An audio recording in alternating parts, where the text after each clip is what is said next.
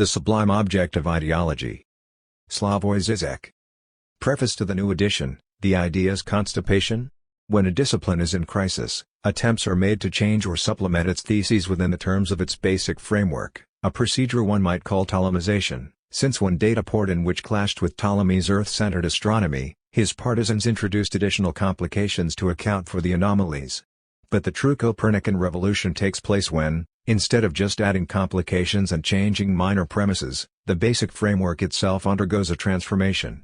So, when we are dealing with a self-professed scientific revolution, the question to ask is always, is this truly a Copernican revolution, or merely a Ptolemization of the old paradigm?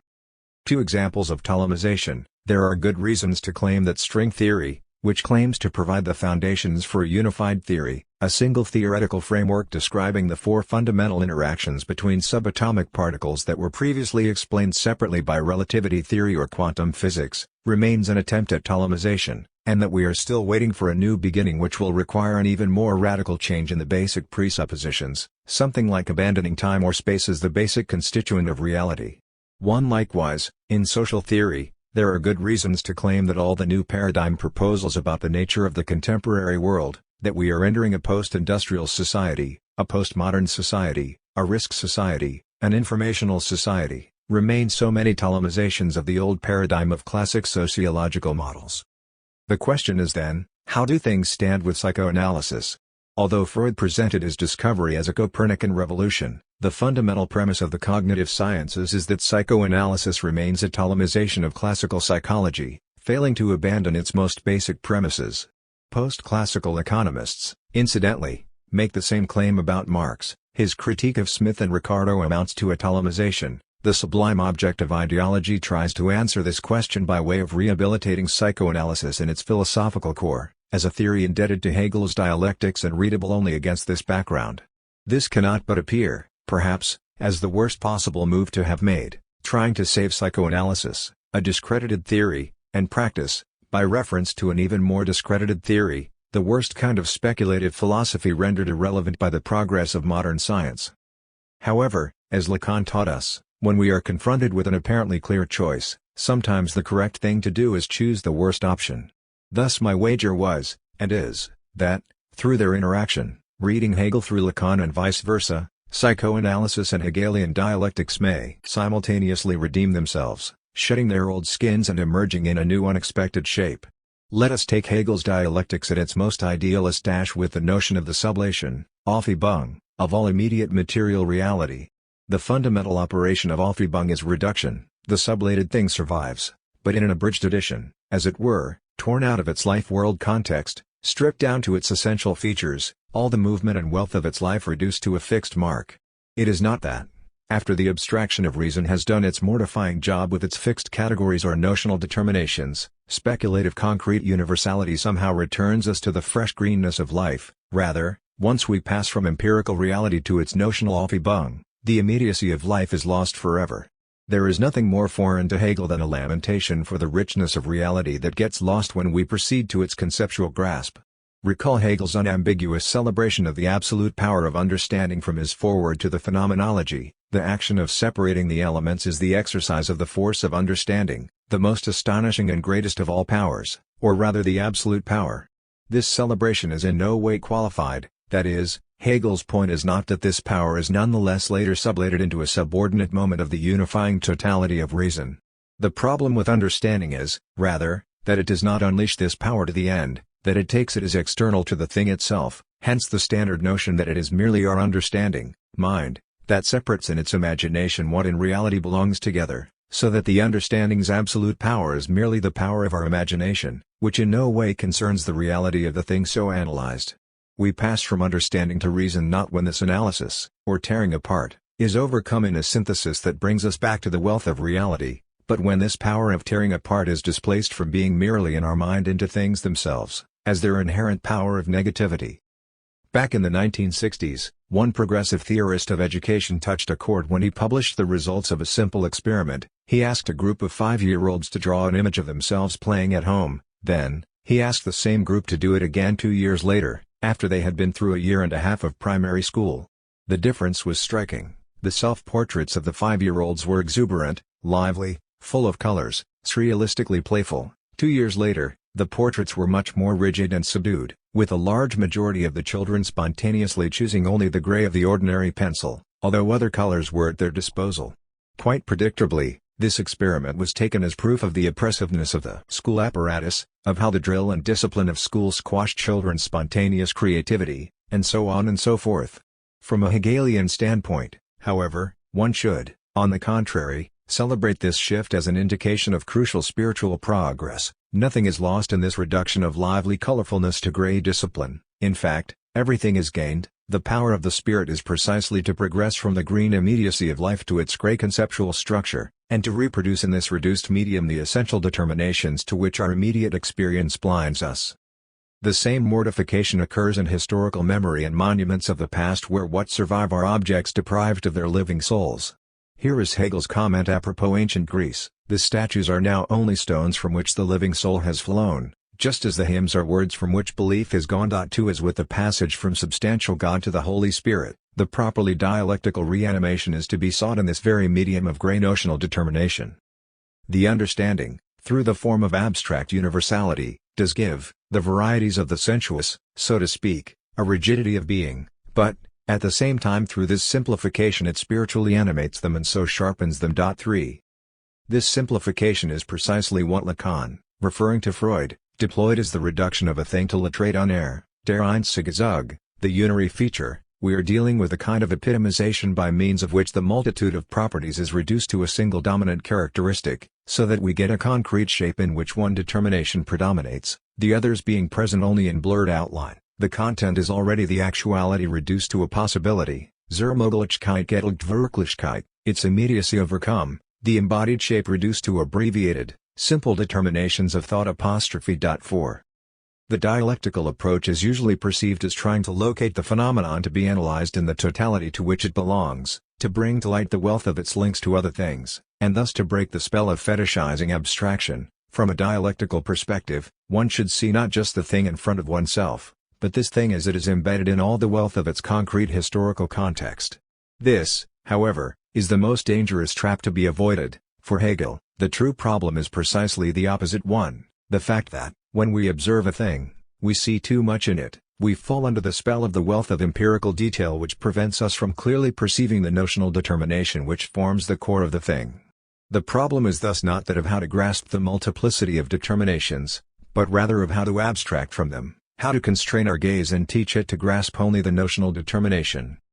Hegel's formulation is here very precise. The reduction to the signifying unary feature contracts actuality to possibility, in the precise Platonic sense in which the notion, idea, of a thing always has a deontological dimension to it, designating what the thing should become in order to be fully what it is. Potentiality is thus not simply the name for the essence of a thing actualized in the multitude of empirical things. The idea of a chair is a potentiality actualized in empirical chairs. The multitude of a thing's actual properties is not simply reduced to the inner core of this thing's true reality. What is more important is that the signifying reduction accentuates, profiles, the thing's inner potential. When I call someone my teacher, I thereby outline the horizon of what I expect from him. When I refer to a thing as chair, I profile the way I intend to use it in future. When I observe the world around me through the lenses of a language, I perceive its actuality through the lenses of the potentialities hidden, latently present, in it. What this means is that potentiality appears as such, becomes actual as potentiality, only through language. It is the appellation of a thing that brings to light, posits, its potentials. Once we grasp Aufhebung in this way, we can immediately see what is wrong with one of the main topics of the pseudo-Freudian dismissal of Hegel, the notion of Hegel's system as being the highest and most overblown expression of an oral economy. Is not the Hegelian idea effectively a voracious devourer which swallows up every object it comes upon? No wonder Hegel saw himself as Christian. For him, the ritual eating of bread transubstantiated into Christ's flesh signals that the Christian subject can integrate and digest God himself without remainder. Is, consequently, the Hegelian conceiving/grasping not a sublimated version of digestion? Hegel writes, if the individual human being does something, achieves something, attains a goal, this fact must be grounded in the way the thing itself, in its concept, acts and behaves. If I eat an apple, I destroy its organic self-identity and assimilate it to myself. That I can do this entails that the apple in itself, already, in advance, before I take hold of it, has in its nature the determination of being subject to destruction, having in itself a homogeneity with my digestive organs such that I can make it homogeneous with myself. 5. Is what he offers not a lower version of the cognition process itself, in which, as he likes to point out, we can only grasp the object if this object itself already wants to be with/by us? One should push this metaphor to the end. The standard critical reading constructs the Hegelian absolute substance subject as thoroughly constipated, retaining within itself the swallowed content. Or, as Adorno put it in one of his biting remarks, which, as is all too often the case with him, misses the mark, Hegel's system is the belly-turned mind, 6 pretending that it swallowed the entire indigestible otherness. But what about the counter-movement, Hegelian shitting? Is the subject of what Hegel calls absolute knowledge not also a thoroughly emptied subject, a subject reduced to the role of pure observer, or, rather, registrar, of the self-movement of the content itself? The richest is therefore the most concrete and most subjective, and that which withdraws itself into the simplest depth is the mightiest and most all-embracing. The highest, most concentrated point is the pure personality which, solely through the absolute dialectic which is its nature, no less embraces and holds everything within itself. 7. In this strict sense, the subject itself is the abrogated/cleansed substance, a substance reduced to the void of the empty form of self-relating negativity, emptied of all the wealth of personality. In Lacanese, the move from substance to subject is the one from S to S/, that is, the subject is the barred substance.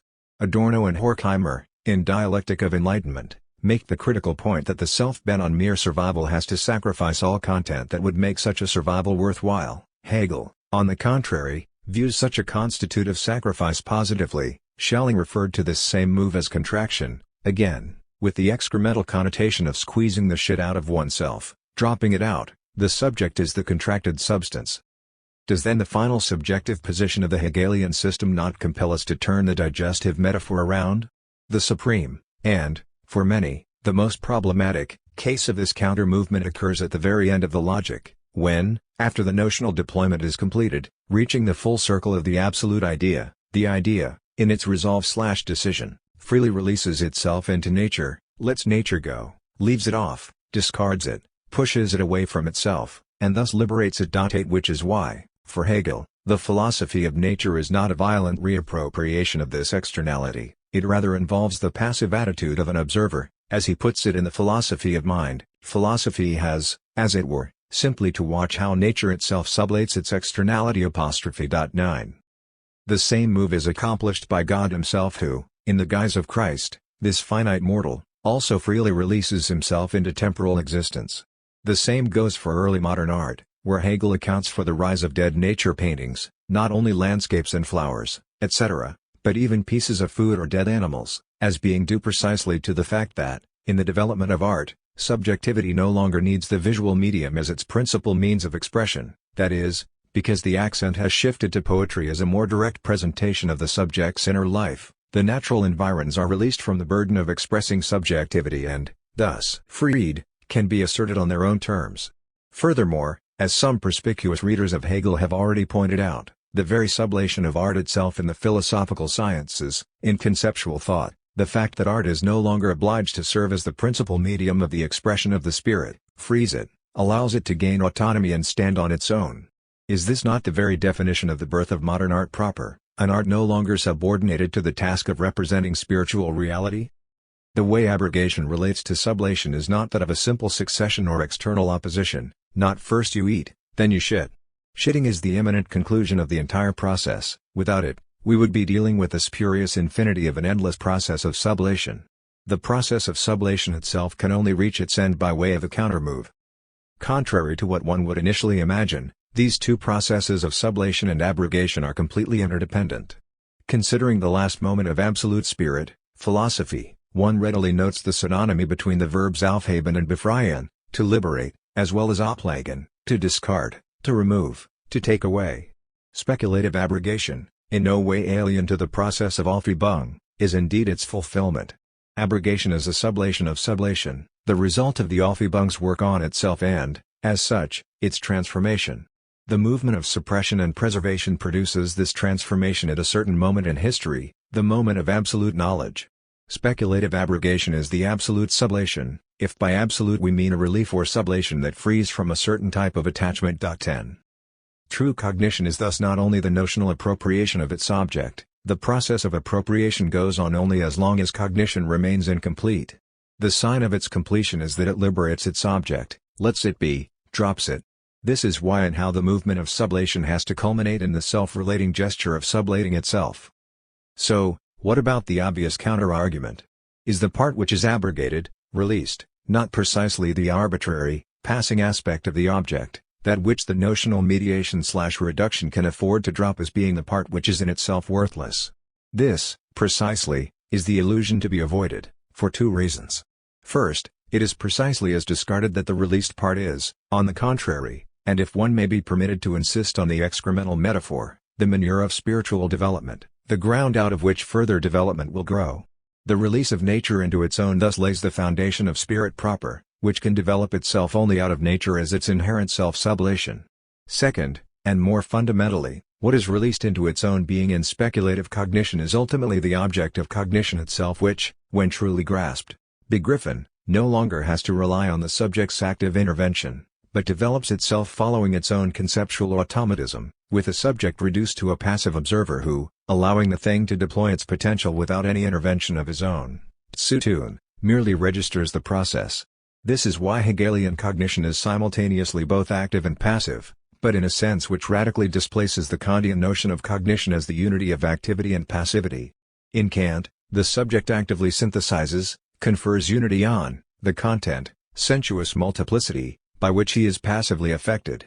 For Hegel, on the contrary, at the level of absolute knowledge, the cognizing subject is thoroughly passivized, he no longer intervenes in the object, but merely registers the immanent movement of the object's self-differentiation/self-determination, or, to use a more contemporary term, the object's autopoietic self-organization. The subject is thus, at its most radical, not the agent of the process, the agent is the system, of knowledge, itself, which automatically deploys itself without any need for external pushes or impetuses. However, this utter passivity simultaneously involves the greatest activity. It takes the most strenuous effort for the subject to erase itself in its particular content, as the agent intervening in the object, and to expose itself as a neutral medium, the site of the system's self-deployment. Hegel thereby overcomes the standard dualism between system and freedom, between the Spinozist notion of a substantial deus sive natura of which I am a part, caught up in its determinism, and the Fichtean notion of the subject as the agent opposed to inert matter, trying to dominate and appropriate it. The supreme moment of the subject's freedom is to set free its object, to leave it free to deploy itself. The idea's absolute freedom consists in the fact that it resolves to freely let go out of itself the moment of its particularity. 11. Absolute freedom is here literally absolute in the etymological sense of absolvere, releasing, letting go. Schelling was the first to criticize this move as illegitimate, after Hegel completed the circle of the logical self-development of the notion, and being aware that the whole of this development took place in the abstract medium of thought, he had somehow to make the passage back to real life. However, since there were no categories in his logic to accomplish this passage, he had to resort to terms like decision. The idea decides to release nature from itself, terms which are not categories of logic, but of the will and practical life. This critique clearly misses the way the act of releasing the other is thoroughly immanent to the dialectical process, is its conclusive moment, the sign of the conclusion of a dialectical circle. Is this not the Hegelian version of Gelassenheit? This is how one should read Hegel's third syllogism of philosophy, spirit logic nature. The starting point of the speculative movement rendered by this syllogism is spiritual substance into which subjects are immersed, then, through strenuous conceptual work, the wealth of this substance is reduced to its underlying elementary logical/notional structure. Once this task is accomplished, the fully developed logical idea can release nature out of itself. Here is the key passage. The idea, namely, in positing itself as absolute unity of the pure notion and its reality and thus contracting itself into the immediacy of being, is the totality in this form, nature. 12. But this determination has not issued from a process of becoming, nor is it a transition. As one above, the subjective notion in its totality becomes objectivity, and the subjective end becomes life. On the contrary, the pure idea in which the determinateness or reality of the notion is itself raised into notion, is an absolute liberation for which there is no longer any immediate determination that is not equally posited in its self-notion. In this freedom, therefore, no transition takes place, the simple being to which the idea determines itself remains perfectly transparent to it and is the notion that, in its determination, abides with itself. The passage is therefore to be understood here rather in this manner, that the idea freely releases itself in its absolute self-assurance and inner poise. By reason of this freedom, the form of its determinateness is also utterly free, the externality of space and time existing absolutely on its own account without the moment of subjectivity. 13 Hegel repeatedly insists here on this absolute liberation being thoroughly different from the standard dialectical transition. But how? The suspicion lurks that Hegel's absolute liberation relies on the absolute mediation of all otherness. I set the other free only after I have completely internalized it. However, is this really the case? One should here reread Lacan's critique of Hegel. What if, far from denying what Lacan calls the subjective disjunction, Hegel on the contrary asserts a previously unheard of division that runs through the particular subject as well as through the universal, substantial order of collectivity, uniting the two? That is to say, what if the reconciliation between the particular and the universal occurs precisely through the division that cuts across the two? The basic postmodern reproach to Hegel, that his dialectics admits antagonisms and splits only to resolve them magically in a higher synthesis mediation, strangely contrasts with the good old Marxist reproach, already formulated by Schelling, according to which Hegel resolves antagonisms only in thought, through conceptual mediation, while in reality they remain unresolved. One is tempted to accept this second reproach at face value and use it against the first one. What if this is the proper answer to the accusation that Hegelian dialectics magically resolves antagonisms?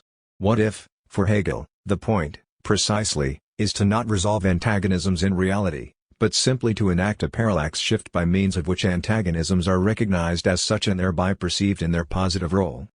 The passage from Kant to Hegel is thus much more convoluted than it may appear. Let us approach it again by way of their different attitudes to the ontological proof of God's existence. Kant's rejection of this proof takes as its starting point his thesis that being is not a predicate. If one knows all the predicates of an entity, its being, existence, does not follow, that is, one cannot conclude a being from a notion. The anti-Leibniz line is obvious here, since, according to Leibniz, two objects are indistinguishable if all of their predicates are the same. The implication for the ontological proof of God is clear. In the same way that I can have a perfect notion of 100,000 and yet still not have them in my pocket, I can have a perfect notion of God and yet God still may not exist. Hegel's first remark on this line of reasoning is that being is the poorest, most imperfect, notional determination. Everything is in some way, even my craziest phantasmagorias. It is only through further notional determinations that we get to existence, to reality, to actuality, which are all much more than mere being. His second remark is that the gap between notion and existence is precisely the mark of finitude. It holds for finite objects like 100,000, but not for God. God is not something I can have, or not have, in my pocket. On a first approach, it may seem that the opposition between Kant and Hegel is here ultimately that between materialism and idealism. Kant insists on a minimum of materialism, the independence of reality with regard to notional determinations, while Hegel totally dissolves reality in its notional determinations.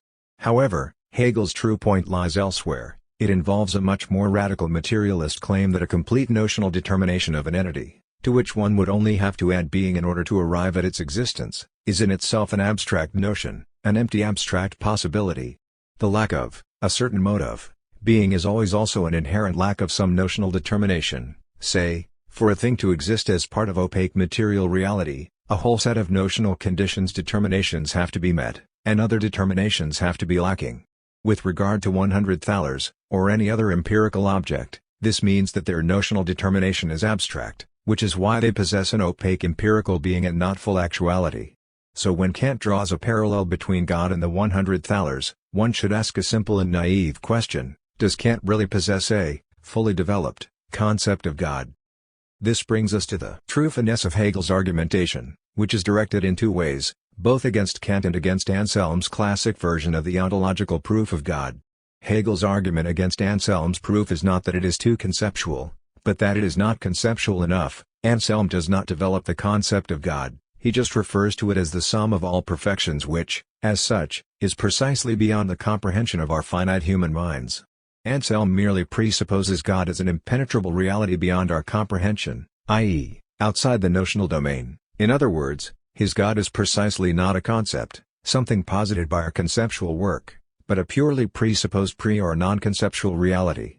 Along the same lines, albeit in the opposite sense, one should note the irony in the fact that Kant talks about thalers, that is, about money, whose existence as money is not objective, but depends on notional determinations.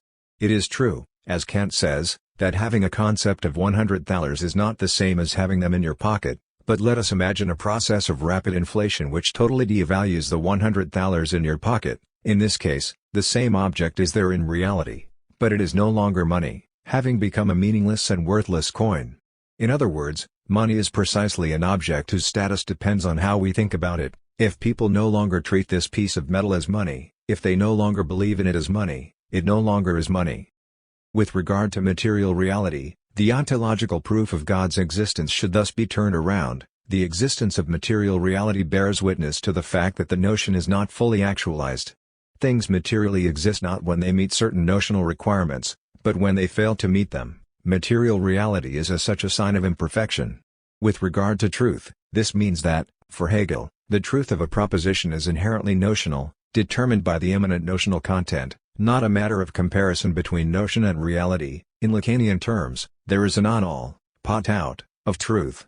It may sound strange to invoke Hegel apropos the non-all. Is Hegel not the philosopher of all par excellence? However, Hegelian truth is precisely without any external limitation/exception that would serve as its measure or standard, which is why its criterion is absolutely immanent. One compares a statement with itself, with its own process of enunciation. When Alain Badiou emphasizes the undecidability of a truth event, his position is radically different from the standard deconstructionist notion of undecidability. 14 For Badiou, undecidability means that there are no neutral objective criteria for an event. An event appears as such only to those who recognize themselves in its call, or, as Badiou puts it, an event is self-relating, it includes itself, its own nomination, among its components.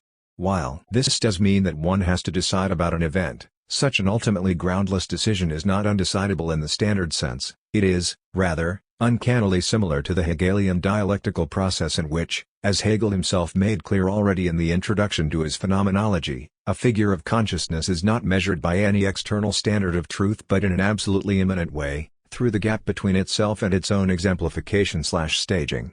An event is thus non-all in the precise Lacanian sense of the term. It is never fully verified precisely because it is infinite/unlimited, that is, because there is no external limit to it. And the conclusion to be drawn here is that, for the very same reason, the Hegelian totality is also non-all. Back to our main line of argument. What this means is that the externality of nature with regard to the idea is not that of the idea's constitutive exception. It is not that nature is set free as the exception that guarantees the wholeness of the idea's self-mediation. It is not the case that, once this mediation is completed, that is, after the idea's dialectical progress can no longer be propelled by the idea's own incompleteness, its failure to correspond to its own notion, the completed idea needs an external other, nature, to sustain the complete and closed circle of its self-mediation. Nature is, rather, the mark of the non-all of the idea's totality. So, to pursue the rather tasteless metaphor, Hegel was not a sublimated coprophagist, as the usual notion of the dialectical process would lead us to believe. The matrix of the dialectical process is not that of excrementation-externalization followed by a swallowing, reappropriation, of the externalized content, but, on the contrary, of appropriation followed by the excremental move of dropping it, releasing it, letting it go. What this means is that one should not equate externalization with alienation. The externalization which concludes a cycle of dialectical process is not alienation, it is the highest point of disalienation. One really reconciles oneself with some objective content not when one still has to strive to master and control it, but when one can afford the supreme sovereign gesture of releasing this content from oneself, of setting it free. Which is why, incidentally, and as some of the sharper interpreters have pointed out, far from subduing nature totally to man, Hegel opens up an unexpected space for ecological awareness. For Hegel, the drive to exploit nature technologically is still a mark of man's finitude. In such an attitude, nature is perceived as an external object, an opposing force to be dominated, while a philosopher, from his standpoint of absolute knowledge, experiences nature not as a threatening force to be controlled and dominated, but as something to be left to follow its inherent path. What this means is that the Hegelian subject-substance has nothing to do with any kind of mega-subject controlling the dialectical process. There is no one pulling the strings or controlling the process. The Hegelian system is a plane without a pilot. Here, Louis Althusser went wrong when he opposed the Hegelian subject-substance, the teleological process with a subject, to the materialist dialectical process without a subject. The Hegelian dialectical process is in fact the most radical version of a process without a subject, in the sense of an agent controlling and directing the process, be it God or humanity or class as a collective subject.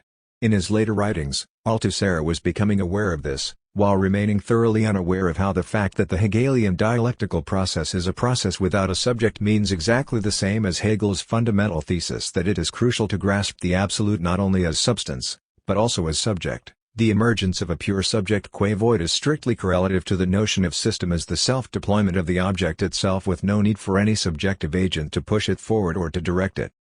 Perhaps what the critics of Hegel's voracity need, then, is a dose of an effective laxative. This ebook is licensed to John Brown, com on October 22, 2020. Introduction. In that book of Habermas's which specifically addresses the issue of so-called post-structuralism, Der philosophische Diskurs der Moderne, there is a curious detail concerning Lacan's name. It is mentioned only 5 times and each time in conjunction with other names. Let us cite all 5 instances, p. 70-von Hegel und Marx bis Nietzsche und Heidegger, von Bataille und Lacan bis Foucault und Derrida, p. 120-Bataille, Lacan und Foucault, p. 311-mit Lévi-Strauss und Lacan, p. 313-Den Zeitgenössischen Konstrukturalismus, Die Ethnologie von Lévi-Strauss und die Lacanische Psychoanalyse, p. 359, von Freud oder C.G. Jung, von Lacan oder Lévi-Strauss. Lacanian theory is not, then, perceived as a specific entity, it is, to use Laclau and Mouffe's term, always articulated in a series of equivalences. Why this refusal to confront Lacan directly, in a book which includes lengthy discussions of Bataille, Derrida and, above all, Foucault, the real partner of Habermas? The answer to this enigma is to be found in another curiosity of the Habermas book, in a curious incident concerning Althusser. Of course, we are using the term curious incident in a Sherlock Holmesian sense. Althusser's name is not even mentioned in Habermas's book, and that is the curious incident. So our first thesis would be that the great debate occupying the foreground of today's intellectual scene, the Habermas-Foucault debate, is masking another opposition, another debate which is theoretically more far-reaching, the Althusser-Lacan debate. There is something enigmatic in the sudden eclipse of the Althusserian school. It cannot be explained away in terms of a theoretical defeat.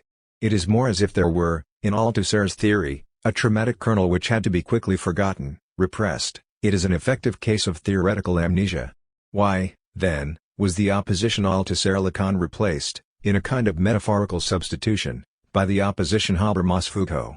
At stake here are 4 different ethical positions, and at the same time 4 different notions of the subject.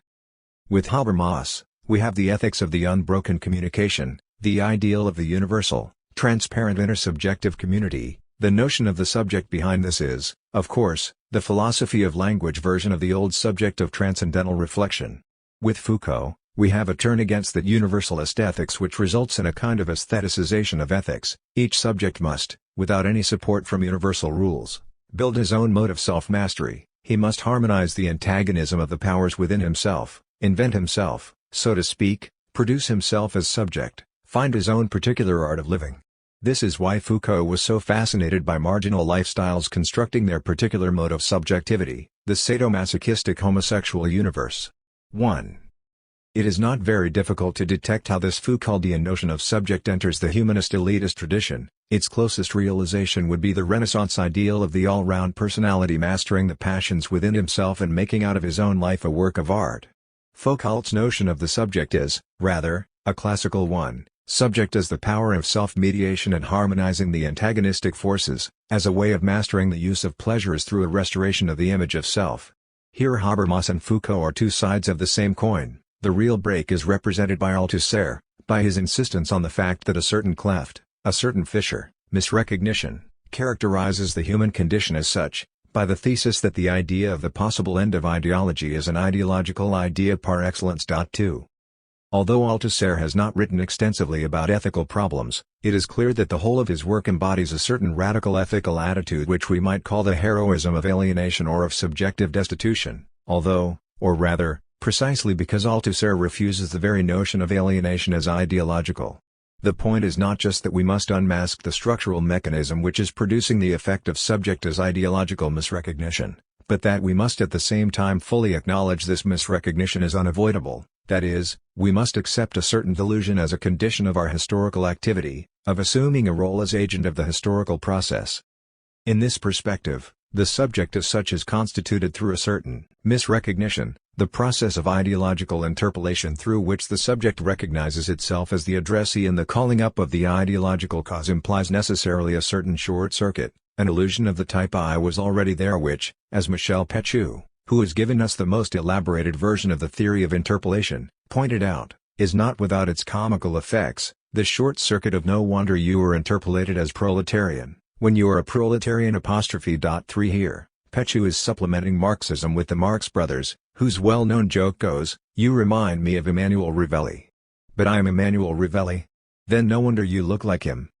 In contrast to this Althusserian ethics of alienation in the symbolic process without subject, we may denote the ethics implied by Lacanian psychoanalysis as that of separation. The famous Lacanian motto not to give way on one's desire, ne posséder sur son désir, is aimed at the fact that we must not obliterate the distance separating the real from its symbolization. It is this surplus of the real over every symbolization that functions as the object cause of desire.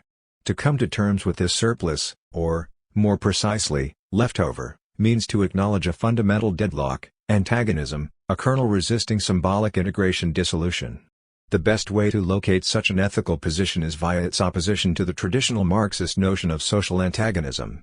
This traditional notion implies two interconnected features. 1. There exists a certain fundamental antagonism possessing an ontological priority to mediate all other antagonisms, determining their place and their specific weight: class antagonism, economic exploitation. 2. Historical development brings about, if not a necessity, at least an objective possibility of solving this fundamental antagonism and, in this way, mediating all other antagonisms. To recall the well-known Marxist formulation, the same logic which drove mankind into alienation and class division also creates the condition for its abolition. Die Wunde ist der Speer nur, der sie schlug. The wound can be healed only by the spear which made it. As Wagner, Marx's contemporary, said through the mouth of Parsifal.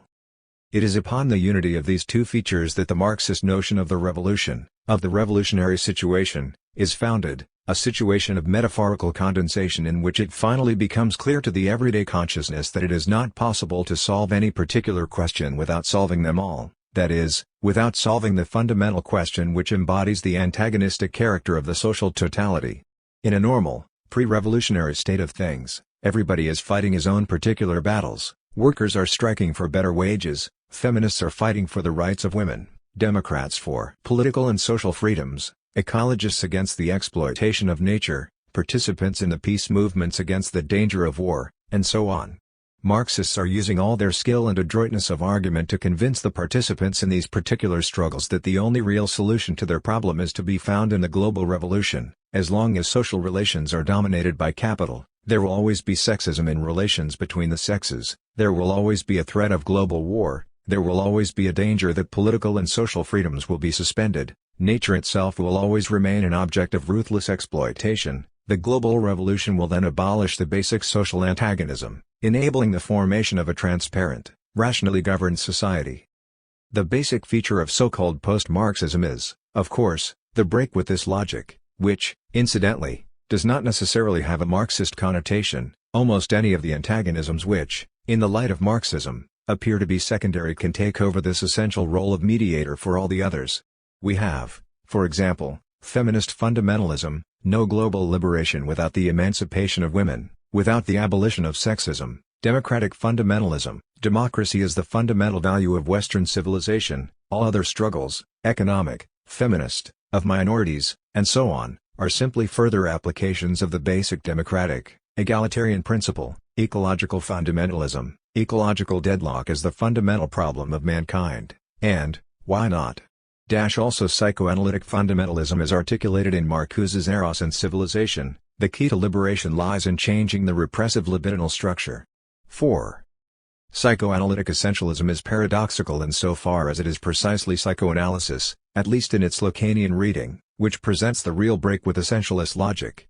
That is to say, Lacanian psychoanalysis goes a decisive step further than the usual post-Marxist anti-essentialism affirming the irreducible plurality of particular struggles. In other words, demonstrating how their articulation into a series of equivalences depends always on the radical contingency of the social historical process. It enables us to grasp this plurality itself as a multitude of responses to the same impossible real kernel. Let us take the Freudian notion of the death drive.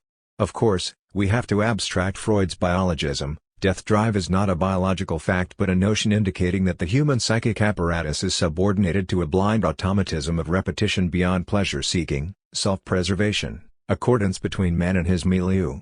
Man is, Hegel dixit, an animal sick unto death, an animal extorted by an insatiable parasite, reason, logos, language. In this perspective, the death drive, this dimension of radical negativity, cannot be reduced to an expression of alienated social conditions. It defines la condition humaine as such. There is no solution, no escape from it. The thing to do is not to overcome, to abolish it, but to come to terms with it, to learn to recognize it in its terrifying dimension and then, on the basis of this fundamental recognition, to try to articulate a modus vivendi with it.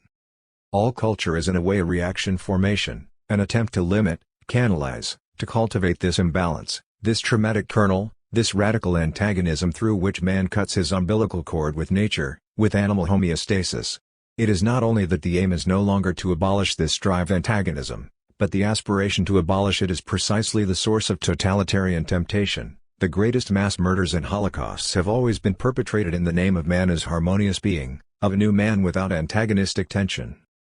We have the same logic with ecology. Man as such is the wound of nature. There is no return to the natural balance, to accord with his milieu. The only thing man can do is accept fully this cleft, this fissure, this structural rooting out, and to try as far as possible to patch things up afterwards. All other solutions, the illusion of a possible return to nature, the idea of a total socialization of nature, are a direct path to totalitarianism. We have the same logic with feminism. There is no sexual relationship, that is, the relation between sexes is by definition impossible, antagonistic. There is no final solution, and the only basis for a somewhat bearable relation between the sexes is an acknowledgement of this basic antagonism, this basic impossibility. We have the same logic with democracy. It is, to use the worn-out phrase attributed to Churchill, the worst of all possible systems. The only problem is that there is no other which would be better. That is to say, democracy always entails the possibility of corruption, of the rule of dull mediocrity. The only problem is that every attempt to elude this inherent risk and to restore real democracy necessarily brings about its opposite. It ends in the abolition of democracy itself. Here it would be possible to defend a thesis that the first post-Marxist was none other than Hegel himself. According to Hegel, the antagonism of civil society cannot be suppressed without a fall into totalitarian terrorism. Only afterwards can the state limit its disastrous effects.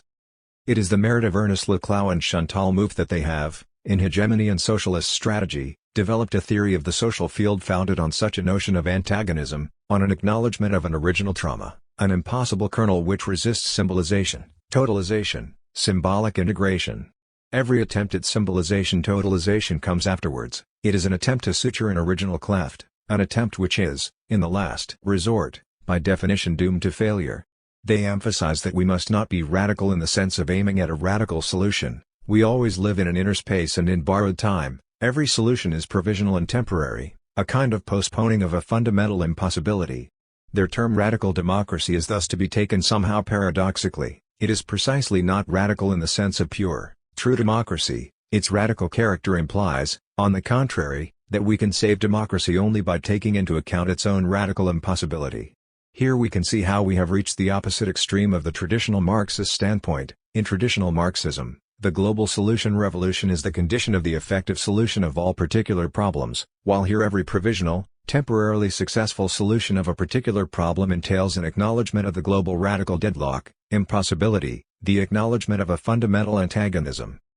My thesis, developed in Laplace Sublime des Historiques, Hegel Passé, is that the most consistent model of such an acknowledgement of antagonism is offered by Hegelian dialectics, far from being a story of its progressive overcoming. Dialectics is for Hegel a systematic notation of the failure of all such attempts. Absolute knowledge denotes a subjective position which finally accepts contradiction as an internal condition of every identity. In other words, Hegelian reconciliation is not a panlogicist sublation of all reality in the concept but a final consent to the fact that the concept itself is not all, to use this Lacanian term. In this sense we can repeat the thesis of Hegel as the first post-Marxist, He opened up the field of a certain fissure subsequently sutured by Marxism.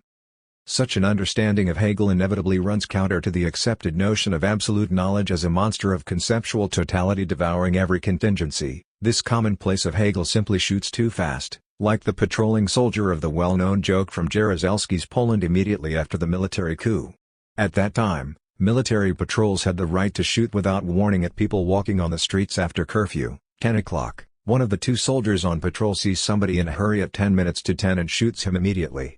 When his colleague asks him why he shot when it was only 10 to 10, he answers, "I knew the fellow, he lived far from here and in any case would not be able to reach his home in 10 minutes, so to simplify matters, I shot him now." This is exactly how the critics of Hegel's presumed panlogicism proceed. They condemn absolute knowledge before it is 10 o'clock, without reaching it, that is, they refute nothing with their criticism but their own prejudices about it. The aim of this book is thus threefold. To serve as an introduction to some of the fundamental concepts of Lacanian psychoanalysis, against the distorted picture of Lacan as belonging to the field of post-structuralism, the book articulates his radical break with post-structuralism. Against the distorted picture of Lacan's obscurantism, it locates him in the lineage of rationalism. Lacanian theory is perhaps the most radical contemporary version of the Enlightenment. To accomplish a kind of return to Hegel to reactualize Hegelian dialectics by giving it a new reading on the basis of Lacanian psychoanalysis. The current image of Hegel as an idealist monist is totally misleading. What we find in Hegel is the strongest affirmation yet of difference and contingency. Absolute knowledge itself is nothing but a name for the acknowledgement of a certain radical loss. To contribute to the theory of ideology via a new reading of some well-known, classical motifs, commodity fetishism, and so on, and of some crucial Lacanian concepts which, on a first approach, have nothing to offer to the theory of ideology, the quilting point, le point de capiton, upholstery button, sublime object, surplus enjoyment, and so on. It is my belief that these three aims are deeply connected. The only way to save Hegel is through Lacan, and this Lacanian reading of Hegel and the Hegelian heritage opens up a new approach to ideology, allowing us to grasp contemporary ideological phenomena, cynicism, totalitarianism, the fragile status of democracy, without falling prey to any kind of postmodernist traps, such as the illusion that we live in a post-ideological condition. 1. How did Marx invent the symptom? Marx, Freud, the analysis of form. According to Lacan, it was none other than Karl Marx who invented the notion of symptom. Is this Lacanian thesis just a sally of wit, a vague analogy, or does it possess a pertinent theoretical foundation? If Marx really articulated the notion of the symptom as it is also at work in the Freudian field, then we must ask ourselves the Kantian question, concerning the epistemological conditions of possibility of such an encounter. How was it possible for Marx, in his analysis of the world of commodities, to produce a notion which applies also to the analysis of dreams, hysterical phenomena, and so on? The answer is that there is a fundamental homology between the interpretative procedure of Marx and Freud, more precisely, between their analysis of commodity and of dreams. In both cases the point is to avoid the properly fetishistic fascination of the content supposedly hidden behind the form. The secret to be unveiled through analysis is not the content hidden by the form of commodities, the form of dreams, but, on the contrary, the secret of this form itself. The theoretical intelligence of the form of dreams does not consist in penetrating from the manifest content to its hidden kernel, to the latent dream thoughts. It consists in the answer to the question, why have the latent dream thoughts assumed such a form? Why were they transposed into the form of a dream? It is the same with commodities. The real problem is not to penetrate to the hidden kernel of the commodity, the determination of its value by the quantity of the work consumed in its production, but to explain why work assumed the form of the value of a commodity, why it can affirm its social character only in the commodity form of its product. The notorious reproach of pansexualism addressed at the Freudian interpretation of dreams is already a commonplace. Hans-Jürgen Eysenck, a severe critic of psychoanalysis, long ago observed a crucial paradox in the Freudian approach to dreams. According to Freud, the desire articulated in a dream is supposed to be, as a rule, at least, unconscious and at the same time of a sexual nature, which contradicts the majority of examples analyzed by Freud himself, starting with the dream he chose as an introductory case to exemplify the logic of dreams, the famous dream of Irma's injection.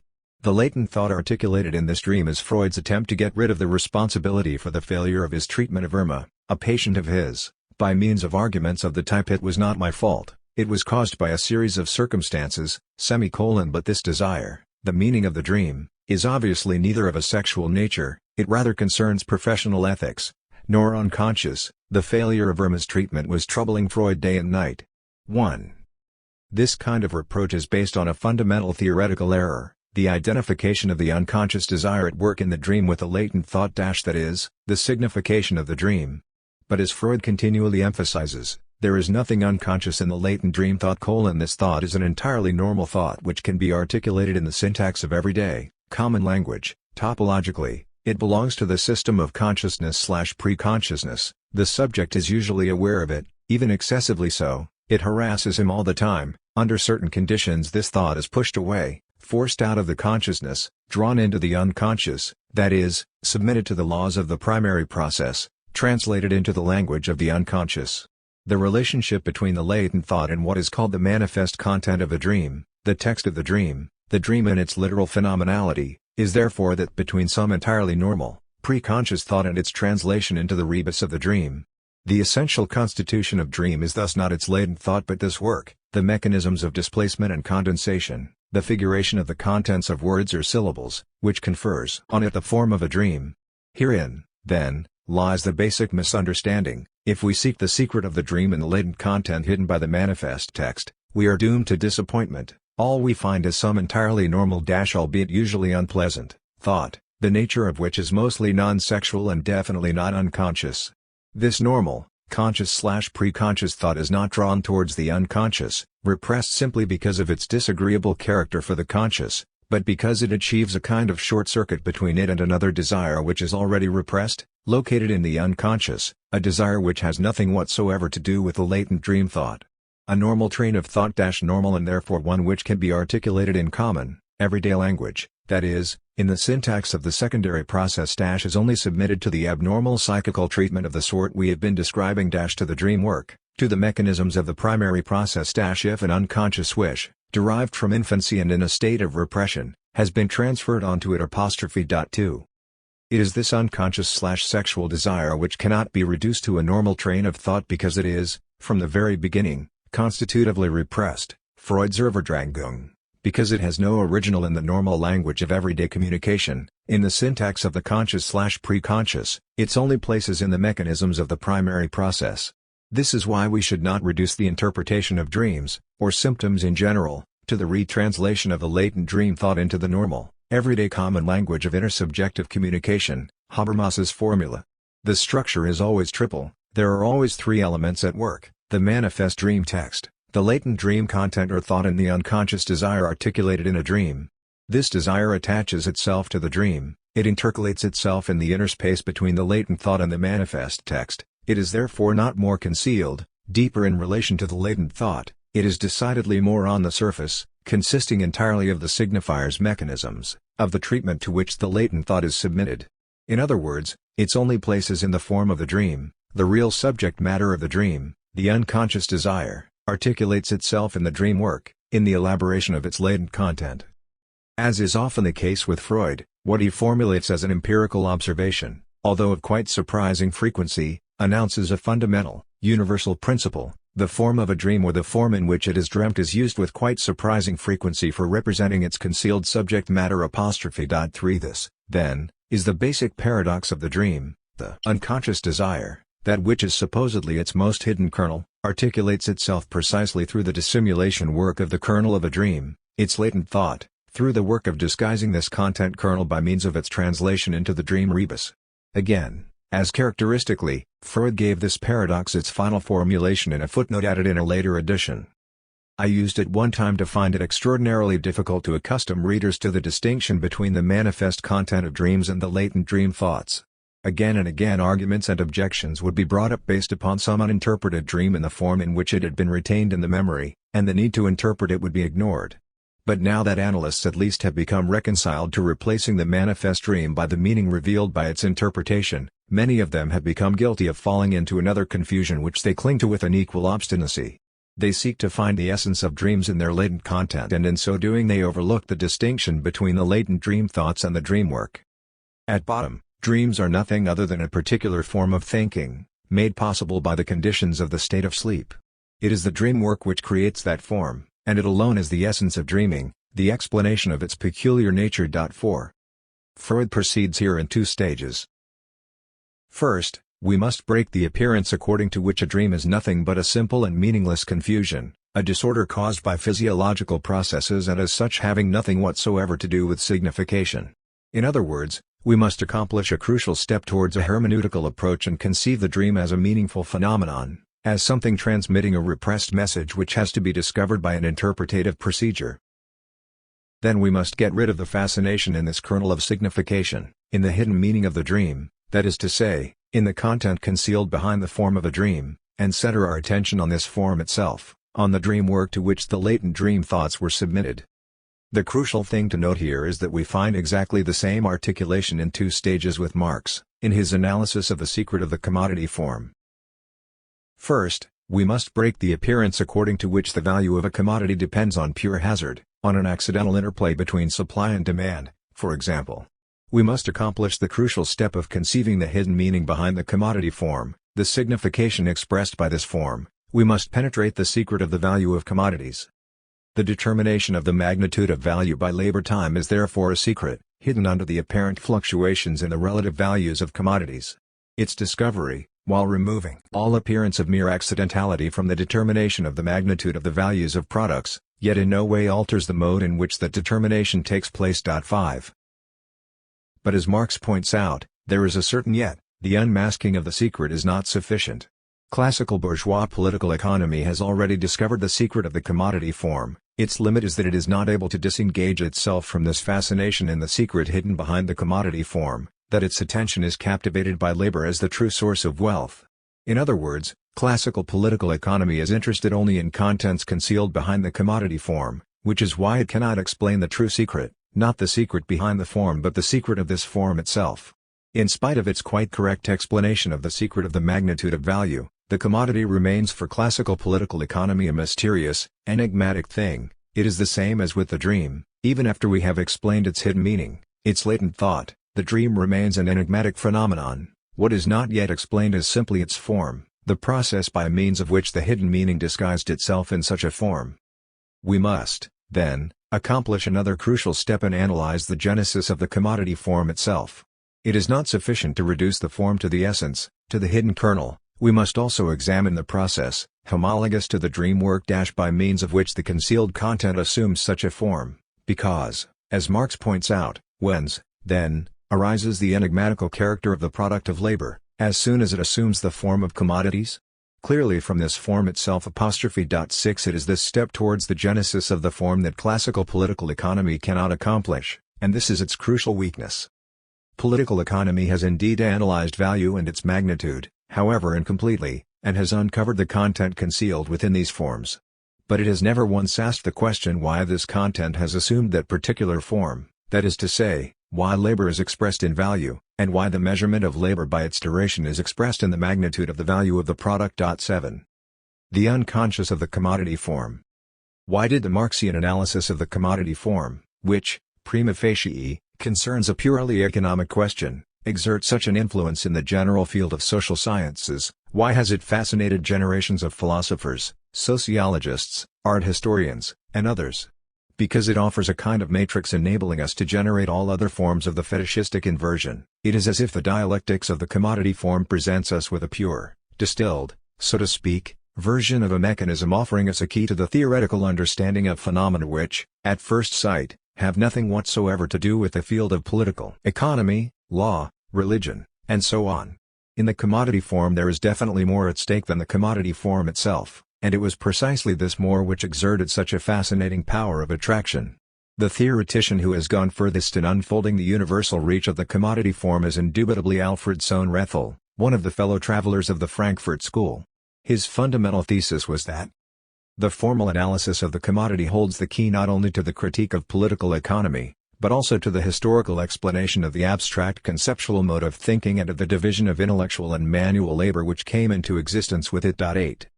In other words, in the structure of the commodity form it is possible to find the transcendental subject. The commodity form articulates in advance the anatomy, the skeleton of the Kantian transcendental subject, that is, the network of transcendental categories which constitute the a priori frame of objective scientific knowledge.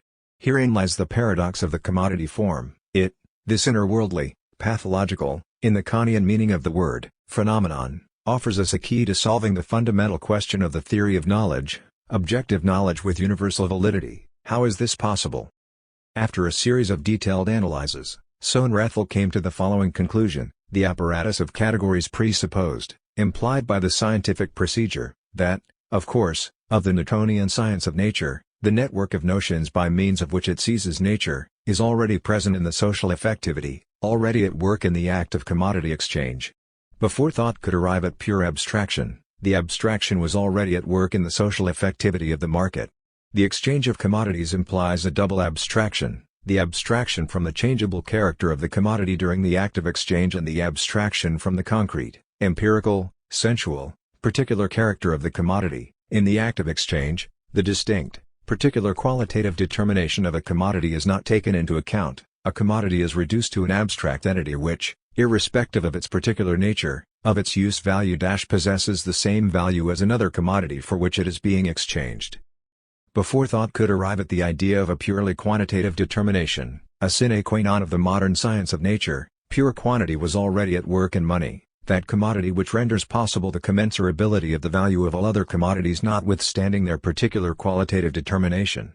Before physics could articulate the notion of a purely abstract movement going on in a geometric space, independently of all qualitative determinations of the moving objects, the social act of exchange had already realized such a pure, abstract movement which leaves totally intact the concrete sensual properties of the object caught in movement, the transference of property.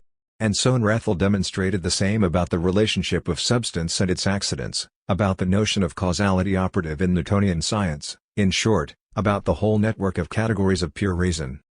In this way, the transcendental subject, the support of the net of a priori categories, is confronted with the disquieting fact that it depends, in its very formal genesis, on some inner-worldly, pathological process, a scandal, a nonsensical impossibility from the transcendental point of view, insofar as the formal transcendental a priori is by definition independent of all positive contents, a scandal corresponding perfectly to the scandalous character of the Freudian unconscious, which is also unbearable from the transcendental philosophical perspective. That is to say, if we look closely at the ontological status of what Sohn-Rethel calls the real abstraction, das Real Abstraction, that is, the act of abstraction at work in the very effective process of the exchange of commodities, the homology between its status and that of the unconscious, this signifying chain which persists on another scene, is striking. The real abstraction is the unconscious of the transcendental subject, the support of objective universal scientific knowledge. On the one hand, the real abstraction is of course not real in the sense of the real, effective properties of commodities as material objects. The object commodity does not contain value in the same way as it possesses a set of particular properties determining its use value, its form, color, taste, and so on. As Sohn-Rethel pointed out, its nature is that of a postulate implied by the effective act of exchange, in other words, that of a certain as if, ALSOB, during the act of exchange, individuals proceed as if the commodity is not submitted to physical, material exchanges, as if it is excluded from the natural cycle of generation and corruption, although on a level of their consciousness they know very well that this is not the case.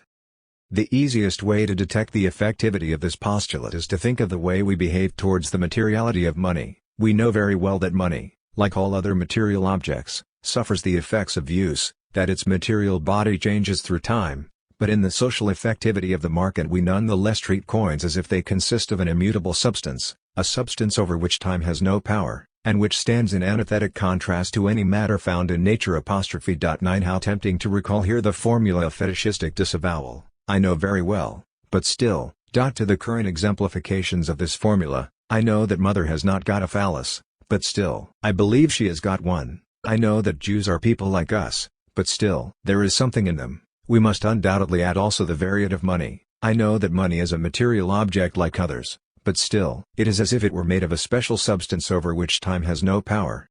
Here we have touched a problem unsolved by Marx, that of the material character of money, not of the empirical, material stuff money is made of, but of the sublime material, of that other indestructible and immutable body which persists beyond the corruption of the body physical. This other body of money is like the corpse of the Sadian victim which endures all torments and survives with its beauty immaculate. This immaterial corporality of the body within the body gives us a precise definition of the sublime object, and it is in this sense only that the psychoanalytic notion of money as a pre-phallic, anal object is acceptable. provided that we do not forget how this postulated existence of the sublime body depends on the symbolic order. The indestructible body within the body exempted from the effects of wear and tear is always sustained by the guarantee of some symbolic authority. A coin has it stamped upon its body that it is to serve as a means of exchange and not as an object of use. Its weight and metallic purity are guaranteed by the issuing authority so that, if by the wear and tear of circulation it is lost in weight, full replacement is provided. Its physical matter has visibly become a mere carrier of its social function. 10. If, then, the real abstraction has nothing to do with the level of reality, of the effective properties, of an object, it would be wrong for that reason to conceive of it as a thought abstraction, as a process taking place in the interior of the thinking subject. In relation to this interior, the abstraction appertaining to the act of exchange is in an irreducible way external, decentered, or, to quote Sohn-Rethel's concise formulation, the exchange abstraction is not thought, but it has the form of thought. Here we have one of the possible definitions of the unconscious, the form of thought whose ontological status is not that of thought, that is to say, the form of thought external to the thought itself, in short, some other scene external to the thought whereby the form of the thought is already articulated in advance. The symbolic order is precisely such a formal order which supplements and or disrupts the dual relationship of external factual reality and internal subjective experience. Sohn-Rethel is thus quite justified in his criticism of Althusser, who conceives abstraction as a process taking place entirely in the domain of knowledge and refuses for that reason the category of real abstraction as the expression of an epistemological confusion. The real abstraction is unthinkable in the frame of the fundamental Althusserian epistemological distinction between the real object and the object of knowledge insofar as it introduces a third element which subverts the very field of this distinction, the form of the thought previous and external to the thought, in short, the symbolic order. We are now able to formulate precisely the scandalous nature of Sohn-Rethel's undertaking for philosophical reflection. He has confronted the closed circle of philosophical reflection with an external place where its form is already staged. Philosophical reflection is thus subjected to an uncanny experience similar to the one summarized by the old Oriental formula "Thou art that." There, in the external effectivity of the exchange process, is your proper place. There is the theater in which your truth was performed before you took cognizance of it. The confrontation with this place is unbearable because philosophy as such is defined by its blindness to this place. It cannot take it into consideration without dissolving itself, without losing its consistency. This does not mean, on the other hand, that everyday practical consciousness, as opposed to the philosophical theoretical one, the consciousness of the individuals partaking in the act of exchange, is not also subjected to a complementary blindness. During the act of exchange, individuals proceed as practical solipsists. They must recognize the socio-synthetic function of exchange, that is the level of the real abstraction as the form of socialization of private production through the medium of the market. What the commodity owners do in an exchange relation is practical solipsism, irrespective of what they think and say about it. 11 Such a misrecognition is the sine qua non of the effectuation of an act of exchange. If the participants were to take note of the dimension of real abstraction, the effective act of exchange itself would no longer be possible. Thus, in speaking of the abstractness of exchange we must be careful not to apply the term to the consciousness of the exchange agents. They are supposed to be occupied with the use of the commodities they see, but occupied in their imagination only. It is the action of exchange, and the action alone, that is abstract. The abstractness of that action cannot be noted when it happens because the consciousness of its agents is taken up with their business and with the empirical appearance of things which pertain to their use. One could say that the abstractness of their action is beyond realization by the actors because their very consciousness stands in their way. Were the abstractness to catch their minds, their action would cease to be exchange and the abstraction would not arise. 12. This misrecognition brings about the fissure of the consciousness into practical and theoretical. The proprietor partaking in the act of exchange proceeds as a practical solipsist. He overlooks the universal, socio-synthetic dimension of his act, reducing it to a casual encounter of atomized individuals in the market. This repressed social dimension of his act emerges thereupon in the form of its contrary, as universal reason turned towards the observation of nature, the network of categories of pure reason as the conceptual frame of natural sciences. The crucial paradox of this relationship between the social effectivity of the commodity exchange and the consciousness of it is that, to use again a concise formulation by Sohn-Rethel, this non-knowledge of the reality is part of its very essence. The social effectivity of the exchange process is a kind of reality which is possible only on condition that the individuals partaking in it are not aware of its proper logic, that is, a kind of reality whose very ontological consistency implies a certain non-knowledge of its participants. If we come to know too much, to pierce the true functioning of social reality, this reality would dissolve itself. This is probably the fundamental dimension of ideology. Ideology is not simply a false consciousness, an illusory representation of reality. It is rather this reality itself which is already to be conceived as ideological. Ideological is a social reality whose very existence implies the non-knowledge of its participants as to its essence, that is, the social effectivity, the very reproduction of which implies that the individuals do not know what they are doing. Ideological is not the false consciousness of a social being, but this being itself insofar as it is supported by false consciousness. Thus we have finally reached the dimension of the symptom, because one of its possible definitions would also be a formation whose very consistency implies a certain non-knowledge on the part of the subject. The subject can enjoy his symptom only insofar as its logic escapes him. The measure of the success of its interpretation is precisely its dissolution. The social symptom. How, then, can we define the Marxian symptom? Marx invented the symptom, Lacan, by means of detecting a certain fissure, an asymmetry, a certain pathological imbalance which belies the universalism of the bourgeois rights and duties. This imbalance, far from announcing the imperfect realization of these universal principles, that is, an insufficiency to be abolished by further development, functions as their constitutive moment. The symptom is, strictly speaking, a particular element which subverts its own universal foundation, a species subverting its own genus. In this sense, we can say that the elementary Marxian procedure of criticism of ideology is already symptomatic. It consists in detecting a point of breakdown heterogeneous to a given ideological field and at the same time necessary for that field to achieve its closure, its accomplished form. This procedure thus implies a certain logic of exception. Every ideological universal, for example freedom, equality, is false insofar as it necessarily includes a specific case which breaks its unity, lays open its falsity. Freedom, for example, a universal notion comprising a number of species, freedom of speech and press, freedom of consciousness, freedom of commerce, political freedom, and so on, but also, by means of a structural necessity, a specific freedom, that of the worker to sell freely his own labor on the market, which subverts this universal notion. That is to say, this freedom is the very opposite of effective freedom. By selling his labor freely, the worker loses his freedom. The real content of this free act of sale is the worker's enslavement to capital. The crucial point is, of course, that it is precisely this paradoxical freedom, the form of its opposite, which closes the circle of bourgeois freedoms. The same can also be shown for fair, equivalent exchange, this ideal of the market. When, in pre-capitalist society, the production of commodities has not yet attained universal character, that is, when it is still so-called natural production which predominates, the proprietors of the means of production are still themselves producers. As a rule, at least, it is artisan production. The proprietors themselves work and sell their products on the market. At this stage of development there is no exploitation, in principle, at least, that is, if we do not consider the exploitation of apprentices, and so on. The exchange on the market is equivalent, every commodity is paid its full value. But as soon as production for the market prevails in the economic edifice of a given society, this generalization is necessarily accompanied by the appearance of a new, paradoxical type of commodity, the labor force, the workers who are not themselves proprietors of the means of production and who are consequently obliged to sell on the market their own labor instead of the products of their labor. With this new commodity, the equivalent exchange becomes its own negation, the very form of exploitation, of appropriation of the surplus value. The crucial point not to be missed here is that this negation is strictly internal to equivalent exchange, not its simple violation. The labor force is not exploited in the sense that its full value is not remunerated. In principle at least, the exchange between labor and capital is wholly equivalent and equitable.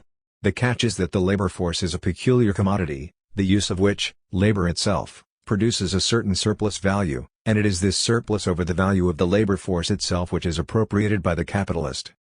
We have here again a certain ideological universal, that of equivalent and equitable exchange, and a particular paradoxical exchange, that of the labor force for its wages, which, precisely as an equivalent, functions as the very form of exploitation. The quantitative development itself, the universalization of the production of commodities, brings about a new quality, the emergence of a new commodity representing the internal negation of the universal principle of equivalent exchange of commodities. In other words, it brings about a symptom. And in the Marxian perspective, Utopian socialism consists in the very belief that a society is possible in which the relations of exchange are universalized and production for the market predominates, but workers themselves nonetheless remain proprietors of their means of production and are therefore not exploited. In short, utopian conveys a belief in the possibility of a universality without its symptom, without the point of exception functioning as its internal negation. This is also the logic of the Marxian critique of Hegel, of the Hegelian notion of society as a rational totality. As soon as we try to conceive the existing social order as a rational totality, we must include in it a paradoxical element which, without ceasing to be its internal constituent, functions as its symptom, subverts the very universal rational principle of this totality. For Marx, this irrational element of the existing society was, of course, the proletariat, the unreason of reason itself. Marx, the point at which the reason embodied in the existing social order encounters its own unreason. Commodity fetishism. In his attribution of the discovery of the symptom to Marx, Lacan is, however, more distinct. He locates this discovery in the way Marx conceived the passage from feudalism to capitalism. One has to look for the origins of the notion of symptom not in Hippocrates but in Marx, in the connection he was first to establish between capitalism and what? The good old times, what we call the feudal times. 13 To grasp the logic of this passage from feudalism to capitalism we have first to elucidate its theoretical background, the Marxian notion of commodity fetishism. In a first approach, commodity fetishism is a definite social relation between men, that assumes, in their eyes, the fantastic form of a relation between things. 14 The value of a certain commodity, which is effectively an insignia of a network of social relations between producers of diverse commodities, assumes the form of a quasi-natural property of another thing. Commodity, money. We say that the value of a certain commodity is such and such amount of money. Consequently, the essential feature of commodity fetishism does not consist of the famous replacement of men with things. A relation between men assumes the form of a relation between things. Rather, it consists of a certain misrecognition which concerns the relation between a structured network and one of its elements. What is really a structural effect, an effect of the network of relations between elements, appears as an immediate property of one of the elements, as if this property also belongs to it outside its relation with other. Such a misrecognition can take place in a relation between things as well as in a relation between men. Marx states this explicitly apropos of the simple form of the value expression. The commodity A can express its value only by referring itself to another commodity, B, which thus becomes its equivalent, in the value relationship. The natural form of the commodity B, its use value, its positive, empirical properties, functions as a form of value of the commodity A. In other words, the body of B becomes for A the mirror of its value. To these reflections, Marx added the following note. In a sort of way, it is with man as with commodities. Since he comes into the world neither with a looking-glass in his hand, nor as a Fichte philosopher, to whom I is sufficient, man first sees and recognizes himself in other men. Peter only establishes his own identity as a man by first comparing himself with Paul as being of like kind. And thereby Paul, just as he stands in his Pauline personality, becomes to Peter the type of the genus Homo. 15. This short note anticipates in a way the Lacanian theory of the mirror stage, only by being reflected in another man, that is, insofar as this other man offers it an image of its unity, can the ego arrive at its self-identity. Identity and alienation are thus strictly correlative. Marx pursues this homology. The other commodity, B, is an equivalent only insofar as A relates to it as to the form of appearance of its own value, only within this relationship. But the appearance, and herein lies the effect of inversion proper to fetishism, the appearance is exactly opposite. A seems to relate to B as if, for B, to be an equivalent of A would not be a reflexive determination, Marx, of A, that is as if B would already in itself be the equivalent of A. The property of being an equivalent appears to belong to it even outside its relation to A, on the same level as its other natural effective properties constituting its use value. To these reflections, Marx again added a very interesting note. Such expressions of relations in general, called by Hegel reflex categories, form a very curious class. For instance, one man is king only because other men stand in the relation of subjects to him. They, on the contrary, imagine that they are subjects because he is king. 16. Being a king is an effect of the network of social relations between a king and his subjects, but, and here is the fetishistic misrecognition, to the participants of this social bond, the relationship appears necessarily in an inverse form. They think that they are subjects giving the king royal treatment because the king is already in himself, outside the relationship to his subjects, a king, as if the determination of being a king were a natural property of the person of a king. How can one not remind oneself here of the famous Lacanian affirmation that a madman who believes himself to be a king is no more mad than a king who believes himself to be a king, who, that is, identifies immediately with the mandate king. What we have here is thus a parallel between two modes of fetishism, and the crucial question concerns the exact relationship between these two levels. That is to say, this relationship is by no means a simple homology. We cannot say that in societies in which production for the market predominates, ultimately, that is, in capitalist societies it is with man as with commodities. Precisely the opposite is true. Commodity fetishism occurs in capitalist societies, but in capitalism relations between men are definitely not fetishized. What we have here are relations between free people, each following his or her proper egoistic interest. The predominant and determining form of their interrelations is not domination and servitude but a contract between free people who are equal in the eyes of the law.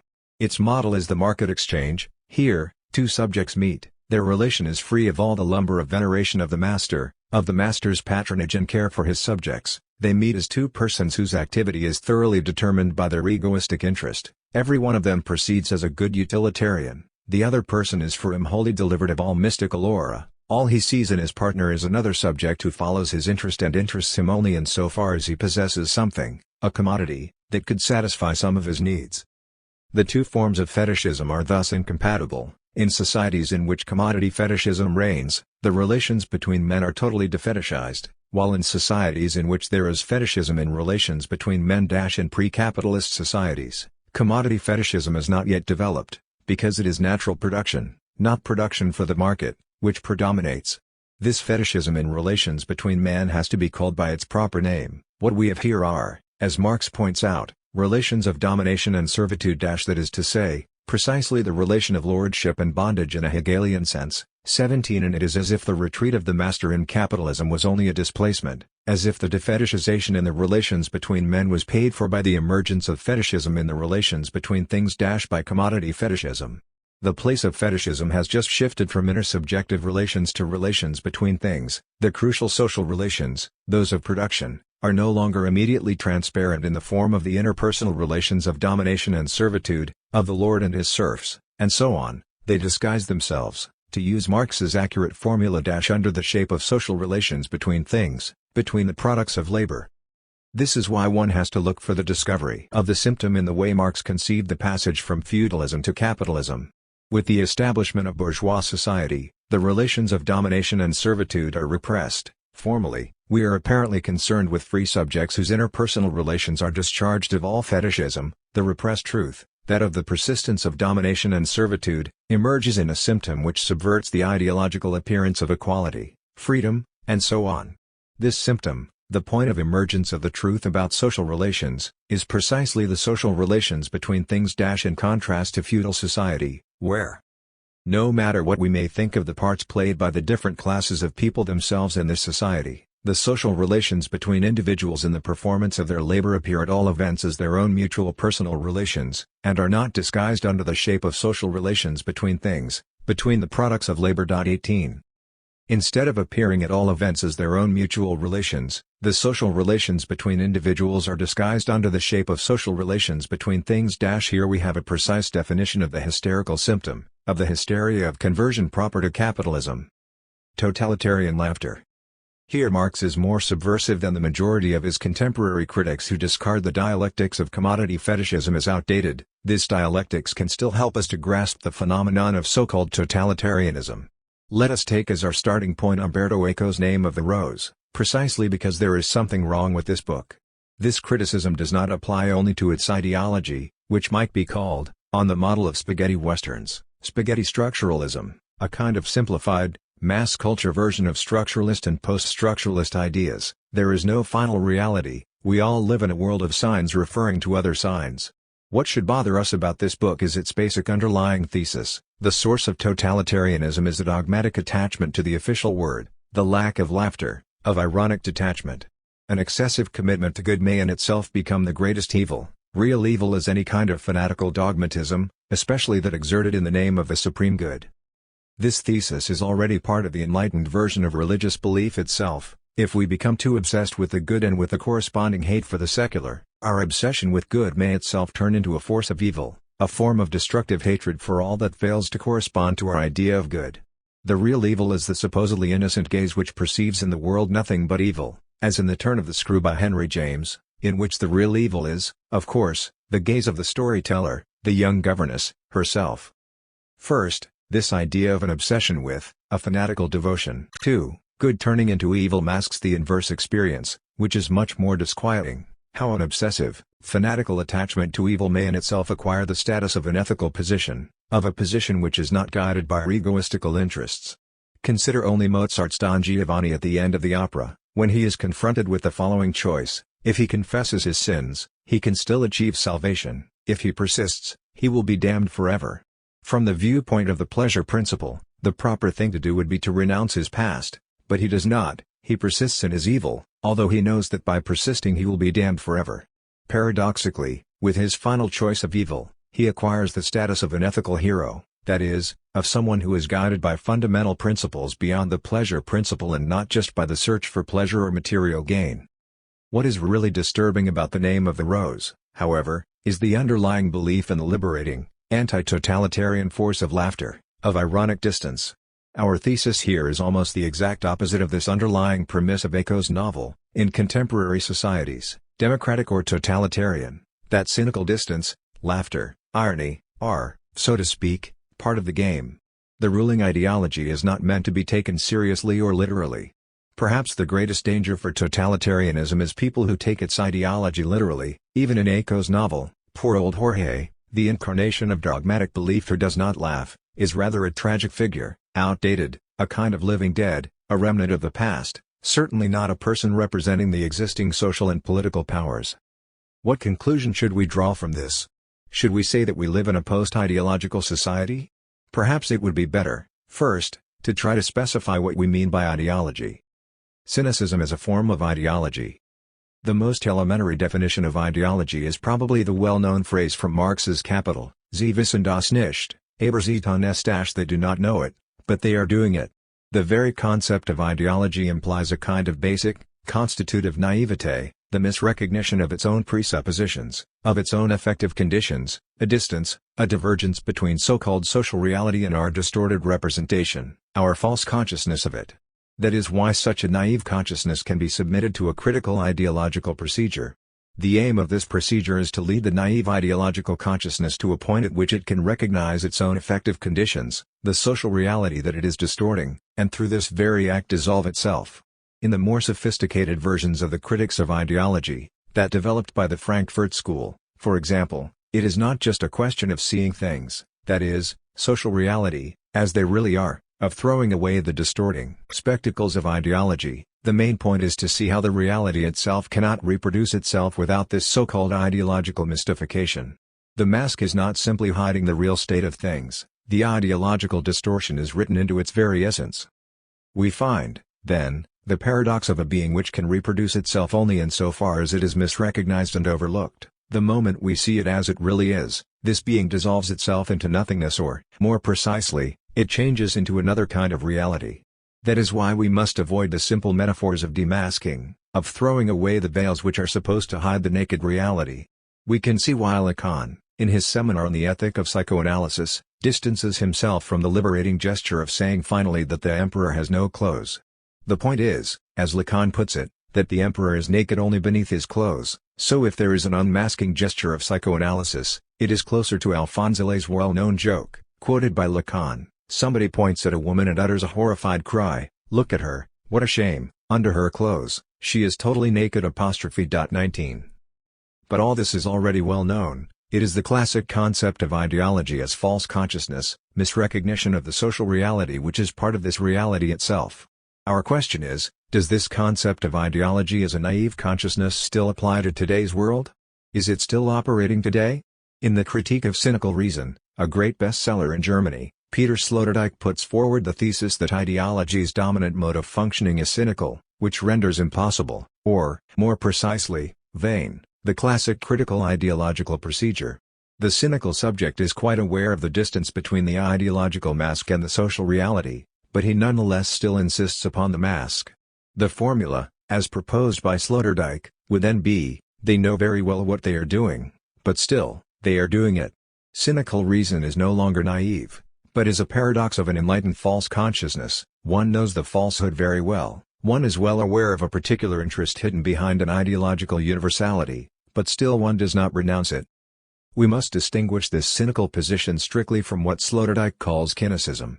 Cynicism represents the popular, plebeian rejection of the official culture by means of irony and sarcasm. The classical cynical procedure is to confront the pathetic phrases of the ruling official ideology, its solemn, grave tonality, with everyday banality, and to hold them up to ridicule, thus exposing behind the sublime noblesse of the ideological phrases the egotistical interests, the violence, the brutal claims to power. This procedure, then, is more pragmatic than argumentative. It subverts the official proposition by confronting it with the situation of its enunciation. It proceeds ad hominem. For example, when a politician preaches the duty of patriotic sacrifice, cynicism exposes the personal gain he is making from the sacrifice of others. Cynicism is the answer of the ruling culture to this cynical subversion. It recognizes, it takes into account, the particular interest behind the ideological universality, the distance between the ideological mask and the reality, but it still finds reasons to retain the mask.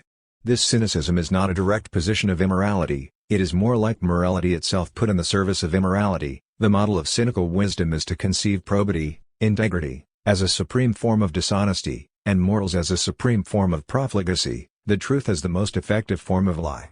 This cynicism is therefore a kind of perverted negation of the official ideology, confronted with illegal enrichment, with robbery. The cynical reaction consists in saying that legal enrichment is a lot more effective and, moreover, protected by the law. As Bertolt Brecht puts it in his Threepenny Opera, what is the robbery of a bank compared to the founding of a new bank? It is clear, therefore, that confronted with such cynical reason, the traditional critique of ideology no longer works. We can no longer subject the ideological text to symptomatic reading, confronting it with its blank spots, with what it must repress to organize itself, to preserve its consistency. Cynical reason takes this distance into account in advance. Is then the only issue left to us to affirm that, with the reign of cynical reason, we find ourselves in the so-called post-ideological world?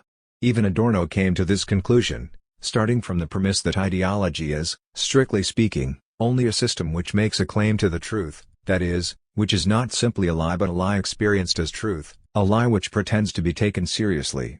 Totalitarian ideology no longer has this pretension.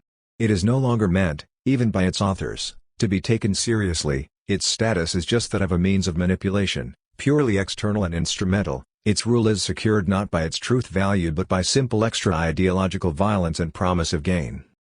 It is here, at this point, that the distinction between symptom and fantasy must be introduced in order to show how the idea that we live in a post-ideological society proceeds a little too quickly. Cynical reason, with all its ironic detachment, leaves untouched the fundamental level of ideological fantasy, the level on which ideology structures the social reality itself. Ideological fantasy. If we want to grasp this dimension of fantasy, we must return to the Marxian formula. They do not know it, but they are doing it, and pose ourselves a very simple question: where is the place of ideological illusion, in the knowing or in the doing, in the reality itself? At first sight, the answer seems obvious. Ideological illusion lies in the knowing. It is a matter of a discordance between what people are effectively doing and what they think they are doing. Ideology consists in the very fact that the people do not know what they are really doing, that they have a false representation of the social reality to which they belong, the distortion produced, of course, by the same reality. Let us take again the classic Marxian example of so-called commodity fetishism. Money is in reality just an embodiment, a condensation, a materialization of a network of social relations. The fact that it functions as a universal equivalent of all commodities is conditioned by its position in the texture of social relations.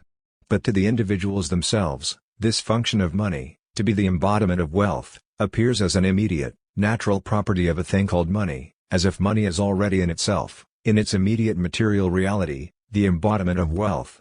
Here, we have touched upon the classic Marxist motive of reification. Behind the things, the relation between things, we must detect the social relations, the relations between human subjects. But such a reading of the Marxian formula leaves out an illusion, an error, a distortion which is already at work in the social reality itself, at the level of what the individuals are doing, and not only what they think or know they are doing. When individuals use money, They know very well that there is nothing magical about it, that money, in its materiality, is simply an expression of social relations. The everyday spontaneous ideology reduces money to a simple sign giving the individual possessing it a right to a certain part of the social product. So, on an everyday level, the individuals know very well that there are relations between people behind the relations between things. The problem is that in their social activity itself, in what they are doing, they are acting as if money, in its material reality, is the immediate embodiment of wealth as such. They are fetishists in practice, not in theory. What they do not know, what they misrecognize, is the fact that in their social reality itself, in their social activity, in the act of commodity exchange, they are guided by the fetishistic illusion. To make this clear, let us again take the classic Marxian motive of the speculative inversion of the relationship between the universal and the particular. The universal is just a property of particular objects which really exist, but when we are victims of commodity fetishism it appears as if the concrete content of a commodity, its use value, is an expression of its abstract universality, its exchange value, the abstract universal, the value, appears as a real substance which successively incarnates itself in a series of concrete objects. That is the basic Marxian thesis. It is already the effective world of commodities which behaves like a Hegelian subject substance, like a universal, going through a series of particular embodiments. Marx speaks about commodity metaphysics, about the religion of everyday life. The roots of philosophical speculative idealism are in the social reality of the world of commodities. It is this world which behaves idealistically or, as Marx puts it in the first chapter of the first edition of Capital. This inversion through which what is sensible and concrete counts only as a phenomenal form of what is abstract and universal, contrary to the real state of things where the abstract and the universal count only as a property of the concrete. Such an inversion is characteristic of the expression of value, and it is this inversion which, at the same time, makes the understanding of this expression so difficult. If I say, Roman law and German law are both laws, it is something which goes by itself.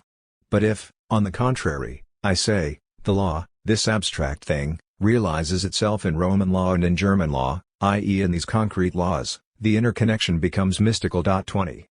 The question to ask again is, where is the illusion here?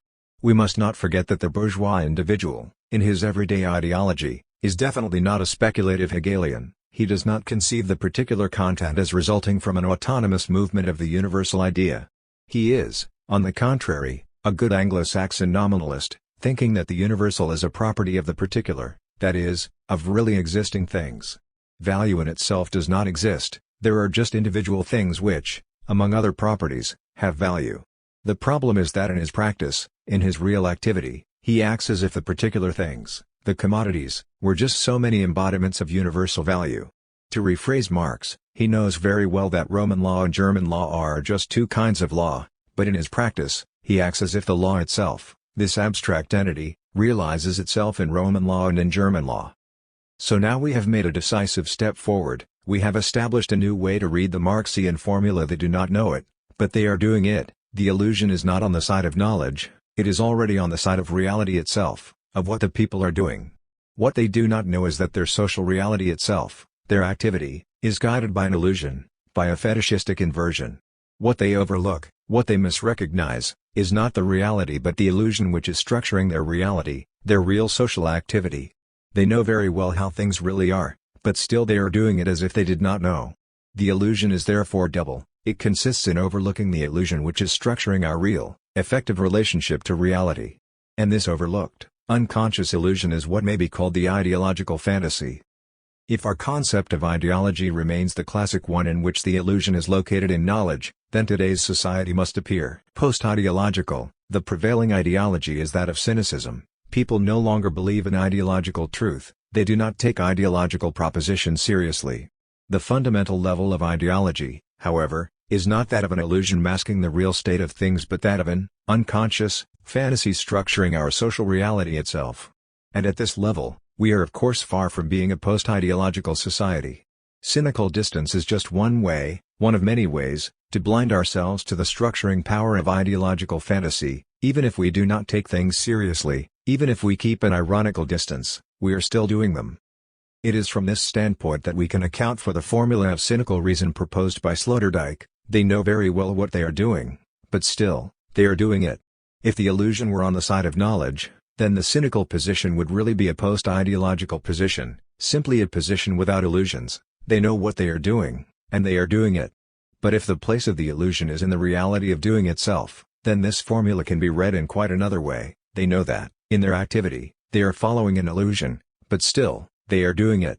For example, they know that their idea of freedom is masking a particular form of exploitation, but they still continue to follow this idea of freedom. The objectivity of belief. From this standpoint, it would also be worth rereading the elementary Marxian formulation of so-called commodity fetishism. In a society in which the products of human labor acquire the form of commodities, the crucial relations between people take on the form of relations between things, between commodities. Instead of immediate relations between people, we have social relations between things. In the 1960s and 1970s, this whole problem was discredited through Althusserian anti-humanism. The principal reproach of the Althusserians was that the Marxian theory of commodity fetishism is based on a naive, ideological, epistemologically unfounded opposition between persons, human subjects, and things. But a Lacanian reading can give this formulation a new, unexpected twist. The subversive power of Marx's approach lies precisely in the way he uses the opposition of persons and things. In feudalism, as we have seen, relations between people are mystified, mediated through a web of ideological beliefs and superstitions. They are the relations between the master and his servant, whereby the master exerts his charismatic power of fascination, and so forth. Although in capitalism the subjects are emancipated, perceiving themselves as free from medieval religious superstitions, when they deal with one another they do so as rational utilitarians, guided only by their selfish interests. The point of Marx's analysis, however, is that the things, commodities, themselves believe in their place, instead of the subjects. It is as if all their beliefs, superstitions and metaphysical mystifications, supposedly surmounted by the rational, utilitarian personality, are embodied in the social relations between things. They no longer believe, but the things themselves believe for them. This seems also to be a basic Lacanian proposition, contrary to the usual thesis that a belief is something interior and knowledge something exterior, in the sense that it can be verified through an external procedure. Rather, it is belief which is radically exterior, embodied in the practical, effective procedure of people. It is similar to Tibetan prayer wheels. You write a prayer on a paper, put the rolled paper into a wheel, and turn it automatically, without thinking, or, if you want to proceed according to the Hegelian cunning of reason, you attach it to a windmill, so that it is moved around by the wind. In this way, the wheel itself is praying for me, instead of me, or, more precisely, I myself am praying through the medium of the wheel. The beauty of it all is that in my psychological inferiority I can think about whatever I want, I can yield to the most dirty and obscene fantasies, and it does not matter because, to use a good old Stalinist expression, whatever I am thinking, objectively I am praying. This is how we should grasp the fundamental Lacanian proposition that psychoanalysis is not a psychology. The most intimate beliefs, even the most intimate emotions such as compassion, crying, sorrow, laughter, can be transferred, delegated to others without losing their sincerity. In his seminar on the ethic of psychoanalysis, Lacan speaks of the role of the chorus in classical tragedy. We, the spectators, came to the theater worried, full of everyday problems, unable to adjust without reserve to the problems of the play, that is to feel the required fears and compassions, but no problem, there is the chorus, who feels the sorrow and the compassion instead of us, or, more precisely, we feel the required emotions through the medium of the chorus. You are then relieved of all worries, even if you do not feel anything, the chorus will do so in your place. 21. Even if we, the spectators, are just drowsily watching the show, objectively, to use again the old Stalinist expression, we are doing our duty of compassion for the heroes. In so-called primitive societies we find the same phenomenon in the form of weepers, women hired to cry instead of us, so, through the medium of the other, we accomplish our duty of mourning, while we can spend our time on more profitable exploits, disputing the division of the inheritance of the deceased, for example. But to avoid the impression that this exteriorization, this transference of our most intimate feeling, is simply a characteristic of the so-called primitive stages of development, let us remind ourselves of a phenomenon quite usual in popular television shows or serials, canned laughter. After some supposedly funny or witty remark, you can hear the laughter and applause included in the soundtrack of the show itself. Here we have the exact counterpart of the chorus in classical tragedy. It is here that we have to look for living antiquity. That is to say, why this laughter? The first possible answer, that it serves to remind us when to laugh, is interesting enough, because it implies the paradox that laughter is a matter of duty and not of some spontaneous feeling. But this answer is not sufficient because we do not usually laugh. The only correct answer would be that the other, embodied in the television set, is relieving us even of our duty to laugh, is laughing instead of us. So even if, tired from a hard day's stupid work, all evening we did nothing but gaze drowsily into the television screen, we can say afterwards that objectively, through the medium of the other, we had a really good time. If we do not take into account the subjective status of belief, we might finish like the fool from a well-known joke who thought he was a grain of corn. After some time in a mental hospital, he was finally cured. Now he knew that he was not a grain but a man. So they let him out, but soon afterwards he came running back, saying, "I met a hen and I was afraid she would eat me." The doctors tried to calm him, "But what are you afraid of? Now you know that you are not a grain but a man." The fool answered, "Yes, of course, I know that, but does the hen know that I am no longer a grain?" Law is law.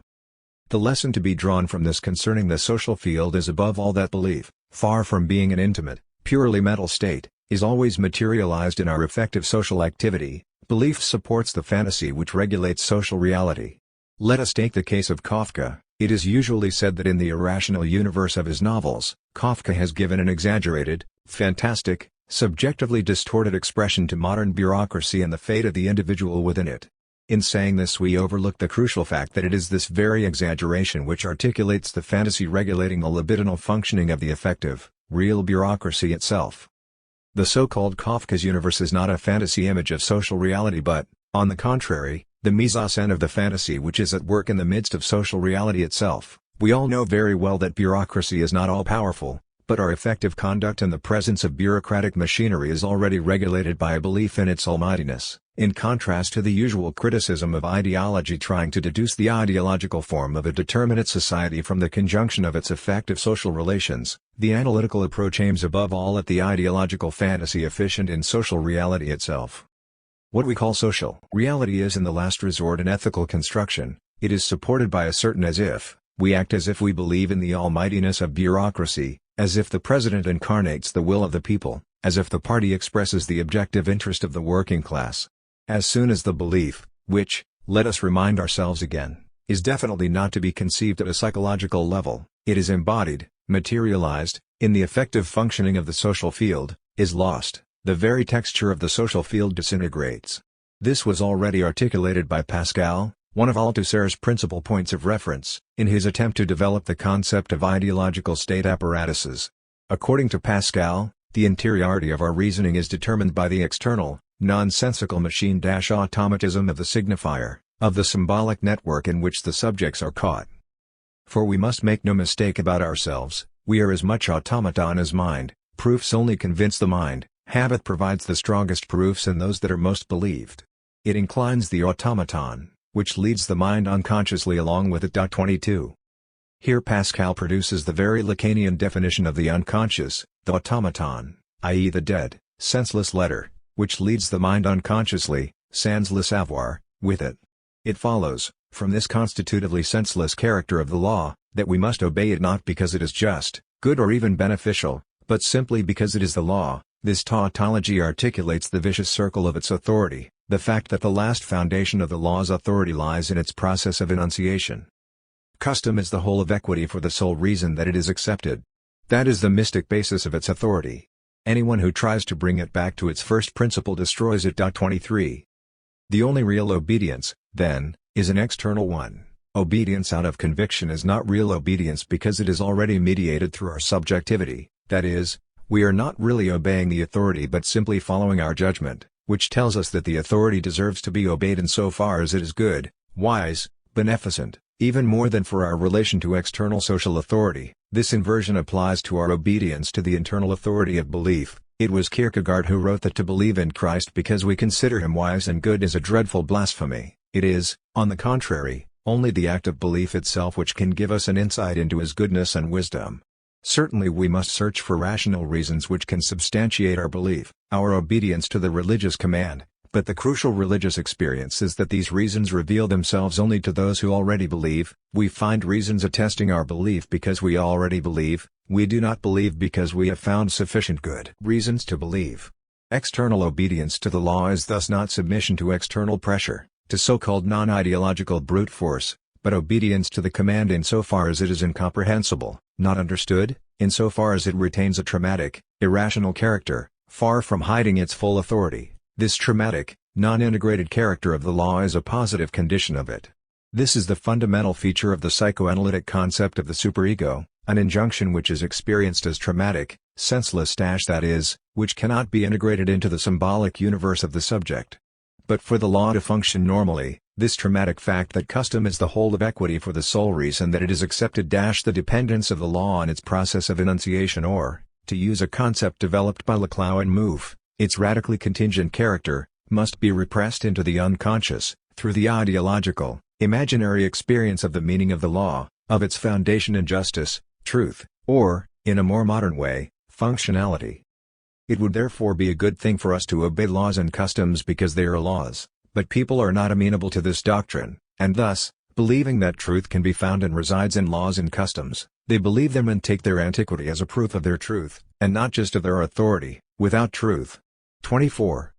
It is highly significant that we find exactly the same formulation in Kafka's trial, at the end of the conversation between K and the priest.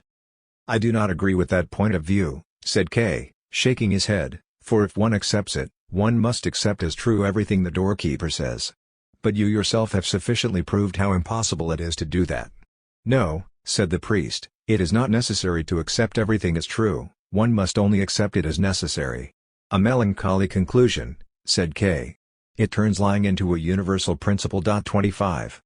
What is repressed then, is not some obscure origin of the law but the very fact that the law is not to be accepted as true, only as necessary, the fact that its authority is without truth.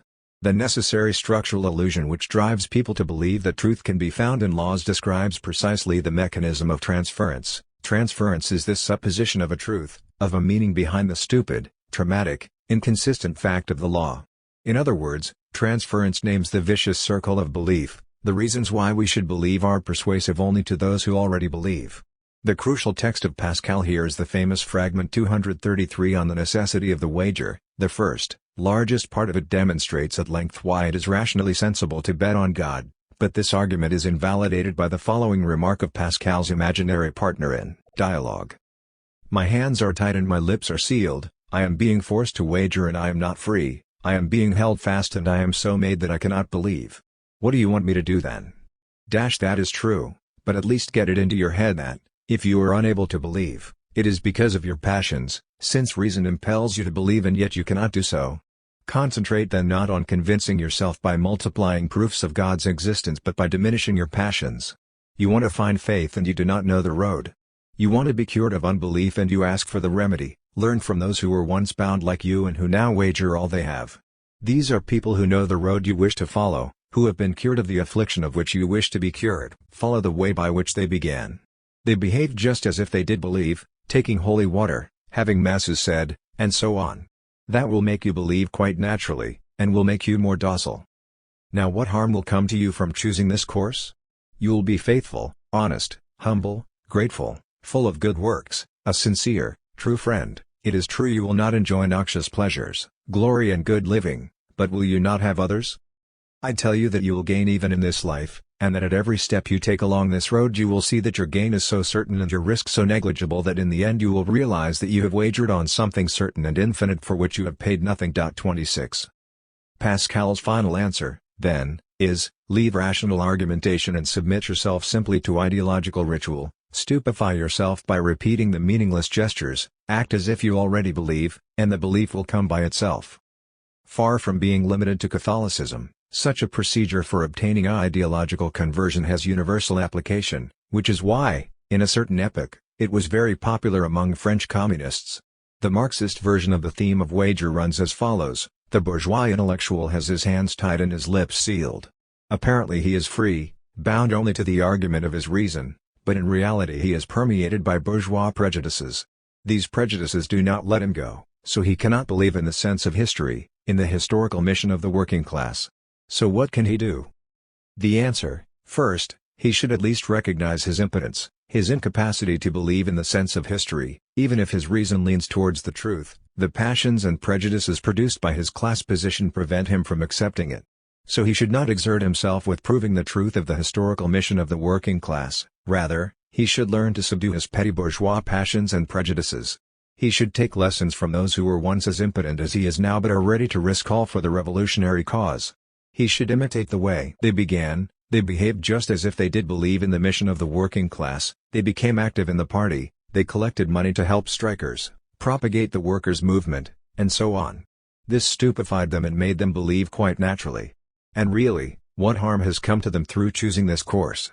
They became faithful, full of good works, sincere and noble. It is true that they had to renounce a few noxious petty bourgeois pleasures, their egocentrist intellectualist trifling, their false sense of individual freedom, but on the other hand, and notwithstanding the factual truth of their belief, they gained a lot. They live a meaningful life, free of doubts and uncertainty. All their everyday activity is accompanied by the consciousness that they are making their small contribution to the great and noble cause.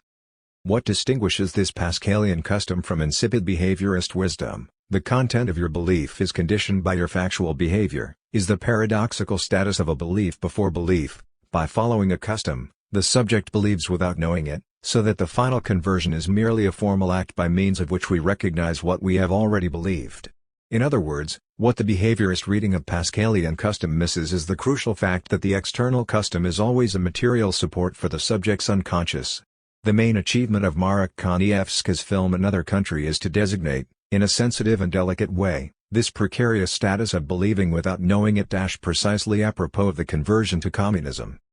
Another Country is a film mocklef about the relationship between two Cambridge students, the communist Judd, real model, John Cornford, idol of the Oxford student left, who died in 1936 in Spain, and the rich homosexual Guy Bennett, who later becomes a Russian spy and tells the story in retrospect to an English journalist who visits him in his Moscow exile, real model, Guy Burgess, of course. There is no sexual relationship between them. Judd is the only one who is not sensitive to Guy's charm, the exception to the Bennett rule, as Guy puts it. Precisely for that reason, he is the point of Guy's transferential identification. The action occurs in the public school environment of the 30s, the patriotic empty talk, the terror of the student heads, gods, over ordinary students, yet in all this terror there is something non-binding, not quite serious. It has the ring of an amusing travesty concealing a universe in which enjoyment actually reigns in all its obscenity, above all in the form of a ramified network of homosexual relations. The real terror is, rather, the unbearable pressure of enjoyment.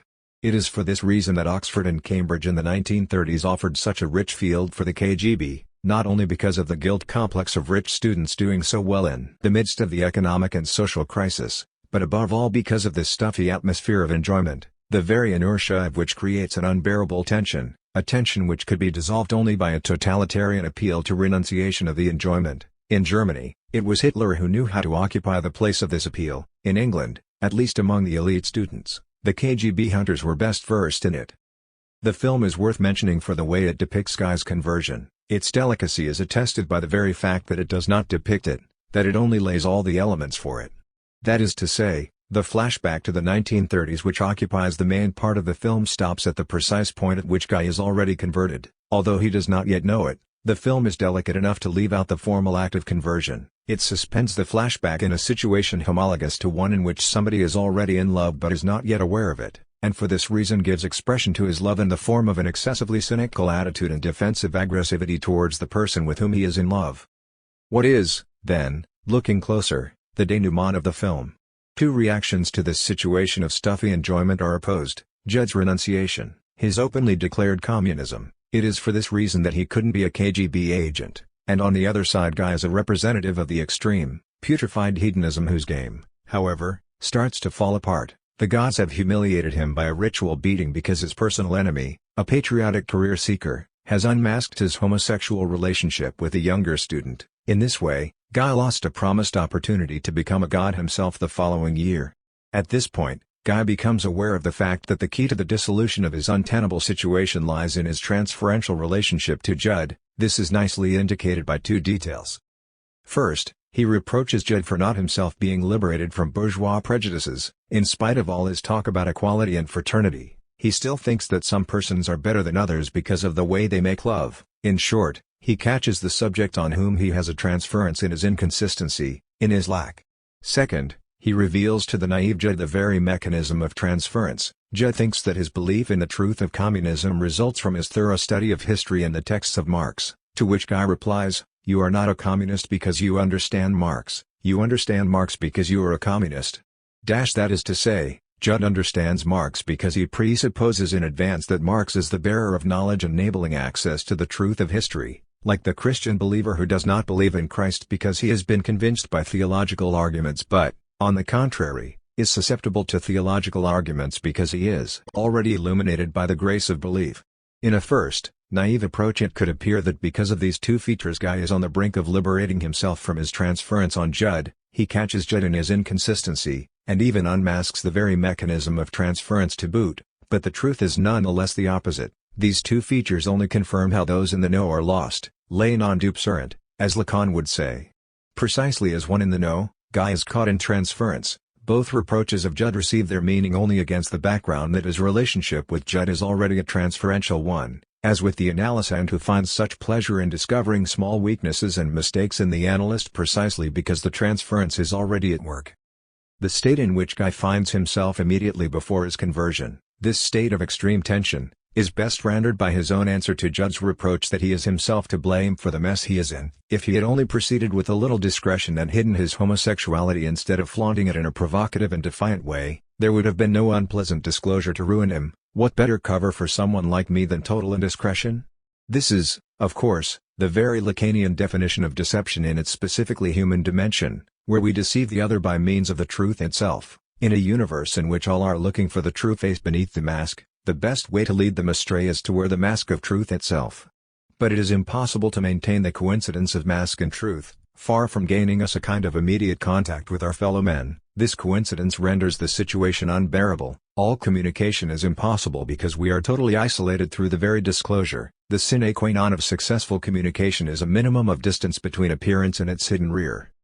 The only door open is thus escape into belief in the transcendent another country, communism, and into conspiracy, becoming a KGB agent, which introduces a radical gap between the mask and the true face. So when, in the last scene of the flashback, Judd and Guy traverse the college courtyard, Guy is already a believer. His fate is sealed, even if he does not yet know it. His introductory words, "Wouldn't it be wonderful if communism were really true?" reveal his belief, which is for the time being still delegated, transferred onto another, and so we can immediately pass on to the Moscow exile decades later where the only leftover of enjoyment binding the old and crippled Guy to his country is the memory of cricket. Kafka, critic of Althusser. The externality of the symbolic machine, automaton, is therefore not simply external, it is at the same time the place where the fate of our internal, most sincere and intimate beliefs is in advance staged and decided.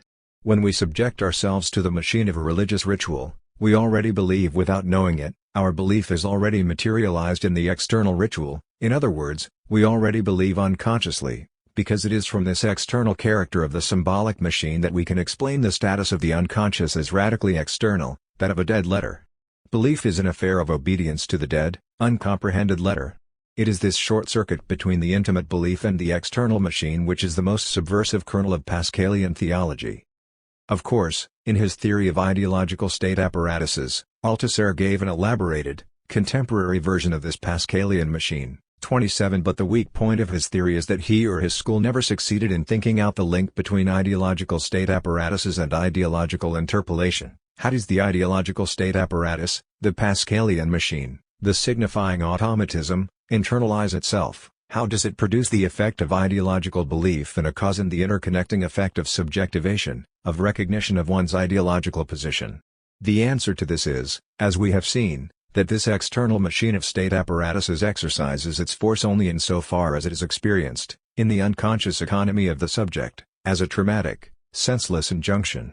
Althusser speaks only of the process of ideological interpolation through which the symbolic machine of ideology is internalized into the ideological experience of meaning and truth, but we can learn from Pascal that this internalization, by structural necessity, never fully succeeds, that there is always a residue, a leftover, a stain of traumatic irrationality and senselessness sticking to it, and that this leftover, far from hindering the full submission of the subject to the ideological command, is the very condition of it. It is precisely this non-integrated surplus of senseless traumatism which confers on the law its unconditional authority, in other words, which, insofar as it escapes ideological sense, sustains what we might call the ideological jouissance, enjoyment and sense, enjoyment, proper to ideology.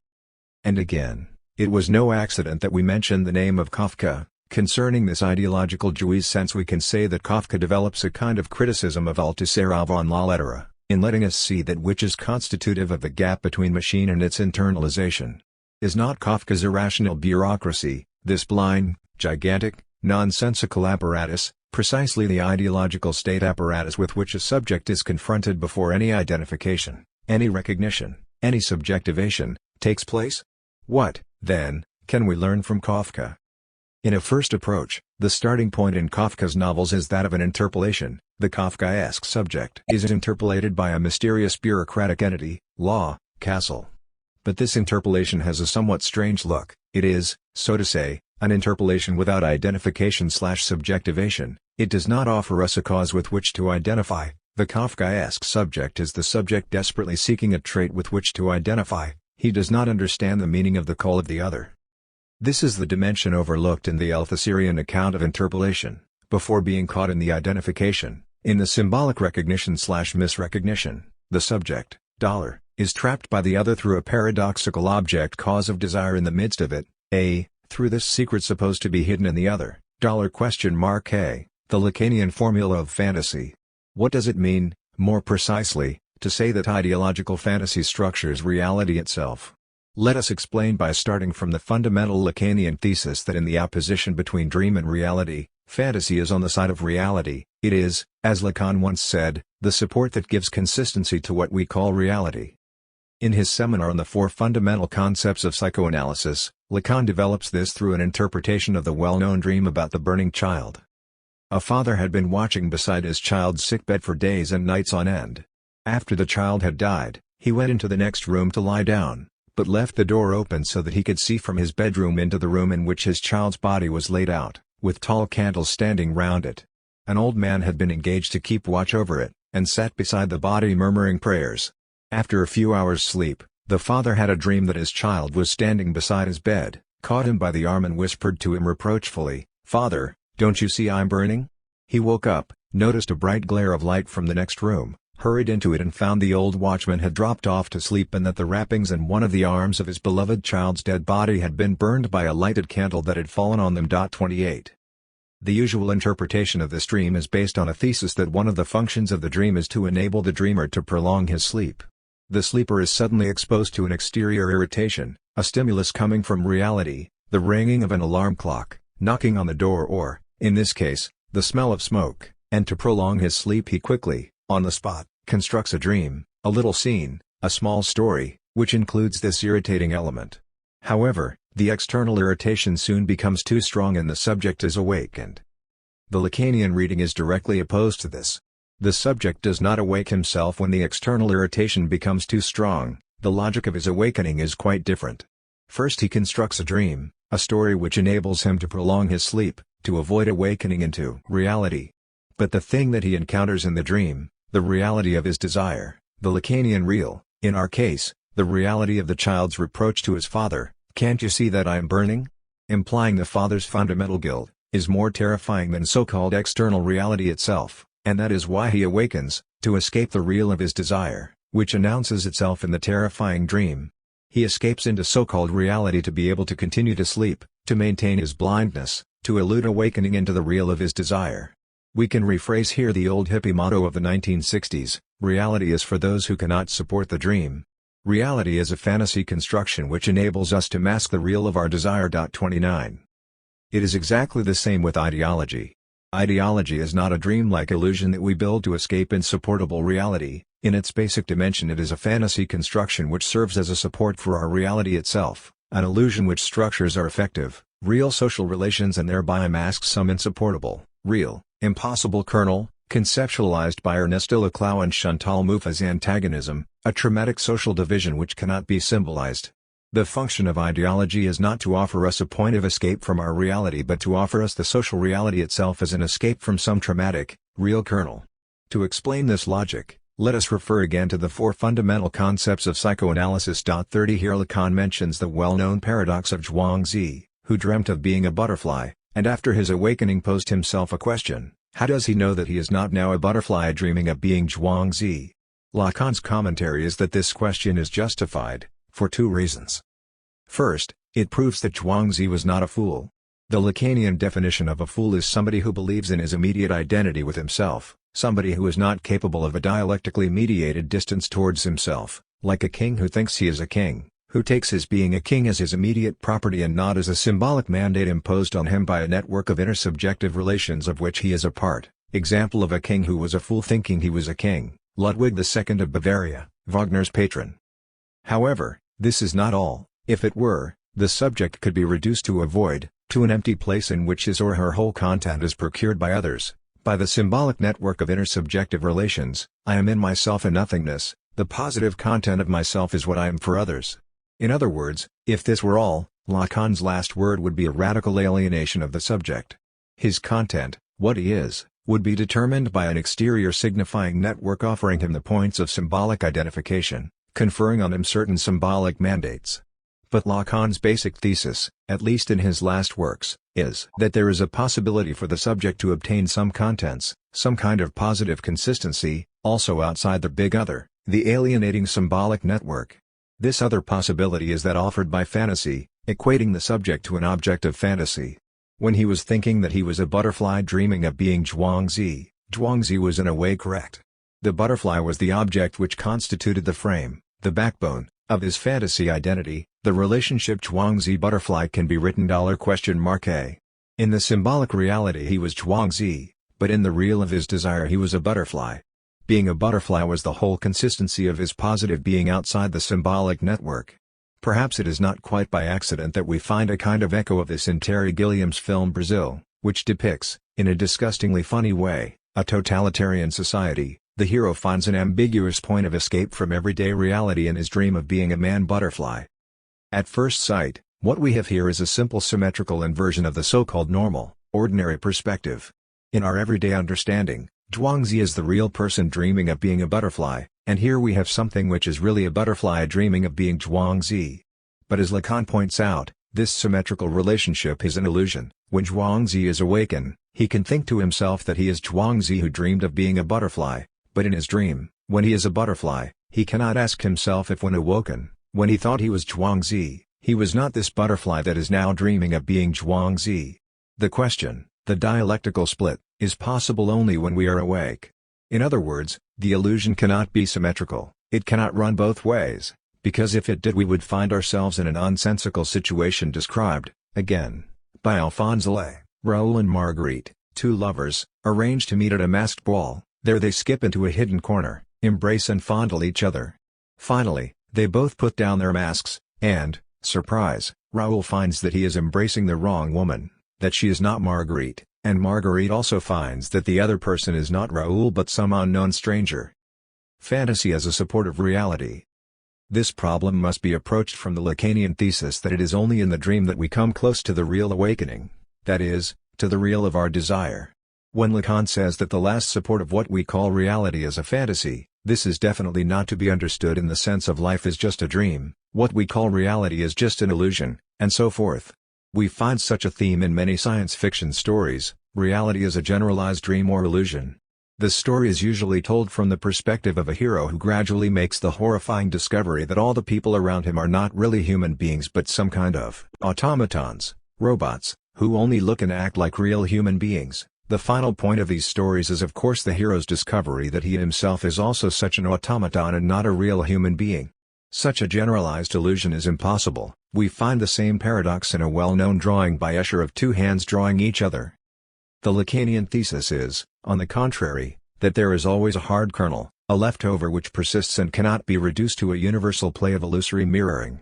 The difference between Lacan and naive realism is that for Lacan, the only point at which we approach this hard kernel of the real is indeed the dream. When we awaken into reality after a dream, we usually say to ourselves it was just a dream, thereby blinding ourselves to the fact that in our everyday, wakening reality we are nothing but a consciousness of this dream. It was only in the dream that we approached the fantasy framework which determines our activity, our mode of acting in reality itself. It is the same with the ideological dream, with the determination of ideology as a dreamlike construction hindering us from seeing the real state of things, reality as such. In vain do we try to break out of the ideological dream by opening our eyes and trying to see reality as it is, by throwing away the ideological spectacles, as the subjects of such a post-ideological, objective, sober look, free of so-called ideological prejudices, as the subjects of a look which views the facts as they are, we remain throughout the consciousness of our ideological dream. The only way to break the power of our ideological dream is to confront the real of our desire which announces itself in this dream. Let us examine anti-Semitism. It is not enough to say that we must liberate ourselves from so-called anti-Semitic prejudices and learn to see Jews as they really are. In this way we will certainly remain victims of these so-called prejudices. We must confront ourselves with how the ideological figure of the Jew is invested with our unconscious desire, with how we have constructed this figure to escape a certain deadlock of our desire. Let us suppose, for example, that an objective look would confirm, why not? That Jews really do financially exploit the rest of the population, that they do sometimes seduce our young daughters, that some of them do not wash regularly. Is it not clear that this has nothing to do with the real roots of our anti-Semitism? Here, we have only to remember the Lacanian proposition concerning the pathologically jealous husband. Even if all the facts he quotes in support of his jealousy are true, even if his wife really is sleeping around with other men, this does not change one bit the fact that his jealousy is a pathological, paranoid construction. Let us ask ourselves a simple question. In the Germany of the late 1930s, what would be the result of such a non-ideological, objective approach? Probably something like, the Nazis are condemning the Jews too hastily, without proper argument, so let us take a cool, sober look and see if they are really guilty or not. Let us see if there is some truth in the accusations against them.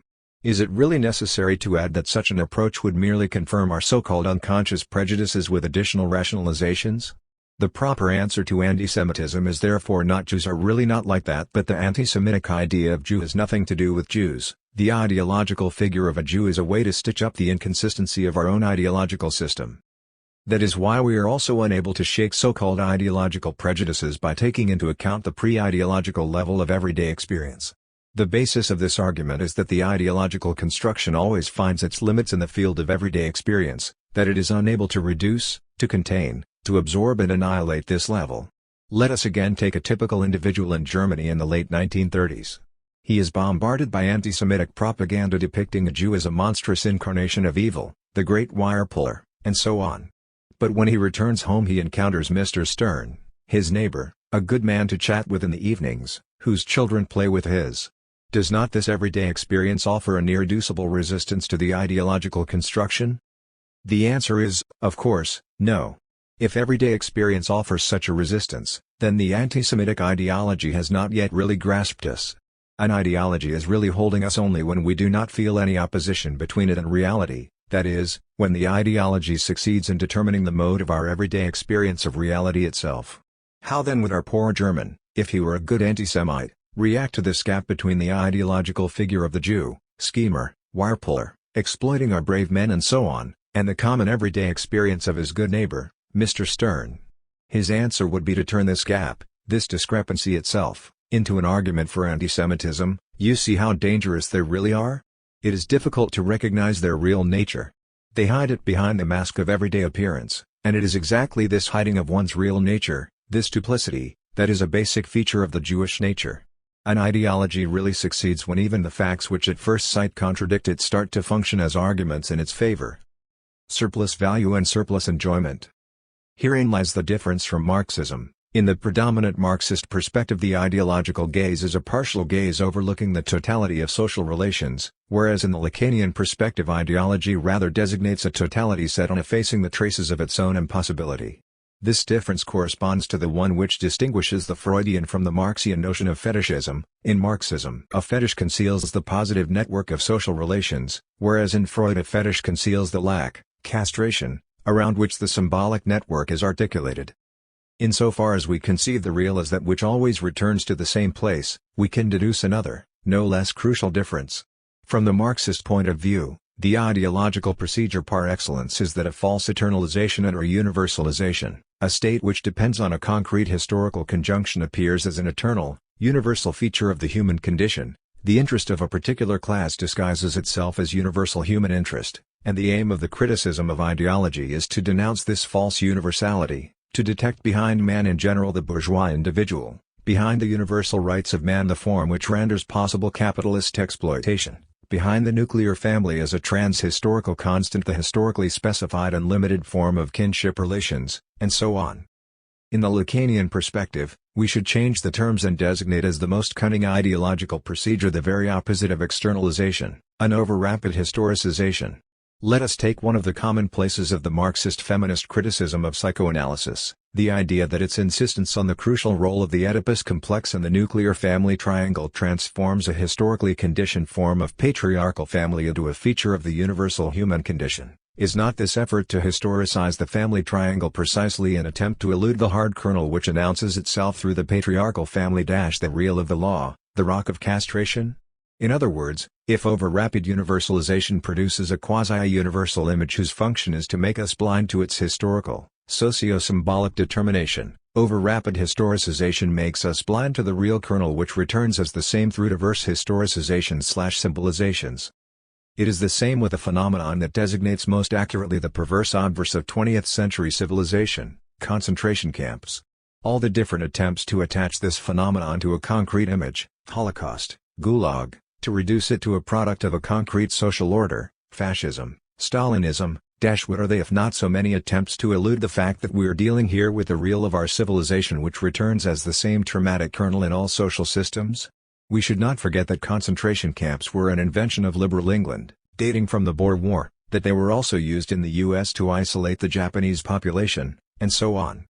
Marxism, then, did not succeed in taking into account, coming to terms with, the surplus object, the leftover of the real eluding symbolization, a fact all the more surprising if we recall that Lacan modeled his notion of surplus enjoyment on the Marxian notion of surplus value.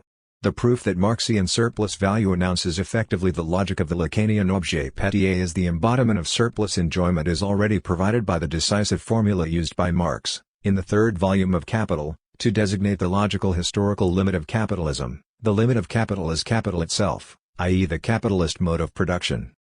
This formula can be read in two ways.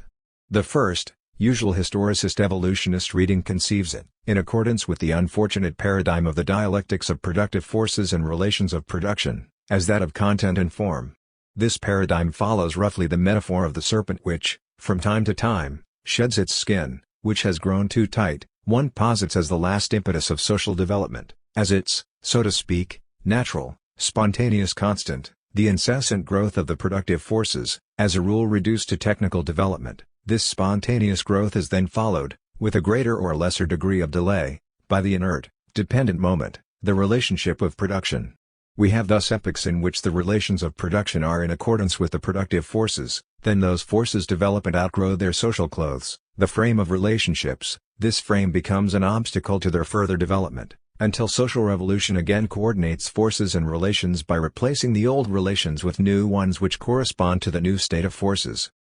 If we conceive the formula of capital as its own limit from this point of view, it means simply that the capitalist relation of production which at first made possible the fast development of productive forces became at a certain point an obstacle to their further development, that these forces have outgrown their frame and demand a new form of social relations.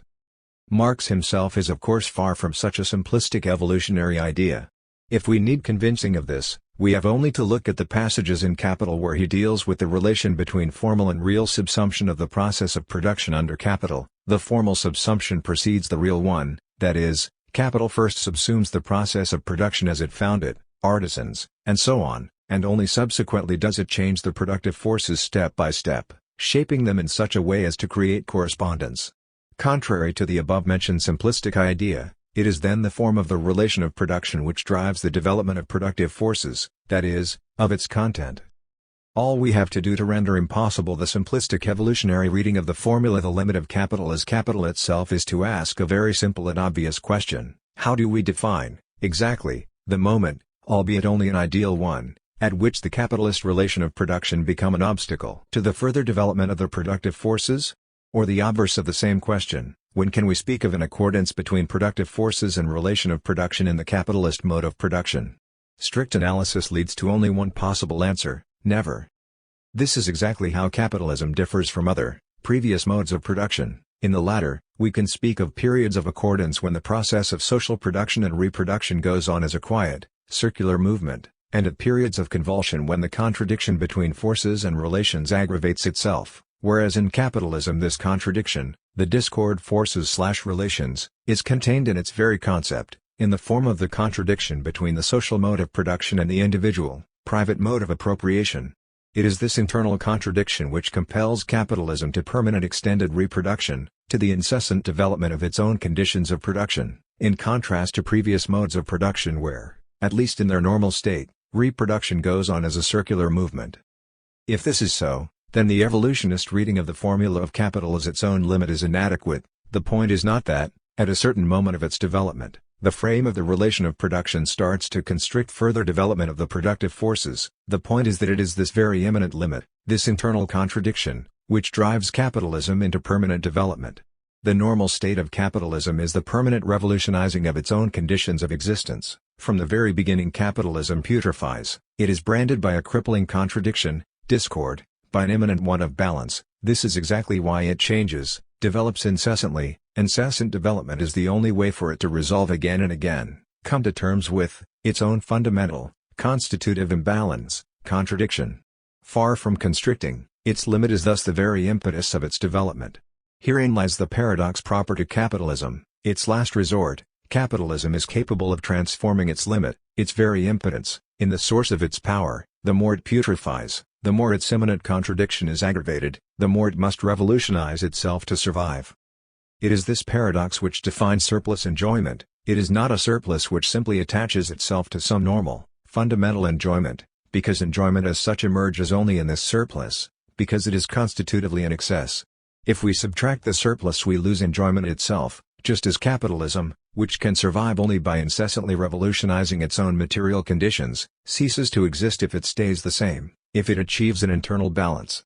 This, then, is the homology between surplus value, the cause which sets in motion a capitalist process of production, and surplus enjoyment, the object cause of desire. Is not the paradoxical topology of the movement of capital, the fundamental blockage which resolves and reproduces itself through frenetic activity? Excessive power is the very form of appearance of a fundamental impotence. This immediate passage, this coincidence of limit and excess, of lack and surplus, precisely that of the Lacanian objet patie, of the leftover which embodies the fundamental, constitutive lack? All this, of course, Marx knows very well, and yet, in the crucial formulation in the preface to the Critique of Political Economy, he proceeds as if he does not know it, by describing the very passage from capitalism to socialism in terms of the above-mentioned vulgar evolutionist dialectics of productive forces and the relations of production. When the forces surpass a certain degree, capitalist relations become an obstacle to their further development. This discord brings about the need for socialist revolution, the function of which is to coordinate again forces and relations, that is, to establish relations of production rendering possible the intensified development of the productive forces as the end in itself of the historical process. How can we not detect in this formulation the fact that Marx failed to cope with the paradoxes of surplus enjoyment? And the ironic vengeance of history for this failure is that today there exists a society which seems to correspond perfectly to this vulgar evolutionary dialectics of forces and relations, real socialism, a society which legitimizes itself by reference to Marx. Is it not already a commonplace to assert that real socialism rendered possible rapid industrialization, but that as soon as the productive forces reached a certain level of development, usually designated by the vague term post-industrial society, real socialist social relationships began to constrict their further growth? 2. From symptom to symptom. The dialectics of the symptom. Back to the Future. The only reference to the domain of science fiction in Lacan's work concerns the time paradox. In his first seminar, Lacan uses Norbert Wiener's metaphor of the inverted direction of time to explain the symptom as a return of the repressed. Wiener posits two beings each of whose temporal dimensions moves in the opposite direction from the other. To be sure, that means nothing, and that is how things which mean nothing all of a sudden signify something, but in a quite different domain. If one of them sends a message to the other, for example a square, the being going in the opposite direction will first of all see the square vanishing, before seeing the square. That is what we see as well. The symptom initially appears to us as a trace, which will only ever be a trace, one which will continue not to be understood until the analysis has got quite a long way, and until we have realized its meaning. 1. The analysis is thus conceived as a symbolization, A symbolic integration of meaningless imaginary traces. This conception implies a fundamentally imaginary character of the unconscious. It is made of imaginary fixations which could not have been assimilated to the symbolic development of the subject's history. Consequently, it is something which will be realized in the symbolic, or, more precisely, something which, thanks to the symbolic progress which takes place in the analysis, will have been. 2. The Lacanian answer to the question from where does the repressed return? Is therefore, paradoxically, from the future. Symptoms are meaningless traces, their meaning is not discovered, excavated from the hidden depth of the past, but constructed retroactively. The analysis produces the truth, that is, the signifying frame which gives the symptoms their symbolic place and meaning. As soon as we enter the symbolic order, the past is always present in the form of historical tradition and the meaning of these traces is not given, it changes continually with the transformations of the signifier's network. Every historical rupture, every advent of a new master signifier, changes retroactively the meaning of all tradition, restructures the narration of the past, makes it readable in another, new way. Thus, things which mean nothing all of a sudden signify something, but in a quite different domain. What is a journey into the future if not this overtaking by means of which we suppose in advance the presence in the other of a certain knowledge about the meaning of our symptoms? What is it, then, if not the transference itself? This knowledge is an illusion, it does not really exist in the other does not really possess it, it is constituted afterwards, through the subject's, signifiers working, but it is at the same time a necessary illusion, because we can paradoxically elaborate this knowledge only by means of the illusion that the other already possesses it and that we are only discovering it. If, as Lacan points out, in the symptom, the repressed content is returning from the future and not from the past, then the transference, the actualization of the reality of the unconscious, must transpose us into the future, not into the past. And what is the journey into the past if not this retroactive working through, elaboration, of the signifier itself? A kind of hallucinatory mise-en-scène of the fact that in the field of the signifier and only in this field, we can change, we can bring about the past? The past exists as it is included, as it enters, into, the synchronous net of the signifier, that is, as it is symbolized in the texture of the historical memory, and that is why we are all the time rewriting history, retroactively giving the elements their symbolic weight by including them in new textures. It is this elaboration which decides retroactively what they will have been.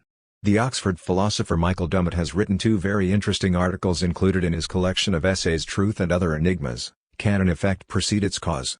And Bringing About the Past. The Lacanian answer to these 2 enigmas would be, yes, because the symptom as a return of the repressed is precisely such an effect which precedes its cause, its hidden kernel, its meaning, and in working through the symptom we are precisely bringing about the past. We are producing the symbolic reality of past, long-forgotten traumatic events. One is therefore tempted to see in the time paradox of science fiction novels a kind of hallucinatory apparition in the real of the elementary structure of the symbolic process, the so-called internally inverted 8, a circular movement, a kind of snare where we can progress only in such a manner that we overtake ourselves in the transference, to find ourselves later at a point at which we have already been. The paradox consists in the fact that this superfluous detour, this supplementary snare of overtaking ourselves, voyage into the future, and then reversing the time direction, voyage into the past, is not just a subjective illusion/perception of an objective process taking place in so-called reality independently of these illusions. That supplementary snare is, rather, an internal condition, an internal constituent of the so-called objective process itself. Only through this additional detour does the past itself, the objective state of things, become retroactively what it always was. Transference is, then, an illusion. But the point is that we cannot bypass it and reach directly for the truth. The truth itself is constituted through the illusion proper to the transference. The truth arises from misrecognition. Lacan. If this paradoxical structure is not yet clear, let us take another science fiction example, William Tenn's well-known story The Discovery of Morny L. Mathaway. A distinguished art historian takes a journey in a time machine from the 25th century to our day to visit and study in vivo the immortal Morny L. Mathaway, a painter not appreciated in our time but later discovered to have been the greatest painter of the era.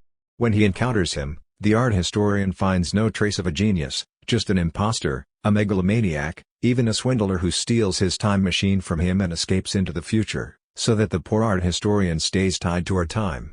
The only action open to him is to assume the identity of the escaped Mathaway and to paint under his name all his masterpieces that he remembers from the future. It is he himself who is really the misrecognized genius he was looking This, therefore, is the basic paradox we are aiming at. The subject is confronted with a scene from the past that he wants to change, to meddle with, to intervene in. He takes a journey into the past, intervenes in the scene, and it is not that he cannot change anything. Quite the contrary, only through his intervention does the scene from the past become what it always was. His intervention was from the beginning comprised, included. The initial illusion of the subject consists in simply forgetting to include in the scene his own act, that is, to overlook how it counts. It is counted, and the one who counts is already included in the account. 3 This introduces a relationship between truth and misrecognition/misapprehension by which the truth, literally, arises from misrecognition, as in the well-known story about the appointment in Samara, from Somerset Maugham's play Sheppy. Death. There was a merchant in Baghdad who sent his servant to market to buy provisions, and in a little while the servant came back, white and trembling, and said, "Master, just now when I was in the marketplace, I was jostled by a woman in the crowd, and when I turned I saw it was death that jostled me. She looked at me and made a threatening gesture. 'Now, lend me your horse, and I will ride away from this city and avoid my fate. I will go to Samara and there death will not find me.' The merchant lent him his horse, and the servant mounted it, and he dug his spurs in its flanks, and as fast as the horse could gallop he went. Then the merchant went down to the marketplace, and he saw me standing in the crowd, and he came to me and said, 'Why did you make a threatening gesture to my servant when you saw him this morning?' 'That was not a threatening gesture,' I said, 'it was only a start of surprise. I was astonished to see him in Baghdad, for I had an appointment with him tonight in Samara.'" We find the same structure in the myth of Oedipus. It is predicted to Oedipus's father that his son will kill him and marry his mother, and the prophecy realizes itself, becomes true. Through the father's attempt to evade it, he exposes his little son in the forest, and so Oedipus, not recognizing him when he encounters him 20 years later, kills him. In other words, the prophecy becomes true by means of its being communicated to the persons it affects and by means of his or her attempt to elude it. One knows in advance one's destiny, one tries to evade it, and it is by means of this very attempt that the predicted destiny realizes itself. Without the prophecy, the little Oedipus would live happily with his parents and there would be no Oedipus complex. Repetition in history. The time structure with which we are concerned here is such that it is mediated through subjectivity. The subjective mistake, fault, error, misrecognition, arrives paradoxically before the truth in relation to which we are designating it as error, because this truth itself becomes true only through, or, to use a Hegelian term, by mediation of, the error. This is the logic of the unconscious cunning, the way the unconscious deceives us. The unconscious is not a kind of transcendent, unattainable thing of which we are unable to take cognizance. It is rather, to follow Lacan's wordplay translation of unbewusst, unbeview, an overlooking. We overlook the way our act is already part of the state of things we are looking at, the way our error is part of the truth itself. This paradoxical structure in which the truth arises from misrecognition also gives us the answer to the question, why is the transference necessary? Why must the analysis go through it? The transference is an essential illusion by means of which the final truth, the meaning of a symptom, is produced. We find the same logic of the error as an internal condition of truth with Rosa Luxemburg, with her description of the dialectics of the revolutionary process. We are alluding here to her argument against Edward Bernstein, against his revisionist fear of seizing power too soon, prematurely, before the so-called objective conditions had ripened. This was, as is well known, Bernstein's main reproach to the revolutionary wing of social democracy. They are too impatient, they want to hasten, to outrun the objective logic of historical development. Rosa Luxemburg's answer is that the first seizures of power are necessarily premature. The only way for the working class to reach its maturity, to await the arrival of the appropriate moment for the seizure of power, is to form itself, to educate itself for this act of seizure, and the only possible way of achieving this education is precisely the premature attempts. If we merely wait for the appropriate moment we will never live to see it, because this appropriate moment cannot arrive without the subjective conditions of the maturity of the revolutionary force, subject, being fulfilled, that is, it can arrive only after a series of premature, failed attempts. The opposition to the premature seizure of power is thus revealed as opposition to the seizure of power as such. In general, to repeat Robespierre's famous phrase, the revisionists want a revolution without revolution.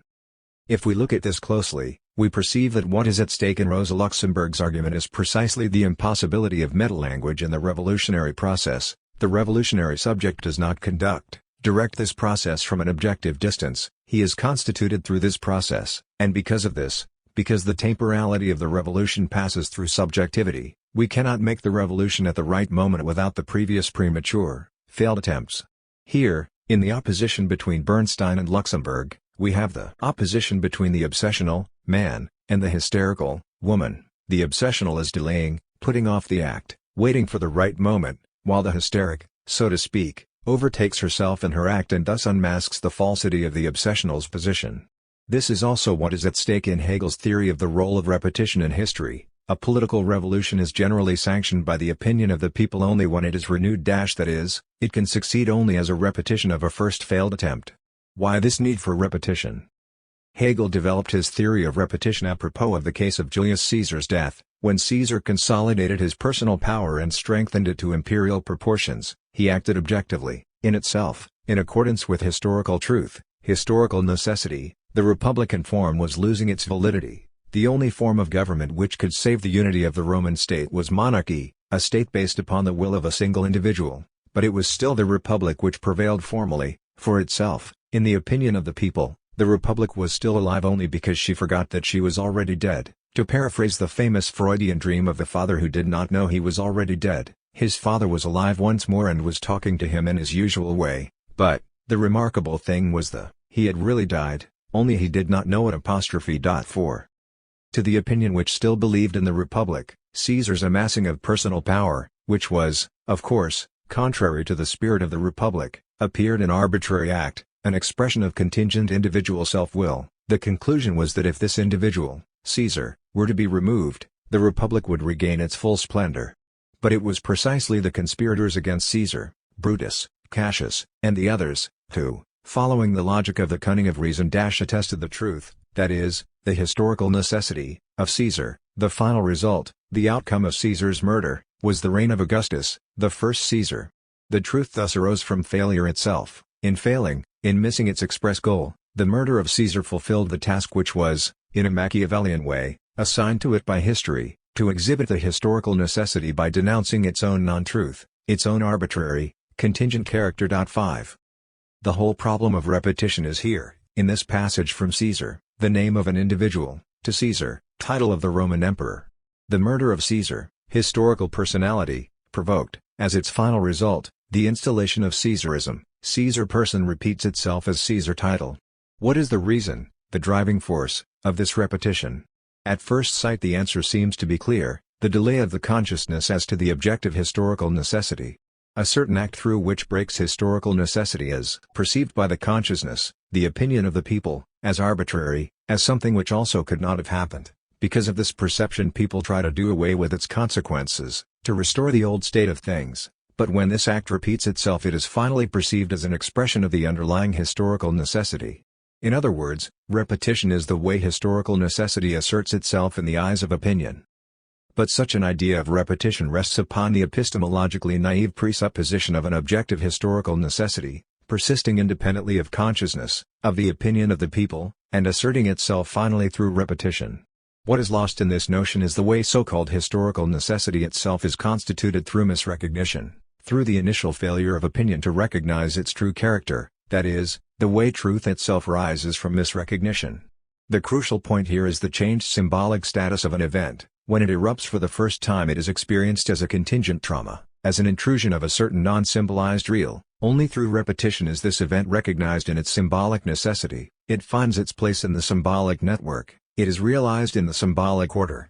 But as with Moses in Freud's analysis, this recognition through repetition presupposes necessarily the crime, the act of murder. To realize himself in his symbolic necessity, as a power title, Caesar has to die as an empirical, flesh and blood personality, precisely because the necessity in question is a symbolic one. It is not only that in its first form of appearance, the event, for example, Caesar's amassing of individual power, was too traumatic for the people to grasp its real signification. The misrecognition of its first advent is immediately internal to its symbolic necessity, it is an immediate constituent of its final recognition. The first murder, the parricide of Caesar, opened up the guilt, and it was this guilt, this debt, which was the real driving force of the repetition. The event did not repeat itself because of some objective necessity, independent of our subjective inclination and thus irresistible, but because its repetition was a repayment of our symbolic debt. In other words, the repetition announces the advent of the law, of the name of the father in place of the dead, assassinated father. The event which repeats itself receives its law retroactively, through repetition. That is why we can grasp Hegelian repetition as a passage from a lawless series to a law-like series, as the inclusion of a lawless series, as a gesture of interpretation par excellence, as a symbolic appropriation of a traumatic, non-symbolized event. According to Lacan, interpretation always proceeds under the sign of the name of the Father. Hegel was thus probably the first to articulate the delay which is constitutive of the act of interpretation. The interpretation always sets in too late, with some delay. When the event which is to be interpreted repeats itself, the event cannot already be law-like in its first advent.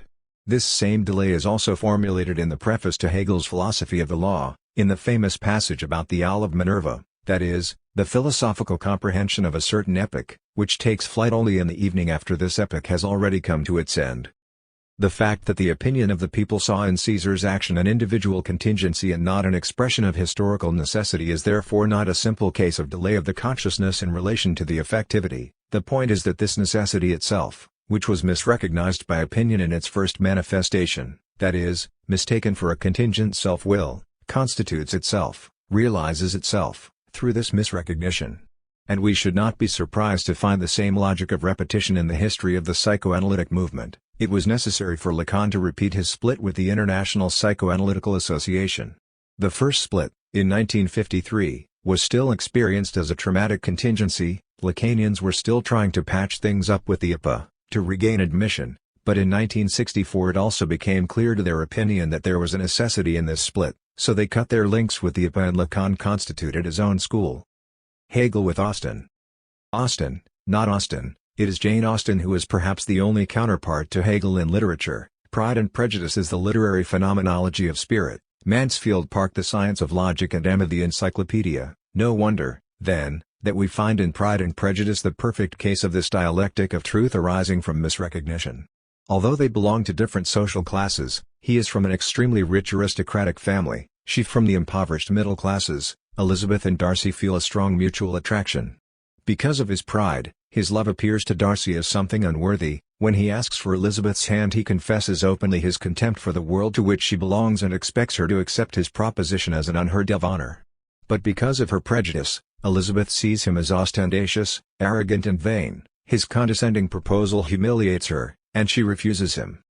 This double failure, this mutual misrecognition, possesses a structure of a double movement of communication where each subject receives from the other its own message in the inverse form. Elizabeth wants to present herself to Darcy as a young cultivated woman, full of wit, and she gets from him the message, you are nothing but a poor empty-minded creature, full of false finesse. Darcy wants to present himself to her as a proud gentleman, and he gets from her the message, your pride is nothing but contemptible arrogance. After the break in their relationship, each discovers, through a series of accidents, the true nature of the other. She the sensitive and tender nature of Darcy, he her real dignity and wit, and the novel ends as it should, with their marriage.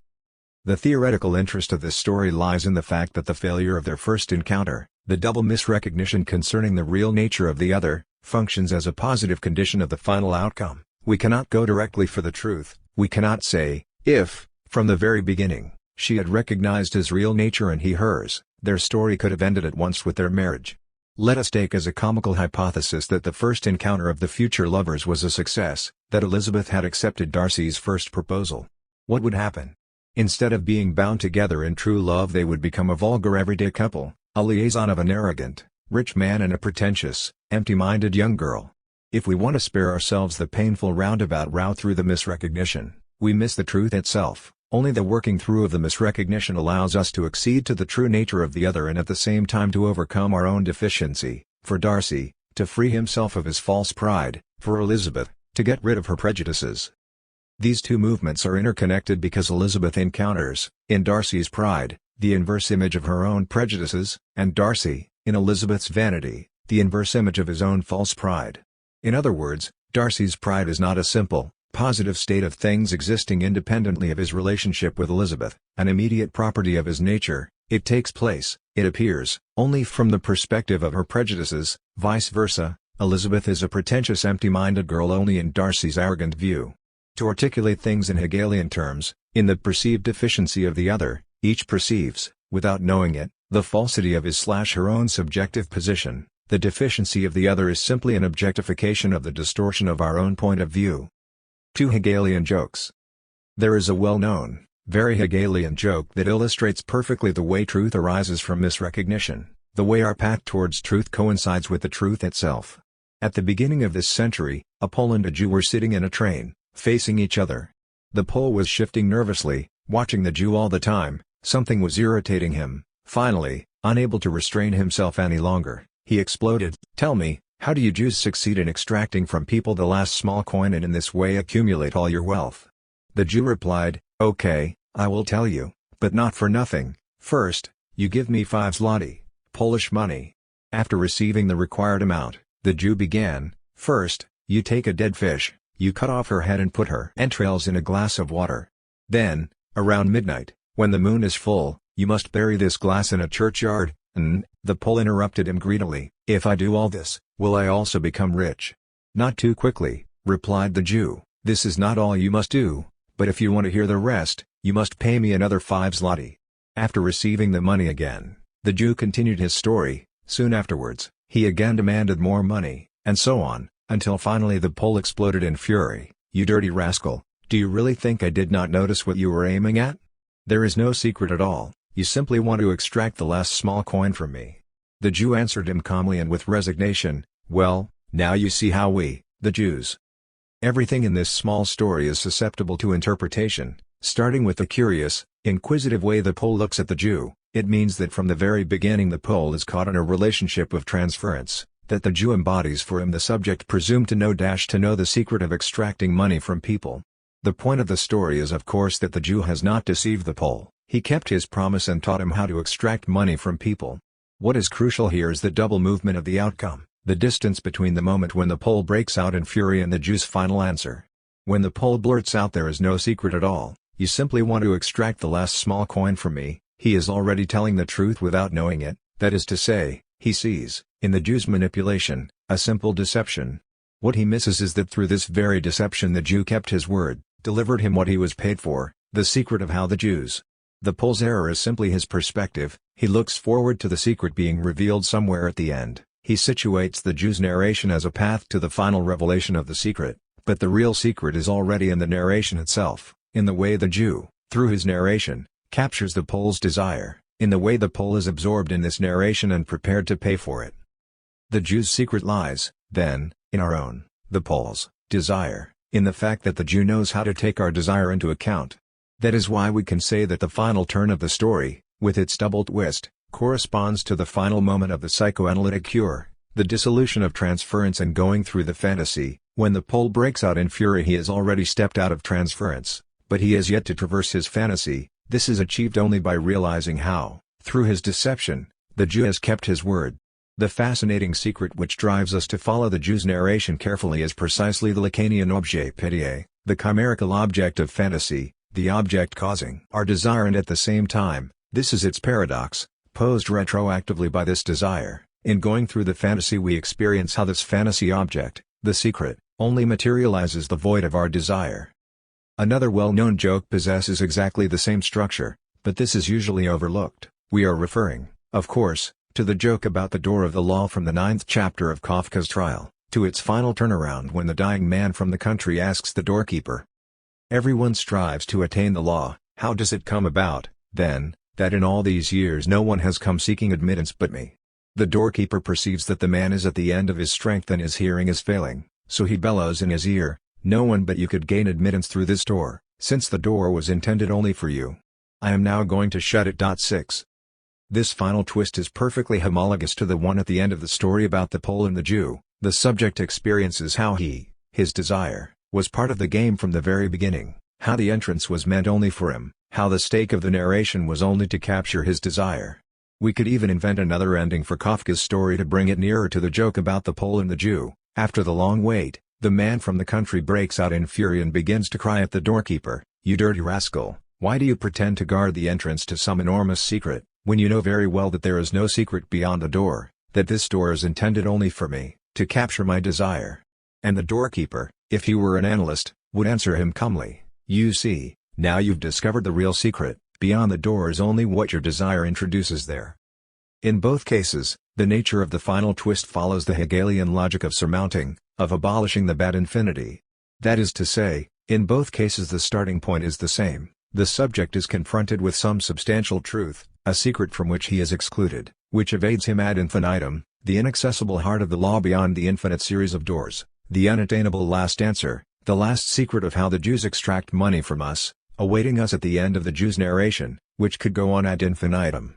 And the solution is the same in both cases. The subject has to grasp how, from the very start of the game, the door concealing the secret was meant only for him, how the real secret at the end of the Jew's narration is his own desire, in short, how his external position vis-à-vis the other, the fact that he experiences himself as excluded from the secret of the other, is internal to the other itself. Here we encounter a kind of reflexivity which cannot be reduced to philosophical reflection, the very feature which seems to exclude the subject from the other, his desire to penetrate the secret of the other, the secret of the law, the secret of how the Jews, is already a reflexive determination of the other, precisely as excluded from the other, we are already part of its game. A time trap.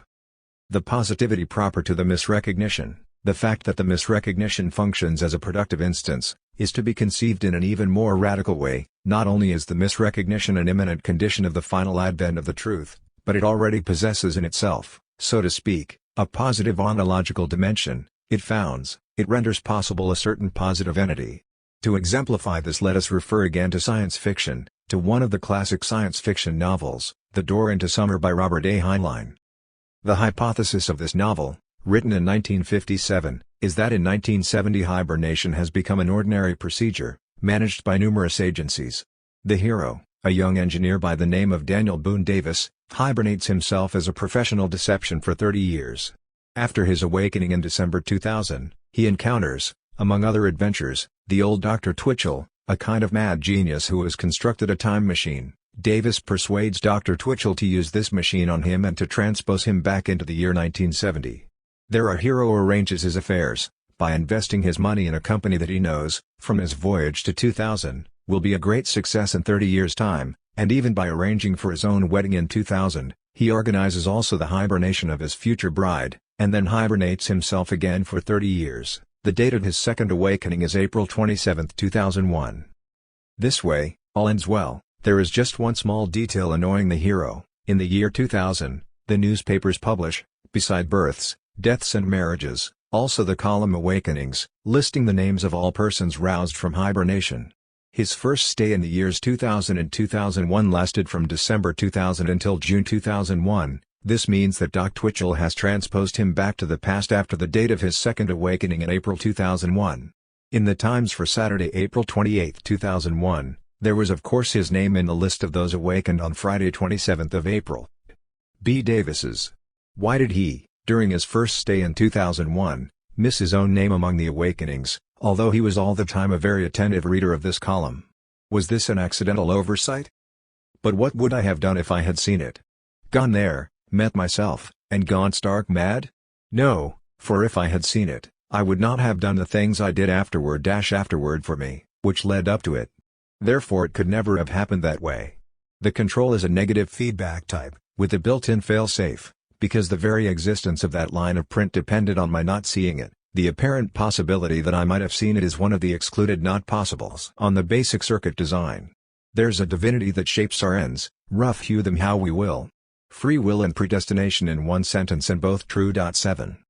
Here we have the literal definition of the agency of the letter in the unconscious, the line the very existence of, which, depended on my not seeing it. If, during his first stay in 2001, the subject had perceived his own name in the newspaper, if he had perceived during his first stay the trace of his second stay in 2001, he would have acted thereupon in a different manner, he would not have traveled back into the past, and so on, that is, he would have acted in a way that would have prevented his name from appearing in the newspaper. The oversight itself therefore has, so to speak, a negative ontological dimension. It is the condition of the possibility of the letter that it must be overlooked, that we must not take notice of it, its very existence depends on its not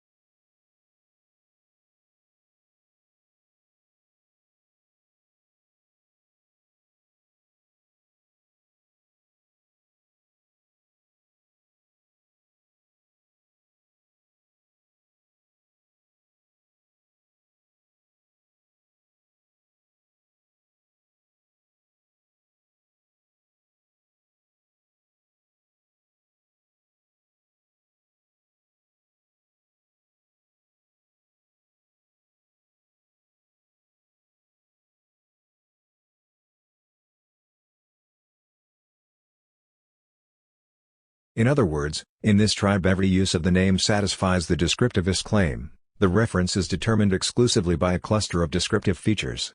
Searle knows, of course, that such a tribe never existed. His point is only that the way naming functions in this tribe is logically primordial, that all the counterexamples used by anti-descriptivists are logically secondary, they are parasitic, they imply prior descriptivist functioning. When all we know about somebody is that his name is Smith, when the only intentional content of Smith is the person others refer to as Smith. Such a condition logically presupposes the existence of at least one other subject who knows a lot more about Smith, to whom the name Smith is connected with a whole cluster of descriptive features, an old fat gentleman giving a course on the history of pornography. In other words, the case offered by anti-descriptivism is normal. The transmission of the reference through an external causal chain is only an external description, a description leaving out of consideration the intentional content of a functioning which is parasitic, that is, logically secondary. To refute Searle, we have to demonstrate that his primitive tribe, in which language functions exclusively in a descriptive way, is not only empirically but also logically impossible. The Derridean procedure would, of course, be to show how the parasitic use always corrodes, and has from the very start corroded, the purely descriptive functioning, how Searle's myth of a primitive tribe presents just another version of a totally transparent community in which referring is not blurred by any absence, by any lack. The Lacanian approach would emphasize another feature: there is simply something missing in Searle's description of his tribe. If we are really concerned with language in a strict sense, with language as a social network in which meaning exists only insofar as it is intersubjectively recognized, with language which, by definition, cannot be private, then it must be part of the meaning of each name that it refers to a certain object because this is its name, because others use this name to designate the object in question. Every name, insofar as it is part of common language, implies this self-referential, circular moment. Others, of course, cannot be reduced to empirical others, they rather point to the Lacanian big other, to the symbolic order itself. Here we encounter the dogmatic stupidity proper to a signifier as such, the stupidity which assumes the shape of a tautology. A name refers to an object because this object is called that. This impersonal form, it is called, announces the dimension of the big other beyond other subjects. The example evoked by Searle is an epitome of parasitism, the example of speakers who know nothing about the object of which they are speaking and whose only intentional content might be that they are using the name to refer to what others are using it to refer to. '5 indicates, on the contrary, a necessary constituent of every normal use of names in language as a social bond, and this tautological constituent is the Lacanian master signifier, the signifier without signified. The ironic part of it is that this lack is actually inscribed in Searle's description in the form of a prohibition. There is a strict taboo in this tribe against speaking of the dead. Searle's mythical tribe is thus a tribe of psychotics which, because of the taboo concerning names of dead persons, forecloses the function of the name of the father, that is to say, prevents the transformation of the dead father into the rule of his name. If, consequently, Searle's descriptivism misses the dimension of the big other, anti-descriptivism, at least in its predominant version, misses the small other, the dimension of the object as real in the Lacanian sense, the distinction real/reality. This is why it looks for that X, for the feature guaranteeing the identity of a reference through all changes of its descriptive properties, in the reality itself. This is why it must invent its own myth, a kind of counterpoint to Searle's primitive tribe, Donnellan's myth of an omniscient observer of history. Donnellan has constructed the following ingenious counterfactual example. Suppose that all that a certain speaker knows or thinks he knows about Thales is that he is the Greek philosopher who said that all is water. But suppose there never was a Greek philosopher who said such a thing. Suppose that Aristotle and Herodotus were referring to a well-digger who said, "I wish all were water so I wouldn't have to dig these damned wells." In such a case, when the speaker uses the name Thales he is referring to that well-digger. Furthermore, suppose there was a hermit who never had any dealings with anyone, who actually held that all was water.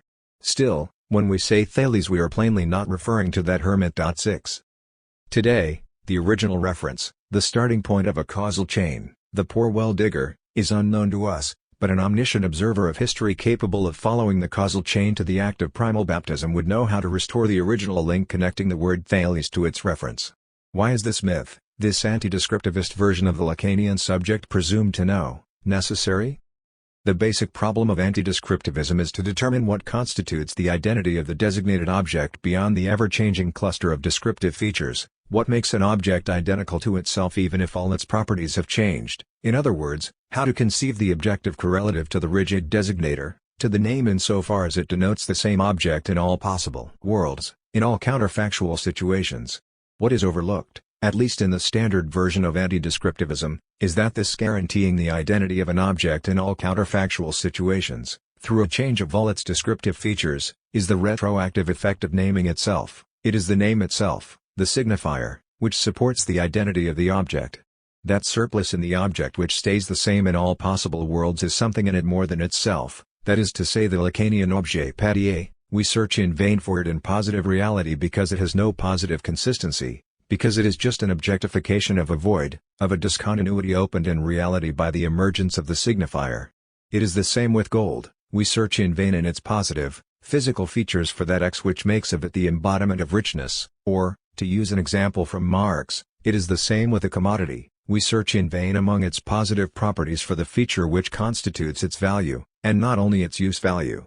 What is missed by the anti-descriptivist idea of an external causal chain of communication through which reference is transmitted is therefore the radical contingency of naming, the fact that naming itself retroactively constitutes its reference. Naming is necessary, but it is, so to speak, necessary afterwards, retroactively, once we are already in it. The role of the myth of the omniscient observer of history therefore corresponds exactly to that of Searle's myth of the primitive tribe. In both cases its function is to limit, to restrain the radical contingency of naming, to construct an agency guaranteeing its necessity. In the first instance, the reference is guaranteed by the intentional content immanent to the name. In the second, it is guaranteed by the causal chain which brings us to the primal baptism linking the word to the object. If, in this dispute between descriptivism and anti-descriptivism, the truth lies, for all that, in anti-descriptivism, it is because anti-descriptivism's error is of another kind. In its myth, anti-descriptivism blinds itself to its own result, to what it has produced without knowing it. The main achievement of anti-descriptivism is to enable us to conceive objet A as the real impossible correlative of the rigid designator dash, that is, of the point to capiton as pure signifier. Rigid designator and objet A. If we maintain that the point to capiton is a nodal point, a kind of knot of meanings, this does not imply that it is simply the richest word, the word in which is condensed all the richness of meaning of the field it quilts. The point to capiton is rather the word which, as a word, on the level of the signifier itself, unifies a given field, constitutes its identity. It is, so to speak, the word to which things themselves refer to recognize themselves in their unity. Let us take the case of the famous advertisement for Marlboro, the picture of the bronzed cowboy, the wide prairie plains, and so on. All this connotes, of course, a certain image of America, the land of hard, honest people, of limitless horizons. But the effect of quilting occurs only when a certain inversion takes place. It does not occur until real Americans start to identify themselves, in their ideological self-experience, with the image created by the Marlboro advertisement, until America itself is experienced as Marlboro country. It is the same for all so-called mass media symbols of America. Coca-Cola, for example. The point is not that Coca-Cola connotes a certain ideological experience vision of America, the freshness of its sharp, cold taste, and so on. The point is that this vision of America itself achieves its identity by identifying itself with the signifier Coke-America. This is Coke. Could be the wording of an imbecile publicity device. The crucial point to grasp is that this device-America, the ideological vision of a land in all its diversity, this is Coke, this signifier. Dash could not be inverted as Coke, this signifier, this means, America. The only possible answer to the question what is Coke? Is already given in the advertisements. It is the impersonal it, Coke, this is it, dash the real thing, the unattainable X, the object cause of desire. Precisely because of this surplus X, the operation of quilting is not circular symmetrical. We cannot say that we gain nothing from it because Coke first connotes the spirit of America, and this spirit of America, the cluster of features supposed to express it, is then condensed in Coke as its signifier, its signifying representative. What we gain from this simple inversion is precisely the surplus X, the object cause of desire, that unattainable something which is in Coke more than Coke and which, according to the Lacanian formula, could suddenly change into excrement, into undrinkable mud. It is enough for Coke to be served warm and stale. The logic of this inversion producing a surplus could be made clear apropos of anti-Semitism. At first, Jew appears as a signifier connoting a cluster of supposedly effective properties, intriguing spirit, greedy for gain, and so on, but this is not yet anti-Semitism proper. To achieve that, we must invert the relation and say, they are like that, greedy, intriguing, because they are Jews. This inversion seems at first sight purely tautological. We could retort, of course it is so, because Jewish means precisely greedy, intriguing, dirty, but this appearance of tautology is false. Jew and because they are Jews does not connote a series of effective properties, it refers again to that unattainable X, to what is in Jew more than Jew and what Nazism tried so desperately to seize, measure, change into a positive property enabling us to identify Jews in an objective scientific way. The rigid designator aims, then, at that impossible real kernel, at what is in an object more than the object, at this surplus produced by the signifying operation. And the crucial point to grasp is the connection between the radical contingency of naming and the logic of emergence of the rigid designator through which a given object achieves its identity. The radical contingency of naming implies an irreducible gap between the real and modes of its symbolization. A certain historical constellation can be symbolized in different ways, the real itself contains no necessary mode of its symbolization. Let us take the defeat of France in 1940. The key to Pétain's success was that his symbolization of the trauma of defeat. The defeat is a result of a long degenerated tradition of democracy and Jewish anti-social influence. As such, it has a sobering effect in offering France a new chance to build its social body on new, corporatist, organic foundations, prevailed.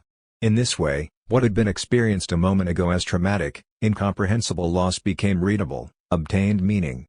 But the point is that this symbolization was not inscribed in the real itself. Never do we reach the point at which the circumstances themselves begin to speak, the point at which language starts to function immediately as language of the real. The predominance of Pétain's symbolization was a result of a struggle for ideological hegemony. It is because the real itself offers no support for a direct symbolization of it, because every symbolization is in the last resort contingent, that the only way the experience of a given historic reality can achieve its unity is through the agency of a signifier, through reference to a pure signifier. It is not the real object which guarantees as the point of reference the unity and identity of a certain ideological experience. On the contrary, it is the reference to a pure signifier which gives unity and identity to our experience of historical reality itself. Historical reality is of course always symbolized. The way we experience it is always mediated through different modes of symbolization. All Lacan adds to this phenomenological common wisdom is the fact that the unity of a given experience of meaning, itself the horizon of an ideological field of meaning, is supported by some pure, meaningless signifier without the signified. The ideological anamorphosis. We can now see how the Kripkean theory of rigid designator of a certain pure signifier which designates, and at the same time constitutes, the identity of a given object beyond the variable cluster of its descriptive properties, offers a conceptual apparatus enabling us to conceive precisely the status of Laclau's anti-essentialism. Let us take, for example, notions like democracy, socialism, Marxism. The essentialist illusion consists in the belief that it is possible to determine a definite cluster of features, of positive properties, however minimal, which defines the permanent essence of democracy. In similar terms, every phenomenon which pretends to be classified as democratic should fulfill the condition of possessing this cluster of features. In contrast to this essentialist illusion, Laclau's anti-essentialism compels us to conclude that it is impossible to define any such essence, any cluster of positive properties which would remain the same in all possible worlds in all counterfactual situations. In the last resort, the only way to define democracy is to say that it contains all political movements and organizations which legitimize, designate themselves as democratic. The only way to define Marxism is to say that this term designates all movements and theories which legitimize themselves through reference to Marx, and so on. In other words, the only possible definition of an object and its identity is that this is the object which is always designated by the same signifier, tied to the same signifier. It is the signifier which constitutes the kernel of the object's identity. Let us return again to democracy. Is there, on the level of positive, descriptive features, really anything in common between the liberal individualist notion of democracy and the real socialist theory, according to which the basic feature of real democracy is the leading role of the party representing the true interests of the people and thus assuring their effective rule? Here we should not be misled by the obvious but false solution that the real socialist notion of democracy is simply wrong, degenerated, a kind of perverse travesty of true democracy. In the final analysis, democracy is defined not by the positive content of this notion, it's signified, but only by its positional relational identity, by its opposition, its differential relation to non-democratic whereas the concrete content can vary in the extreme, to mutual exclusion. For real socialist Marxists, the term democratic designates the very phenomena which, for a traditional liberalist, are the embodiment of anti-democratic totalitarianism. This then is the fundamental paradox of the point decapiton, the rigid designator, which totalizes an ideology by bringing to a halt the metonymic sliding of its signified, is not a point of supreme density of meaning, a kind of guarantee which, by being itself accepted from the differential interplay of elements, would serve as a stable and fixed point of reference. On the contrary, it is the element which represents the agency of the signifier within the field of the signified. In itself it is nothing but a pure difference, its role is purely structural, its nature is purely performative, its signification coincides with its own active enunciation. In short, it is a signifier without the signified. The crucial step in the analysis of an ideological edifice is thus to detect, behind the dazzling splendor of the element which holds it together, God, country, party, class, this self-referential, tautological, performative operation. A Jew, for example, is in the last resort one who is stigmatized with the signifier Jew. All the phantasmic richness of the traits supposed to characterize Jews, avidity, the spirit of intrigue, and so on, is here to conceal not the fact that Jews are really not like that, not the empirical reality of Jews, but the fact that in the anti-Semitic construction of a Jew, we are concerned with a purely structural function. The properly ideological dimension is therefore the effect of a certain error of perspective, the element which represents within the field of meaning, the agency of pure signifier. The element through which the signifier's nonsense erupts in the midst of meaning, is perceived as a point of extreme saturation of meaning, as the point which gives meaning to all the others and thus totalizes the field of ideological meaning. The element which represents, in the structure of the utterance, the immanence of its own process of enunciation is experienced as a kind of transcendent guarantee, the element which only holds the place of a certain lack, which is in its bodily presence nothing but an embodiment of a certain lack, is perceived as a point of supreme plenitude. In short, pure difference is perceived as identity exempted from the relational differential interplay and guaranteeing its homogeneity. We could denote this error of perspective as ideological anamorphosis. Lacan often refers to Holbein's ambassadors. If we look at what appears from the frontal view as an extended, erected meaningless spot, from the right perspective we notice the contours of a skull. The criticism of ideology must perform a somewhat homological operation. If we look at the element which holds together the ideological edifice, at this phallic, erected guarantee of meaning, from the right, or, more precisely, politically speaking, left, perspective, we are able to recognize in it the embodiment of a lack, of a chasm of nonsense gaping in the midst of ideological meaning. Identification. Lower level of the graph of desire. Retroactivity of meaning. Now, having clarified the way the point decapiton functions as rigid designator dash as the signifier maintaining its identity through all variations of its signified, we have reached the real problem: does this totalizing of a given ideological field through the operation of quilting, which fixes its meaning, result in the absence of remnants? Does it abolish the endless floating of signifiers without residue? If not, how do we conceive the dimension which escapes it? The answer is obtained by the Lacanian graph of desire. 7. Lacan articulated this graph in 4 successive forms. In explaining it we should not limit ourselves to the last, complete form, because the succession of the 4 forms cannot be reduced to a linear gradual completion. It implies the retroactive changing of preceding forms. For example, the last, complete form, containing the articulation of the upper level of the graph, the vector from $O to S. D. 8 can be grasped only if we read it as an elaboration of the question Slavoj, marked by the preceding form. If we forget that this upper level is nothing but an articulation of the inner structure of a question emanating from the other to which the subject is confronted beyond symbolic identification, we necessarily miss its point. Let us then begin with the first form, with the elementary cell of desire. See graph I above. What we have here is simply the graphic presentation of the relation between signifier and signified. As is well known, Saussure visualized this relation as 2 parallel undulating lines or 2 surfaces of the same sheet. The linear progression of the signified runs parallel to the linear articulation of the signifier. Lacan structures this double movement quite differently: some mythical, pre-symbolic intention, marked, quilts the signifiers as chain, the series of the signifier marked by the vector S. The product of this quilting, what comes out on the other side after the mythical, real, intention goes through the signifier and steps out of it, is the subject marked by the matheme dollar, the divided, split subject, and at the same time the effaced signifier, the lack of signifier, the void, an empty space in the signifiers' network. This minimal articulation already attests to the fact that we are dealing with the process of interpolation of individuals, this pre-symbolic, mythical entity, with Althusser, too, The individual which is interpolated into subject is not conceptually defined, it is simply a hypothetical X which must be presupposed into subjects.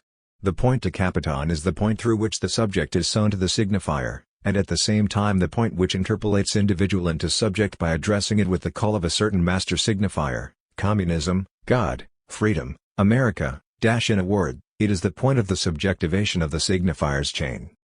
A crucial feature at this elementary level of the graph is the fact that the vector of the subjective intention quilts the vector of the signifier's chain backwards, in a retroactive direction. It steps out of the chain at a point preceding the point at which it has pierced it. Lacan's emphasis is precisely on this retroactive character of the effective signification with respect to the signifier, on this staying behind of the signified with respect to the progression of the signifier's chain. The effective meaning is always produced backwards, après coup. Signifiers which are still in a floating state, whose signification is not yet fixed, follow one another. Then, at a certain point, precisely the point at which the intention pierces the signifier's chain, traverses it, some signifier fixes retroactively the meaning of the chain, sews the meaning to the signifier, halts the sliding of the meaning. To grasp this fully, we have only to remember the above-mentioned example of ideological quilting. In the ideological space float signifiers like freedom, state, justice, peace, and then their chain is supplemented with some master signifier, communism, which retroactively determines their communist meaning. Freedom is effective only through surmounting bourgeois formal freedom, which is merely a form of slavery. The state is the means by which the ruling class guarantees the conditions of its rule. Market exchange cannot be just and equitable because the very form of equivalent exchange between labor and capital implies exploitation. War is inherent to class society as such, only the socialist revolution can bring about lasting peace, and so forth.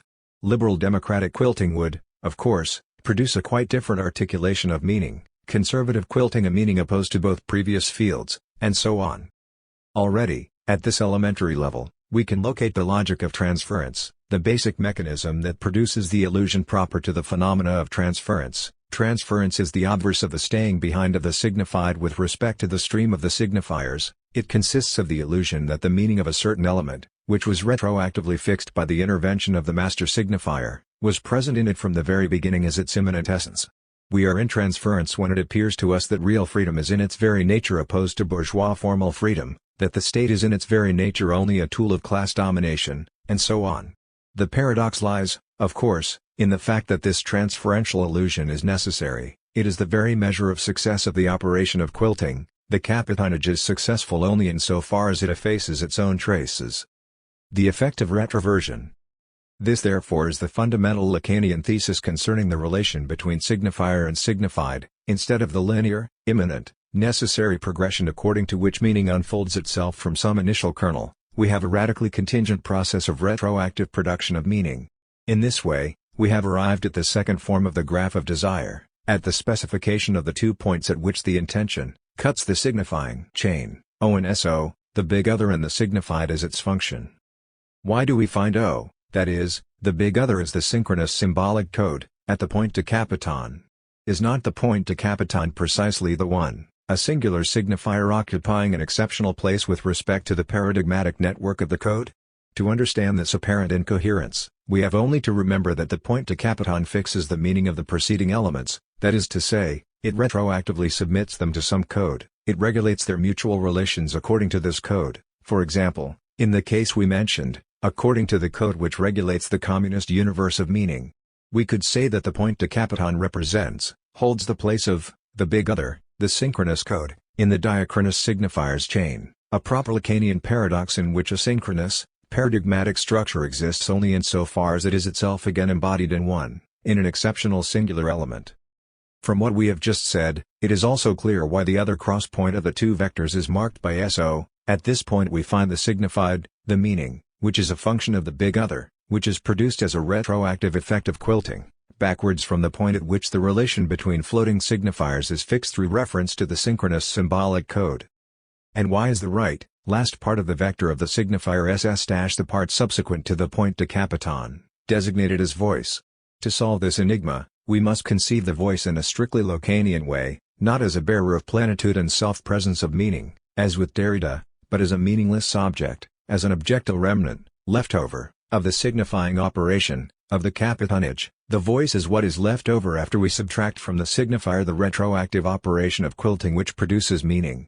The clearest concrete embodiment of the subjectal status of the voice is the hypnotic voice. When the same word is repeated to us indefinitely we become disorientated, the word loses the last traces of its meaning, all that is left is its inert presence exerting a kind of somniferous hypnotic power. This is the voice as object, as the objecta left over of the signifying operation.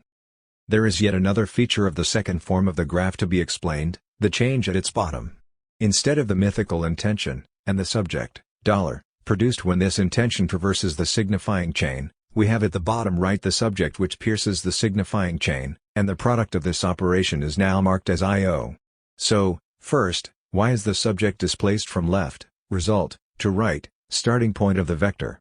Lacan himself points out that we are dealing here with the effect of retroversion with the transferential illusion according to which the subject becomes at every stage what it already was. A retroactive effect is experienced as something which was already there from the beginning. Second point, why have we now at the bottom left, as the result of the subject's vector, IO? Here we have finally arrived at identification. IO stands for symbolic identification, for the identification of the subject with some signifying feature, trait, in the big other, in the symbolic order. This feature is the one which, according to the Lacanian definition of the signifier, represents the subject for another signifier. It assumes concrete, recognizable shape in a name or in a mandate that the subject takes upon himself and or that is bestowed on him. This symbolic identification is to be distinguished from imaginary identification marked by a new level inserted between the vector of the signifier, SS, and the symbolic identification, the axis connecting imaginary ego, E, and its imaginary other, IO. To achieve self-identity, the subject must identify himself with the imaginary other, he must alienate himself, put his identity outside himself, so to speak, into the image of his double.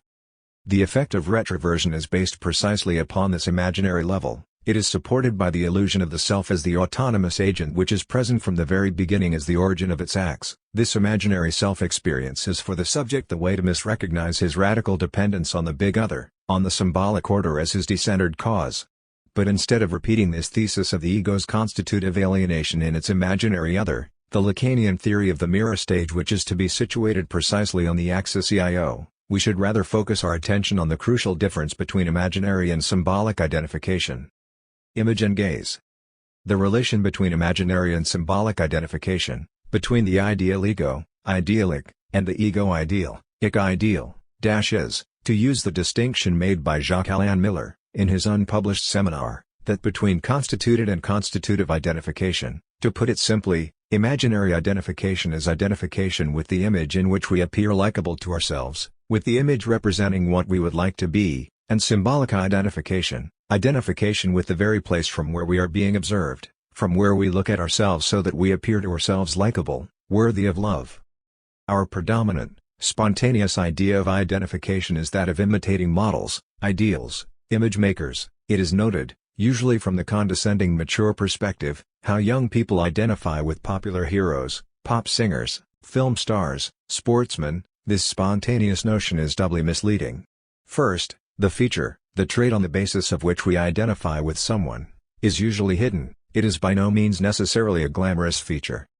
Neglecting this paradox can lead to serious political miscalculations. Let us mention only the 1986 Austrian presidential campaign, with the controversial figure of Waldheim at its center.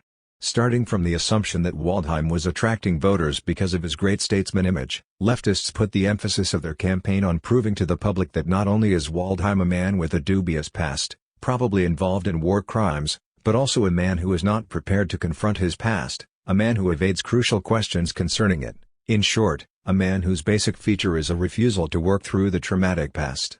What they overlooked was that it was precisely this feature with which the majority of centrist voters identified. Post-war Austria is a country whose very existence is based on a refusal to work through its traumatic Nazi past. Proving that Waldheim was evading confrontation with his past emphasized the exact trait of identification of the majority of voters. The theoretical lesson to be learned from this is that the trait of identification can also be a certain failure, weakness, guilt of the other, so that by pointing out the failure we can unwittingly reinforce the identification.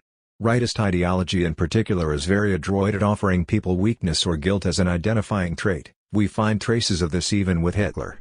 In his public appearances, People specifically identified themselves with what were hysterical outbursts of impotent rage, that is, they recognized themselves in this hysterical acting out.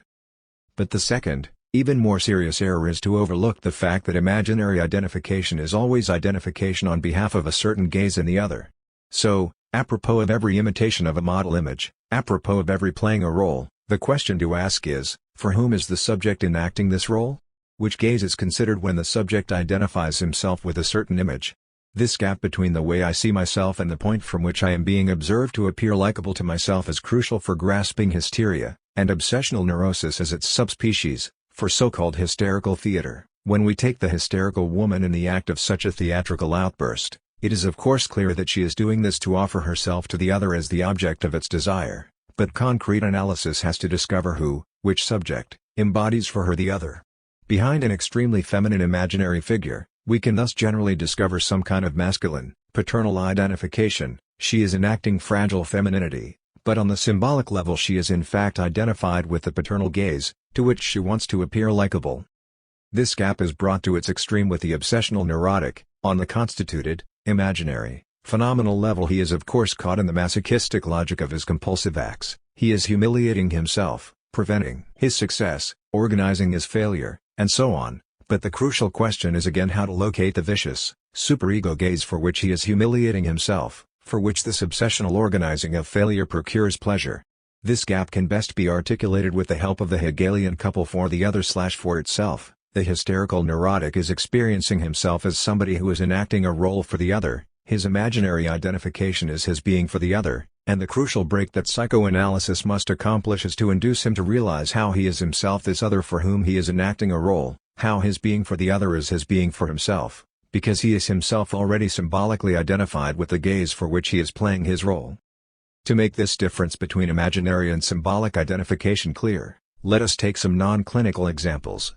In his piercing analysis of Chaplin, Eisenstein exposed as a crucial feature of his burlesques a vicious, sadistic, humiliating attitude towards children. In Chaplin's films, children are not treated with the usual sweetness, they are teased, mocked, laughed at for their failures, food is scattered for them as if they were chickens, and so on. The question to ask here, however, is from which point must we look at children so that they appear to us as objects of teasing and mocking, not gentle creatures needing protection? The answer, of course, is the gaze of the children themselves. Only children themselves treat their fellows this way. Sadistic distance towards children thus implies the symbolic identification with the gaze of the children themselves.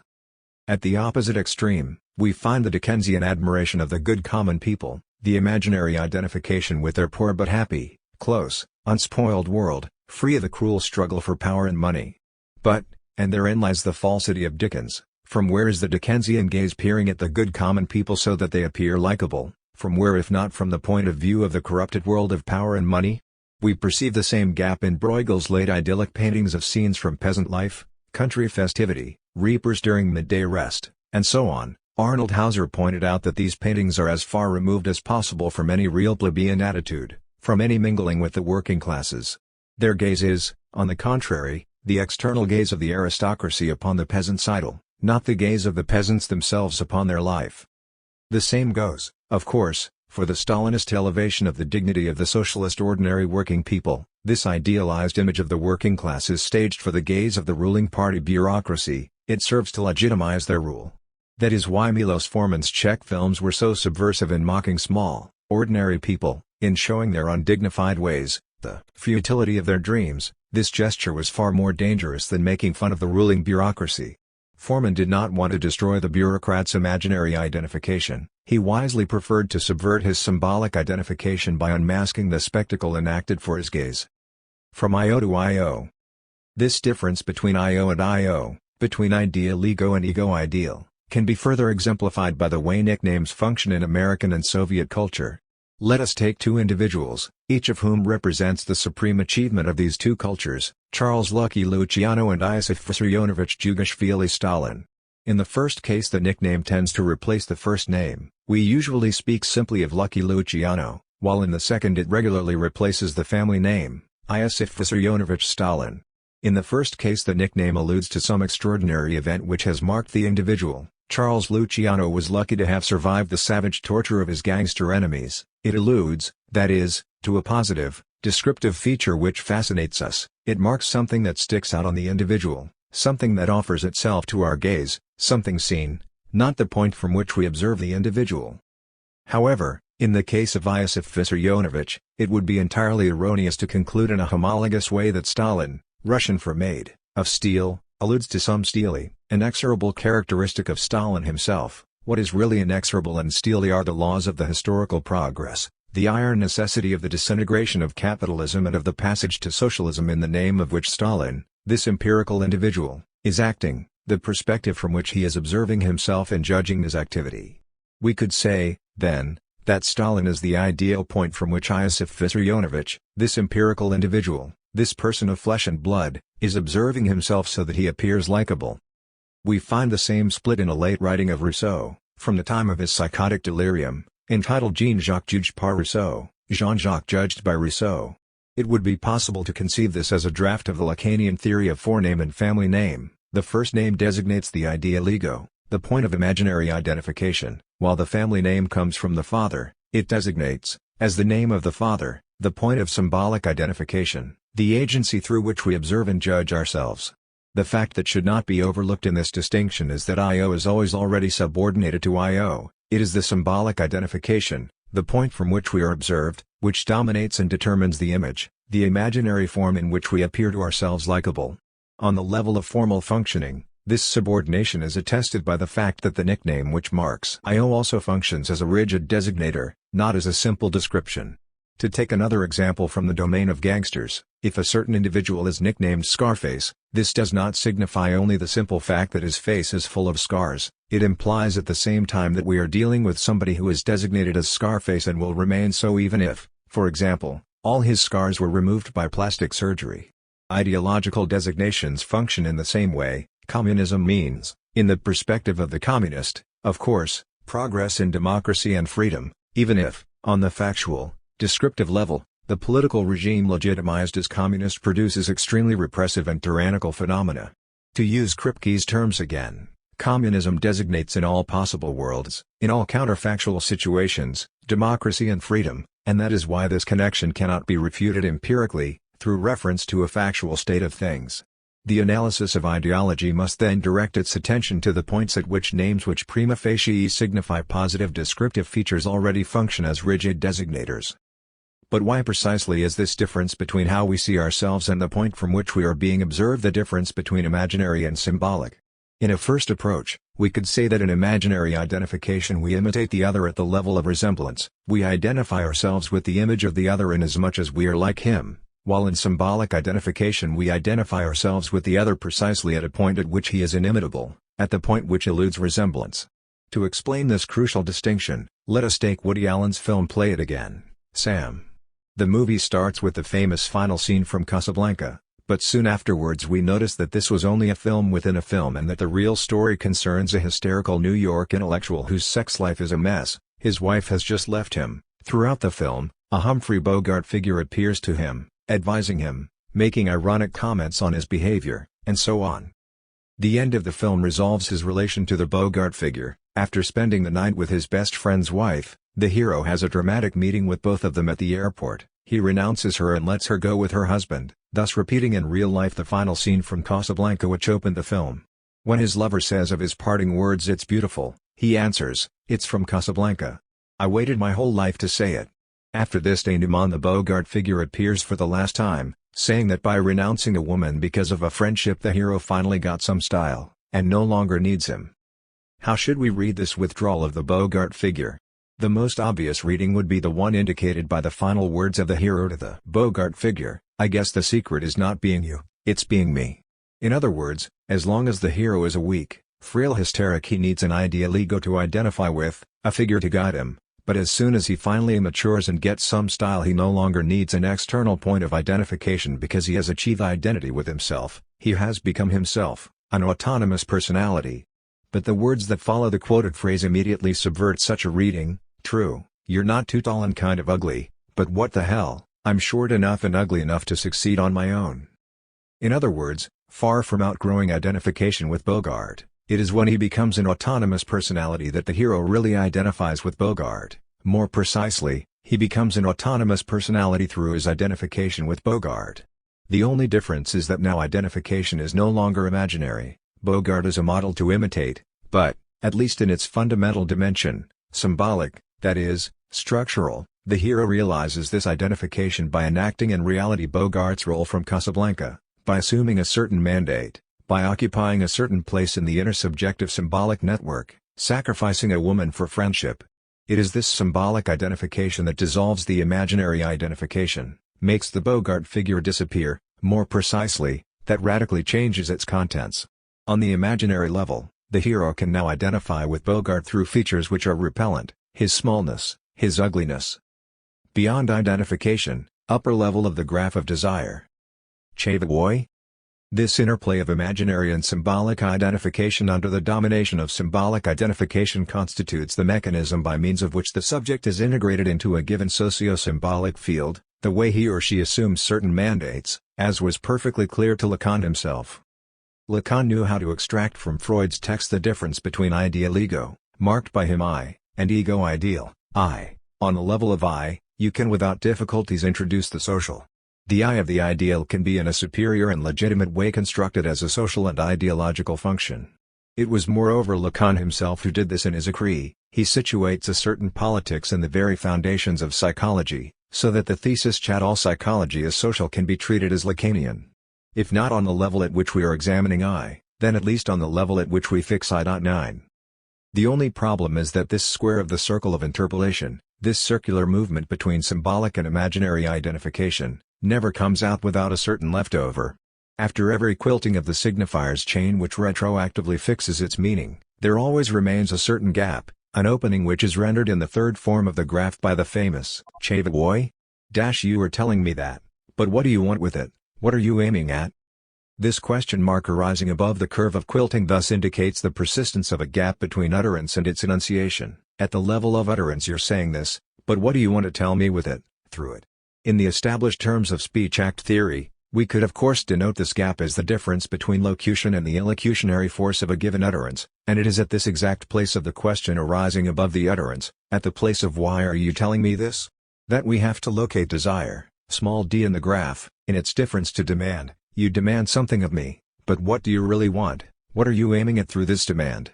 This split between demand and desire is what defines the position of the hysterical subject. According to the classic Lacanian formula, the logic of the hysterical demand is I'm demanding this of you, but what I'm really demanding of you is to refute my demand because this is not it.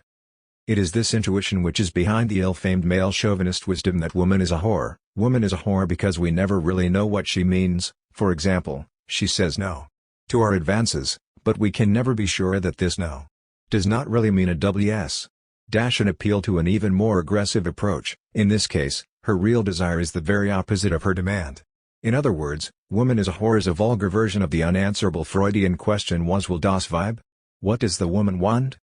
The same intuition is probably at work behind another common wisdom, which tells us that politics is also a whore. It is not simply that the domain of politics is corrupted, treacherous, and so on. The point is rather that every political demand is always caught in a dialectics in which it aims at something other than its literal meaning. For example, it can function as a provocation intending to be refused, in which case the best way to frustrate it is to comply with it, to consent to it without reservation. As is well known, this was Lacan's reproach to the students' revolt of 1968, that is was basically a hysterical rebellion asking for a new master. This Slavoj is perhaps best illustrated by the starting point of Hitchcock's film North by Northwest. To lead the Russian agents off the right track, the CIA invents a non-existent agent named George Kaplan.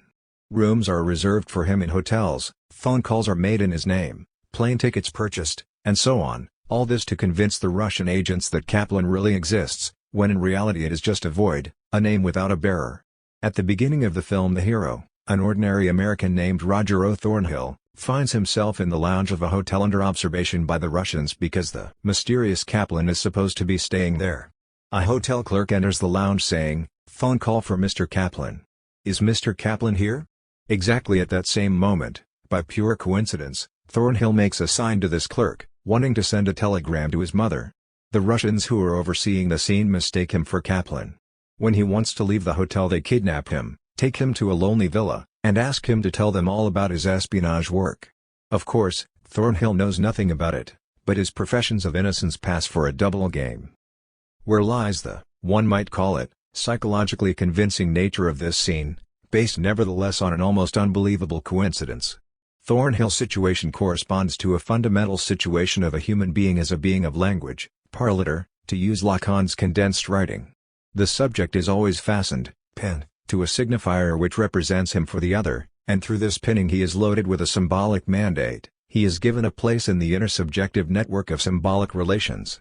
The point is that this mandate is ultimately always arbitrary. Since its nature is performative, it cannot be accounted for by reference to the real properties and capacities of the subject.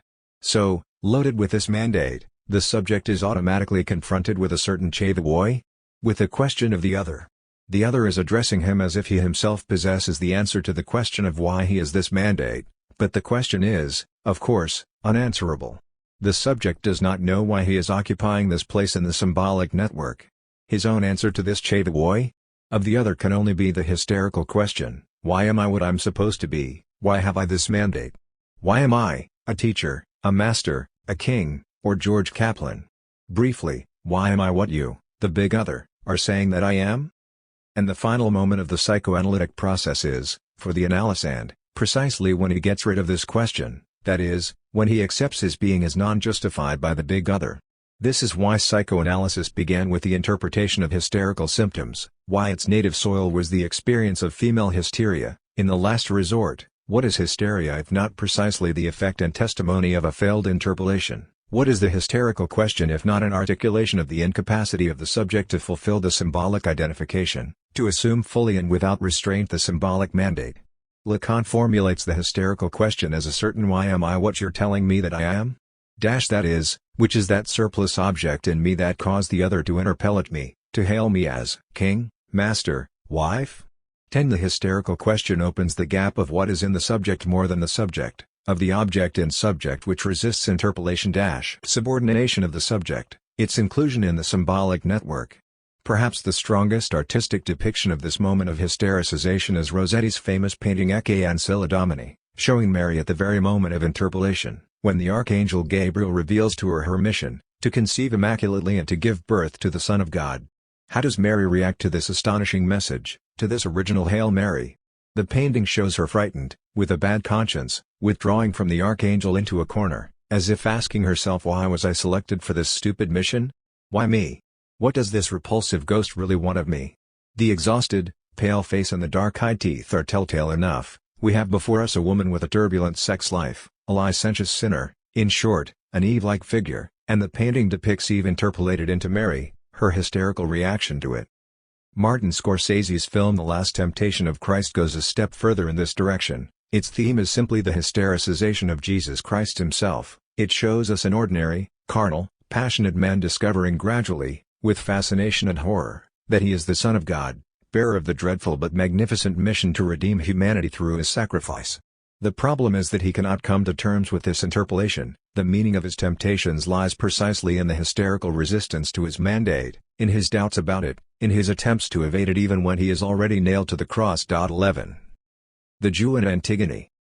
We come across this chevioi everywhere in the political domain, including the 1988 American election struggle in which, after Jesse Jackson's first successes, the press started to ask, what does Jackson really want? Overtones of racism were easy to detect in this question, because it was never raised about other candidates. The conclusion that we are here dealing with racism is further confirmed by the fact that this chevioi erupts most violently in the purest, so to say distilled, form of racism, in antisemitism. In the anti-Semitic perspective, the Jew is precisely a person about whom it is never clear what he really wants. That is, his actions are always suspected of being guided by some hidden motives, the Jewish conspiracy, world domination and the moral corruption of Gentiles, and so on. The case of antisemitism also illustrates perfectly why Lacan put, at the end of the curve designating the question chevioi, the formula of fantasy, fantasy is an answer to this chevioi. It is an attempt to fill out the gap of the question with an answer. In the case of antisemitism, the answer to what does the Jew want? Is a fantasy of Jewish conspiracy, a mysterious power of Jews to manipulate events, to pull the strings behind the scenes. The crucial point that must be made here on a theoretical level is that fantasy functions as a construction, as an imaginary scenario filling out the void, the opening of the desire of the other, by giving us a definite answer to the question, what does the other want? It enables us to evade the unbearable deadlock in which the other wants something from us, but we are at the same time incapable of translating this desire of the other into a positive interpolation, into a mandate with which to identify. Now we can also understand why it has been the Jews who have been chosen as the object of racism par excellence. Is not the Jewish God the purest embodiment of this chavoi? Of the desire of the other and its terrifying abyss, with the formal prohibition on making an image of God on filling out the gap of the other's desire with a positive fantasy scenario? Even when, as in the case of Abraham, this God pronounces a concrete demand, ordering Abraham to slaughter his own son, it remains quite open what he really wants from it. To say that with this horrible act Abraham must attest to his infinite trust and devotion to God is already an inadmissible simplification. The basic position of a Jewish believer is, then, that of Job, not so much lamentation as incomprehension, perplexity, even horror at what the other, God, wants with the series of calamities that are being inflicted upon him. This horrified perplexity marks the initial, founding relationship of the Jewish believer to God, the pact that God concluded with the Jewish people.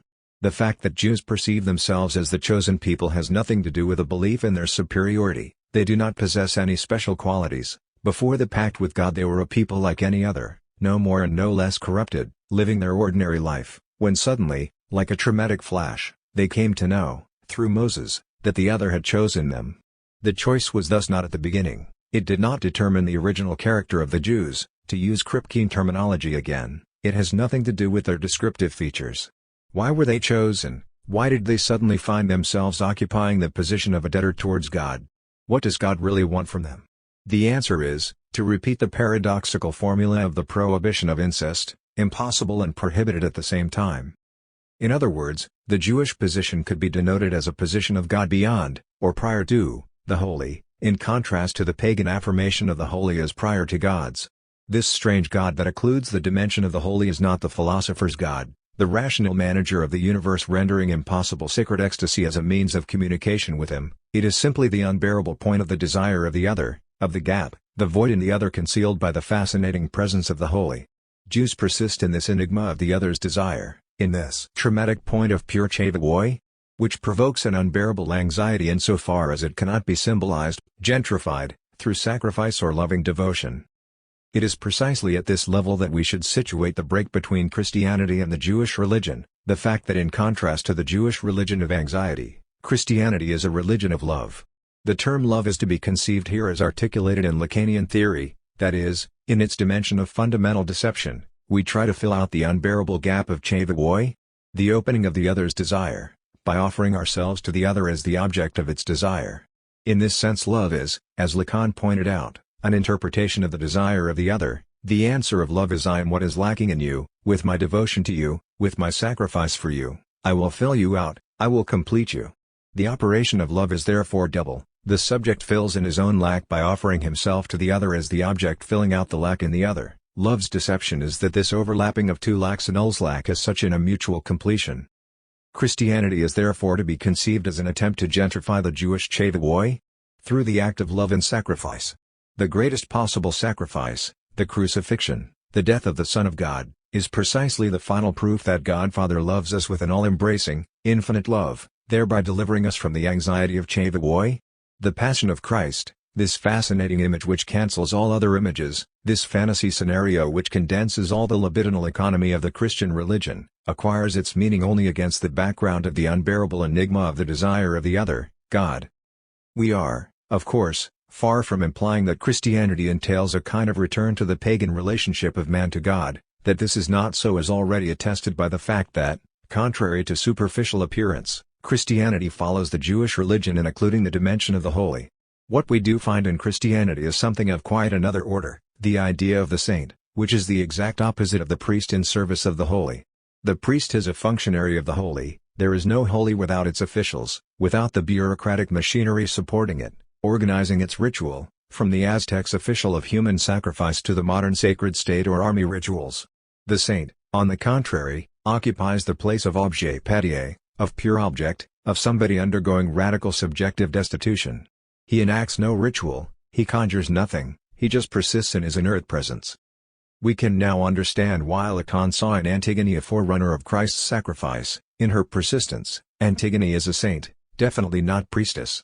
This is why we must oppose all attempts to domesticate her, to tame her by concealing the frightening strangeness, inhumanity, apathetic character of her figure, making of her a gentle protectress of family and household who evokes our compassion and offers herself as a point of identification. In Sophocles' Antigone, the figure with which we can identify is her sister Ismene, kind, considerate, sensitive, prepared to give way and compromise, pathetic, human, in contrast to Antigone, who goes to the limit, who doesn't give way on her desire, Lacan, and becomes, in this persistence in the death drive, in the being towards death, frighteningly ruthless, exempted from the circle of everyday feelings and considerations, passions and fears. In other words, it is Antigone herself who necessarily evokes in us, pathetic everyday compassionate creatures, the question what does she really want? The question which precludes any identification with her. In European literature, the couple Antigone-Ismene repeats itself in de Sade's work, in the shape of the couple Juliet-Justine. Here, Justine is likewise a pathetic victim, as opposed to Juliet, this apathetic rake who also doesn't give way on her desire. Finally, why should we not locate a third version of the couple Antigone-Ismene in Margarita von Trotta's film The Times of Plum, in the couple of the RAF, Red Army Fraction, terrorist, based on the model of Gudrun Ensslin, and her pathetic compassionate sister who tries to understand her and from whose viewpoint the story is told. The Schlondorf episode in the omnibus film Germany in Autumn was based on the parallel between Antigone and Gudrun Ensslin. Three at first sight totally incompatible figures, the dignified Antigone sacrificing herself for her brother's memory, the promiscuous Juliet giving herself over to enjoyment beyond all limits, that is precisely beyond the limit at which enjoyment still gives pleasure, the fanatical ascetic Gudrun wanting to awaken the world from its everyday pleasures and routines with her terrorist acts. Lacan enables us to recognize in all three the same ethical position, that of not giving way on one's desire. That is why all three of them provoke the same chevaui? The same what do they really want? Antigone with her obstinate persistence, Juliet with her apathetic promiscuity, Gudrun with her senseless terrorist acts, all three put in question the good embodied in the state and common morals. Fantasy is a screen for the desire of the other. Fantasy appears, then, as an answer to chevaui, to the unbearable enigma of the desire of the other, of the lack in the other, but it is at the same time fantasy itself which, so to speak, provides the coordinates of our desire, which constructs the frame enabling us to desire something. The usual definition of fantasy, an imagined scenario representing the realization of desire, is therefore somewhat misleading, or at least ambiguous. In the fantasy scene the desire is not fulfilled, satisfied, but constituted, given its objects, and so on. Through fantasy, we learn how to desire. In this intermediate position lies the paradox of fantasy, it is the frame coordinating our desire, but at the same time a defense against chevaui, a screen concealing the gap, the abyss of the desire of the other. Sharpening the paradox to its utmost, to tautology, we could say that desire itself is a defense against desire, the desire structured through fantasy is a defense against the desire of the other, against this pure, trans-phantasmic desire, i.e. the death drive in its pure form. We can now see why the maxim of psychoanalytic ethics as formulated by Lacan, not to give way on one's desire, coincides with the closing moment of the psychoanalytic process, the going through the fantasy. The desire with regard to which we must not give way is not the desire supported by fantasy but the desire of the other beyond fantasy. Not to give way on desire implies a radical renunciation of all the richness of desires based upon fantasy scenarios. In the psychoanalytic process, this desire of the other assumes the form of the analyst's desire. The analysand tries at first to evade its abyss by means of transference, that is, by means of offering himself as the object of the analyst's love. The dissolution of transference takes place when the analysand renounces filling out the void, the lack in the other. We find a logic homologous to the paradox of desire as defense against desire in the Lacanian thesis that the cause is always the cause of something which goes wrong, which is amiss. The French cloche, it limps. It could be said that causality, the usual, normal linear chain of causes, is a defense against the cause with which we are concerned in psychoanalysis. This cause appears precisely where normal causality fails, breaks down. For example, when we make a slip of the tongue, when we say something other than what we intended to say, that is, when the causal chain regulating our normal speech activity breaks down, at this point that question of the cause is imposed upon us: why did it happen? The way fantasy functions can be explained through reference to Kant's critique of pure reason. The role of fantasy in the economy of desire is homologous to that of transcendental schematism in the process of knowledge. 12 In Kant, transcendental schematism is a mediator, an intermediary agency between empirical content, contingent, inner-worldly, empirical objects of experience, and the network of transcendental categories. It is the name of the mechanism through which empirical objects are included in the network of transcendental categories which determines the way we perceive and conceive them, as substances with properties, submitted to causal links, and so on. A homologous mechanism is at work with fantasy. How does an empirical, positively given object become an object of desire? How does it begin to contain some X, some unknown quality, something which is in it more than it and makes it worthy of our desire? By entering the framework of fantasy, by being included in a fantasy scene which gives consistency to the subject's desire. Let us take Hitchcock's Rear Window, the window through which James Stewart, disabled and confined to a wheelchair, gazes continually as clearly a fantasy window. His desire is fascinated by what he can see through the window.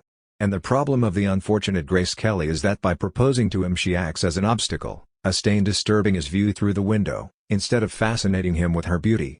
How does she succeed, finally, in becoming worthy of his desire? By literally entering the frame of his fantasy, by crossing the courtyard and appearing on the other side where he can see her through the window. When Stewart sees her in the murderer's apartment, his gaze is immediately fascinated, greedy, desirous of her. She has found her place in his fantasy space. This would be Lacan's male chauvinist lesson: man can relate to woman only insofar as she enters the frame of his fantasy. At a certain naive level, this is not unknown to the psychoanalytic doxa, which claims that every man seeks, in a woman he chooses as his sexual partner, his mother's substitute. A man falls in love with a woman when some feature of her reminds him of his mother. The only thing Lacan adds to this traditional view is to emphasize its usually overlooked negative dimension. In fantasy, mother is reduced to a limited set of symbolic features. As soon as an object too close to the mother thing, an object which is not linked with the maternal thing only through certain reduced features but is immediately attached to it, appears in the fantasy frame, the desire is suffocated in incestuous claustrophobia. Here we again encounter the paradoxical intermediate role of fantasy. It is a construction enabling us to seek maternal substitutes, but at the same time a screen shielding us from getting too close to the maternal thing, keeping us at a distance from it. This is why it would be wrong to conclude that any empirical, positively given object could take its place in the fantasy frame, thereby starting to function as an object of desire. Some objects, those which are too close to the traumatic thing, are definitely excluded from it. If, by any chance, they intrude into the fantasy space, the effect is extremely disturbing and disgusting. The fantasy loses its fascinating power and changes into a nauseating object.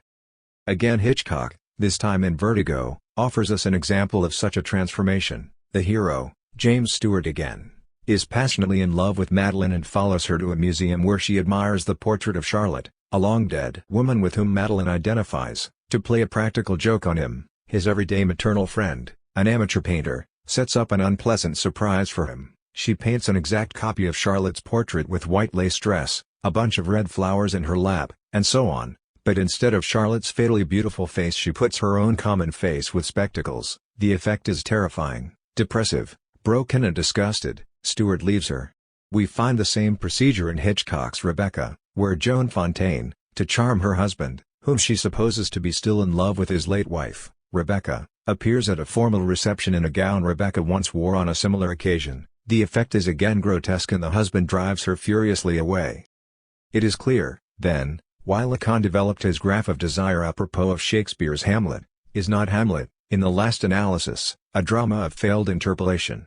At the beginning we have interpolation in its pure form. The ghost of the Father King interpolates Hamlet individual into subject, that is, Hamlet recognizes himself as the addressee of the imposed mandate or mission, to avenge his father's murder. But the father's ghost enigmatically supplements his command with the request that Hamlet should not in any way harm his mother. And what prevents Hamlet from acting, from accomplishing the imposed revenge, is precisely the confrontation with the Chavoi of the desire of the other. The key scene of the whole drama is the long dialogue between Hamlet and his mother, in which he is seized by doubt as to his mother's desire. What does she really want? What if she really enjoys her filthy, promiscuous relationship with his uncle? Hamlet is therefore hindered not by indecision as to his own desire. It is not that he doesn't know what he really wants. He knows that very clearly. He wants to avenge his father. What hinders him is doubt concerning the desire of the other, the confrontation of a certain Chavoi, which announces the abyss of some terrifying, filthy enjoyment.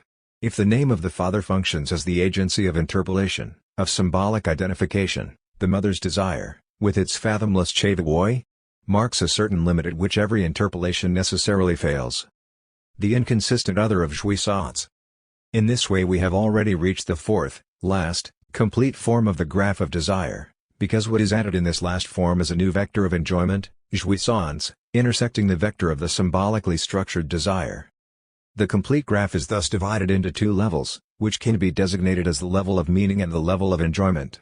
The problem of the first, lower, level is how the intersection of the signifying chain and of a mythical intention, produces the effect of meaning, with all its internal articulation, the retroactive character of meaning so far as it is the function of the big other, insofar, that is, as it is conditioned by the place of the other, the signifier's battery, S-O, the imaginary, I-O, and the symbolic, I-O, identification of the subject based on this retroactive production of meaning, and so on.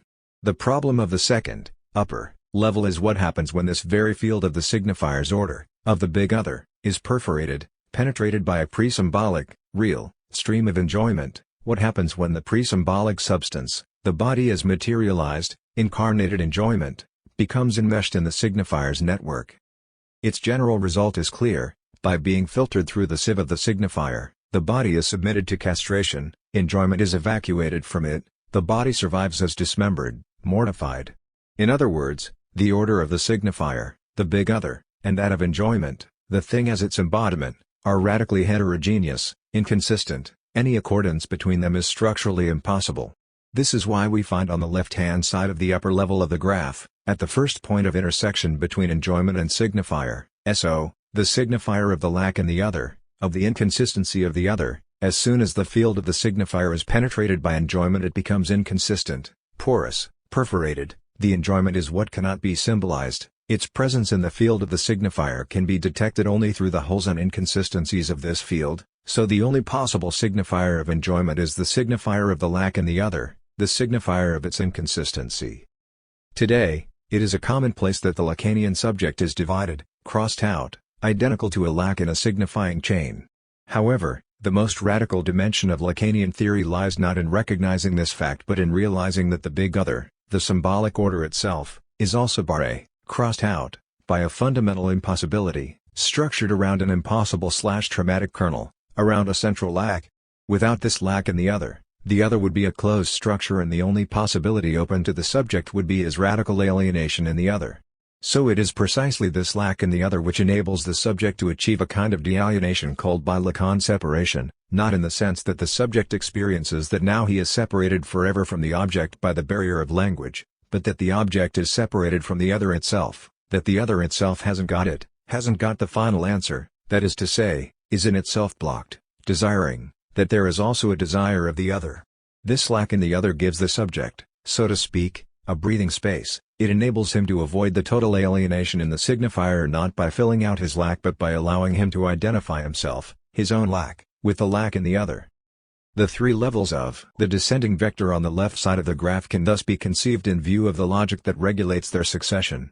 First, we have SO, the mark of the lack of the other, of the inconsistency of the symbolic order when it is penetrated by jouissance. Then S-O, the formula of fantasy. The function of fantasy is to serve as a screen concealing this inconsistency. Finally SO, the effect of the signification is dominated by fantasy. Fantasy functions as absolute signification. Lacan, it constitutes the frame through which we experience the world as consistent and meaningful, the a priori space within which the particular effects of signification take place. The last point to be clarified is why we find on the other, right-hand point of intersection between enjoyment and signifier the formula of drive, $D? We have already said that the signifier dismembers the body, that it evacuates enjoyment from the body, but this evacuation, Jacques-Alain Miller, is never fully accomplished. Scattered around the desert of the symbolic other, there are always some leftovers, oases of enjoyment, so-called erogenous zones, fragments still penetrated with enjoyment, and it is precisely these remnants to which Freudian drive is tied. It circulates, it pulses around them. These erogenous zones are designated with D, symbolic demand, because there is nothing natural, biological, in them. Which part of the body will survive the evacuation of enjoyment is determined not by physiology but by the way the body has been dissected through the signifier. as is confirmed by those hysterical symptoms in which the parts of the body from which enjoyment is normally evacuated become again eroticized, neck, nose. Perhaps we should take a risk and read $D retroactively, from Lacan's later theoretical development, as the formula of syndrome, a particular signifying formation which is immediately permeated with enjoyment, that is, the impossible junction of enjoyment with the signifier. Such a reading gives us a key to the upper level, to the upper square of the graph of desire in its opposition to the lower square, instead of imaginary identification, the relation between imaginary ego and its constitutive image, its ideal ego. We have here desire, D, supported by fantasy, $O. The function of fantasy is to fill the opening in the other, to conceal its inconsistency, as for instance the fascinating presence of some sexual scenario serving as a screen to mask the impossibility of the sexual relationship. Fantasy conceals the fact that the other, the symbolic order, is structured around some traumatic impossibility, around something which cannot be symbolized, i.e. the real of jouissance. Through fantasy, jouissance is domesticated, gentrified. So what happens with desire after we traverse fantasy? Lacan's answer, in the last pages of his Seminar 11, is drive, ultimately the death. Drive, beyond fantasy there is no yearning or any kindred sublime phenomenon, beyond fantasy we find only drive, its pulsation around the syndrome. Going through the fantasy is therefore strictly correlative to identification with the syndrome. Going through the social fantasy. In this way, we could read the whole upper, second, level of the graph as designating the dimension beyond interpolation. The impossible square of the circle of symbolic and/or imaginary identification never results in the absence of any remainder, there is always a leftover which opens the space for desire and makes the other, the symbolic order, inconsistent, with fantasy as an attempt to overcome, to conceal this inconsistency, this gap in the other. And now we can finally return to the problematics of ideology, the crucial weakness of hitherto post-structuralist essays in the theory of ideology descending from the Althusserian theory of interpolation was to limit themselves to the lower level, to the lower square of Lacan's graph of desire, to aim at grasping the efficiency of an ideology exclusively through the mechanisms of imaginary and symbolic identification. The dimension beyond interpolation which was thus left out has nothing to do with some kind of irreducible dispersion and plurality of the signifying process, with the fact that the metonymic sliding always subverts every fixation of meaning, every quilting of the floating signifiers, as it would appear in a post-structuralist perspective. Beyond interpolation is the square of desire, fantasy, lack in the other and drive pulsating around some unbearable surplus enjoyment. What does this mean for the theory of ideology? At first sight it could seem that what is pertinent in an analysis of ideology is only the way it functions as a discourse, the way the series of floating signifiers is totalized, transformed into a unified field through the intervention of certain nodal points. Briefly, the way the discursive mechanisms constitute the field of ideological meaning. In this perspective the enjoyment in signifier would be simply pre-ideological, irrelevant for ideology as a social bond. But the case of so-called totalitarianism demonstrates what applies to every ideology, to ideology as such, the last support of the ideological effect, of the way an ideological network of signifiers holds us, is the nonsensical, pre-ideological kernel of enjoyment. In ideology all is not ideology, that is, ideological meaning, but it is this very surplus which is the last support of ideology. That is why we could say that there are also two complementary procedures of the criticism of ideology. One is discursive, the symptomal reading of the ideological text bringing about the deconstruction of the spontaneous experience of its meaning, that is, demonstrating how a given ideological field is a result of a montage of heterogeneous floating signifiers, of their totalization through the intervention of certain nodal points. The other aims at extracting the kernel of enjoyment, at articulating the way in which, beyond the field of meaning but at the same time internal to it, an ideology implies, manipulates, produces a pre-ideological enjoyment structured in fantasy. To exemplify this necessity of supplementing the analysis of discourse with the logic of enjoyment we have only to look again at the special case of ideology, which is perhaps the purest incarnation of ideology as such, anti-Semitism. To put it bluntly, society doesn't exist, and the Jew is its symptom. On the level of discourse analysis, it is not difficult to articulate the network of symbolic overdetermination invested in the figure of the Jew. First, there is displacement. The basic trick of anti-Semitism is to displace social antagonism into antagonism between the sound social texture, social body, and the Jew as the force corroding it, the force of corruption. Thus it is not society itself which is impossible. Based on antagonism, the source of corruption is located in a particular entity, the Jew. This displacement is made possible by the association of Jews with financial dealings. The source of exploitation and of class antagonism is located not in the basic relation between the working and ruling classes but in the relation between the productive forces, workers, organizers of production, and the merchants who exploit the productive classes, replacing organic cooperation with class struggle. This displacement is, of course, supported by condensation. The figure of the Jew condenses opposing features associated with lower and upper classes. Jews are supposed to be dirty and intellectual, voluptuous and impotent, and so on.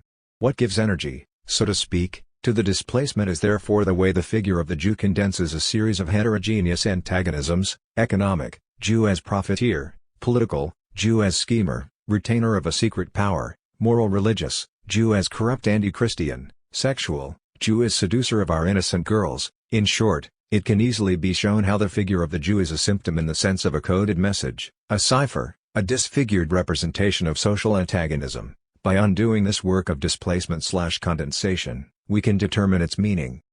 But this logic of metaphoric metonymic displacement is not sufficient to explain how the figure of the Jew captures our desire. To penetrate its fascinating force, we must take into account the way Jew enters the framework of fantasy structuring our enjoyment. Fantasy is basically a scenario filling out the empty space of a fundamental impossibility, a screen masking a void. There is no sexual relationship, and this impossibility is filled out by the fascinating fantasy scenario. That is why fantasy is, in the last resort, always a fantasy of the sexual relationship, a staging of it. As such, fantasy is not to be interpreted, only traversed. All we have to do is experience how there is nothing behind it, and how fantasy masks precisely this nothing. But there is a lot behind a symptom, a whole network of symbolic overdetermination, which is why the symptom involves its interpretation. It is now clear how we can use this notion of fantasy in the domain of ideology proper. Here also there is no class relationship. Society is always traversed by an antagonistic split which cannot be integrated into symbolic order. And the stake of social ideological fantasy is to construct a vision of society which does exist, a society which is not split by an antagonistic division, a society in which the relation between its parts is organic, complementary. The clearest case is, of course, the corporatist vision of society as an organic whole, a social body in which the different classes are like extremities, members each contributing to the whole according to their function. We may say that society as a corporate body is the fundamental ideological fantasy. How then do we take account of the distance between this corporatist vision and the factual society split by antagonistic struggles? The answer is, of course, the Jew, an external element, a foreign body introducing corruption into the sound social fabric. In short, Jew is a fetish which simultaneously denies and embodies the structural impossibility of society. It is as if in the figure of the Jew this impossibility had acquired a positive, palpable existence, and that is why it marks the eruption of enjoyment in the social. The notion of social fantasy is therefore a necessary counterpart to the concept of antagonism. Fantasy is precisely the way the antagonistic fissure is masked. In other words, fantasy is a means for an ideology to take its own failure into account in advance. The thesis of Laclau and Mouffe that society doesn't exist, that the social is always an inconsistent field structured around a constitutive impossibility, traversed by a central antagonism. This thesis implies that every process of identification conferring on us a fixed socio-symbolic identity is ultimately doomed to fail. The function of ideological fantasy is to mask this inconsistency, the fact that society doesn't exist, and thus to compensate us for the failed identification. The Jew is the means, for fascism, of taking into account, of representing its own impossibility. In its positive presence, it is only the embodiment of the ultimate impossibility of the totalitarian project, of its imminent limit. This is why it is insufficient to designate the totalitarian project as impossible, utopian, wanting to establish a totally transparent and homogeneous society. The problem is that in a way, totalitarian ideology knows it, recognizes it in advance. In the figure of the Jew it includes this knowledge in its edifice. The whole fascist ideology is structured as a struggle against the element which holds the place of the imminent impossibility of the very fascist project. The Jew is nothing but a fetishistic embodiment of a certain fundamental blockage. The criticism of ideology must therefore invert the linking of causality as perceived by the totalitarian gaze. Far from being the positive cause of social antagonism, the Jew is just the embodiment of a certain blockage of the impossibility which prevents the society from achieving its full identity as a closed, homogeneous totality. Far from being the positive cause of social negativity, the Jew is a point at which social negativity as such assumes positive existence. In this way we can articulate another formula of the basic procedure of the criticism of ideology, supplementing the one given above, to detect, in a given ideological edifice, the element which represents within it its own impossibility. Society is not prevented from achieving its full identity because of Jews, it is prevented by its own antagonistic nature, by its own immanent blockage, and it projects this internal negativity into the figure of the Jew. In other words, what is excluded from the symbolic, from the frame of the corporatist socio-symbolic order, returns in the real as a paranoid construction of the Jew. 13. We can also see now how going through the social fantasy is likewise correlative to identification with a symptom. Jews are clearly a social symptom, the point at which the immanent social antagonism assumes a positive form, erupts onto the social surface, the point at which it becomes obvious that society doesn't work, that the social mechanism creaks. If we look at it through the frame of corporatist fantasy, the Jew appears as an intruder who introduces from outside disorder, decomposition and corruption of the social edifice. It appears as an outward positive cause whose elimination would enable us to restore order, stability and identity. But in going through the fantasy we must in the same move identify with the symptom, we must recognize in the properties attributed to Jew the necessary product of our very social system, we must recognize in the excesses attributed to Jews the truth about ourselves. Precisely because of such a notion of social excesses, Lacan pointed out that it was Marx who invented the symptom. Marx's great achievement was to demonstrate how all phenomena which appear to everyday bourgeois consciousness as simple deviations, contingent deformations and degenerations of the normal functioning of society, economic crises, wars, and so on, and as such abolishable through amelioration of the system, are necessary products of the system itself, the points at which the truth, the immanent antagonistic character of the system, erupts. To identify with a symptom means to recognize in the excesses, in the disruptions of the normal way of things, the key offering us access to its true functioning. This is similar to Freud's view that the keys to the functioning of the human mind were dreams, slips of the tongue, and similar abnormal phenomena. For you only die twice. Between the two deaths. The connection between the death drive and the symbolic order is a constant with Lacan, but we can differentiate the various stages of his teaching precisely by reference to the different modes of articulation of the death drive and the signifier. In the first period, the first seminar, the function and the field of speech and language, it is the Hegelian phenomenological idea that the word is a death, a murder of a thing. As soon as the reality is symbolized, caught in a symbolic network, the thing itself is more present in a word, in its concept, than in its immediate physical reality. More precisely, we cannot return to the immediate reality, even if we turn from the word to the thing, from the word table to the table in its physical reality. For example, the appearance of the table itself is already marked with a certain lack. To know what a table really is, what it means, we must have recourse to the word which implies an absence of the thing. In the second period, the Lacanian reading of post-purloined letter, the accent is shifted from the word, speech, to language as a synchronic structure, a senseless autonomous mechanism which produces meaning as its effect. If, in the first period, the Lacanian concept of language is still basically a phenomenological one, Lacan constantly repeats that the field of psychoanalysis is the field of meaning, law signification. Here we have a structuralist conception of language as a differential system of elements. The death drive is now identified with the symbolic order itself. In Lacan's own words, it is nothing but a mask of the symbolic order. The main thing here is the opposition between the imaginary level of the experience of meaning and the meaningless signifier/signifying mechanism producing it. The imaginary level is governed by the pleasure principle, it is striving for a homeostatic balance, and the symbolic order in its blind automatism is always troubling this homeostasis, it is beyond the pleasure principle. When the human being is caught in the signifier's network, this network has a mortifying effect on him, he becomes part of a strange automatic order disturbing his natural homeostatic balance, through compulsive repetition, for example. In the third period, in which the main accent of Lacan's teaching is put on the real as impossible, the death drive again radically changes its signification. This change can be most easily detected through the relationship between the pleasure principle and the symbolic order. Until the end of 1950s, the pleasure principle was identified with the imaginary level, the symbolic order was conceived as the realm beyond the pleasure principle. But starting from the late 1950s, the seminar on the ethic of psychoanalysis, it is, in contrast, the symbolic order itself which is identified with the pleasure principle, the unconscious structured like a language, its primary process of metonymic metaphoric displacement, is governed by the pleasure principle, What lies beyond is not the symbolic order but a real kernel, a traumatic core. To designate it, Lacan uses a Freudian term, das Ding, the thing as an incarnation of the impossible jouissance. The term thing is to be taken here with all the connotations it possesses in the domain of horror science fiction. The alien from the film of the same name is a pre-symbolic, maternal thing par excellence.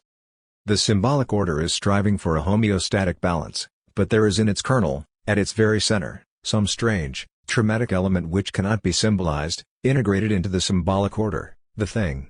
Lacan coined a neologism for it, l'extimite, external intimacy, which served as a title for one of Jacques-Alain Miller's seminars. And what, at this level, is the death drive? Exactly the opposite of the symbolic order, the possibility of the second death, the radical annihilation of the symbolic texture through which so-called reality is constituted. The very existence of the symbolic order implies a possibility of its radical effacement, of symbolic death. Not the death of the so-called real object and its symbol, but the obliteration of the signifying network itself. This distinction between the different stages of Lacan's teaching is not of purely theoretical interest, it has very definite consequences for the determination of the final moment of the psychoanalytic cure. In the first period, in which the emphasis is on the word as a medium of the inner subjective recognition of desire, the symptoms are conceived as white spots, non-symbolized imaginary elements of the history of the subject, and the process of analysis is that of their symbolization, of their integration into the symbolic universe of the subject. The analysis gives meaning, retroactively, to what was in the beginning a meaningless trace. So the final moment of the analysis is reached when the subject is able to narrate to the other his own history and its continuity, when his desire is integrated, recognized in full speech, parole plan. In the second period, in which the symbolic order is conceived as having a mortifying effect on the subject, as imposing on him a traumatic loss, and the name of this loss, of this lack, is of course symbolic castration. The final moment of analysis is reached when the subject is ready to accept this fundamental loss, to consent to symbolic castration as a price to be paid for access to his desire. In the third period we have the big other, the symbolic order, with a traumatic element at its very heart, and in Lacanian theory the fantasy is conceived as a construction allowing the subject to come to terms with this traumatic kernel. At this level, the final moment of the analysis is defined as going through the fantasy, la traversée du fantasme. Not its symbolic interpretation but the experience of the fact that the fantasy object, by its fascinating presence, is merely filling out a lack, a void in the other. There is nothing behind the fantasy is a construction whose function is to hide this void, this nothing that is, the lack in the other.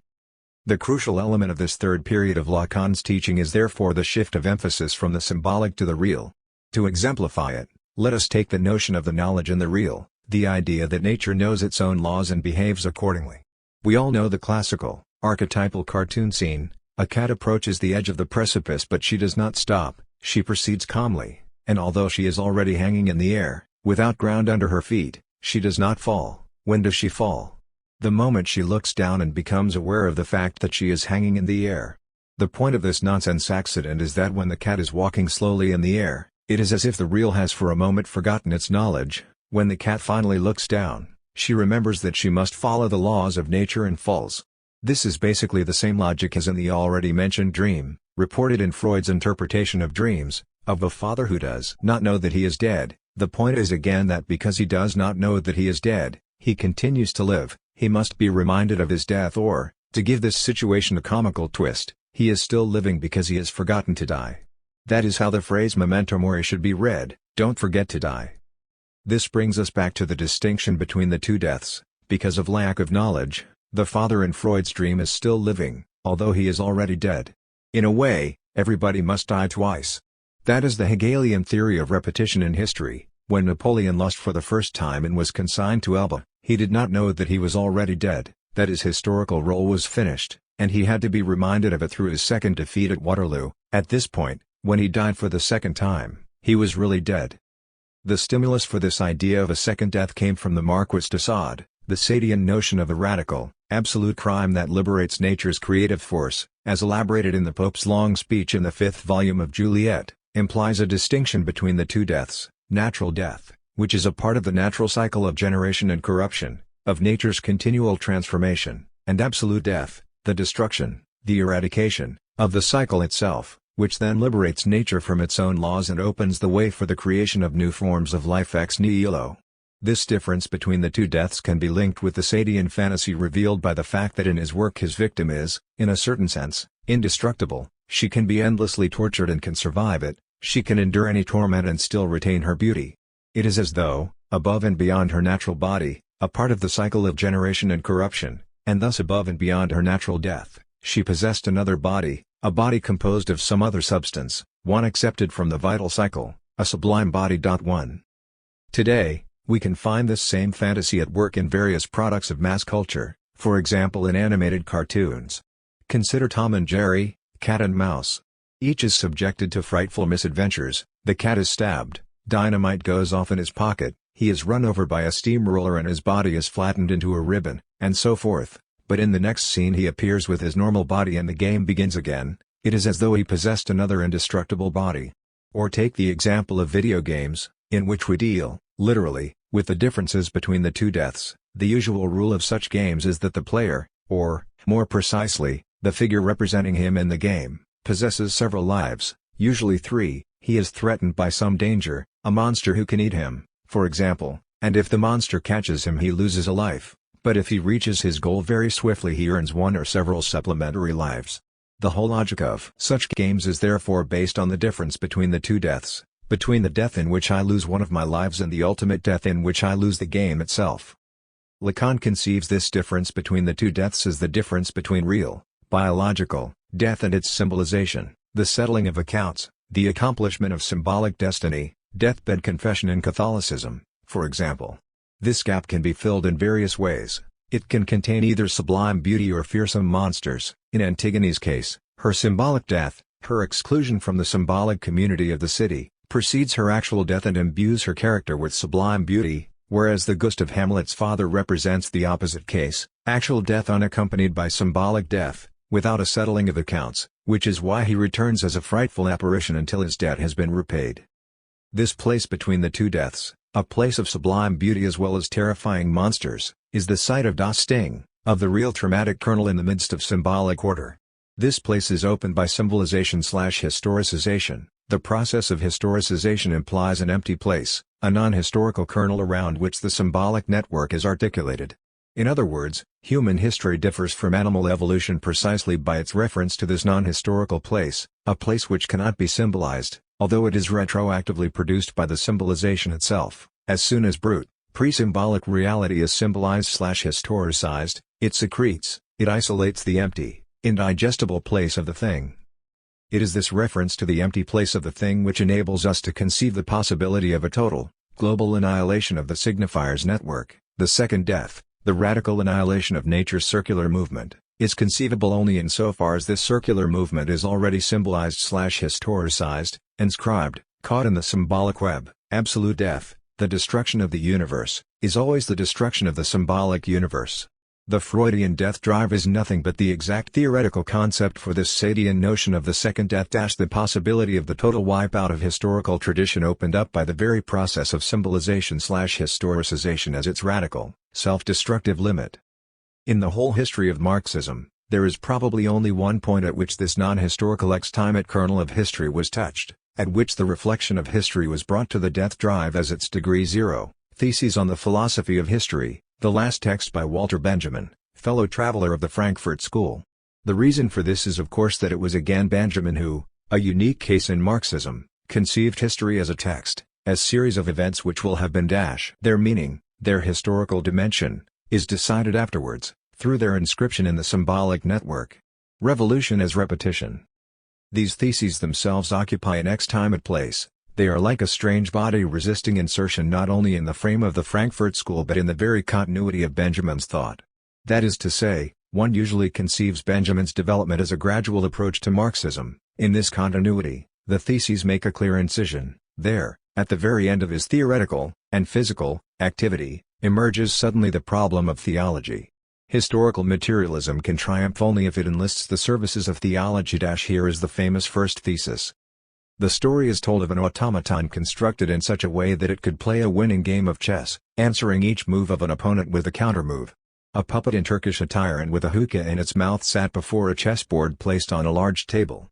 A system of mirrors created the illusion that this table was transparent from all sides. Actually, A little hunchback who was an expert chess player sat inside and guided the puppet's hand by means of strings. One can imagine a philosophical counterpart to this device. The puppet called historical materialism is to win all the time. It can easily be a match for anyone if it enlists the service of theology, which today, as we know, is wizened and has to keep out of sight. 2. What strikes the eye in this fragment is the contradiction between the allegory forming the first part of the thesis and its interpretation in the second part. In the interpretation, it is historical materialism which enlists the services of theology, whereas in the allegory itself theology, a little hunchback, guides the puppet. Historical materialism by means of strings from within.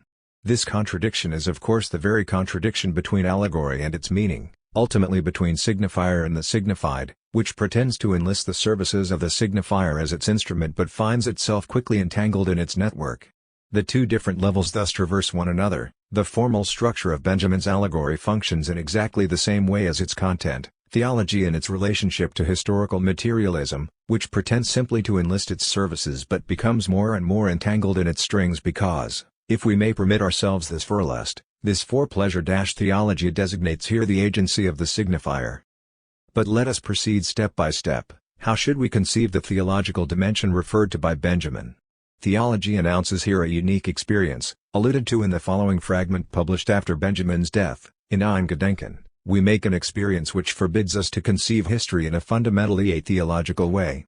We cannot translate this Ein Gedenken simply by remembrance or reminiscence. The more literal translation, to transpose oneself and thoughts into something, is also inadequate.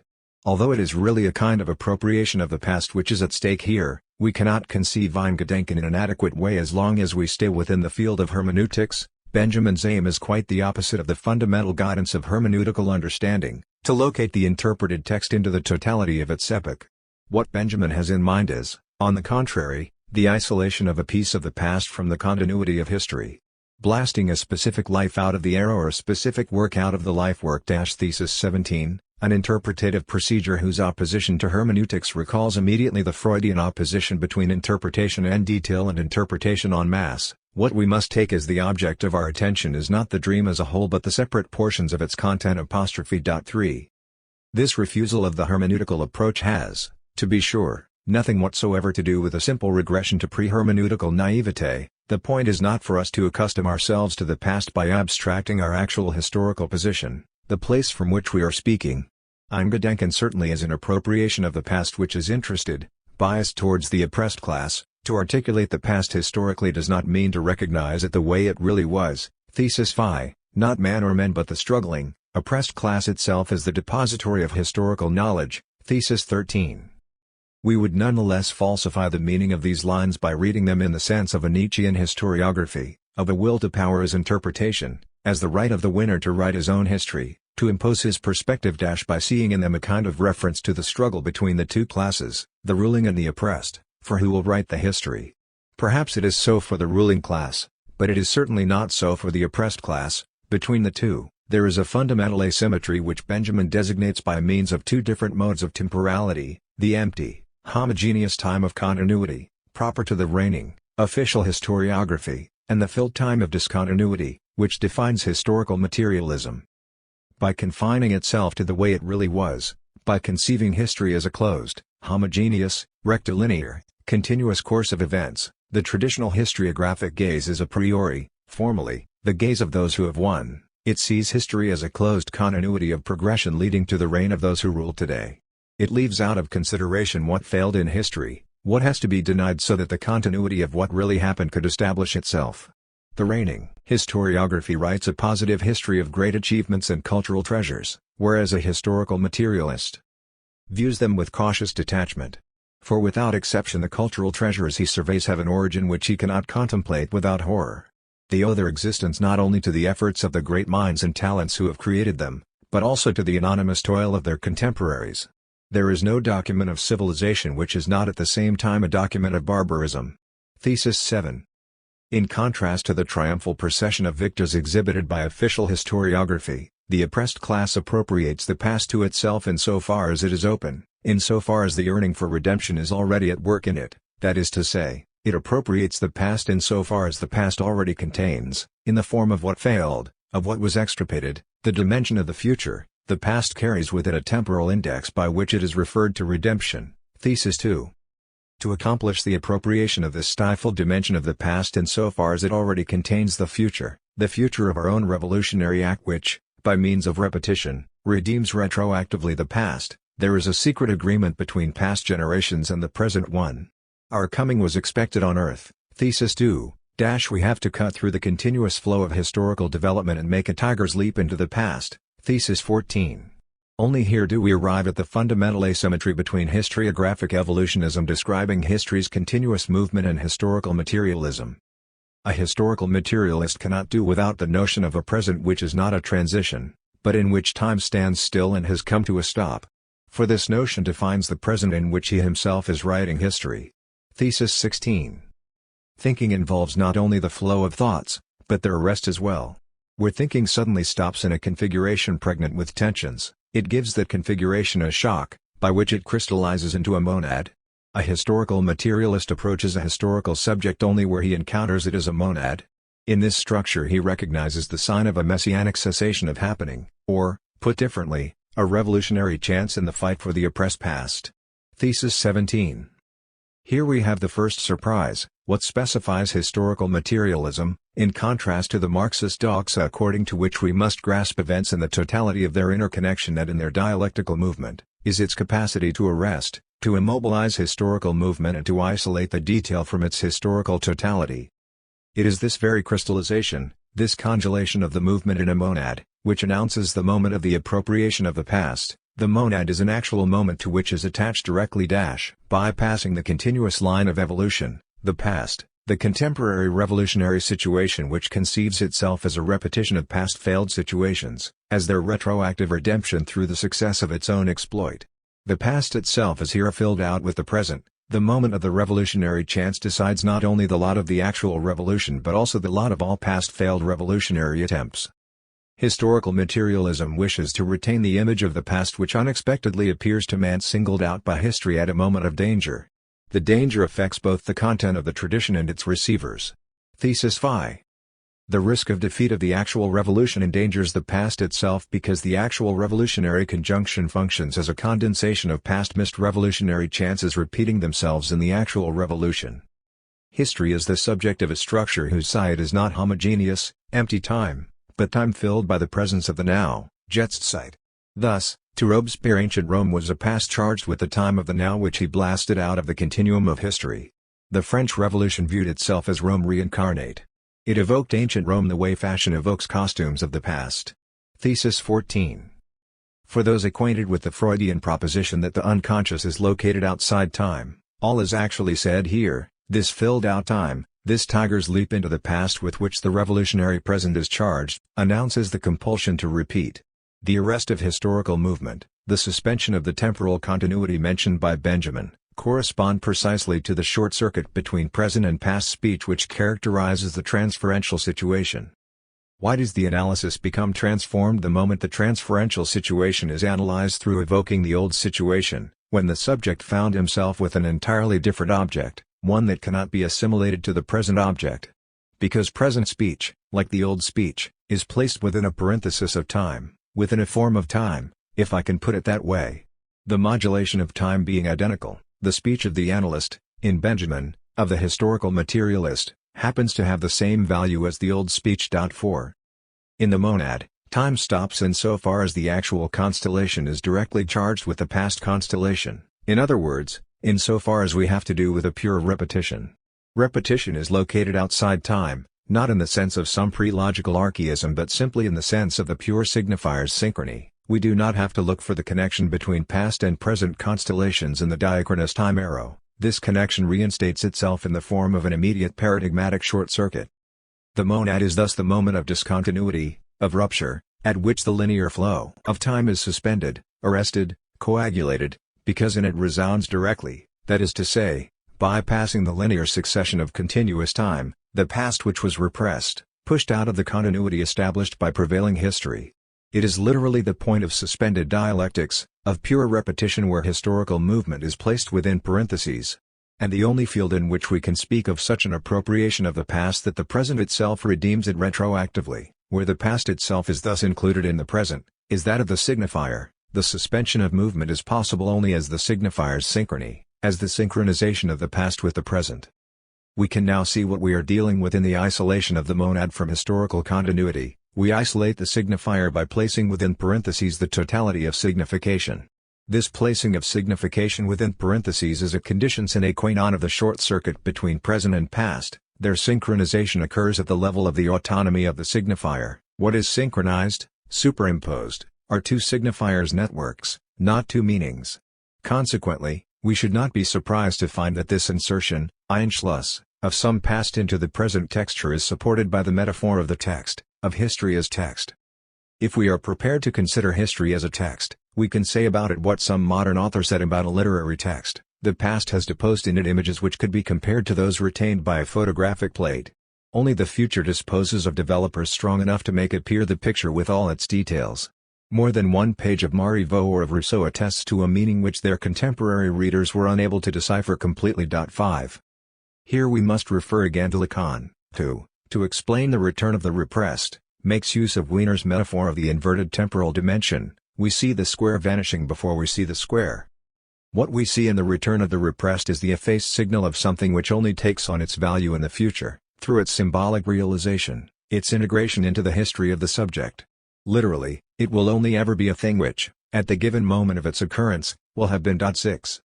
So, contrary to the misleading first impression, the actual revolutionary situation is not a kind of return of the repressed. Rather, the returns of the repressed, the symptoms, are past failed revolutionary attempts, forgotten, excluded from the frame of the reigning historical tradition, whereas the actual revolutionary situation presents an attempt to unfold the symptom, to redeem. That is, realize in the symbolic, these past failed attempts which will have been only through their repetition, at which point they become retroactively what they already were.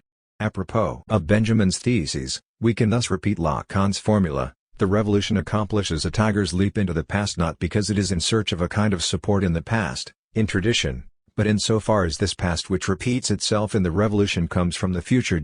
Was already in itself pregnant with the open dimension of the future. The perspective of the Last Judgment.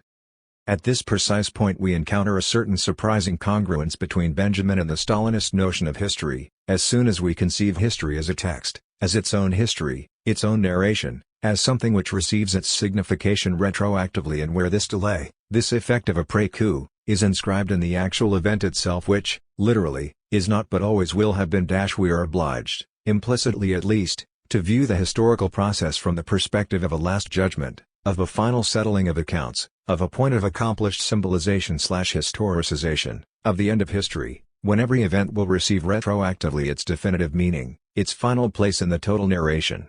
Actual history occurs, so to speak, on credit. Only subsequent development will decide retroactively if the current revolutionary violence will be forgiven, legitimated, or if it will continue to exert a pressure on the shoulders of the present generation as its guilt, as its unsettled debt. Let us recall Merleau-Ponty who, in his Humanism and Terror, defended the Stalinist political trials on the grounds that although their victims were undoubtedly innocent, they would be justified by the subsequent social progress rendered possible through them. Here we have the fundamental idea of this perspective of the Last Judgment. The expression is Lacan's, from his seminar on the ethic of psychoanalysis: no act, no event falls empty, there is no pure expense, no pure loss in history, everything we do is written down, registered somewhere, as a trace which for the time being remains meaningless but which, in the moment of final settling, will receive its proper place. This is the idealism hidden in the Stalinist logic which, although it denies a personified God, nonetheless implies a Platonic heaven in the form of the big other, redoubling empirical, factual history and maintaining its accountancy, that is, determining the objective signification of each event and action. Without this accountancy, without this registration of events and actions in the account of the other, it would not be possible to conceive the functioning of some of the key notions of Stalinist discourse, such as the objective guilt. Precisely, guilt in the eyes of the big other of history. At first sight, then, Benjamin is in perfect accord with Stalinism concerning this perspective of the Last Judgment. But here we should follow the same advice as with love at first sight: take a second look. If we do, it soon becomes clear how this apparent proximity only confirms that Benjamin has touched the real nerve of the Stalinist symbolic edifice. He was the only one to question radically the very idea of progress implied by the accountancy of the big other of history and, precursor, in this respect, of the famous Lacanian formula that development is nothing but a hypothesis of domination. 7. To demonstrate the uninterrupted connection between progress and domination, the concept of the historical progress of mankind cannot be sundered from the concept of its progression through a homogeneous, empty time. Thesis 13. That is, from the temporality of the ruling class. The Stalinist perspective is that of a victor whose final triumph is guaranteed in advance by the objective necessity of history, which is why, in spite of the accent on ruptures, leaps, revolutions, his view on past history is evolutionary throughout. History is conceived as the continuous process of replacing old masters with new. Each victor played a progressive role in his time, then lost his purpose because of unavoidable development. Yesterday, it was the capitalist who acted in accordance with the necessity of progress. Today, it's our turn. In Stalinist accountancy, objective guilt, or contribution, is measured by reference to the laws of historical development, of continuous evolution towards the supreme good, communism.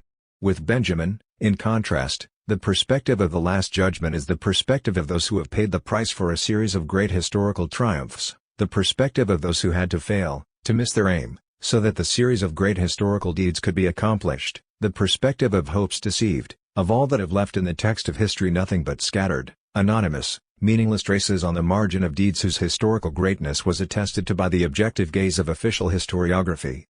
This is why, for Benjamin, revolution is not part of continuous historical evolution but, on the contrary, a moment of stasis when the continuity is broken, when the texture of previous history, that of the winners, is annihilated, and when, retroactively, through the success of the revolution, each abortive act, each slip, each past failed attempt which functioned in the reigning text as an empty and meaningless trace, will be redeemed, will receive its signification. In this sense, revolution is strictly a creationist act, a radical intrusion of the death drive, erasure of the reigning text, creation ex nihilo of a new text by means of which the stifled past will have been. To refer to the Lacanian reading of Antigone, if the Stalinist perspective is that of Creon, the perspective of the supreme good assuming the shape of the common good of the state, the perspective of Benjamin is that of Antigone. For Benjamin, revolution is an affair of life and death, more precisely, of the second, symbolic death. The alternative opened by the revolution is that between redemption, which will retroactively confer meaning on the scum of history, to use this Stalinist expression, on what was excluded from the continuity of progress, and the apocalypse, its defeat, where even the dead will again be lost and will suffer a second death. Even the dead will not be safe from the enemy if he wins. Thesis 5. We can thus conceive the opposition between Stalinism and Benjamin as that between evolutionary idealism and creationist materialism. In his seminar on the ethic of psychoanalysis, Lacan pointed out how the ideology of evolutionism always implies a belief in a supreme good, in a final goal of evolution which guides its course from the very beginning. In other words, it always implies a hidden, disavowed teleology, whereas materialism is always creationist, it always includes a retroactive movement. The final goal is not inscribed in the beginning, things receive their meaning afterwards. The sudden creation of an order confers backward signification onto the preceding chaos. At first sight, Benjamin's position as radically anti-Hegelian, is not dialectics the most refined and perfidious version of evolutionism, in which the very ruptures are included in the continuity of progress, in its unavoidable logic? This was probably how Benjamin himself conceived his own position. He designated the point of rupture which cuts into historical continuity as the point of suspended dialectics, as the intrusion of a pure repetition putting in parentheses the progressive movement of Aufhebung. But it is at this exact juncture that we must stress Hegel's radical anti-evolutionism. The absolute negativity which sets in motion dialectical movement is nothing but the intervention of the death drive as radically non-historical. As the zero degree of history, historical movement includes in its very heart the non-historical dimension of absolute negativity. In other words, the suspension of movement is a key moment of the dialectical process. So-called dialectical development consists in the incessant repetition of a beginning ex nihilo, in the annihilation and retroactive restructuring of the presupposed contents.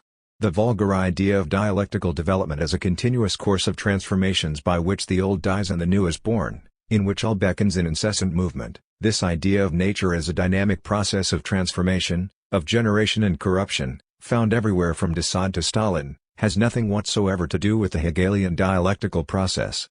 This quasi-dialectical vision of nature as an eternal circuit of transformations does not, however, exhaust the whole of Stalinism. What escapes it is precisely the subjective position of the communist himself. And, to put it briefly, The place of the Stalinist communist is exactly between the two deaths. The somewhat poetic definitions of the figure of a communist that we find in Stalin's work are to be taken literally. When, for example, in his speech at Lenin's funeral, Stalin proclaims, "We, the communists, are people of a special mold. We are made of special stuff," it is quite easy to recognize the Lacanian name for this special stuff, objet petit, the sublime object placed in the inner space between the two deaths. In the Stalinist vision, the communists are men of iron will, somehow excluded from the everyday cycle of ordinary human passions and weakness. It is as if they are in a way the living dead, still alive but already excluded from the ordinary cycle of natural forces, as if, that is, they possess another body, the sublime body beyond their ordinary physical body. Is the fact that in Lubitsch's Ninotchka, the role of the high party apparatchik is played by Bela Lugosi, identified with the figure of Dracula, another living dead, expressing a presentiment of the described state of things, or is it just a happy coincidence? The fantasy which serves as a support for the figure of the Stalinist communist is therefore exactly the same as the fantasy which is at work in the Tom and Jerry cartoons. Behind the figure of the indestructibility and invincibility of the communist who can endure even the most terrible ordeal and survive it intact, reinforced with new strength, there is the same fantasy logic as that of a cat whose head is blown up by dynamite and who, in the next scene, proceeds intact his pursuit of his class enemy, the mouse.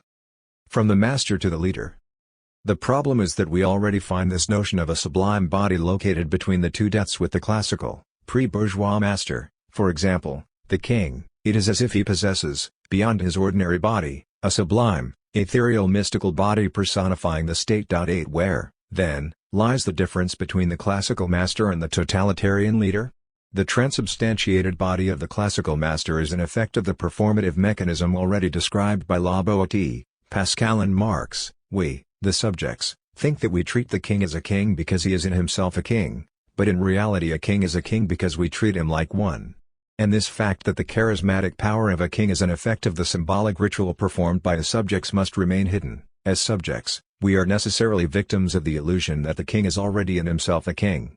That is why the classical master must legitimize his rule with a reference to some non-social, external authority, God, nature, some mythical past event. As soon as the performative mechanism which gives him his charismatic authority is demasked, the master loses his power.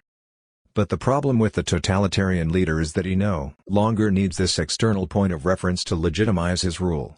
He is not saying to his subjects, "You must follow me because I'm your leader," but quite the opposite. "In myself, I'm nothing, I am what I am only as an expression, an embodiment, an executor of your will, my strength is your strength." To put it briefly, it is as if the totalitarian leader is addressing his subjects and legitimizing his power precisely by referring to the above-mentioned Pascalian Marxian argument, that is, revealing to them the secret of the classical master. Basically, he is saying to them, "I'm your master because you treat me as your master. It is you, with your activity, who make me your master."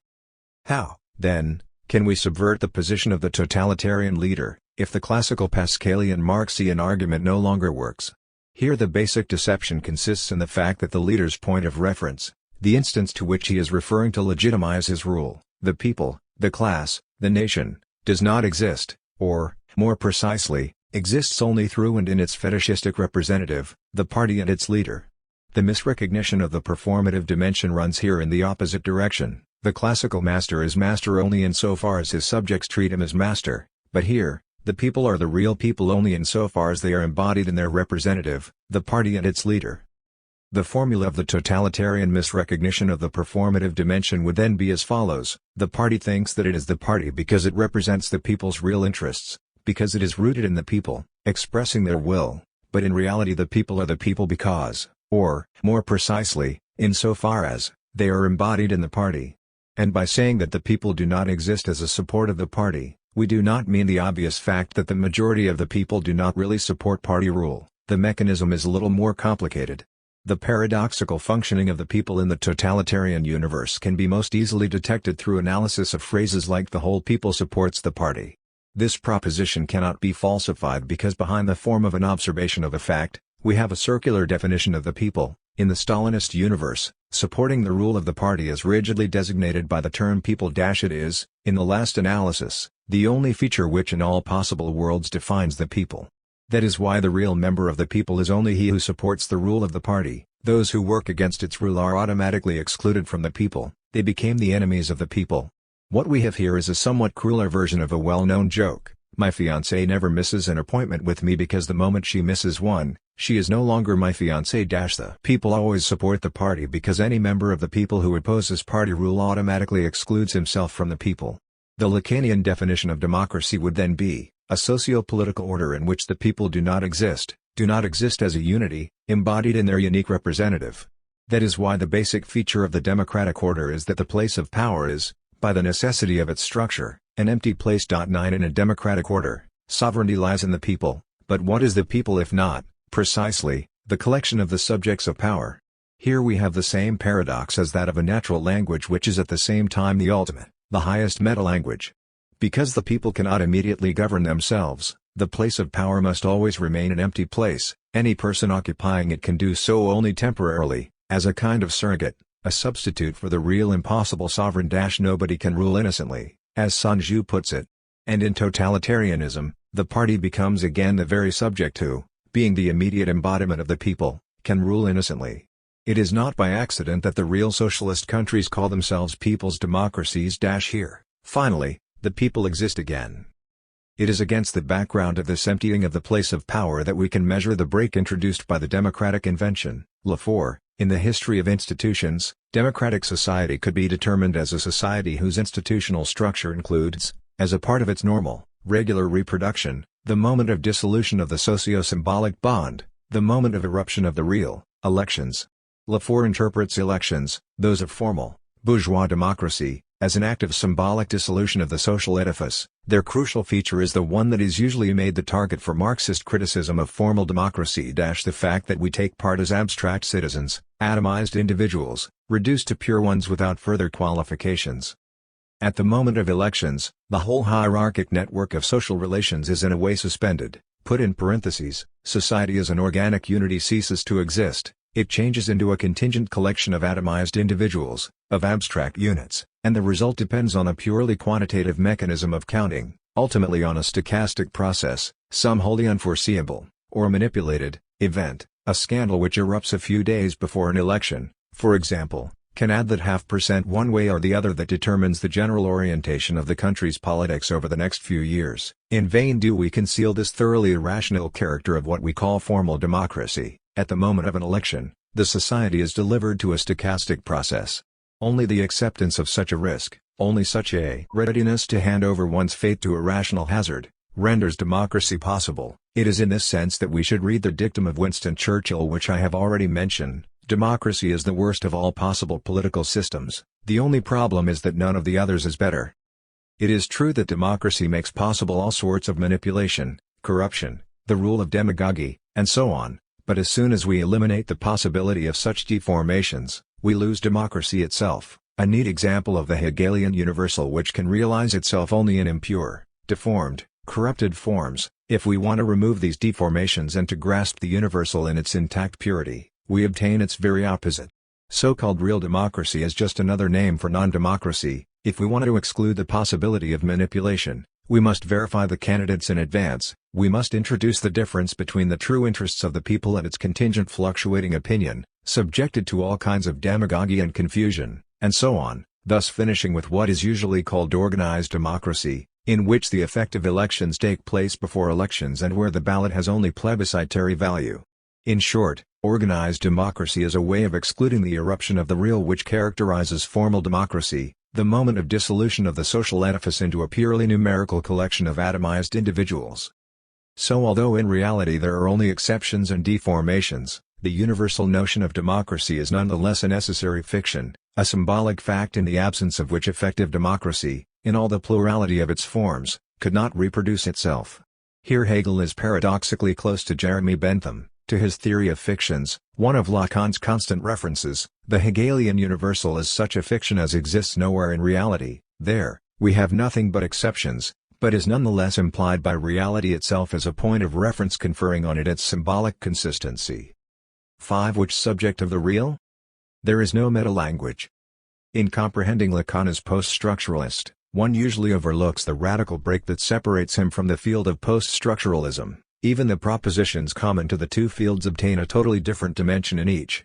There is no meta-language, for example, This is a commonplace found not only in Lacan's psychoanalysis and in post-structuralism, Derrida, but also in contemporary hermeneutics. We usually lose from view how Lacan's theory treats this proposition in a way that is completely incompatible with post-structuralism, as well as hermeneutics. Post-structuralism claims that a text is always framed by its own commentary. The interpretation of a literary text resides on the same plane as its subject. Thus the interpretation is included in the literary corpus. There is no pure literary object that would not contain an element of interpretation, of distance towards its immediate meaning. In post-structuralism, the classic opposition between the object text and its external interpretative reading is thus replaced by a continuity of an infinite literary text which is always already its own reading, that is, which sets up distance from itself. That is why the post-structuralist procedure par excellence is not only to search in purely literary texts for propositions containing a theory about their own functioning but also to read theoretical texts themselves as literature. More precisely, to put in parentheses their claim to truth in order to expose the textual mechanisms producing the truth effect. As Habermas has already pointed out, in post-structuralism we have a kind of universalized aestheticization whereby truth itself is finally reduced to one of the style effects of the discursive articulation. 1. In contrast to this Nietzschean reference of post-structuralism, Lacan's work makes almost no references to Nietzsche. Lacan always insists on psychoanalysis as a truth experience. His thesis that truth is structured like a fiction has nothing at all to do with a post-structuralist reduction of the truth dimension to a textual truth effect.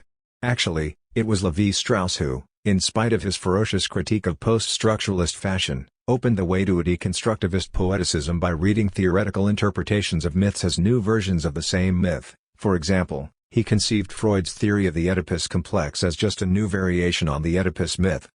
In post-structuralism, metonymy obtains a clear logical predominance over metaphor. The metaphorical cut is conceived as an effort doomed to fail, doomed to stabilize, canalize, or dominate the metonymical dissipation of the textual stream. In this perspective, the Lacanian insistence on the primacy of metaphor over metonymy, his thesis that metonymical sliding must always be supported by a metaphorical cut, can appear to post-structuralists only as an indication that his theory is still marked by the metaphysics of presence. Post-structuralists see the Lacanian theory of the point de capiton, of the phallic signifier as the signifier of lack, as an effort to master and restrain the dissemination of the textual process. Is it not, they say, an attempt to localize a lack in a single signifier, the one, although it is the signifier of lack itself? Derrida repeatedly reproaches Lacan for the paradoxical gesture of reducing lack through its affirmation of itself. Lack is localized in a point of exception which guarantees the consistency of all the other elements, by the mere fact that it is determined as symbolic castration, by the mere fact that the phallus is defined as its signifier. 2. Even at the level of a naive immediate reading, it is difficult to avoid the feeling that in this post-structuralist position something is amiss, or, more precisely, that this criticism of Lacan runs a little too smoothly. The post-structuralist position constantly repeats that no text could be totally non-metaphysical. On the one hand, it is not possible to get rid of the metaphysical tradition by a simple gesture of taking distance, of placing oneself outside it, because the language we are obliged to use is penetrated by metaphysics. On the other hand, however, every text, however metaphysical, always produces gaps which announce breaches in the metaphysical circle, the points at which the textual process subverts what its author intended to say. Is such a position not just a little too convenient?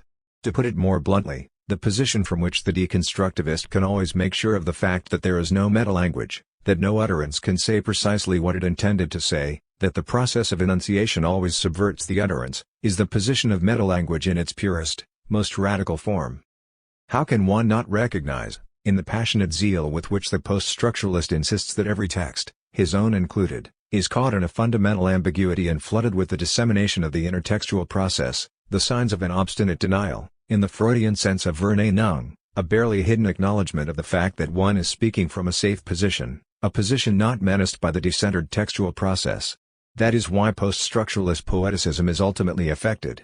The whole effort to write poetically, to make us feel how our own text is already caught in a decentered network of plural processes and how this textual process always subverts what we intended to say, the whole effort to evade the purely theoretical form of exposing our ideas and to adopt rhetorical devices usually reserved to literature, masks the annoying fact that at the root of what post-structuralists are saying there is a clearly defined theoretical position which can be articulated without difficulty in a pure and simple metalanguage.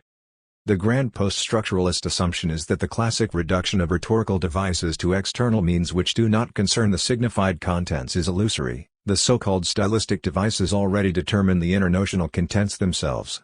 Yet it would appear that the post-structuralist poetic style itself, the style of continuous ironic self-commentary and self-distance, the way of constantly subverting what one was supposed to say literally, exists only to embellish some basic theoretical propositions.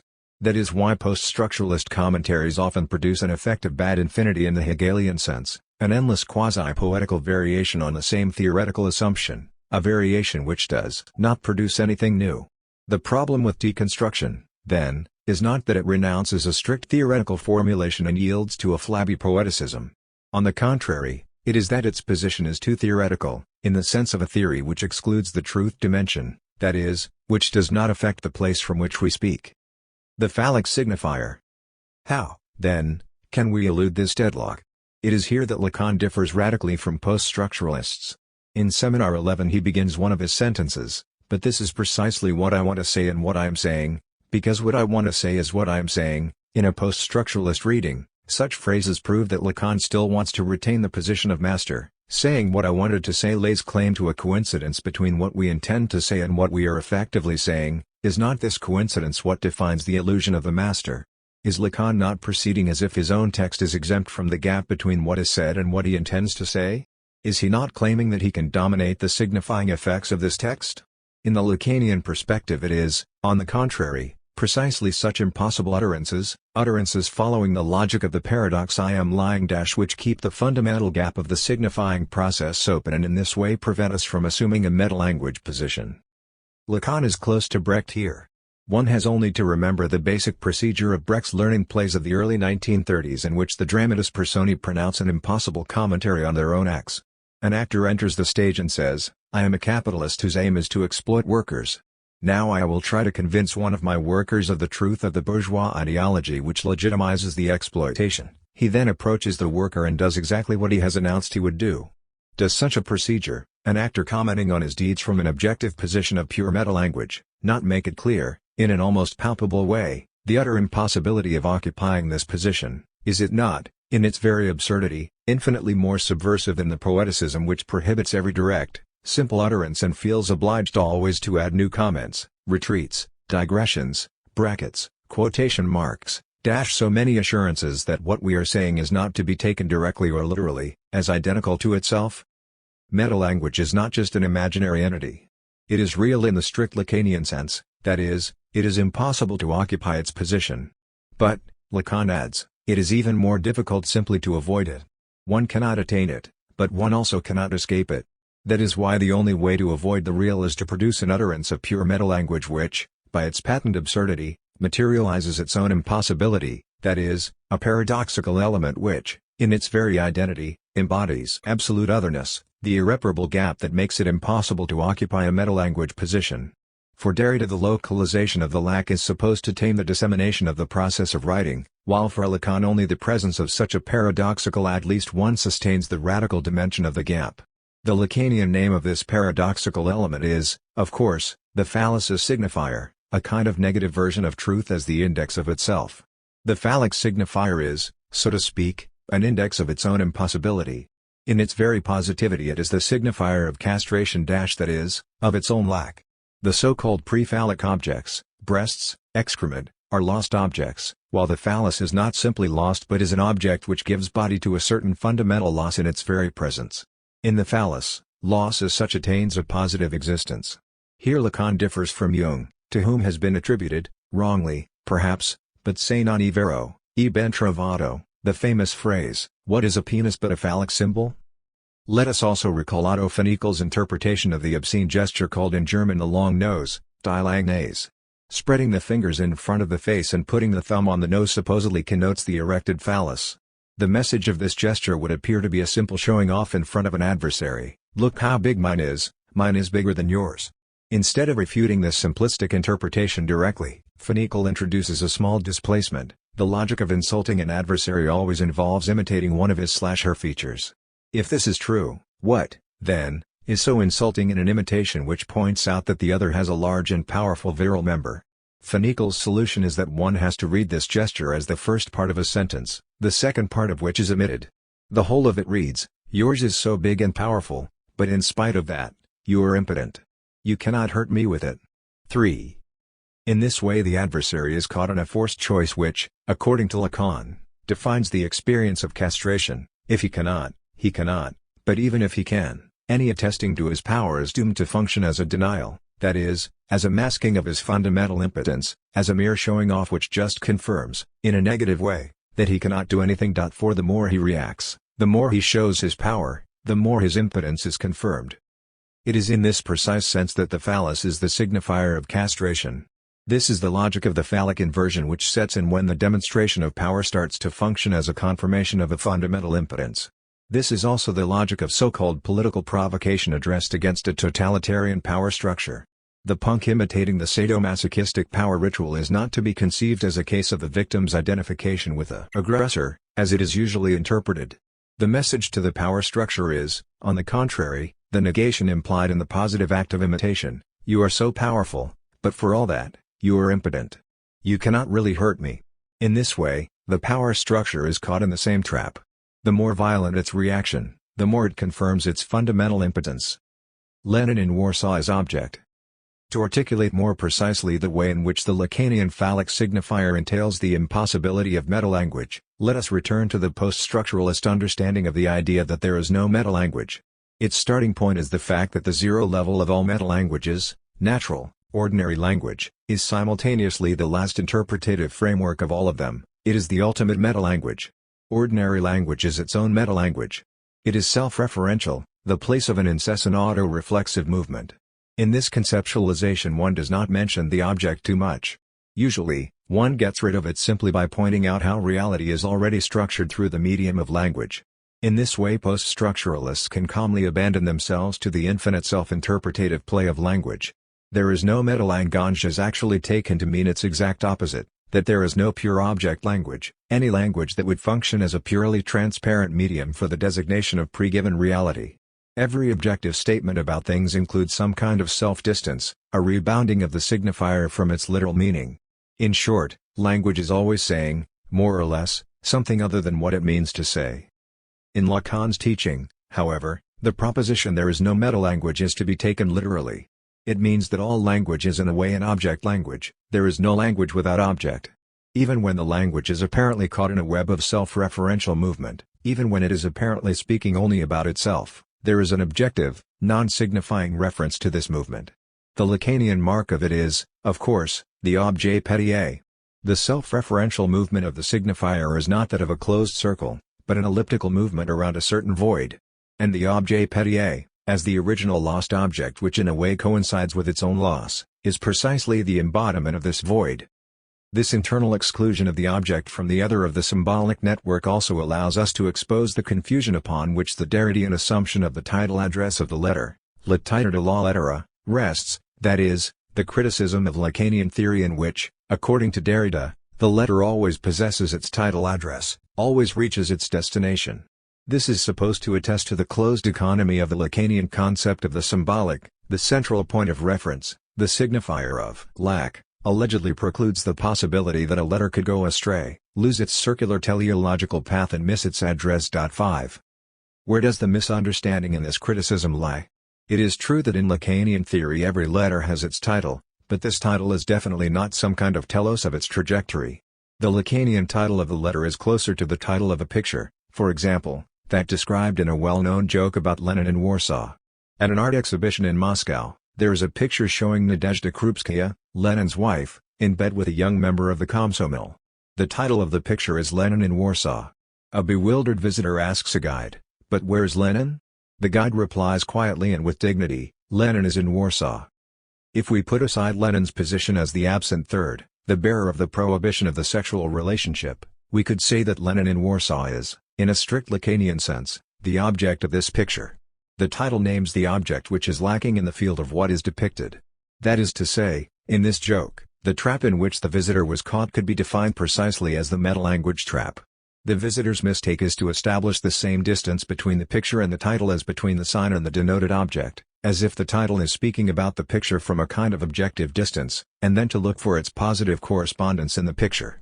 Thus the visitor poses a question: where is the object indicated by its title depicted? But the whole point is, of course, that in this case the relation between the picture and its title is not the usual one whereby the title corresponds simply to what is depicted, landscape, self-portrait. Here the title is, so to speak, on the same surface. It is part of the same continuity as the picture itself. Its distance from the picture is strictly internal, making an incision into the picture. That is why something must fall out from the picture, not its title, but the object which is replaced by the title. In other words, the title of this picture functions as the Freudian Vorstellungsrepräsentanz, the representative, the substitute of some representation, the signifying element filling out the vacant place of the missing representation, of the depiction, that is, of Lenin himself. The field of representation, Vorstellung, is the field of what is positively depicted, but the problem is that everything cannot be depicted. Something must necessarily fall out, Lenin must be in Warsaw, and the title takes the place of this void, of this missing, originally repressed representation. Its exclusion functions as a positive condition for the emergence of what is being depicted, because, to put it bluntly, if Lenin were not in Warsaw, Nadezhda Krupskaya could not. If we take the word subject in the sense of content, we can say that what we have here is precisely the difference subject/object. Nadezhda Krupskaya in bed with a young Komsomol member is the subject of the picture, Lenin in Warsaw is its object.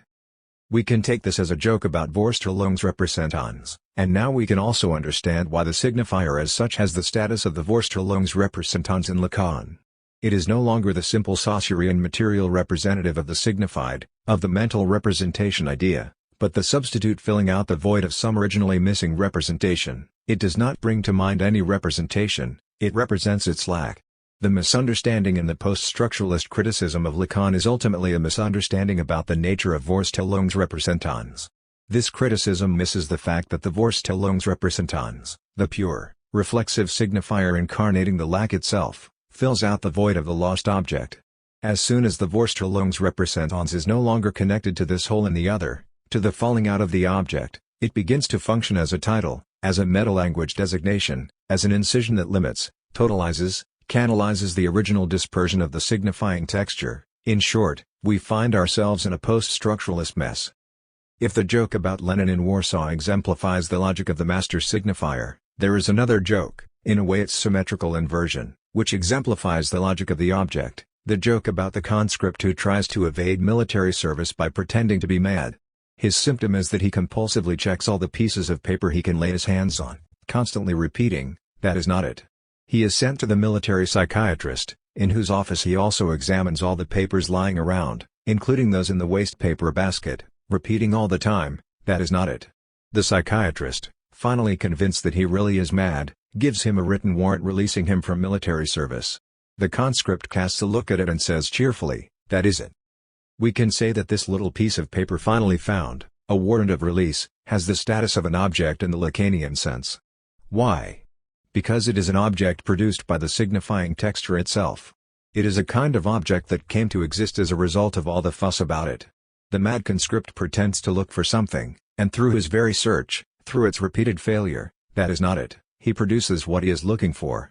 The paradox, then, is that the process of searching itself produces the object which causes it, an exact parallel to Lacanian desire which produces its own object cause. The error of all the people around the conscript, the psychiatrist included, is that they overlook the way they are already part of the mad conscript's game. They think they are examining him from an objective, metalanguage distance, like the bewildered spectator of the picture Lenin in Warsaw who mistook the picture's title for a metalanguage description of its content. Their error is therefore symmetrical. In the case of Lenin in Warsaw, the title is on the same level as the depicted content of the picture and is not a metalanguage designation of it. In the second example, the paper as an object is part of the actual signifying process, its product and not its external reference. First we have the paradox of a signifier which is a part of the representation of reality, filling out a void, a hole in it. Then we have the inverse paradox of an object which must be included in the signifying texture. Perhaps this double paradox offers us the final clue to the Lacanian propositon: there is no metalanguage. Antagonism is real. To grasp this logic of an object included in the signifying texture, we must bear in mind the paradoxical character of the Lacanian real. It is usually conceived as a hard kernel-resisting symbolization, dialecticization, persisting in its place, always returning to it. There is a well-known science fiction story, Experiment by Frederick Brown, that illustrates this point perfectly. Professor Johnson has developed a small-scale experimental model of a time machine. Small articles placed on it can be sent into the past or the future. He first demonstrates to his two colleagues a 5-minute time travel into the future, by setting the future dial and placing a small brass cube on the machine's platform. It instantly vanishes and reappears 5 minutes later. The next experiment, 5 minutes into the past, is a little trickier. Johnson explains that having set the past dial at 5 minutes, he will place the cube on the platform at exactly 3 o'clock. But since time is now running backwards, it should vanish from his hand and appear on the platform at 5 minutes to 3, that is, 5 minutes before he places it there. One of his colleagues asks the obvious question, "How can you place it there, then?" Johnson explains that at 3 o'clock the cube will vanish from the platform and appear in his hand, to be placed on the machine. This is exactly what happens. The second colleague wants to know what would happen if, after the cube has appeared on the platform, 5 minutes before being placed there, Johnson were to change his mind and not put it there at 3 o'clock. Would this not create a paradox? An interesting idea, Professor Johnson said. I had not thought of it and it will be interesting to try. Very well, I shall not. There was no paradox at all. The cube remained. But the entire rest of the universe, professors and all, vanished. So, even if all symbolic reality dissolves itself, disappears into nothing, the real, the small cube, will return to its place. This is what Lacan means when he says that the ethical imperative is the mode of the presence of the real in the symbolic, fiat justitia, periat mundus. The cube must return to its place even if all the world, all symbolic reality, perishes. But this is just one side of the Lacanian real. It is the side which predominates in the 1950s when we have the real, the brute, pre-symbolic reality which always returns to its place, then the symbolic order which structures our perception of reality, and finally the imaginary, the level of illusory entities whose consistency is the effect of a kind of mere replay, that is, they have no real existence but are a mere structural effect. With the development of Lacanian teaching in the 1960s and 1970s, what he calls the real approaches more and more what he called, in the 1950s, the imaginary. Let us take the case of trauma. In the 1950s, in his first seminar, the traumatic event is defined as an imaginary entity which had not yet been fully symbolized, given a place in the symbolic universe of the subject. But in the 1970s, trauma is real, it is a hardcore resisting symbolization, but the point is that it does not matter if it has had a place, if it has really occurred in so-called reality, the point is simply that it produces a series of structural effects, displacements, repetitions, and so on. The real is an entity which must be constructed afterwards so that we can account for the distortions of the symbolic structure. The most famous Freudian example of such a real entity is of course the primal parasite. It would be senseless to search for its traces in prehistoric reality, but it must nonetheless be presupposed if we want to account for the present state of things.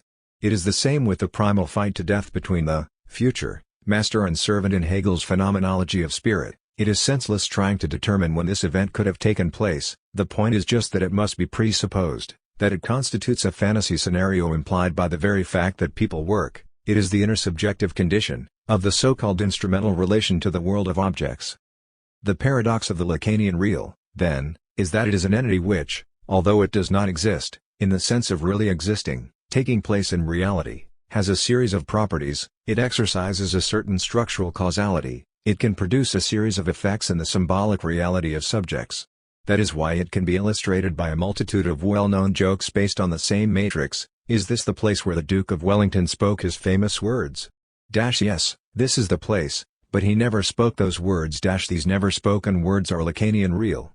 One can quote examples ad infinitum. Smith not only doesn't believe in ghosts, he isn't even afraid of them, up to God himself who, according to Lacan, belongs to the real. God is all perfections except one, he doesn't exist. In this sense, the Lacanian subject suppose savoir, the subject presumed to know, is also such a real entity. It does not exist, but it produces a decisive shift in the development of the psychoanalytic cure. To mention the final example, the famous MacGuffin, the Hitchcockian object, the pure pretext whose sole role is to set the story in motion but which is in itself nothing at all. The only significance of the MacGuffin lies in the fact that it has some significance for the characters, that it must seem to be of vital importance to them.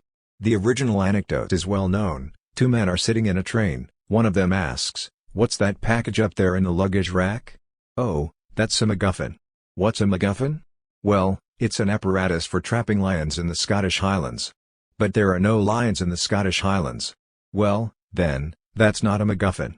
There is another version which is much more to the point. It is the same as the other, with the exception of the last answer. "Well, you see how efficient it is."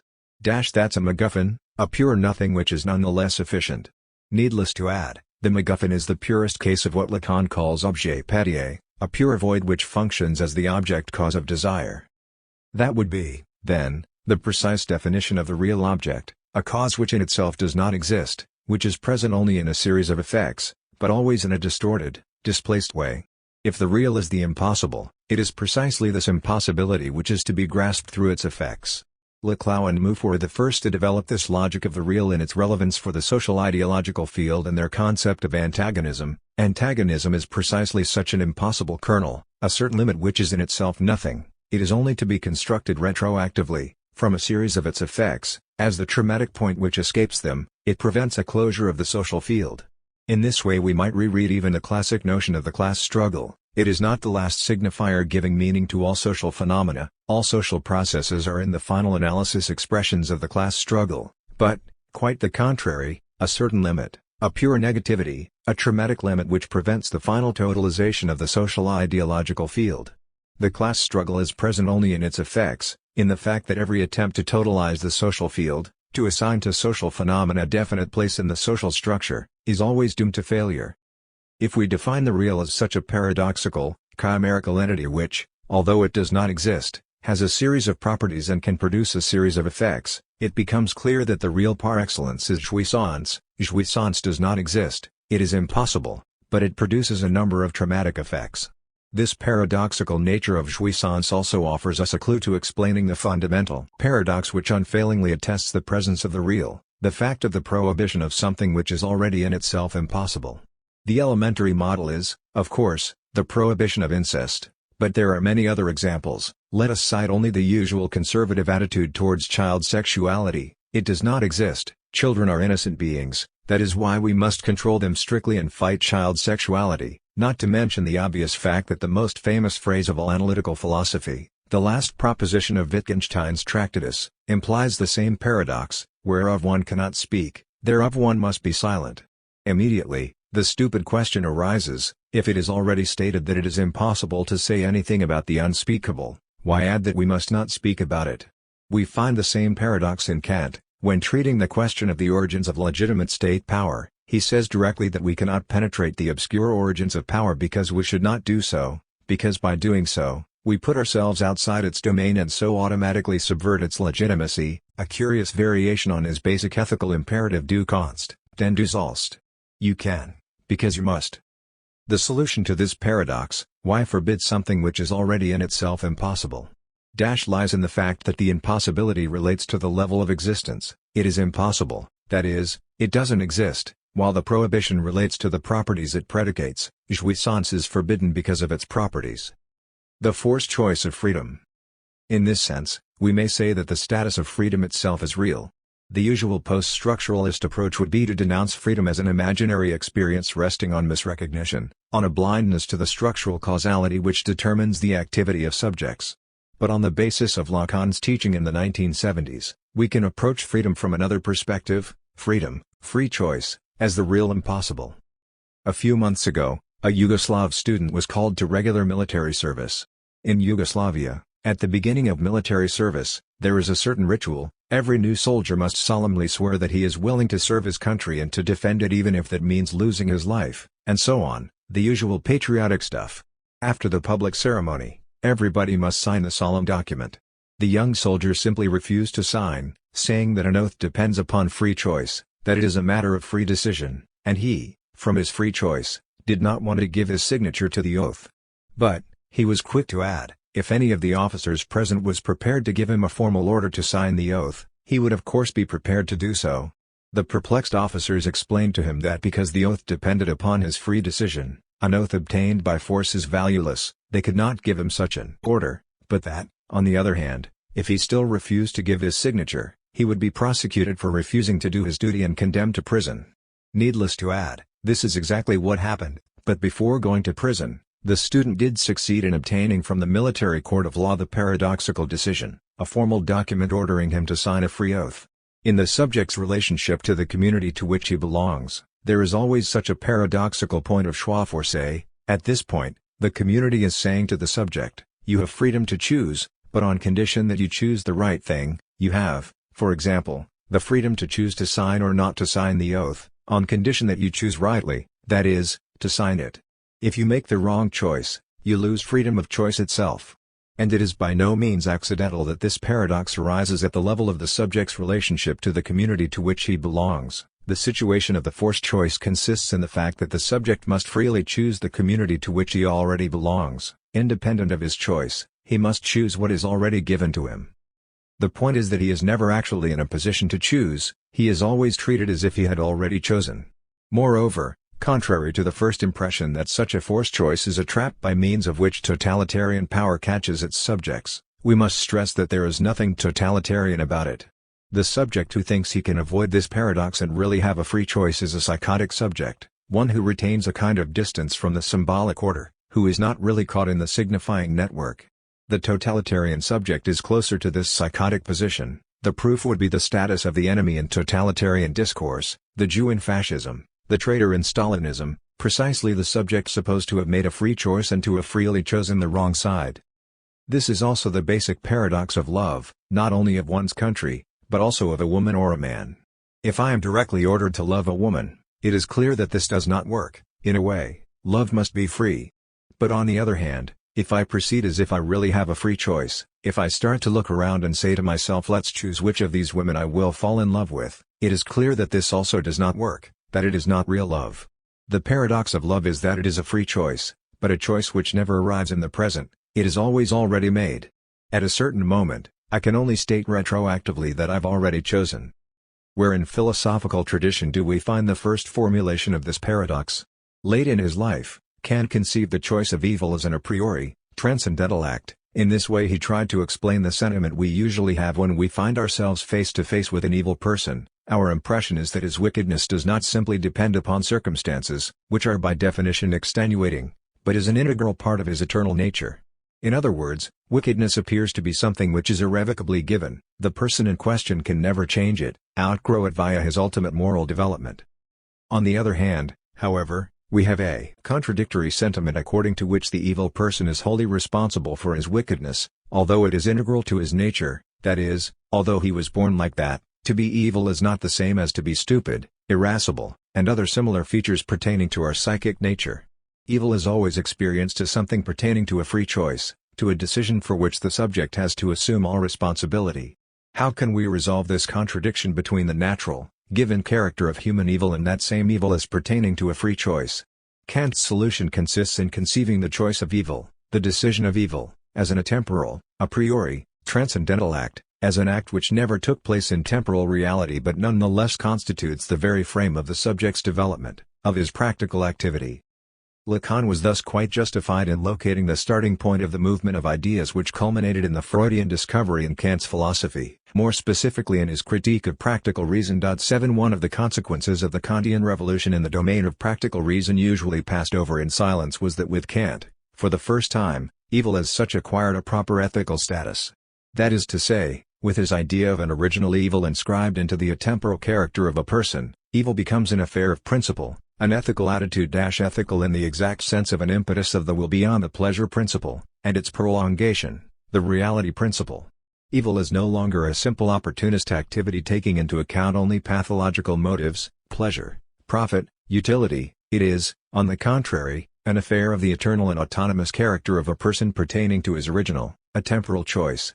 This again confirms the paradoxical Lacanian conjunction Kant avec Sade, as well as the fact that in the Epic of Kant, we witness the resurgence of a series of musical and literary figures embodying evil qua ethical attitude, from Mozart's Don Giovanni to the Byronesque romantic hero.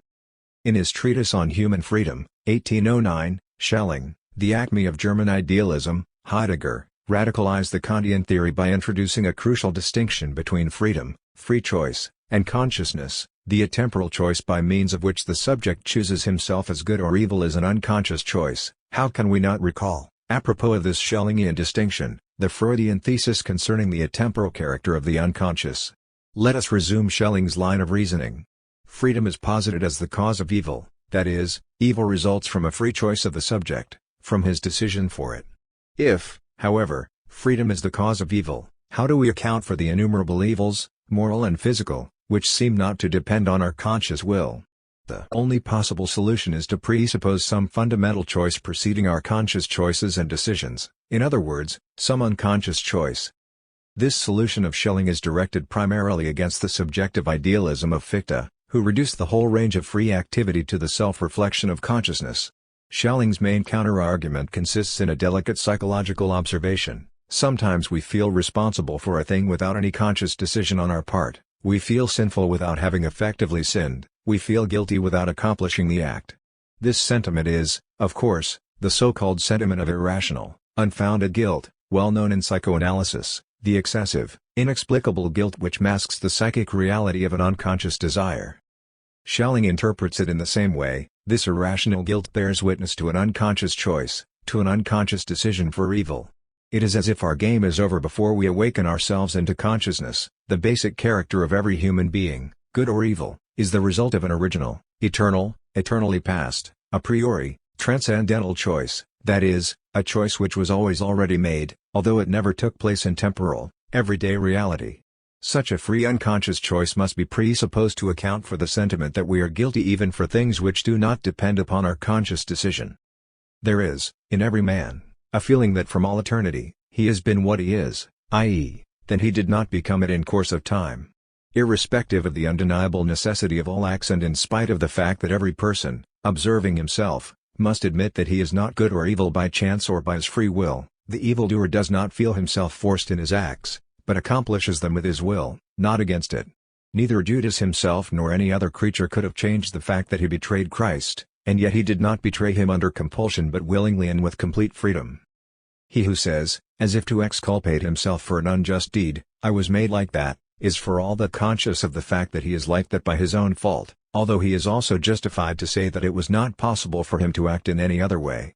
How often it happens that already in his childhood when, from an empirical standpoint, we could barely attribute to him freedom and discernment, a man attests to such a disposition to evil making possible for us to predict safely that he will not give way to any discipline and teaching, i.e., that when he matures this disposition will effectively bear the evil fruits we could perceive in their seeds, and yet nobody doubts his responsibility, everyone is convinced of his fault as if all his particular acts were in his power.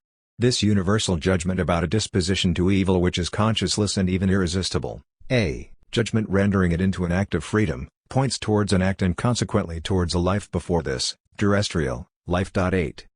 Is it necessary to point out how this Schellingian determination of an original, a temporal choice corresponds perfectly to the Lacanian notion of the real as an act which never took place in reality but which must nevertheless be presupposed, constructed, afterwards to account for the present state of things?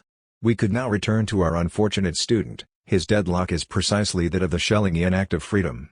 Although, in the temporal reality of his life, he never chose his country, he was treated as if he had already chosen, as if, in an atemporal, eternally past act, he chose what was from the very beginning imposed on him, the allegiance to his country. Coincidentia oppositorum. The real is therefore simultaneously both the hard, impenetrable kernel resisting symbolization and a pure chimerical entity which has in itself no ontological consistency. To use Kripkean terminology, the real is the rock upon which every attempt at symbolization stumbles, the hard core which remains the same in all possible worlds, symbolic universes, but at the same time its status is thoroughly precarious. It is something that persists only as veiled mist, in a shadow, and dissolves itself as soon as we try to grasp it in its positive nature. As we have already seen, this is precisely what defines the notion of a traumatic event, a point of failure of symbolization, but at the same time never given in its positivity. It can be constructed only backwards, from its structural effects. All its effectivity lies in the distortions it produces in the symbolic universe of the subject. The traumatic event is ultimately just a fantasy construct filling out a certain void in a symbolic structure and, as such, the retroactive effect of this structure. There is a series of other oppositions which define a Lacanian concept of the real. We have the real as the starting point, the basis, the foundation of the process of symbolization, that is why Lacan speaks of the symbolization of the real, that is, the real which in a sense precedes the symbolic order and is subsequently structured by it when it gets caught in its network. This is the great Lacanian motif of symbolization as a process which mortifies, drains off, empties, carves the fullness of the real of the living body. But the real is at the same time the product, remainder, leftover, scraps of this process of symbolization, the remnants, the excess which escapes symbolization and is as such produced by the symbolization itself. In Hegelian terms, the real is simultaneously presupposed and posed by the symbolic. Insofar as the kernel of the real is jouissance, this duality takes the form of a difference between jouissance, enjoyment, and plus désir, the surplus of enjoying. Jouissance is the basis upon which symbolization works, the basis emptied, disembodied, structured by the symbolization, but this process produces at the same time a residue, a leftover, which is the surplus enjoyment. The real is the fullness of the inert presence, positivity, nothing is lacking in the real, that is, the lack is introduced only by the symbolization, it is a signifier which introduces a void, an absence in the real. But at the same time the real is in itself a hole, a gap, an opening in the middle of the symbolic order, it is the lack around which the symbolic order is structured. The real as a starting point, as a basis, is a positive fullness without lack, as a product, a leftover of symbolization, it is, in contrast, the void, the emptiness created, encircled by the symbolic structure. We might also approach the same pair of opposites from the perspective of negativity. The real is something that cannot be negated, a positive inert datum which is insensitive to negation, cannot be caught in the dialectics of negativity, but we must add at once that it is so because the real itself, in its positivity, is nothing but an embodiment of a certain void, lack, radical negativity. It cannot be negated because it is already in itself, in its positivity, nothing but an embodiment of a pure negativity, emptiness. That is why the real object is a sublime object in a strict Lacanian sense, an object which is just an embodiment of the lack in the other, in the symbolic order. The sublime object is an object which cannot be approached too closely. If we get too near it, it loses its sublime features and becomes an ordinary vulgar object. It can persist only in an inner space, in an intermediate state, viewed from a certain perspective, half seen. If we want to see it in the light of day, it changes into an everyday object, it dissipates itself, precisely because in itself it is nothing at all. Let us take a well-known scene from Fellini's Roma. The workers digging tunnels for a subway find the remnants of some old Roman buildings, they call the archaeologists, and when they enter the buildings together, a marvelous view awaits them, walls full of beautiful frescoes of immobile, melancholic figures, but the paintings are too fragile, they cannot withstand the open air and immediately begin to dissolve, leaving the spectators alone with the blank walls. As Jacques-Alain Miller has already pointed out, in his unpublished seminar, the status of the real is at the same time that of corporeal contingency and that of logical consistency. In a first approach, the real is a shock of a contingent encounter which disrupts the automatic circulation of the symbolic mechanism, a grain of sand preventing its smooth functioning, a traumatic encounter which ruins the balance of the symbolic universe of the subject. But, as we have seen with regard to trauma, precisely as an eruption of a total contingency, the traumatic event is nowhere given in its positivity, only afterwards can it be logically constructed as a point which escapes symbolization. If we try to seize the real from the perspective of the distinction between quid and quod, between the properties of a symbolic universal nature attributed to an object and this object itself and its givenness, a surplus of an X escaping, in its positivity, the network of universal symbolic determinations, that is, if we try to approach the real through the field opened by the Kripkean criticism of the theory of descriptions, we should say, first, that the real is the surplus of quod over quid, a pure positivity beyond the series of properties, beyond a set of descriptions, but at the same time, the example of trauma proves that the real is also the exact opposite, an entity which does not exist but has nevertheless a series of properties. Finally, if we try to define the real in its relation to the function of writing, écrit, not the post-structuralist écriture, we must, of course, in a first approach state that the real cannot be inscribed, that it escapes inscription, the real of the sexual relation, for example, but at the same time, the real is the writing itself as opposed to the signifier. The Lacanian écrit has the status of an object, not of a signifier. This immediate coincidence of opposite or even contradictory determinations is what defines the Lacanian real. We can thus differentiate between the imaginary, the symbolic and the real status of the couples of opposites. In the imaginary relation, The two poles of opposition are complementary, together they build a harmonious totality, each gives the other what the other lacks, each fills out the lack in the other, the fantasy of the fully realized sexual relationship, for example, where man and woman form a harmonious whole. The symbolic relation is, on the contrary, differential, the identity of each of the moments consists in its difference to the opposite moment. A given element does not fill in the lack in the other, it is not complementary to the other but, on the contrary, takes the place of the lack in the other, embodies what is lacking in the other. Its positive presence is nothing but an objectification of a lack in its opposite element. The opposites, the poles of the symbolic relation, each in a way returns to the other its own lack, they are united on the basis of their common lack. That would also be the definition of symbolic communication. What circulates between the subjects is above all a certain void, the subjects pass to each other a common lack.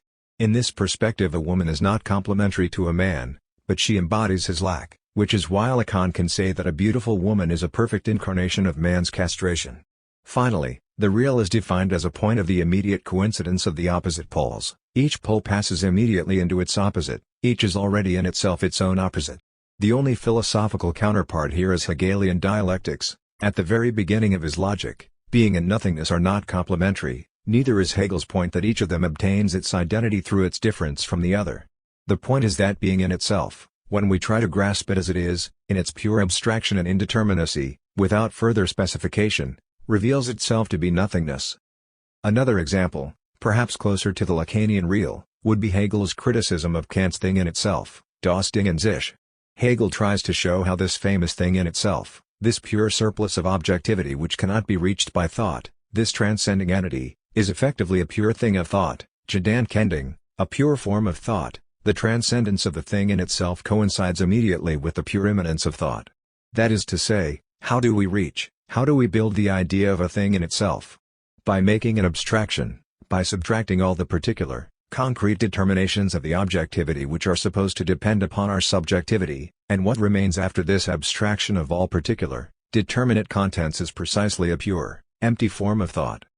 Lacan gives the clue to this paradoxical coincidence of opposites in his seminar Encore when he points out that the real can be inscribed, Putzsinscrier, only through a deadlock of formalization '9. The real is of course, in a first approach, that which cannot be inscribed, which doesn't cease not to inscribe itself, Nis espada ni pas ecrire, the rock upon which every formalization stumbles. But it is precisely through this failure that we can in a way encircle, locate the empty place of the real. In other words, the real cannot be inscribed, but we can inscribe this impossibility itself, we can locate its place, a traumatic place which causes a series of failures. And Lacan's whole point is that the real is nothing but this impossibility of its inscription. The real is not a transcendent positive entity, persisting somewhere beyond the symbolic order like a hard kernel inaccessible to it, some kind of Kantian thing in itself. In itself it is nothing at all, just a void, an emptiness and a symbolic structure marking some central impossibility. It is in this sense that the enigmatic Lacanian phrase defining the subject as an answer of the real is to be understood. We can inscribe, encircle the void place of the subject through the failure of his symbolization, because the subject is nothing but the failure point of the process of his symbolic representation. In the Lacanian perspective, the object as real is then, in the final analysis, just a certain limit. We can overtake it, leave it behind us, but we cannot reach it. That is the Lacanian reading of the classic paradox of Achilles and the tortoise. Achilles can of course overtake her, but he cannot reach her, catch up with her. It is like the old Breachian paradox of happiness from the Threepenny Opera. You must not run too desperately after happiness, because if you do you might overtake it and happiness will remain behind you. That is the Lacanian real, a certain limit which is always missed. We always come too early or too late. And, as the late Michel Silvestre pointed out, the same thing also goes for so-called free association in psychoanalysis. On the one hand it is impossible to reach it, we cannot really spontaneously give ourselves to it, we always manipulate, have a certain intention, and so on, but on the other hand we cannot escape it. Whatever we say during analysis already has the status of free association. Then for example, I cannot, in the middle of the analysis, turn to the analyst and say, now wait a minute, I want to speak to you really seriously, as person to person. Even if we do this, its performative force is already suspended, that is, it already has the status of free association, of something that is to be interpreted, not taken at its face value. Another Hegelian joke. What notion of the subject is compatible with this paradoxical character of the real? The basic feature of the Lacanian subject is, of course, its alienation in the signifier. As soon as the subject is caught in the radically external signifying network, he is mortified, dismembered, divided. To get an idea of what is meant by the Lacanian division of the subject, one has only to remember Lewis Carroll's well-known paradox. "I'm so glad I don't like asparagus," said the small girl to a sympathetic friend, "because, if I did, I should have to eat it, and I can't bear it." Here we have the whole Lacanian problem of the reflexivity of desire. Desire is always a desire of a desire. The question is not immediately what should I desire? But there are a lot of things that I desire. I have a lot of desires. Which of them is worth being the object of my desire? Which desires should I desire? This paradox is literally reproduced in the basic situation of the classic Stalinist political processes, in which the accused victim is at the same time supposed to confess his love for asparagus, the bourgeoisie, the counter-revolution, and express an attitude of disgust towards his own activity, to the point of demanding for himself the death penalty. That is why the Stalinist victim is the perfect example of the difference between the sujet denunce, subject of the statement, and the sujet denunciation, subject of the enunciation. The demand that the party is addressing to him is, at this moment, the party needs the process to consolidate the revolutionary gains, so be a good communist, do last service to the party and confess. Here we have the division of the subject in its purest form. The only way for the accused to confirm himself as a good communist at the level of the sujet denunciation is to confess, to determine himself, at the level of the sujet denunce, as a traitor. Ernesto Laclau was perhaps right when he once remarked, in a private conversation, that it is not only Stalinism which is a linguistic phenomenon, but language itself which is a Stalinist phenomenon. Here, however, we must distinguish carefully between the Lacanian notion of the divided subject and the post-structuralist notion of the subject positions. In post-structuralism, the subject is usually reduced to so-called subjectivation. He is conceived as an effect of a fundamentally non-subjective process. The subject is always caught in, traversed by the pre-subjective process, of writing, of desire and so on, and the emphasis is on the individual's different modes of experiencing, living their positions as subjects, actors, agents of the historical process. For example, only at a certain point in European history did the author of works of art, a painter or a writer, begin to see himself as a creative individual who, in his work, gives expression to his interior subjective richness. The great master of such analysis was, of course, Foucault. One might say that the main point of his late work was to articulate the different modes by which individuals assume their subject positions. But with Lacan, we have quite another notion of the subject. To put it simply, if we make an abstraction, if we subtract all the richness of the different modes of subjectivation, all the fullness of experience present in the way the individuals are living their subject positions, what remains is an empty place which was filled out with this richness, this original void, this lack of symbolic structure, is the subject of the signifier. The subject is therefore to be strictly opposed to the effect of subjectivation. What the subjectivation masks is not a pre or trans-subjective process of writing but a lack in the structure, a lack which is the subject. Our predominant idea of the subject is, in Lacanian terms, that of the subject of the signified, the active agent, the bearer of some signification who is trying to express himself in language. Lacan's starting point is, of course, that symbolic representation always distorts the subject, that it is always a displacement, a failure, that the subject cannot find a signifier which would be his own, that he is always saying too little or too much, in short, something other than what he wanted or intended to say. The usual conclusion from this would be that the subject is some kind of interior richness of meaning which always exceeds its symbolic articulation. Language cannot express fully what I'm trying to say. The Lacanian thesis is the opposite. This surplus of signification masks a fundamental lack. The subject of the signifier is precisely this lack, this impossibility of finding a signifier which would be its own. The failure of its representation is its positive condition. The subject tries to articulate itself in a signifying representation. The representation fails. Instead of a richness we have a lack, and this void opened by the failure is the subject of the signifier. To put it paradoxically, the subject of the signifier is a retroactive effect of the failure of its own representation. That is why the failure of representation is the only way to represent it adequately. Here we have a kind of dialogic economy. We articulate a proposition defining the subject, our attempt fails, we experience the absolute contradiction, the extreme negative relationship between the subject and the predicate, and this absolute discordance is the subject as absolute negativity. It is like a well-known Soviet joke about Rabinovich, a Jew who wants to emigrate. The bureaucrat at the emigration office asks him why, Rabinovich answers, there are two reasons why. The first is that I'm afraid that in the Soviet Union the communists will lose power, there will be a counter-revolution and the new power will put all the blame for the communist crimes on us, Jews, there will again be anti-Jewish pogroms, but, interrupts the bureaucrat, this is pure nonsense, nothing can change in the Soviet Union, the power of the communists will last forever. Well, responds Rabinovich calmly, that's my second reason. The logic is the same here as in the Hegelian proposition the spirit is a bone, the very failure of the first reading gives us the true meaning.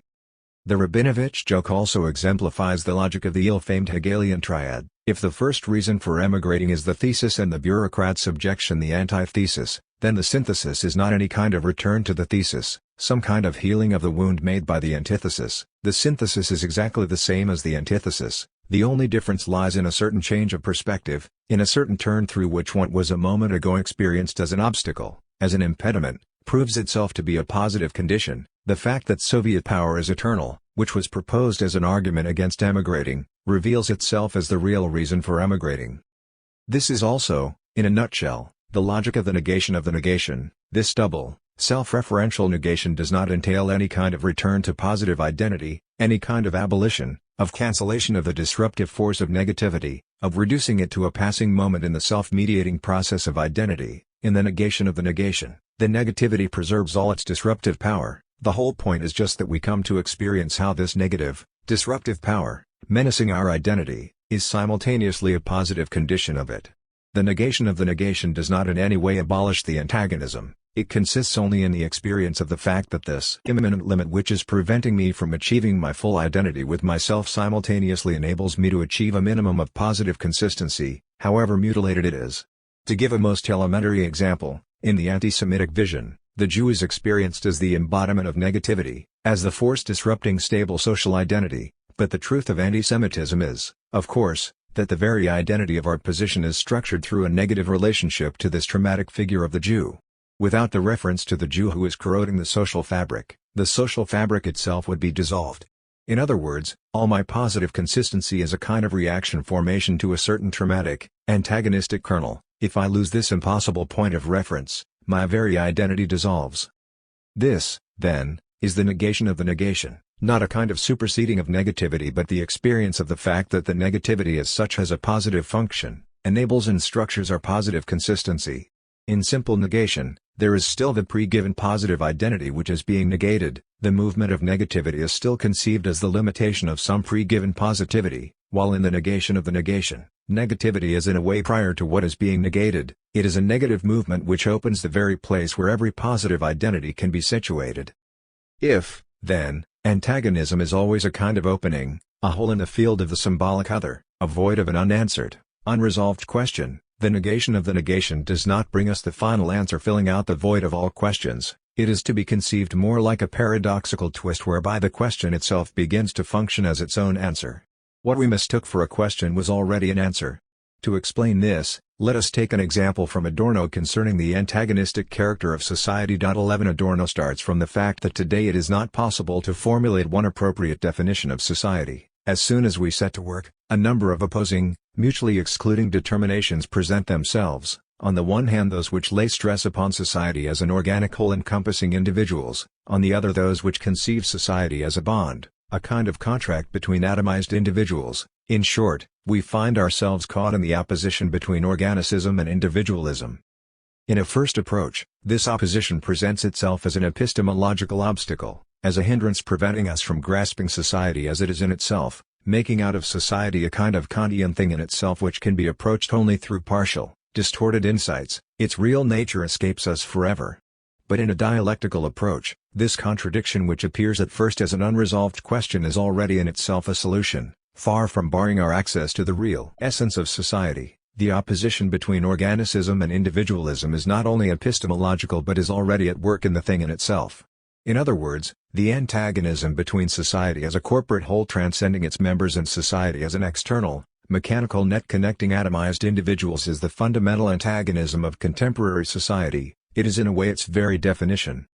This is what is basically at stake in the Hegelian strategy, the discordance, the incompatibility as such, of the opposing determinations of society, makes the secret disappear, What at first appeared to be an epistemological obstacle turns out to be the very index of the fact that we have touched the truth. We are in the heart of the thing in itself by the very trait which appeared to bar our access to it. The implication, of course, is that this thing in itself is already mutilated, split, marked by a radical lack, structured around an antagonistic kernel. This Hegelian strategy of transposing an epistemological impotence, the way we necessarily entangle ourselves in a contradiction when we try to define society, into an ontological impossibility, into an antagonism defining the object itself, implies the same twist as the Rabinovich joke. What appears at first to be an obstacle reveals itself as the solution. In the very movement by which the truth escapes us, we already rejoin it. Truth grabs error by the scruff of the neck and the mistake '12 such a paradoxical space, in which the very heart of a certain field immediately touches its exterior, is best exemplified by a well-known Hegelian dictum according to which the secrets of the ancient Egyptians were also secrets for the Egyptians themselves. The solution of the riddle is to redouble it. When a subject is confronted with an enigmatic, impenetrable other, the thing he has to grasp is that his question to the other is already the question of the other itself. The impenetrability of the substantial other, the hindrance which is preventing the subject from penetrating the heart of the other, is immediately an index of the fact that this other is already in itself hindered, structured around a certain indigestible rock, resisting symbolization, symbolic integration. The subject cannot grasp society as a close whole, but this impotence has, so to speak, an immediate ontological status. It bears witness to the fact that society itself does not exist, that it is marked by a radical impossibility. And it is because of this impossibility to achieve full identity with itself that the other, society as substance, is already subject. Subject as an answer of the real. What, then, is the status of this subject before subjectivation? The Lacanian answer would be, roughly speaking, that before subjectivation as identification, before ideological interpolation, before assuming a certain subject position, the subject is subject of a question. At first sight, it may seem that we are here again in the middle of traditional philosophical problematics, subject as a force of negativity which can question every given, objective status of things, introducing into the positivity the openness of the questioning. In a word, the subject is a question. But the Lacanian position is the exact opposite. The subject is not a question, it is as an answer, the answer of the real to the question asked by the big other, the symbolic order. 13 It is not the subject which is asking the question. The subject is the void of the impossibility of answering the question of the other. To explain this, let us refer to an interesting book by Aaron Bodenheimer, Why? On the Obscenity of Questioning. Its fundamental thesis is that there is something obscene in the very act of asking a question, without regard to its content. It is the form of the question as such which is obscene. The question lays open, exposes, denudes its addressee, it invades his sphere of intimacy. This is why the basic, elementary reaction to a question is shame on the bodily level, blushing and lowering our eyes, like a child of whom we ask "What were you doing?" It is clear in our everyday experience that such a questioning of children is a priori incriminating, provoking a sensation of guilt. What were you doing? Where were you? What does this white spot mean? Even if I can offer an answer which is objectively true and at the same time delivers me from guilt, I was studying with my friend, for example, the guilt is already admitted on the level of desire. Every answer is an excuse. With a prompt answer like "I was studying with my friend," I am confirming precisely that I did not really want to do so, that my desire was to stroll about, or something of that nature. Questioning is the basic procedure of the totalitarian intersubjective relationship. One need not refer to such exemplary cases as police interrogation or religious confession. It is quite sufficient to recall the usual abuse of the enemy in the real socialist press. How much more threatening is the question who is really hiding behind the demands for the freedom of the press, for democracy? Who is really pulling the strings of the so-called new social movements? Who is really speaking through them? Then the vulgar, direct positive affirmation, those who demand the freedom of the press really want to open the space for the activity of counter-socialist powers and in this way diminish the hegemony of the working class. Totalitarian power is not a dogmatism which has all the answers, it is, on the contrary, the instance which has all the questions. The basic indecency of the question consists in its drive to put into words what should be left unspoken, as in the well-known dialogue, "What were you doing?" "You know what?" "Yes, but I want you to tell me." Which is the instance in the other, in its addressee, that the question is aiming at? It aims at a point at which the answer is not possible, where the word is lacking, where the subject is exposed in his impotence. We can illustrate this by the inverse type of question, not the question of the authority to its subjects but the question of the subject child to his father. The stake of such a question is always to catch the other who embodies authority in his impotence, in his inability, in his lack. Bodenheimer articulates this dimension apropos of the child's question, to the father, "Father, why is the sky blue?" The child is not really interested in the sky as such. The real stake of the question is to expose father's impotence, his helplessness in the face of the hard fact that the sky is blue, his incapacity to substantiate this fact, to present the whole chain of reasons leading to it. The blue of the sky thus becomes not only the father's problem, but in a way even his fault. The sky is blue, and you're just staring at it like an idiot, incapable of doing anything about it. A question, even if it refers only to a given state of things, always makes the subject formally responsible for it, although only in a negative way, responsible, that is, for his impotence in the face of this fact. What, then, is this point in the other at which the word fails, this point of impotence at which the question as such is aiming? The question as such creates shame because it aims at my innermost, intimate kernel called by Freud Kern unseres Wesens and by Lacan das Ding, at that strange body in my interior which is in me more than me, which is radically interior and at the same time already exterior and for which Lacan coined a new word, extime. The real object of the question is what Plato, in the Symposium, called, through the mouth of Alcibiades, agalma, the hidden treasure, the essential object in me which cannot be objectivated, dominated. Lacan develops this concept in his unpublished Seminar 8 on transference. The Lacanian formula for this object is of course objet patient, this point of real in the very heart of the subject which cannot be symbolized, which is produced as a residue, a remnant, a leftover of every signifying operation, a hardcore embodying horrifying jouissance, enjoyment, and as such an object which simultaneously attracts and repels us, which divides our desire and thus provokes shame. Our thesis is that it is precisely the question in its obscene dimension, insofar as it aims at the extimate kernel, at what is in the subject more than subject, at the object in subject which is constitutive for the subject. In other words, there is no subject without guilt, the subject exists only insofar as he is ashamed because of the object in himself, in its interior. This is the meaning of Lacan's thesis that the subject is originally split, divided. He is divided as to the object himself, as to the thing, which at the same time attracts and repels him. $A.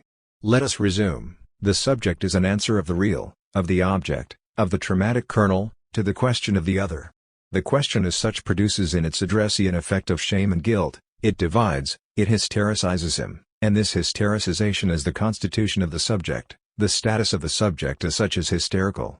The subject is constituted through his own division, splitting, as to the object in him. This object, this traumatic kernel, is the dimension that we have already named as that of a death drive, of a traumatic imbalance, a rooting out.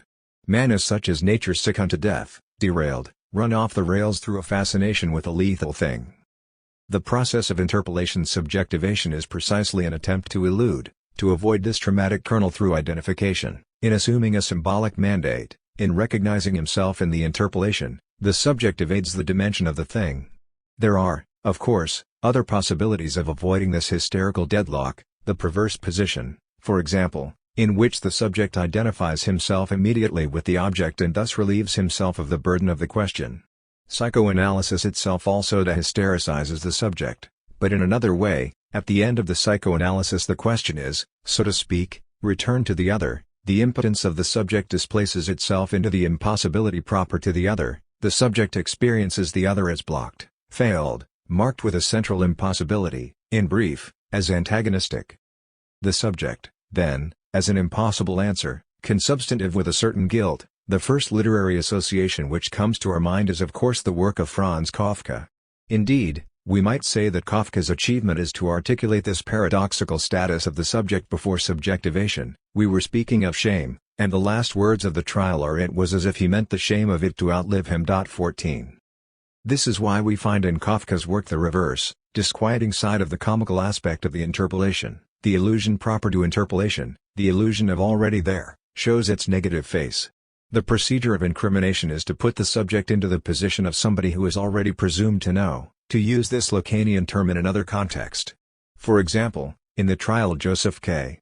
is summoned to appear before the court on Sunday morning. The exact time of interrogation is not specified.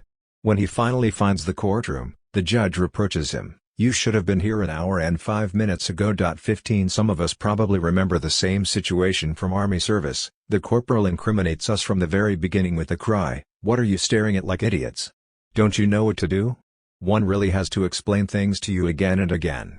And he then proceeds to give us instructions as if they were superfluous, as if we should already know them. This, therefore, is the reverse side of the ideological already there illusion. The subject is incriminated by suddenly being thrown into a situation in which he is presumed to know what is expected of him. How do we specify the dimension of this object in subject which causes the presumption of knowledge? That is to say, there are objects and objects. In Lacan's teaching, we have to distinguish at least three types of object. To articulate these distinctions, let us return to the MacGuffin. We must not forget that in Hitchcock's films, too, the MacGuffin is just one of three types of object. First, then, the MacGuffin itself, nothing at all, an empty place, a pure pretext for setting the action in motion, the formula of the aircraft engines in the 39 steps, the secret clause of the naval treaty in the foreign correspondent, the coded melody in the laity vanishes, the uranium bottles in Notorious, and so on. It is a pure semblance, in itself it is totally indifferent and, by structural necessity, absent. Its signification is purely auto-reflexive. It consists in the fact that it has some signification for others, for the principal characters of the story. But in a series of Hitchcock's films, we find another type of object which is decidedly not indifferent, not pure absence. What matters here is precisely its presence, the material presence of a fragment of reality. It is a leftover, remnants which cannot be reduced to a network of formal relations proper to the symbolic structure, but it is paradoxically, at the same time, the positive condition for the effectuation of the formal structure. We can define this object as an object of exchange circulating among subjects, serving as a kind of guarantee, pawn, on their symbolic relationship. It is the role of the key in Notorious and Dial M for Murder, the role of the wedding ring in Shadow of a Doubt and Rear Window, the role of the lighter in Strangers on a Train, and even the role of the child circulating between the two couples in The Man Who Knew Too Much. It is unique, non-specular, it has no double. It escapes the dual mirror relation. That is why it plays a crucial role in those very films which are built on a whole series of dual relations, each element having its mirror counterpart. Strangers on a Train, Shadow of a Doubt, where the name of the central character is already redoubled, Uncle Charlie, Niece Charlie, it is the one which has no counterpart, and that is why it must circulate between the opposite elements. The paradox of its role is that although it is a leftover of the real, an excrement, it functions as a positive condition of the restoration of a symbolic structure. The structure of symbolic exchanges between the subjects can take place only insofar as it is embodied in this pure material element which acts as its guarantee. For example, in Strangers on a Train the murderous pact between Bruno and Guy holds only insofar as the object, the cigarette lighter, is circulating between them. That is the basic situation in a whole series of Hitchcock's films. At the beginning we have a non-structured, pre-symbolic, imaginary homeostatic state of things, an indifferent balance in which the relations between subjects are not yet structured in a strict sense, that is, through the lack circulating between them. And the paradox is that this symbolic pact, this structural network of relations, can establish itself only insofar as it is embodied in a totally contingent material element, a little bit of real which, by its sudden eruption, disrupts the homeostatic indifference of relations between subjects. In other words, the imaginary balance changes into a symbolically structured network through a shock of the real. 16 That is why Hitchcock, and with him Lacan, is no longer a structuralist. The basic gesture of structuralism is to reduce the imaginary richness to a formal network of symbolic relations. What escapes the structuralist perspective is that this formal structure is itself tied by an umbilical cord to some radically contingent material element which, in its pure particularity, is a structure, embodies it. Why? Because the big other, the symbolic order, is always barré, failed, crossed out, mutilated, and the contingent material element embodies this internal blockage, limit, of the symbolic structure. The symbolic structure must include an element which embodies its stain, its own point of impossibility around which it is articulated. In a way it is the structuring of its own impossibility.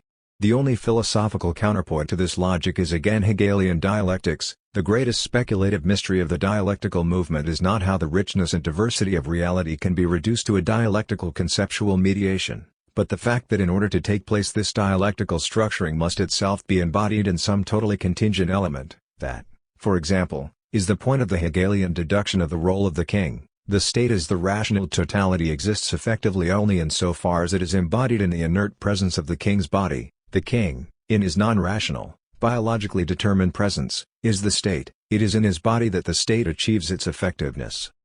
Here we can use the distinction, developed by Laclau and Mouffe, between the accidental and the contingent. An ordinary element of a formal structure is accidental, indifferent, that is, it can be interchanged, but there is always an element which, paradoxically, embodies this formal structure as such. It is not necessary, but it is, in its very contingency, the positive condition of the restoration of the structural necessity. This necessity depends upon it, hangs on it. Finally, we have a third kind of object, the birds in the birds. For example, we could also add, in Marnie, the body of the giant ship at the end of the street in which Marnie's mother lives. This object has a massive, oppressive material presence. It is not an indifferent void like the MacGuffin, but at the same time it does not circulate between the subjects. It is not an object of exchange, it is just a mute embodiment of an impossible jouissance. How can we explain the logic, the consistency of these three objects? In his seminar Encore, Lacan proposes a schema of it: 17. Here, we have to interpret the vector not as indicating a relation of determination, the imaginary determines the symbolic and so on, but more in the sense of the symbolization of the imaginary. So, the MacGuffin is clearly the objet papier, the lack, the leftover of the real, setting in motion the symbolic movement of interpretation, a void in the center of the symbolic order, a pure semblance of the mystery to be explained, interpreted. The birds are the impassive, imaginary objectification of the real, an image which embodies jouissance. And finally, the circulating object of exchange is S, the symbolic object which cannot be reduced to imaginary mere replay and which at the same time embodies the lack in the other, the impossibility around which the symbolic order is structured. It is the radically contingent element through which the symbolic necessity arises. That is the greatest mystery of the symbolic order, how its necessity arises from the shock of a totally contingent encounter of the real, like the well-known accident in the Arabian Nights. The hero, lost in the desert, quite by chance enters a cave. There, he finds three old wise men, awoken by his entry, who say to him, "Finally, you have arrived. We have been waiting for you for the last 300 years. The subject presumed to. This mystery is, in the final analysis, the mystery of the transference itself. To produce new meaning, it is necessary to presuppose its existence in the other. That is the logic of the subject presumed to know, which Lacan isolated as the central axis, anchor, of the phenomenon of transference. The analyst is presumed to know in advance, what? The meaning of the analysis and symptoms. This knowledge is of course an illusion, but it is a necessary one. In the end, only through this supposition of knowledge can some real knowledge be produced. In the scheme above we have three versions of the object around the central nauseous protuberance of jouissance, the thing in its inaccessibility. One is tempted to construct, on the same matrix, three other concepts around the subject presumed to know. Let us start with the subject presumed to believe. 18 Coming from Yugoslavia, that is, from a real socialist country, the author of this book is tempted to take an example typical of really existing socialism where, as is well known, there is always something lacking in the shops. Our hypothetical starting point is that there is an abundance of toilet paper on the market. But, suddenly and unexpectedly, a rumor starts to circulate that there is a shortage of toilet paper. Because of this rumor, people frantically begin to buy it, and of course the result is that there is a real shortage of toilet paper. At first sight this seems to be a simple mechanism of what is called self-fulfilling prophecy, but the effective way in which it functions is a little more complicated. Each participant reasons as follows: I'm not naive and stupid. I know very well that there is more than enough toilet paper in the shops, but there are probably some naive and stupid people who believe these rumors, who take them seriously and will act accordingly. They will start frantically buying toilet paper, and so in the end there will be a real shortage of it. So even if I know very well that there is enough, it would be a good idea to go and buy a lot. The crucial point is that this other presumed to believe naively does not have to exist effectively, to produce his effects in reality. It is enough that he is presumed by others to exist. In a definite, closed multitude of subjects, each person can play this role for all the others. The effect will be exactly the same, a real shortage of toilet paper. The one who will in the end remain without it will be precisely the one who persists in the truth, the one who says to himself, I know that this is only a rumor, there is enough toilet paper, and acts upon it. This concept of the subject presumed to believe also has its clinical use. It serves to mark the difference between real Freudian analysis and the revisionist cure. While in Freudian analysis the analyst plays the role of the subject presumed to know, in the revisionist tradition his role is closer to that of the subject presumed to believe, that is to say, in this case the reasoning of the patient goes as follows: I have some psychic problems, I'm neurotic, so I need an analyst to cure me. The problem is that I don't believe in maternal phallus, symbolic castration and all that shit. To me this is plain nonsense. But happily for me, here is an analyst who believes in it and, why not, perhaps he can cure me with his belief. No wonder various neo-Freudian schools try to incorporate some elements of shamanism. The second concept in this series would be the subject presumed to enjoy. 19 His role is fundamental in obsessional neurosis. For the obsessional neurotic the traumatic point is the supposed existence, in the other, of an insupportable, limitless, horrifying jouissance. The stake of all his frantic activity is to protect, to save the other from his jouissance, even at the price of destroying him or her, saving the woman from her corruption, for example. Again, this subject does not have to exist effectively, to produce his effects. It is enough for others to presume that he exists. This supposed jouissance is one of the key components of racism. The other, Jew, Arab, Negro, is always presumed to have access to some specific enjoyment, and that is what really bothers us. The last concept would be, of course, that of the subject presumed to desire. If the subject presumed to enjoy plays a central role in obsessional neurosis, the subject presumed to desire plays such a role in hysteria. One only has to remind oneself of Freud's analysis of Dora. It is quite clear that Frau K. is playing for Dora the role, not of her object of desire, as Freud mistakenly supposed, but of the subject presumed to desire, presumed to know how to organize her desire, how to avoid its deadlock. That is why, when we are confronted with a hysteric, the question to ask is not what is his object of desire, but where does he desire from? Who is the other person through whom he is organizing his desire? The problem for the hysterical subject is that he always needs to have recourse to another subject to organize his desire. That is the meaning of the Lacanian formula that hysterical desire is the desire of the other. The presumed knowledge. This conceptual quartet is useful in an analysis of ideological mechanisms. In Oriental despotism, the whole system pivots around the central point, the figure of the despot presumed to enjoy. In classical Stalinism, the leadership is presumed to know, and so on. But the thing to remember is that the four subjects presumed to are not on the same level. The subject presumed to know is their basis, their matrix, and the function of the remaining three is precisely to disguise its troubling paradox.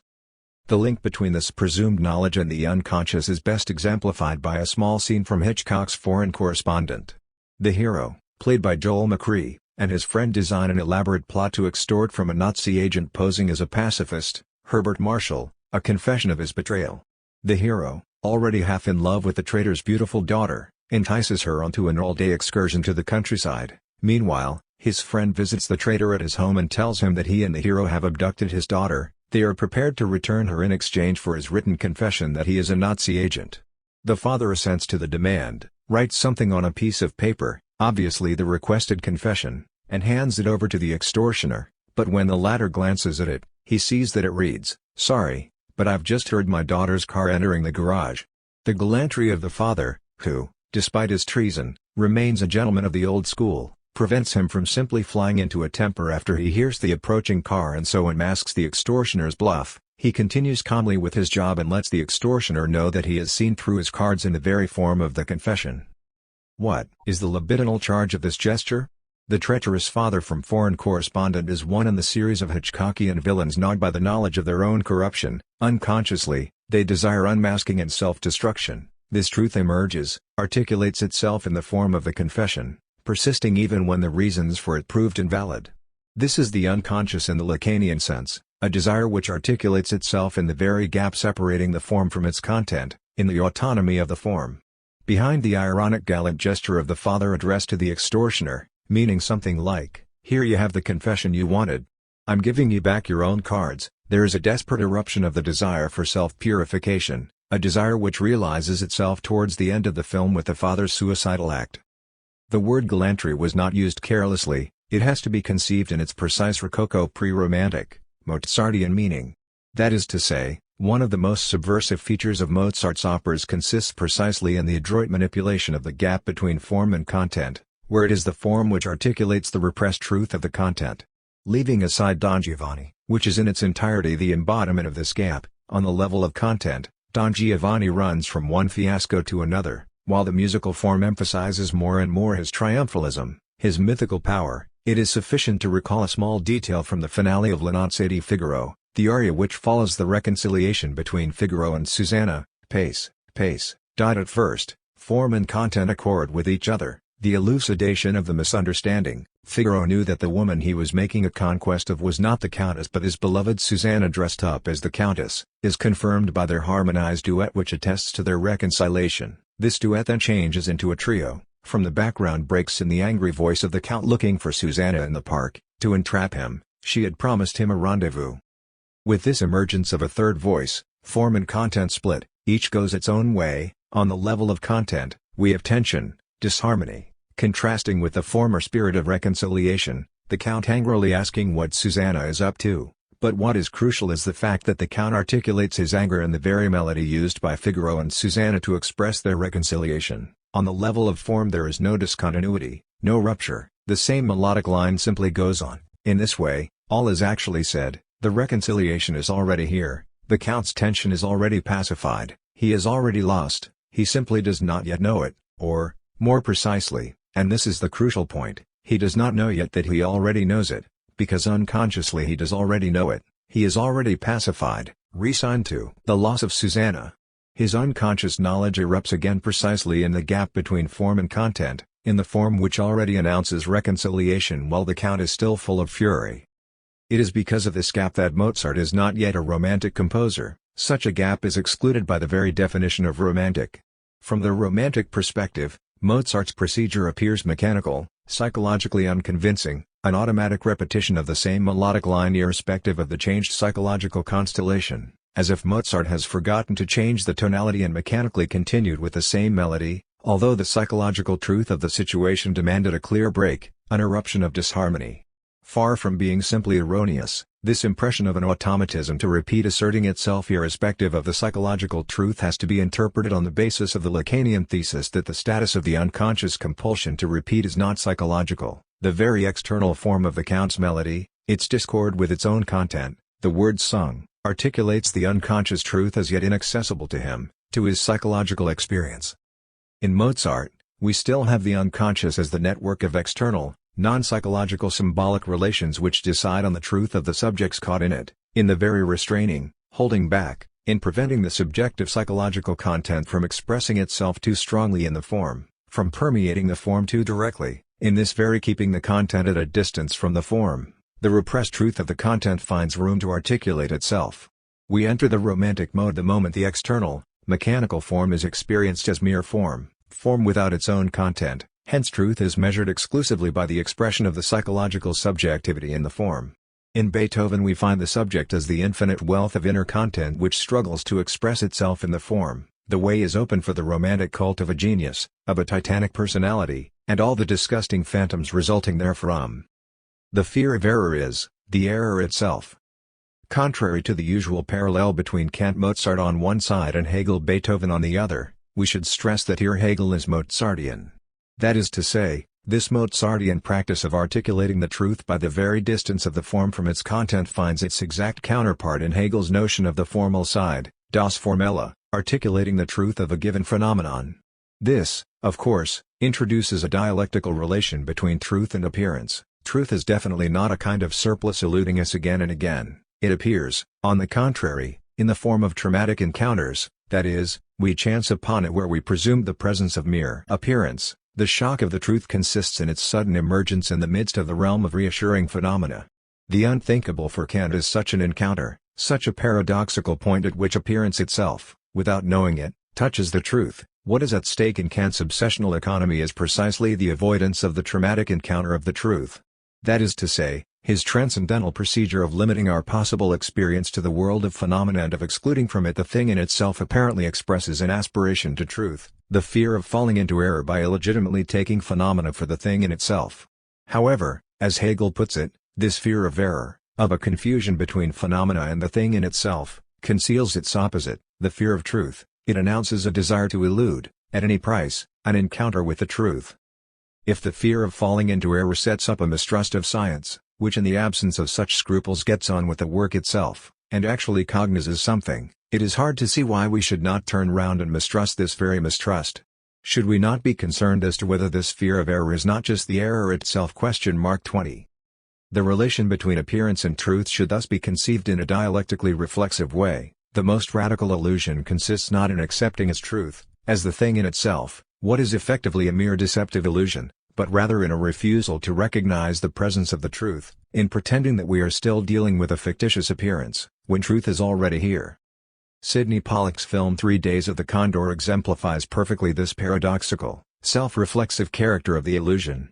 A small branch of the CIA is occupied with reading all espionage and detective novels in search of ideas which could perhaps be applied in real espionage work.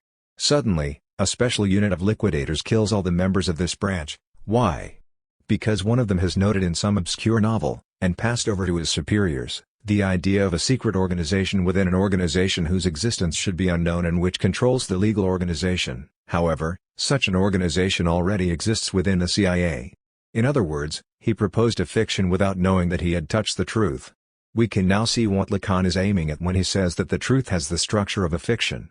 This is clear from the Lacanian matrix of the four discourses. Truth is an empty place, and the effect of truth is produced when, quite by chance, some piece of fiction, of symbolically structured knowledge, finds itself occupying this place, as in Pollack's movie when some unfortunate lower clerk unwittingly produced an explosive effect of truth.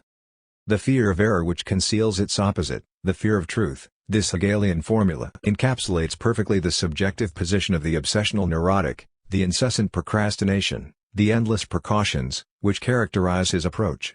At the same time, this reference to obsessional neurosis, not as a clinical entity, of course, but as a subjective position, as what Hegel would call the position of thought towards objectivity, enables us to locate properly the Lacanian observation that Hegel is the most sublime of all hysterics.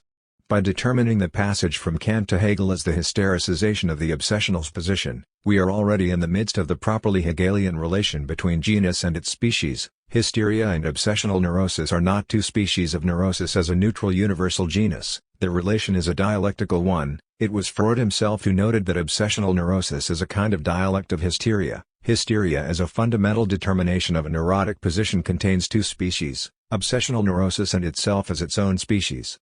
There is, of course, a whole set of differential features enabling us to construct the relation of hysteria to obsessional neurosis as a symmetrical opposition.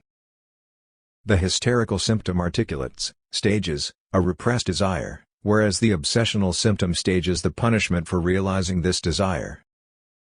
A hysterical neurotic cannot bear waiting, he hastens through, he overtakes himself and misses the object of desire precisely because of this impatience, because he wants to get at it too quickly. Whereas the obsessional neurotic builds up a whole system enabling him to postpone the encounter of the object ad infinitum, the moment is never right. To a hysterical neurotic, the object procures too little enjoyment, apropos of every object, his experience is how this is not that, which is why he hastens to reach, finally, the right object, whereas the obsessional neurotic's problem is that the object offers him too much enjoyment. The immediate encounter with the object would be unbearable because of its excessive fullness, which is why he postpones the encounter. When the hysterical neurotic feels that he doesn't know what he really wants, he addresses the question concerning his desire to the other, to the one who embodies for him the subject presumed to know. Whereas the obsessional neurotic is tortured by doubt, he cannot decide, that is to say, he addresses his question to himself, and so on. However, a closer look quickly reveals how this impression of a symmetrical opposition is false. One of the opposite poles, hysterical, is always unmarked. That is, it functions at the same time as a neutral, universal medium of the opposition, while the other, obsessional, is marked and introduces a specific difference. It is thus not difficult to demonstrate how the obsessional staging of the punishment for the realization of a desire is nothing but an inverse, mediated way of staging the realization of desire. How the obsessional question the subject addresses to himself, the famous obsessional doubt, is nothing but a masked form of the demand addressed to the other. How the obsessional postponement of the encounter with the object out of fear that we would not be able to bear such excessive enjoyment is nothing but a refined way of avoiding disappointment with the object, that is, how it conceals a foreboding that the object itself is not that. And, to return to the passage from Kant to Hegel, the same goes for the Kantian postponement of the encounter with the thing. For the Kantian gap dividing forever the thing from the world of phenomena, it conceals a foreboding that perhaps this thing is itself nothing but a lack, an empty place, that beyond the phenomenal appearance there is only a certain negative self-relationship because of which the positively given phenomenal world is perceived as mere appearance. In other words, the supersensible is therefore appearance qua appearance. In the chapter in Phenomenology on Force and Understanding the chapter which accomplishes the passage from consciousness to self-consciousness, Hegel proposes this formula, which blows up the whole Kantian obsessional economy: the supersensible is the sensuous and the perceived posited as it is in truth, but the truth of the sensuous and the perceived is to be appearance. The supersensible is therefore appearance qua appearance. 21 The appearance implies that there is something behind it which appears through it. It conceals a truth and by the same gesture gives a foreboding thereof. It simultaneously hides and reveals the essence behind its curtain. But what is hidden behind the phenomenal appearance? Precisely the fact that there is nothing to hide. What is concealed is that the very act of concealing conceals nothing. But is the supersensible therefore a pure illusion of the consciousness, a simple trompe-l'oeil? Is it we who can see that there is nothing behind the curtain, while the naive consciousness is caught in the web of deception? With Hegel, we should never immediately oppose the state of things as we see it correctly in the viewpoint of the erroneous consciousness. If there is deception we cannot subtract it from the thing, it constitutes its very heart. If, behind the phenomenal veil, there is nothing, it is through the mediation of this nothing that the subject constitutes himself in the very act of his misrecognition. The illusion that there is something hidden behind the curtain is thus a reflexive one. What is hidden behind the appearance is the possibility of this very illusion. Behind the curtain is the fact that the subject thinks something must be behind it. The illusion, albeit false, is effectively located in the empty place behind the curtain. The illusion has opened a place where it is possible, an empty space that it fills out, where the illusory reality, reduplicating the external, factual reality, could find its proper place. In order that there may yet be something the void, which, though it first came about as devoid of objective things must, however, as empty in itself, be taken as also void of all spiritual relationships and distinctions of consciousness qua consciousness, in order, then, that in this complete void, which is even called the Holy of Holies, there may yet be something, we must fill it up with reveries, appearances, produced by consciousness itself. It would have to be content with being treated so badly, for it would not deserve anything better, since even reveries are better than its own emptiness. 22. The supersensible holy is thus first an empty place, a space devoid of all positive content, and only subsequently is this emptiness filled out with some content, taken, of course, from the very sensuous world that the supersensible is supposed to negate, to have left behind. The respective contents of the supersensible and of the sensuous world are the same. An object becomes holy simply by changing places, by occupying, filling out, the empty place of the holy. This is also the fundamental feature of the logic of the Lacanian object. The place logically precedes objects which occupy it. What the objects, in their given positivity, are masking is not some other, more substantial order of objects but simply the emptiness, the void they are filling out. We must remember that there is nothing intrinsically sublime in a sublime object. According to Lacan, a sublime object is an ordinary, everyday object which, quite by chance, finds itself occupying the place of what he calls das Ding, the impossible real object of desire. The sublime object is an object elevated to the level of das Ding. It is its structural place, the fact that it occupies the sacred/forbidden place of jouissance, and not its intrinsic qualities that confers on it its sublimity. This point is best illustrated by a whole series of Buñuel's films which are built around the same central motif of the, to use Buñuel's own words, non-explainable impossibility of the fulfillment of a simple desire. In L'Âge d'Or the couple want to consummate their love, but they are again and again prevented by some stupid accident. In The Criminal Life of Archibaldo de la Cruz the hero wants to accomplish a simple murder, but all his attempts fail. In The Exterminating Angel, after a party, a group of rich people cannot cross the threshold and leave the house. In The Discreet Charm of the Bourgeoisie two couples want to dine together, but unexpected complications always prevent the accomplishment of this simple wish. And finally, in That Obscure Object of Desire, we have the paradox of the woman who, through a series of tricks, postpones again and again the final moment of reunion with her old lover. What is the common feature of these films? An ordinary, everyday act becomes impossible to accomplish as soon as it finds itself occupying the impossible place of das Ding and begins to embody the sublime object of desire. This object or act may be in itself extremely banal, a common dinner, passing the threshold after a party. It has only to occupy the sacred/forbidden, empty place in the other, and a whole series of impassable obstacles will build up around it. The object or act, in its very vulgarity, cannot be reached or accomplished. What the object is masking, dissimulating, by its massive, fascinating presence, is not some other positivity but its own place, the void, the lack that it is filling in by its presence, the lack in the other. And what Lacan calls going through the fantasy consists precisely in the experience of such an inversion apropos of the fantasy object. The subject must undergo the experience of how the ever-lacking object cause of desire is in itself nothing but an objectification, an embodiment of a certain lack, of how its fascinating presence is here just to mask the emptiness of the place it occupies, the emptiness which is exactly the lack in the other, which makes the big other, the symbolic order, perforated, inconsistent. So we, who have already gone through the fantasy, can see that there is nothing where the consciousness thought that it saw something, but our knowledge is already mediated by this illusion insofar as it aims at the empty space which makes the illusion possible. In other words, if we subtract from the illusion itself, its positive content, what remains is not simply nothing but a determinate nothing, the void in the structure which opened the space for the illusion. To unmask the illusion does not mean that there is nothing to see behind it. What we must be able to see is precisely this nothing as such. Beyond the phenomena, there is nothing but this nothing itself, nothing which is the subject. To conceive the appearance as mere appearance, the subject effectively has to go beyond it, to pass over it, but what he finds there is his own act of passage. Usually, these Hegelian propositions are reduced to a simple ontological elevation of the subject to the status of the substantial essence of the totality of being. First, the consciousness thinks there is hidden, behind the phenomenal veil, another transcendent essence. Then, with the passage from consciousness to self-consciousness, it experiences how this essence behind the phenomena, this force which animates them, is the subject himself.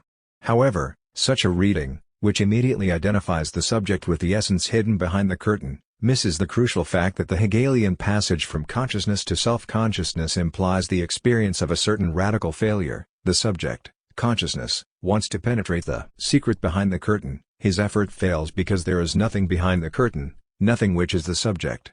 It is in this precise sense that, with Lacan too, the subject, of the signifier, and the fantasy, object are correlative or even identical. The subject is the void, the hole in the other, and the object the inert content filling up this void. The subject's entire being thus consists in the fantasy object filling out his void.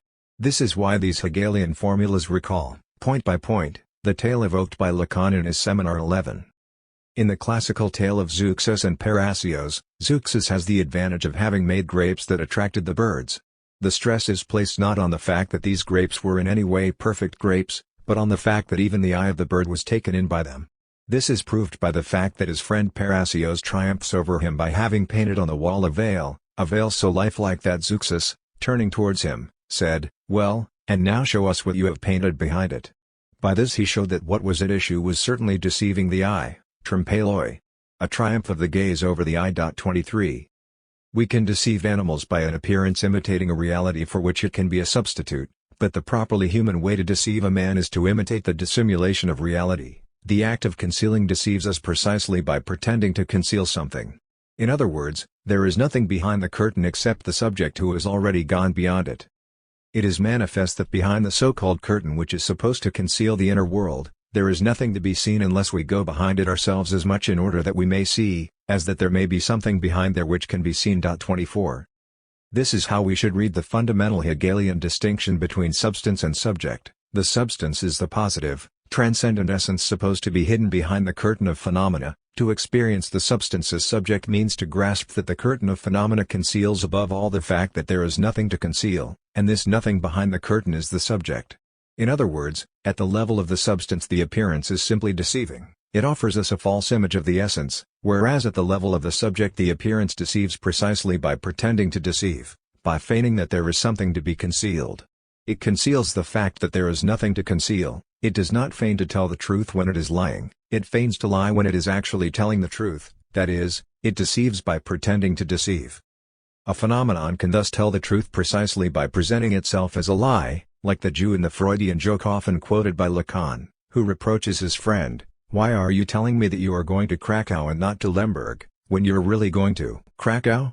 Telling the truth represented a breach of the implicit code of deception which ruled their relationship. When one of them was going to Krakow, he was supposed to tell the lie that his destination was Lemberg, and vice versa.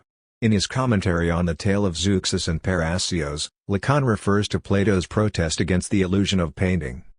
It is here that this little story becomes useful in showing us why Plato protests against the illusion of painting. The point is not that painting gives an illusory equivalence to the object, even if Plato seems to be saying this. The point is that the trompe-l'oeil of painting pretends to be something other than what it is. The picture does not compete with appearance, it competes with what Plato designates for us beyond appearance as being the idea. It is because the picture is the appearance that says it is that which gives the appearance that Plato attacks painting, as if it were an activity competing with his own. 25. The real danger, for Plato, is this appearance which purports to be an appearance and for this reason is nothing but the idea itself. As Hegel knows very well, the supersensible idea is the appearance qua appearance. This is the secret philosophy has to conceal to retain its consistency, the secret that Hegel, at the culminating point of the metaphysical tradition, makes us see. This is why the fundamental Hegelian motif that appearance as such is essential could not be grasped without the hypothesis of the big other, of the autonomous symbolic order rendering possible the deception in its properly human dimension. To exemplify this connection, let us refer to Stalinism, more specifically, to its obsessive insistence that whatever the cost we must maintain the appearance. We all know that behind the scenes there are wild factional struggles going on, nevertheless we must keep at any price the appearance of party unity. Nobody really believes in the ruling ideology, every individual preserves a cynical distance from it and everybody knows that nobody believes in it, but still, the appearance is to be maintained at any price that people are enthusiastically building socialism, supporting the party, and so on. This appearance is essential. If it were to be destroyed, if somebody were publicly to pronounce the obvious truth that the emperor is naked, that nobody takes the ruling ideology seriously, in a sense the whole system would fall apart. Why? In other words, if everybody knows that the emperor is naked and if everybody knows that all the others know it, what is the agency for the sake of which the appearance is to be kept at any price? There is, of course, only one consistent answer, the big other. It is the big other which should be maintained in ignorance. This also opens up a new approach to the status of deception in ideology. Those who should be deceived by the ideological illusion are not primarily concrete individuals but, rather, the big other. We could thus say that Stalinism has a value as the ontological proof of the existence of the big. On the other hand, not until the emergence of Yugoslav self-management did Stalinism effectively reach the level of deception in its strictly human dimension. In Stalinism, the deception is basically still a simple one. The power, party and state bureaucracy, feigns to rule in the name of the people while everybody knows that it rules in its own interest, in the interest of reproducing its own power. In Yugoslav self-management, however, the same party and state bureaucracy reigns, but it reigns in the name of an ideology whose basic thesis is that the greatest obstacle to the full development of self-management consists in the alienated party and state bureaucracy. The elementary semantic axis which legitimizes party rule is the opposition between self-managing socialism and bureaucratic state and party socialism. In other words, the party and state bureaucracy legitimizes its rule by an ideology which designates itself as the principal enemy, so that an ordinary Yugoslav subject could address to the ruling bureaucracy the same question as was addressed by one Jew to another in the joke recounted earlier. Why are you telling me that the greatest enemy of workers' self-management is the party and state bureaucracy, when the greatest enemy is really the party and state bureaucracy? We can see now why the thesis by which, in contrast to habitual real socialism, Yugoslav self-management represents socialism with a human face, is not a mere propaganda ploy but is to be taken quite literally. In Yugoslavia people are, of course, deceived, just as in all real socialism, but they are at least deceived on a specifically human level. After what we have said about the Hegelian distinction between substance and subject, we should not be surprised to find that the difference between habitual real socialism and Yugoslav self-management coincides with this distinction. There is a well-known Yugoslav political joke expressing the quintessence of this. In Stalinism, the representatives of the people drive Mercedes, while in Yugoslavia, the people themselves drive Mercedes by proxy, through their representatives. That is to say, Yugoslav self-management is the point at which the subject must recognize, in the figure embodying the alienated substantial power, the bureaucrat driving the Mercedes, not only a foreign force opposed to him, that is, his other, but himself in his otherness, and thus reconcile himself with it. 6. Not only as substance, but also as subject. The logic of sublimity.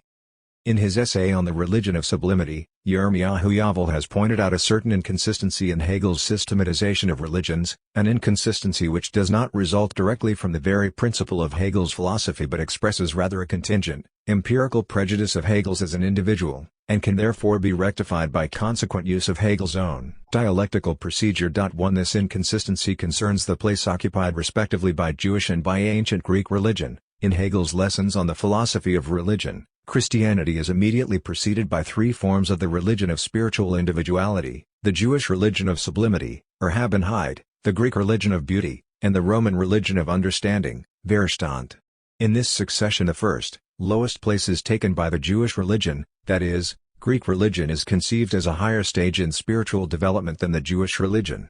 According to Yavel, Hegel has here given way to his personal anti-Semitic prejudice, because to be consistent with the logic of the dialectical process it is undoubtedly the Jewish religion which should follow the Greek.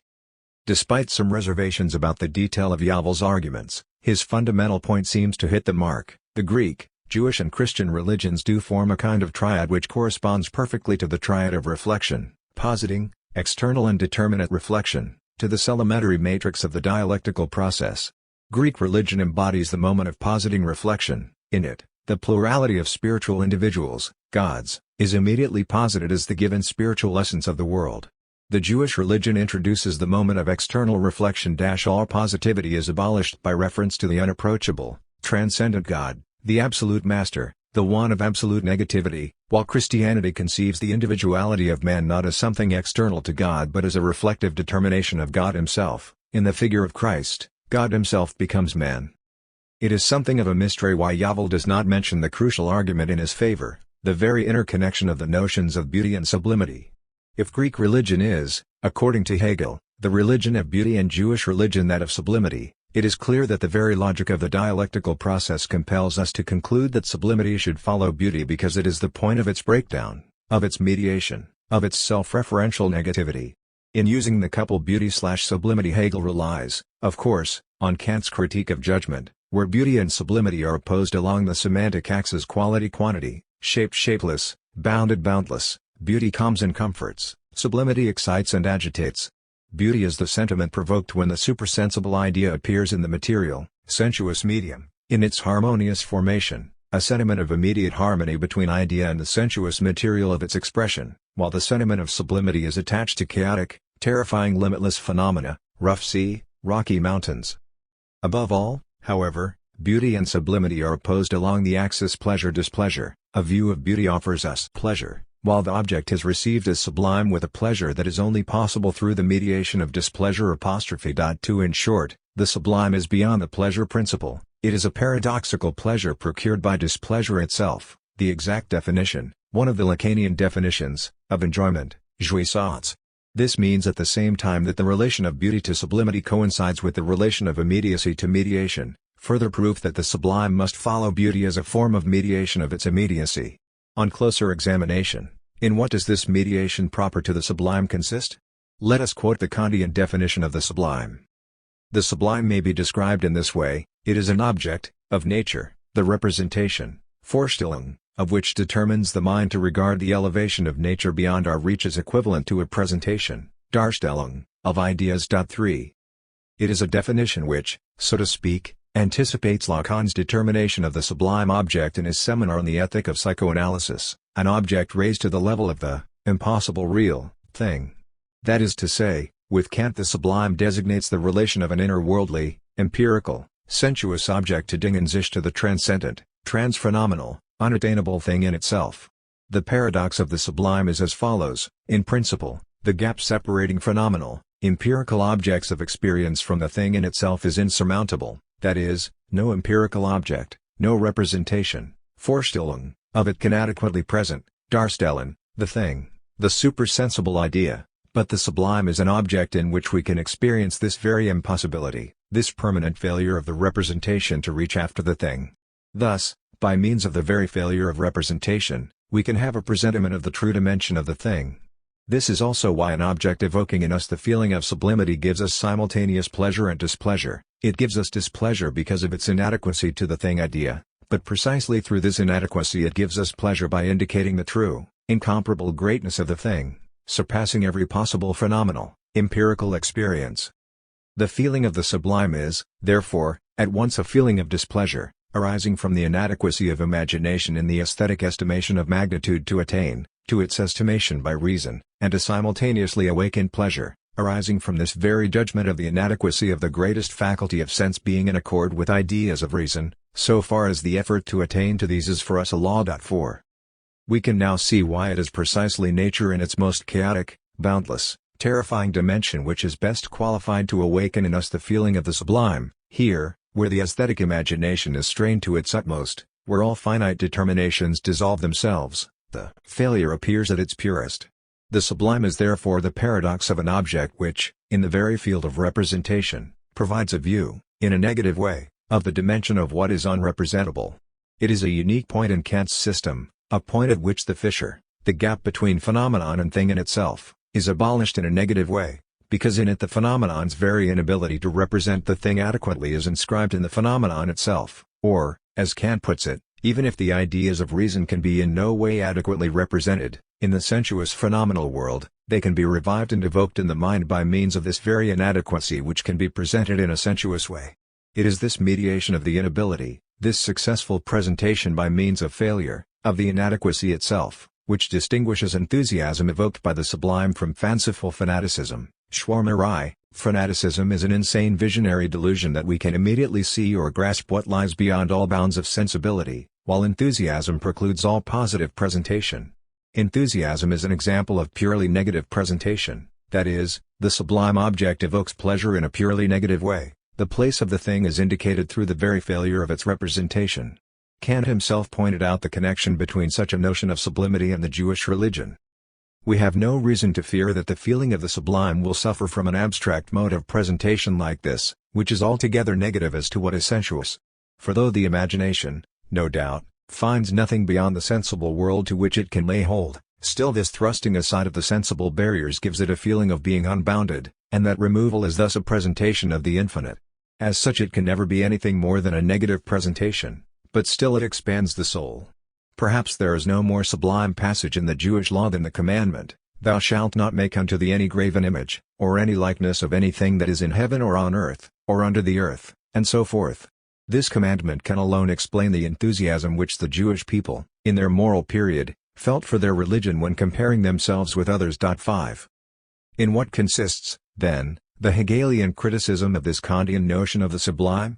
From Kant's point of view, Hegel's dialectics appears, of course, as a repeated fall, as a return to the Schwärmerei of traditional metaphysics which fails to take into account the abyss separating phenomena from the idea and pretends to mediate the idea with phenomena, as with the Jewish religion, to which Christianity appears as a return to pagan polytheism and the incarnation of God in a multitude of man-like figures.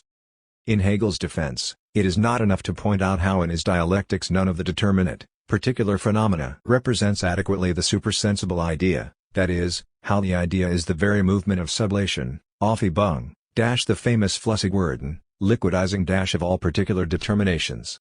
The Hegelian criticism is much more radical. It does not affirm, in opposition to Kant, the possibility of some kind of reconciliation mediation between idea and phenomena, the possibility of surmounting the gap which separates them, of abolishing the radical otherness, the radical negative relationship of the idea thing to phenomena. Hegel's reproach to Kant, and at the same time to the Jewish religion, is, on the contrary, that it is Kant himself who still remains a prisoner of the field of representation.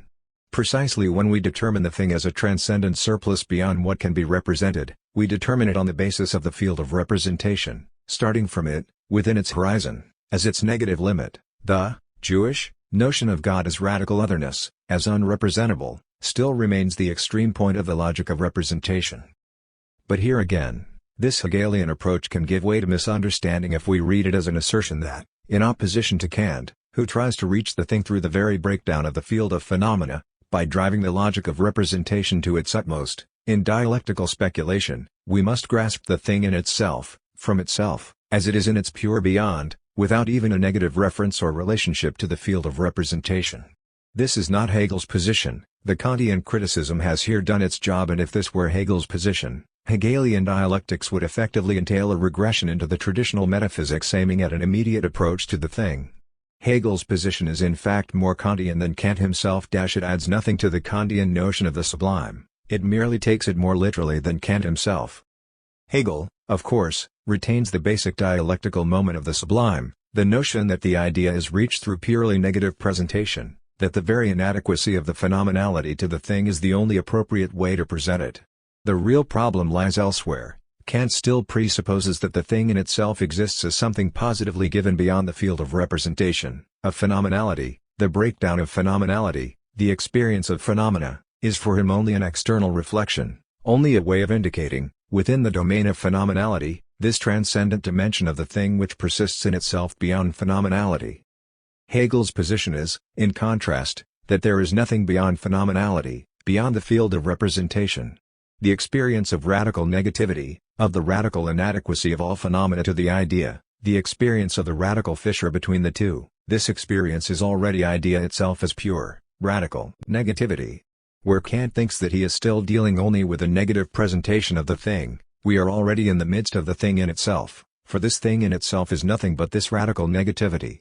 In other words, in a somewhat overused Hegelian speculative twist, the negative experience of the thing must change into the experience of the thing in itself as radical negativity. The experience of the sublime thus remains the same, all we have to do is to subtract its transcendent presupposition, the presupposition that this experience indicates, in a negative way, some transcendent thing in itself persisting in its positivity beyond it. In short, we must limit ourselves to what is strictly immanent to this experience, to pure negativity, to the negative self-relationship of the representation. Homologous to Hegel's determination of the difference between the death of the pagan god and the death of Christ, the first being merely the death of the terrestrial embodiment, of the terrestrial representation, figure, of God, while with the death of Christ it is God beyond. God is a positive, transcendent, unattainable entity, which dies. We could say that what Kant fails to take into account is the way the experience of the nullity, of the inadequacy of the phenomenal world of representation, which befalls us in the sentiment of the sublime, means at the same time the nullity, the non-existence of the transcendent thing in itself as a positive entity.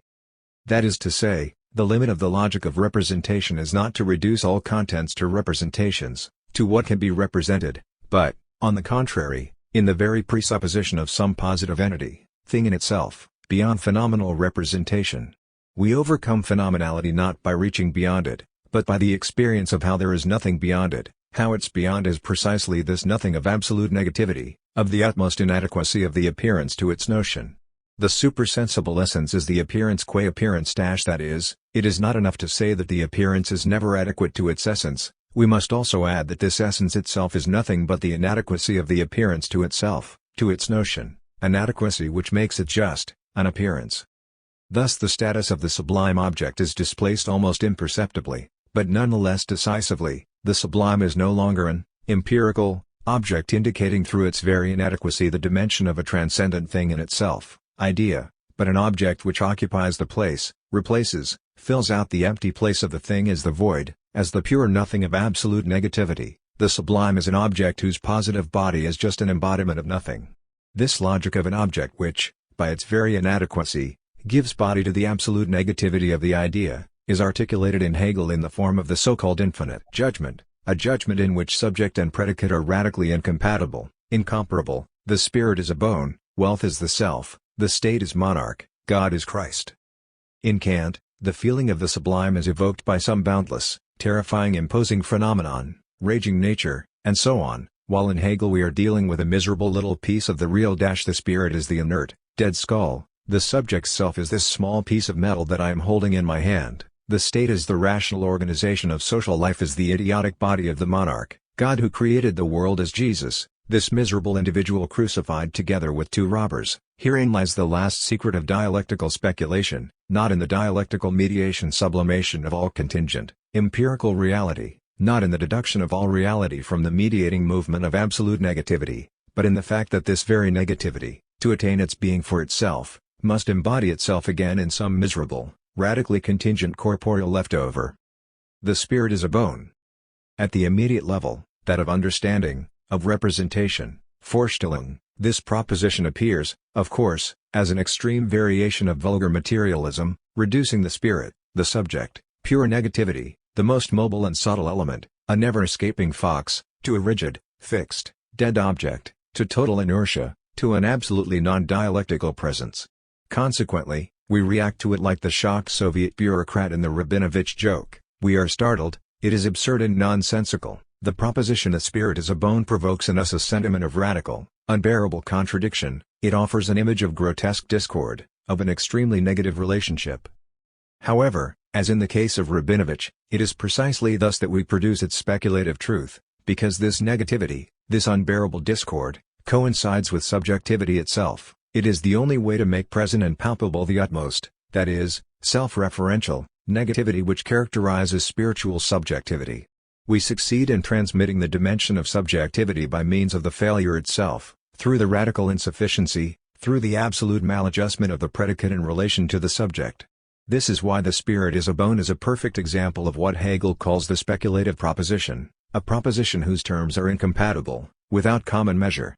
As Hegel points out in the preface to the Phenomenology of Spirit, to grasp the true meaning of such a proposition we must go back and read it over again, because this true meaning arises from the very failure of the first, immediate reading.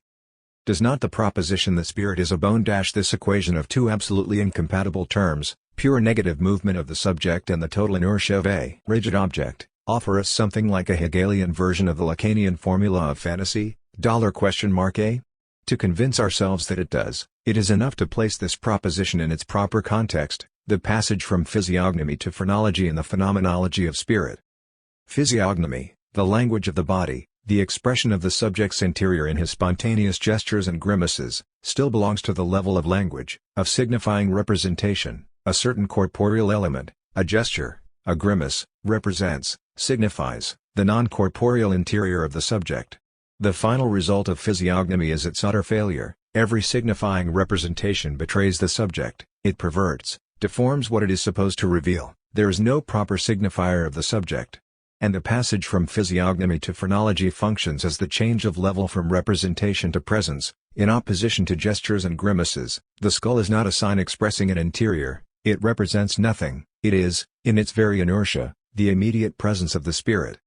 In physiognomy, spirit is supposed to be known in its own outer aspect, as in a being which is the utterance of spirit, the visible invisibility of its essence, in the determination yet to be considered. However, the outer aspect is lastly a wholly immobile reality which is not in its own self a speaking sign but, separated from self-conscious movement, presents itself on its own account and is a mere thing. 6. The bone, the skull, is thus an object which, by means of its presence, fills out the void, the impossibility of the signifying representation of the subject.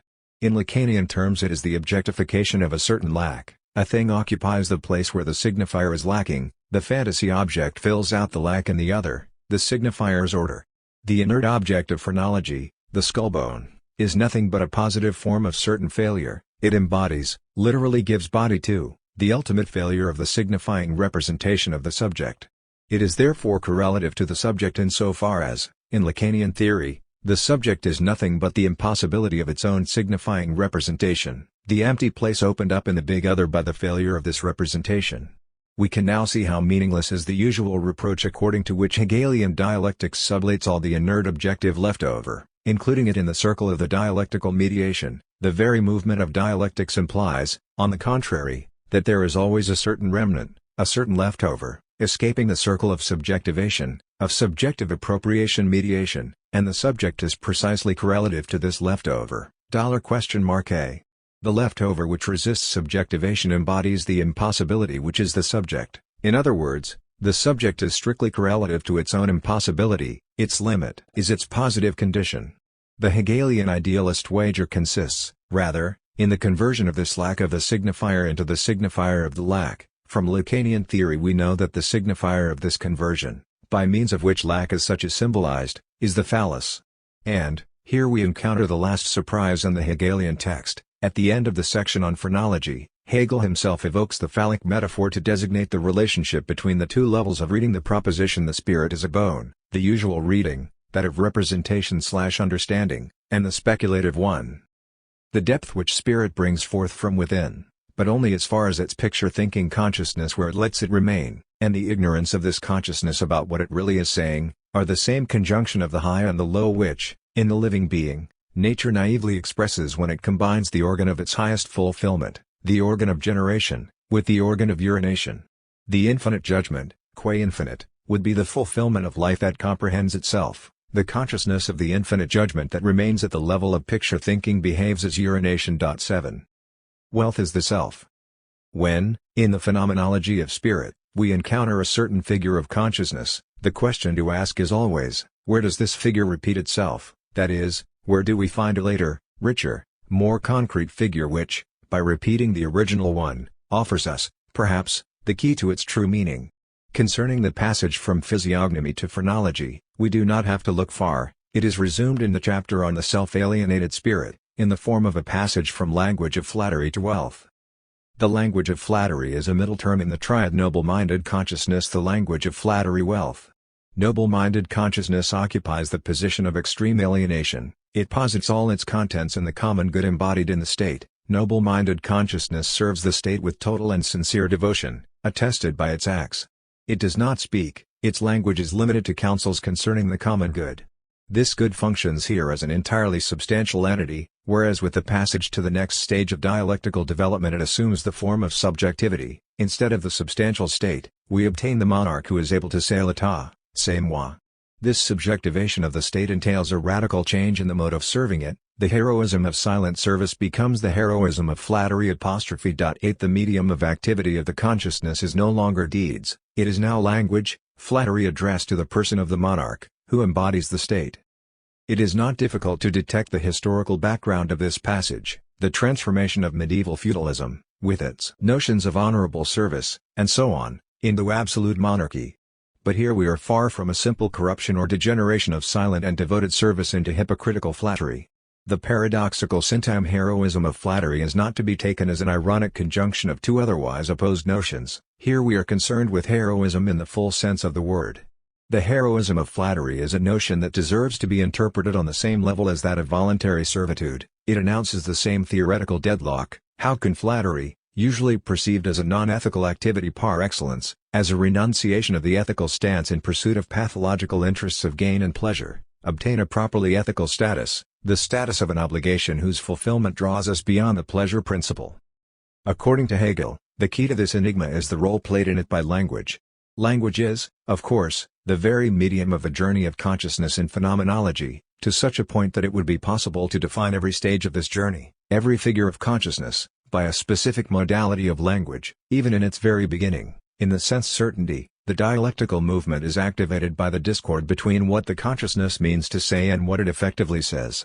In this series, the language of flattery nonetheless presents an exception. Only here is language not reduced to a medium of the dialectical process but becomes as such, in its very form. What is at stake in the struggle? It has for its content the form itself, the form which language itself is, and is authoritative as language. It is the power of speech, as that which performs what has to be performed. 9. This is why flattery is not to be conceived at the psychological level, in the sense of hypocritical and avaricious adulation. What announces itself here is rather the dimension of an alienation proper to language as such. It is the very form of language which introduces a radical alienation. Noble-minded consciousness betrays the sincerity of its internal conviction as soon as it starts talking.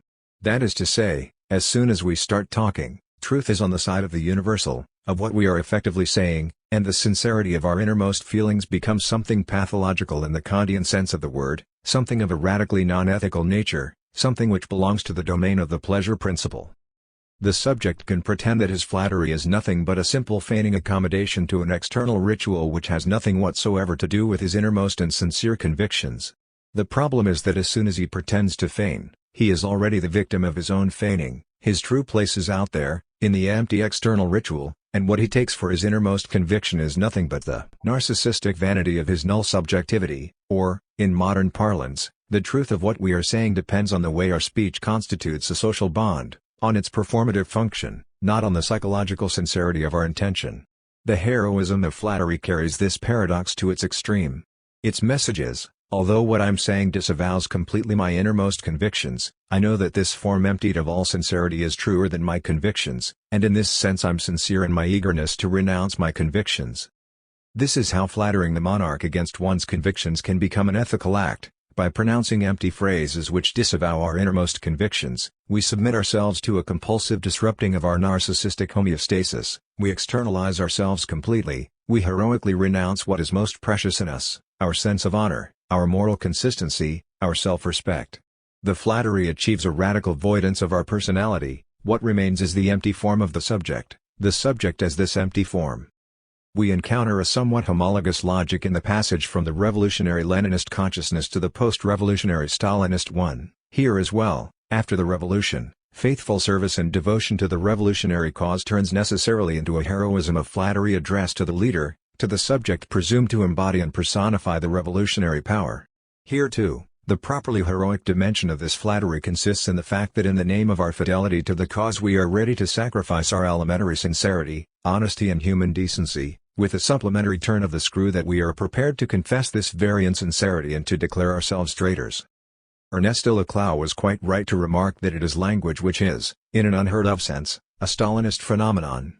The Stalinist ritual, the empty flattery which holds together the community, the neutral voice, totally freed of all psychological remnants, which pronounces the confessions in the staged political processes, they realize, in the purest form to date, a dimension which is probably essential to language as such.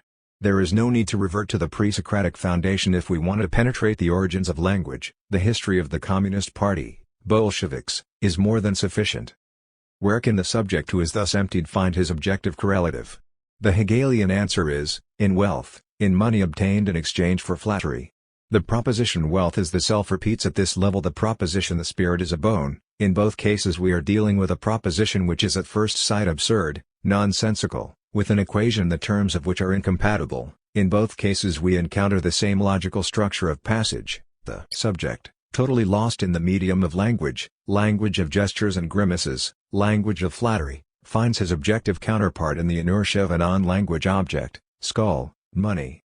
The paradox, the patent nonsense of money, this inert, external, passive object that we can hold in our hands and manipulate, serving as the immediate embodiment of self, is no more difficult to accept than the proposition that the skull embodies the immediate effectivity of the spirit. The difference between the two propositions is determined solely by the difference in the starting point of the respective dialectical movements. If we start from language reduced to gestures and grimaces of the body, the objective counterpart to the subject is what at this level presents total inertia, the skull bone. But if we conceive language as the medium of the social relations of domination, its subjective counterpart is of course wealth as the embodiment, as the materialization of social power. Positing, external, determinate reflection. This paradox of the infinite judgment is what escapes Kant. Why? To put it in Hegelian terms, because Kant's philosophy is one of external reflection because Kant is not yet able to accomplish the passage from external to determinate reflection. In Kant's view, the whole movement which brings forth the feeling of the sublime concerns only our subjective reflection external to the thing, not the thing in itself, that is, it represents only the way we, as finite subjects caught in the limits of our phenomenal experience, can mark in a negative mode the dimension of the trans-phenomenal thing. In Hegel, however, this movement is an immanent reflexive determination of the thing in itself, that is, the thing is nothing but this reflexive movement. To exemplify this movement of reflection, namely the triad of positing, external and determinate reflection, let us take the eternal hermeneutical question of how to read a text. Positing reflection corresponds to a naive reading claiming immediate access to the true meaning of the text. We pretend to grasp immediately what a text says. The problem arises, of course, when there are a number of mutually exclusive readings claiming access to the true meaning. How do we choose between them? How do we judge their claims? External reflection provides a way out of this impasse. It transposes the essence, the true meaning of a text into the unattainable beyond, making of it a transcendent thing in itself. All that is accessible to us, finite subjects, are distorted reflections, partial aspects deformed by our subjective perspective. The truth in itself, the true meaning of the text, is lost forever. All we have to do to pass from external to determinate reflection is to become aware how this very externality of the external reflexive determinations of the essence, the series of distorted, partial reflections of the true meaning of the text, is already internal to this essence itself, how the internal essence is already in itself decentered, how the essence of this essence itself consists in this series of external determinations. To make this somewhat speculative formulation clearer, let us take the case of conflicting interpretations of some great classical text, Antigone, for example.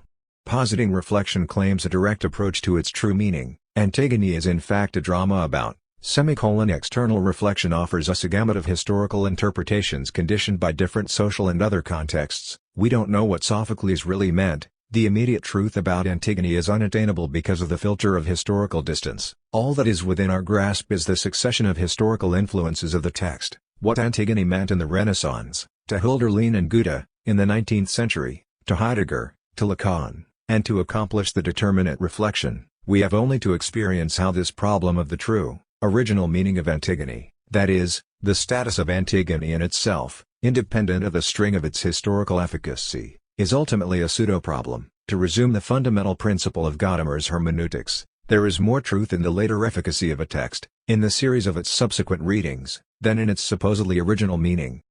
The true meaning of Antigone is not to be sought in the obscure origins of what Sophocles really wanted to say, it is constituted by this very series of subsequent readings, that is, it is constituted afterwards, through a certain structurally necessary delay.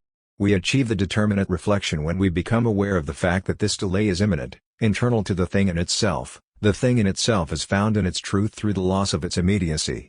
In other words, what appears, to external reflection, as an impediment is in fact a positive condition of our access to truth. The truth of a thing emerges because the thing is not accessible to us in its immediate self-identity.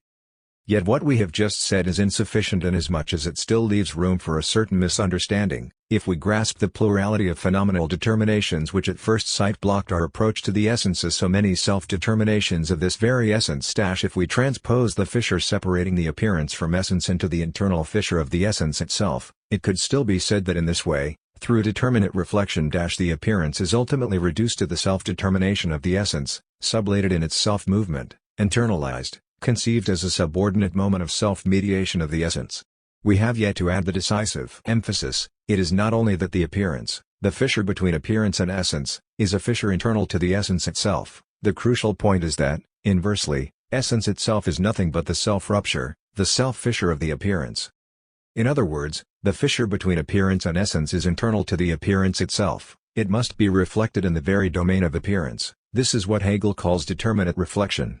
The basic feature of Hegelian reflection is thus the structural, conceptual necessity of its redoubling. It is not only that the essence must appear, must articulate its inner truth in a multiplicity of determinations, this being one of the commonplaces of Hegelian commentary. The essence is only as deep as it is broad. The point is that it must appear for the appearance itself, as essence in its difference to appearance, in the form of a phenomenon which, paradoxically, gives body to the nullity of phenomena as such. This redoubling characterizes the movement of reflection. We run into it at all levels of the spirit, from the state to religion. The world, the universe, is of course the manifestation of divinity, the reflection of God's infinite creativity, but for God to become effective he must again reveal himself to his creation, embody himself in a particular person, Christ. The state is, of course, a rational totality, but it establishes itself as an effective sublation mediation of all particular contents only by embodying itself again in the contingent individuality of the monarch. This redoubling movement is what defines determinate reflection, and the element which embodies again, which gives positive form to the very movement of sublation of all positivity, is what Hegel calls reflexive determination. What we must grasp is the intimate connection, even identity, between this logic of reflection, positing, external, determinate reflection, and the Hegelian notion of the absolute subject, of the subject which is no longer attached to some presupposed substantial contents but posits its own substantial presuppositions. Roughly speaking, our thesis is that what is constitutive for the Hegelian subject is precisely this redoubling of the reflection, the gesture by means of which the subject posits the substantial essence presupposed in the external reflection. Positing the presuppositions. To exemplify this logic of positing the presuppositions, let us take one of the most famous figures of consciousness from Hegel's phenomenology of spirit, the beautiful soul. How does Hegel undermine the position of the beautiful soul, of this gentle, fragile, sensitive form of subjectivity which, from its safe position as innocent observer, deplores the wicked ways of the world? The falsity of the beautiful soul lies not in its inactivity, in the fact that it only complains of a depravity without doing something to remedy it. It consists, on the contrary, in the very mode of activity implied by this position of inactivity, in the way the beautiful soul structures the objective social world in advance so that it is able to assume, to play in it the role of the fragile, innocent and passive victim. This, then, is Hegel's fundamental lesson. When we are active, when we intervene in the world through a particular act, the real act is not this particular, empirical, factual intervention, or non-intervention. The real act is of a strictly symbolic nature. It consists in the very mode in which we structure the world, our perception of it, in advance, in order to make our intervention possible, in order to open in it the space for our activity, or inactivity. The real act thus precedes the particular factual activity. It consists in the previous restructuring of our symbolic universe into which our factual, particular, act will be inscribed. To make this clear, let us take the care of the suffering mother as the pillar of the family. All other members of the family, her husband, her children, exploit her mercilessly. She does all the domestic work, and she is of course continually groaning, complaining of how her life is nothing but mute suffering, sacrifice without reward. The point, however, is that this silent sacrifice is her imaginary identification. It gives consistency to her self-identity. If we take this incessant sacrificing from her, nothing remains. She literally loses ground. This is a perfect case of Lacanian communication, by which the speaker gets back from the recipient his own message in its inverted, that is, true, meaning. The meaning of the mother's incessant groaning is a demand. Keep on exploiting me. My sacrifice is all that gives meaning to my life, so that by exploiting her mercilessly, other members of the family return to her the true meaning of her own message. In other words, the true meaning of the mother's complaint is, I'm ready to give up, to sacrifice everything but the sacrifice itself. What the poor mother must do, if she wants to liberate herself effectively from this domestic enslavement, is to sacrifice the sacrifice itself, to stop accepting or even actively sustaining the social network of the family, which confers on her the role of exploited victim. The mother's fault is therefore not simply in her inactivity and silently enduring the role of exploited victim, but in actively sustaining the social symbolic network in which she is reduced to playing such a role. Here, we could also refer to the distinction between constituting and constituted identification, between the ideal ego and the ego ideal. On the level of the ideal imaginary ego, the beautiful soul sees herself as a fragile, passive victim. She identifies with this role. In it she likes herself, she appears to herself likable. This role gives her a narcissistic pleasure, but her real identification is with the formal structure of the inner subjective field which enables her to assume this role. In other words, this structuring of the inner subjective space, the family network, is the point of her symbolic identification, the point from which she observes herself so that she appears to herself likable in her imaginary role. We could also formulate all this in terms of the Hegelian dialectics of form and content, in which the truth is of course in the form. By means of a purely formal act, the beautiful soul structures its social reality in advance in such a way that it can assume the role of passive victim. Blinded by the fascinating content, the beauty of the role of suffering victim, the subject overlooks his or her formal responsibility for the given state of things. To explain this notion of form, let us take a historical example, the debate between Sartre and the French communists immediately after the Second World War, the so-called existentialism debate. The communists' main reproach to Sartre was as follows: by conceiving the subject as pure negativity, void, emptied of all positive substantial contents, of all determination by some pre-given essence, Sartre rejected all bourgeois content. What remained, however, was the pure form of bourgeois subjectivity, so Sartre had still to accomplish the last and most difficult task, to reject this very form of bourgeois individualistic subjectivity and give himself up to the working class. Despite its simplicity, there is a grain of truth in this argument. Is not the blind spot of so-called bourgeois libertarian radicalism precisely in the way its pathetic sacrificing of all bourgeois content affirms the form of bourgeois subjectivity? In overlooking the fact that the real source of evil is not the positive content but this form itself? This dialectic of form and content is the background for our understanding of the following enigmatic passage from Hegel's Phenomenology. Action qua actualization is thus the pure form of will, the simple conversion of a reality that merely is into a reality that results from action, the conversion of the bare mode of objective knowledge into that of knowing reality as something produced by consciousness. 11. Before we intervene in reality by means of a particular act, we must accomplish the purely formal act of converting reality as something which is objectively given into reality as effectivity, as something produced, posited by the subject. Here the interest of the beautiful soul is to make us see this gap between the two acts, or two aspects of the same act. On the level of positive content she is an inactive victim, but her inactivity is already located in a field of effectivity, of social reality that results from action. In the field constituted by the conversion of the objective reality into effectivity. For the reality to appear to us as the field of our own activity, or inactivity, we must conceive it in advance as converted. We must conceive ourselves as formally responsible guilty for it. Here we finally encounter the problem of posited presuppositions. In his particular empirical activity, the subject of course presupposes the world, the objectivity on which he performs his activity, as something given in advance, as a positive condition of his activity. But his positive empirical activity is possible only if he structures his perception of the world in advance in a way that opens the space for his intervention. In other words, only if he retroactively posits the very presuppositions of his activity, of his positing. This act before act by means of which the subject posits the very presuppositions of his activity is of a strictly formal nature. It is a purely formal conversion transforming reality into something perceived, assumed as a result of our activity.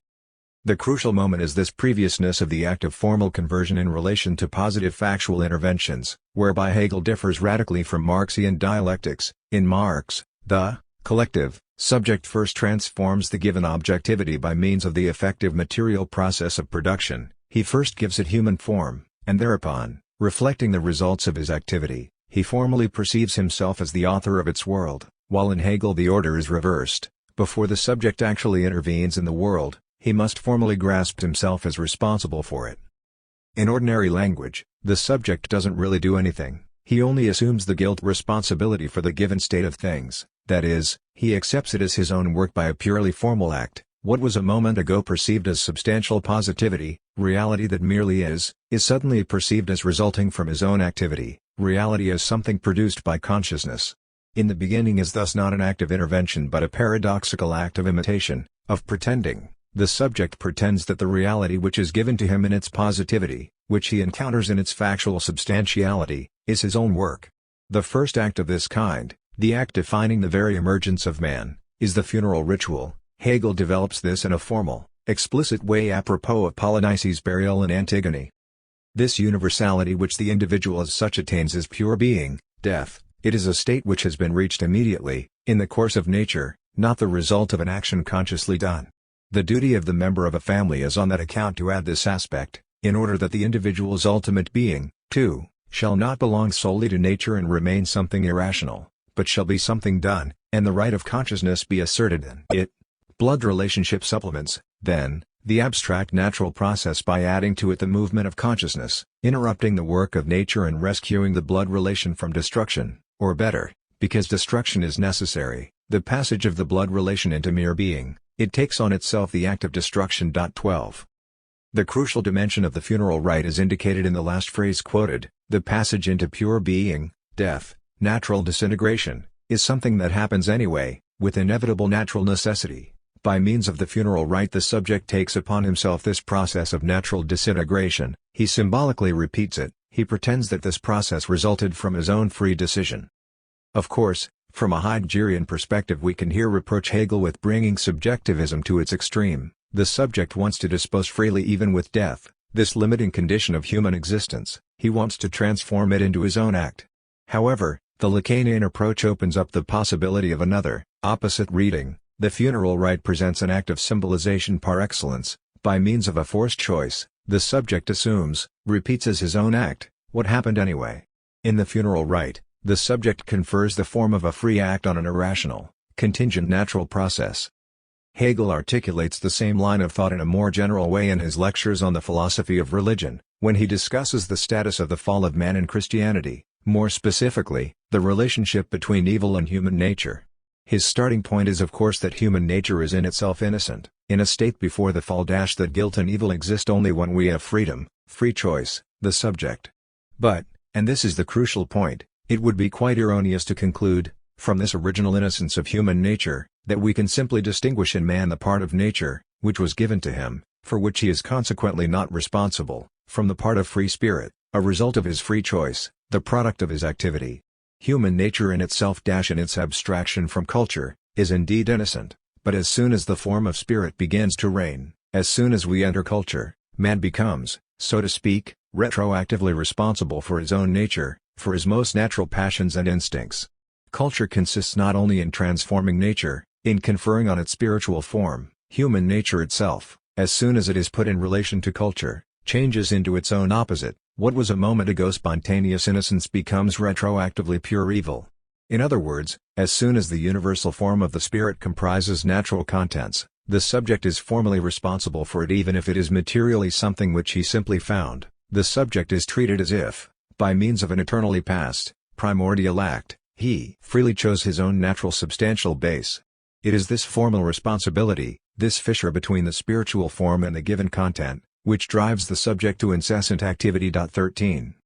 It is thus not difficult to realize the connection between this gesture of choosing what is given, this act of formal conversion by means of which the subject assumes, determines as his own work, the given objectivity, and the passage from external to determinate reflection accomplished when the positing producing subject posits the very presuppositions of his activity, of his positing. What is positing of presuppositions if not that very gesture of formal conversion by means of which we posit as our own work what is given to us? It is likewise not difficult to recognize the connection between all this and the fundamental Hegelian thesis that the substance is to be conceived as subject.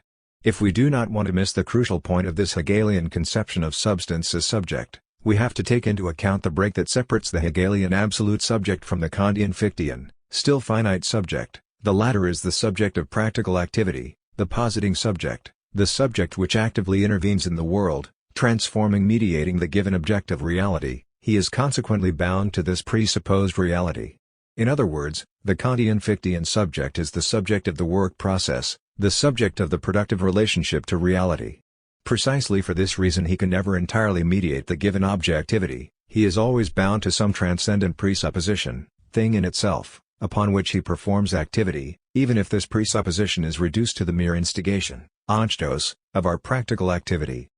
The Hegelian subject is, however, absolute. He is no longer a finite subject bound to, limited, conditioned by some given presuppositions. He himself posits these very presuppositions. How? Precisely through the act of choosing what is already given, that is, through the symbolic act, mentioned above, of a purely formal conversion, by pretending that the given reality is already his work, by assuming responsibility for it. The current notion according to which the Hegelian subject is even more active than the Fichtean subject insofar as he succeeds where the Fichtean subject still fails, that is, in devouring, mediating, internalizing the whole effectivity without any leftover, is entirely wrong. What we must add to the Fichtean finite subject to arrive at the Hegelian absolute subject is just some purely formal, empty gesture, in common parlance, an act of pure feigning by means of which the subject pretends to be liable for what is happening anyway, without taking part in it. This is the way substance becomes subject, when, by means of an empty gesture, the subject takes upon himself the leftover which eludes his active intervention. This empty gesture receives from Lacan its proper name, the signifier. In it resides the elementary, constitutive act of symbolization. In this way, it is also clear how we connect the Hegelian concept of substance as subject with the fundamental feature of the dialectical process. In this process, we can say that in a sense everything has already happened. All that is actually going on is a pure change of form through which we take note of the fact that what we arrived at has always already been. For example, in the dialectical process the fissure is not sublated by being actively overcome. All we have to do is to state formally that it never existed. This happens in the Rabinovich joke, where the bureaucrat's counter-argument is not actively refuted by Rabinovich's more accurate arguments. All Rabinovich has to do is to accomplish a purely formal act of conversion by simply stating that the bureaucrat's very counter-argument is effectively an argument in his favor. There is no contradiction between this fatalistic aspect of Hegelian dialectics, the idea that we are simply taking note of what has already happened, and his claim to conceive substance as subject. Both really aim at the same conjunction, because the subject is precisely a name for this empty gesture which changes nothing at the level of positive content. At this level, everything has already happened, but must nevertheless be added for the content itself to achieve its full effectivity. This paradox is the same as that of the last grain of sand to be added before we have a heap. We can never be sure which grain is the last one. The only possible definition of the heap is that even if we take away one grain, it will still be a heap. So this last grain of sand is by definition superfluous, but nonetheless necessary. It constitutes a heap by its very superfluity. This paradoxical grain materializes the agency of the signifier, paraphrasing the Lacanian definition of the signifier, that which represents the subject for another signifier. We are even tempted to say that this last, superfluous grain represents the subject for all the other grains in the heap. It is the Hegelian monarch which embodies this paradoxical function at its purest. The state without the monarch would still be a substantial order. The monarch represents the point of its subjectivation, but what precisely is his function? Only dotting the i's in a formal gesture of taking upon himself, by putting his signature on them, the decrees proposed to him by his ministers and counselors, of making them an expression of his personal will, of adding the pure form of subjectivity, of it is our will, to the objective content of decrees and laws. 14 The monarch is thus a subject par excellence, but only in so far as he limits himself to the purely formal act of subjective decision. As soon as he aims at something more, as soon as he concerns himself with questions of positive content, he crosses the line separating him from his counselors, and the state regresses to the level of substantiality. We can now return to the paradox of the phallic signifier, insofar as, according to Lacan, the phallus is a pure signifier. It is precisely a signifier of this act of formal conversion by means of which the subject assumes the given, substantial reality as his own work. This is why we could determine the basic phallic experience as a certain everything depends on me, but for all that I can do nothing. Let us exemplify it by reference to two cases which should be read together, the theory of the phallus found in St. Augustine, and a certain well-known vulgar joke. St. Augustine developed his theory of sexuality in one of his minor but nonetheless crucial texts, De Nuptiis et Concupiscentia. His reasoning is extremely interesting because at its very outset it differs from what is commonly regarded as the basic premises of the Christian notion of sexuality. Far from being the sin which caused man's fall, sexuality is on the contrary, the punishment, penitence for the sin. Original sin lies in man's arrogance and pride. It was committed when Adam ate from the tree of knowledge, wanting to elevate himself to the divine heights and to become himself master of all creation. God subsequently punished man, Adam, by implanting in him a certain drive, the sexual drive, which strikes out, which cannot be compared with other drives, hunger, thirst, and so on, a drive which radically exceeds its organic function, reproduction of the human species, and which, precisely because of this non-functional character, cannot be mastered, tamed. In other words, if Adam and Eve had stayed in the Garden of Eden they would have had sexual intercourse, but they would have accomplished the sexual act in the same way as they accomplished all other instrumental acts, plowing, sowing. This excessive, non-functional, constitutively perverse character of human sexuality represents God's punishment for man's pride and his want of power. How can we detect, where can we locate, this uncontrollable character of sexuality? It is at this point that St. Augustine proposes his theory of the phallus. If man has a strong will and self-control, he can master the movement of all parts of his body. Here Augustine evokes a series of extreme cases, an Indian fakir who is able to stop the beating of his heart for a moment, and so on. All parts of the body are thus in principle submitted to man's will, their uncontrollabilities subsisting only in the factual degree of weakness or power of man's will. All parts except one, the erection of the phallus, escapes in principle man's free will. This is therefore, according to St. Augustine, the meaning of the phallus, the part of man's body which escapes his control, the point at which man's own body takes revenge on him for his false pride. Someone with a strong enough will can starve to death in the middle of a room full of delicious food. But if a naked virgin passes his way, the erection of his phallus is in no way dependent on the strength of his will. This, however, is only one side of the phallus paradox. Its reverse is indicated by a well-known riddle/joke. What is the lightest object on earth? The phallus, because it is the only one that can be elevated by mere thought. And to obtain the true meaning of phallus, we have to read both examples together. Phallus designates the juncture at which the radical externality of the body is independent of our will, as resisting our will, joins the pure interiority of our thought. Phallus is the signifier of the short circuit whereby the uncontrollable externality of the body passes immediately into something bound to pure interiority of thought and, in contrast, the point at which the innermost thought assumes features of some strange entity, escaping our free will. To use the traditional Hegelian terms, phallus is the point of the unity of opposites, not a dialectical synthesis, in the sense of a kind of mutual completion, but the immediate passage of one extreme into its opposite, as in Hegel's example where the lowest, most vulgar function of urination passes into the most sublime function of procreation. It is this very contradiction that constitutes the phallus experience. Everything depends on me, the point of the riddle, but for all that I can do nothing, the point of St. Augustine's theory. And from here, from this notion of the phallus's pulsation between all and nothing, we can conceive the phallic dimension of the act of formal conversion of reality as given into reality as posited. This act is phallic insofar as it marks the point of coincidence between omnipotence, everything depends on me, the subject posits all reality as his work, and total impotence, but for all that I can do nothing, the subject can formally assume only what is given to him. It is in this sense that the phallus is a transcendental signifier. If, following Adorno, we define as transcendental the inversion by means of which the subject experiences his radical limitation, The fact that he is confined to the limits of his world, as his constitutive power, the a priori network of categories structuring his perception of reality. Presupposing the positing. There is, however, one crucial weakness in what we have just articulated. Our presentation of the process of reflections was oversimplified at a decisive point which concerns the passage from positing to external reflection.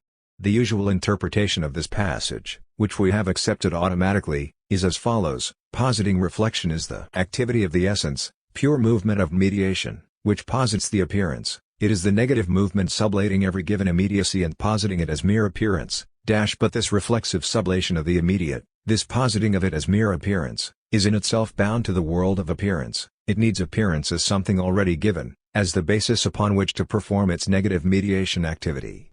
In short, reflection presupposes the positive world of appearance as the starting point of its activity of mediating it, of positing it as mere appearance.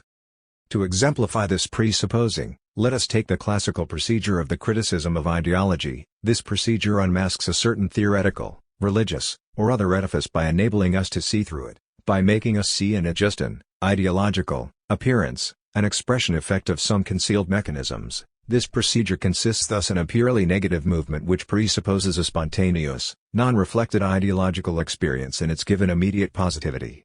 To accomplish the passage from positing to external reflection, the movement of reflection has only to take note of how it is always bound to some given, external presuppositions which are subsequently mediated sublated through its negative activity. In short, the activity of positing has to take note of its presuppositions. External to the movement of reflection are precisely its presuppositions. In contrast to this current view, Dieter Heinrich, in his excellent study on Hegel's logic of reflection, demonstrated how the whole dialectic of positing and presupposing still falls within the category of positing reflection. 15 Let us refer to Fichte as a philosopher of positing reflection par excellence. By means of his productive activity, the subject posits, sublates, mediates, transforms the given positivity of objects. He transforms it into a manifestation of his own creativity, but this positing remains forever bound to its presuppositions, to the positively given objectivity upon which it performs its negative activity. In other words, the dialectic of positing presupposing implies the subject of the working process, the subject which, by means of its negative activity, mediates the presupposed objectivity, transforming it into an objectivation of itself. In short, it implies the finite, not the absolute subject. In this case, if the whole dialectic of positing and presupposing falls within the field of positing reflection, in what consists the passage from positing to external reflection? Now we arrive at the crucial distinction elaborated by Heinrich. It is not enough to determine external reflection by the fact that the essence presupposes the objective world as its basis, as the starting point of its negative movement of mediation. External to this movement, the decisive feature of external reflection is that the essence presupposes itself as its own other, in the form of externality, of something objectively given in advance, that is to say, in the form of immediacy. We find ourselves in external reflection when the essence, the movement of absolute mediation, pure, self-referential negativity, presupposes itself in the form of an entity existing in itself, excluded from the movement of meditation. To use exact Hegelian terms, we are in external reflection when the essence not only presupposes its other, objective phenomenal immediacy, but presupposes itself in the form of otherness, in the form of some alien substance. To exemplify this decisive twist, let us refer to a case which is misleading insofar as it is too concrete in the Hegelian sense, insofar, that is, as it implies that we have already accomplished the passage from pure logical categories to concrete historical spiritual content, the analysis of religious alienation as developed by Feuerbach. This alienation, whose formal structure is clearly that of external reflection, does not consist simply in the fact that man, a creative being, externalizing his potentials in the world of objects deifies objectivity, conceiving the objective natural and social forces out of his control as manifestations of some supernatural being. Alienation means something more precise. It means that man presupposes, perceives himself, his own creative power, in the form of an external substantial entity. It means that he projects, transposes his innermost essence into an alien being, God. God is thus man himself, the essence of man, the creative movement of mediation, the transforming power of negativity, but perceived in the form of externality, as belonging to some strange entity existing in itself, independently of man. This is the decisive but usually overlooked lesson of Hegel's theory of reflection. We can speak of the difference, the fissure separating the essence from appearance, only insofar as the essence is itself split in the way described above, only, that is, insofar as the essence presupposes itself as something alien, as its own other.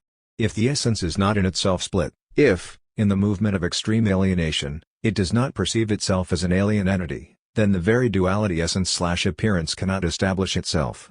This self-fissure of the essence means that the essence is subject and not only substance. To express this in a simplified way, substance is the essence insofar as it reflects itself in the world of appearance. In phenomenal objectivity, it is the movement of mediation sublation positing of this objectivity, and the subject is substance insofar as it is itself split and experiences itself as some alien, positively given entity. We could say, paradoxically, that the subject is substance precisely insofar as it experiences itself as substance, as some alien, given, external, positive entity, existing in itself. Subject is nothing but the name for this inner distance of substance towards itself, the name for this empty place from which the substance can perceive itself as something alien. Without this self-fissure of the essence, there can be no place distinguished from essence in which essence can appear as distinct from itself, that is, as mere appearance. Essence can appear only insofar as it is already external to itself. What, then, is the nature of the passage from external to determinate reflection? If we remain on the level of the common interpretation of the logic of reflection, in which the passage of positing into external reflection coincides with that of positing into presupposing, things are, of course, clear. To accomplish the passage in question, we simply have to take note of the fact that the very presuppositions are already posited. Thus we find ourselves already in determinate reflection, in the reflexive movement which retroactively posits its own presuppositions. To refer again to the active producing subject which negates forms the presupposed objectivity, all he has to do is to experience how the ontological status of this presupposed objectivity is nothing but the presupposition of his activity, how it exists, how it is here only for him to use, to perform on it his mediating activity, how, then, it is itself retroactively posited through his activity.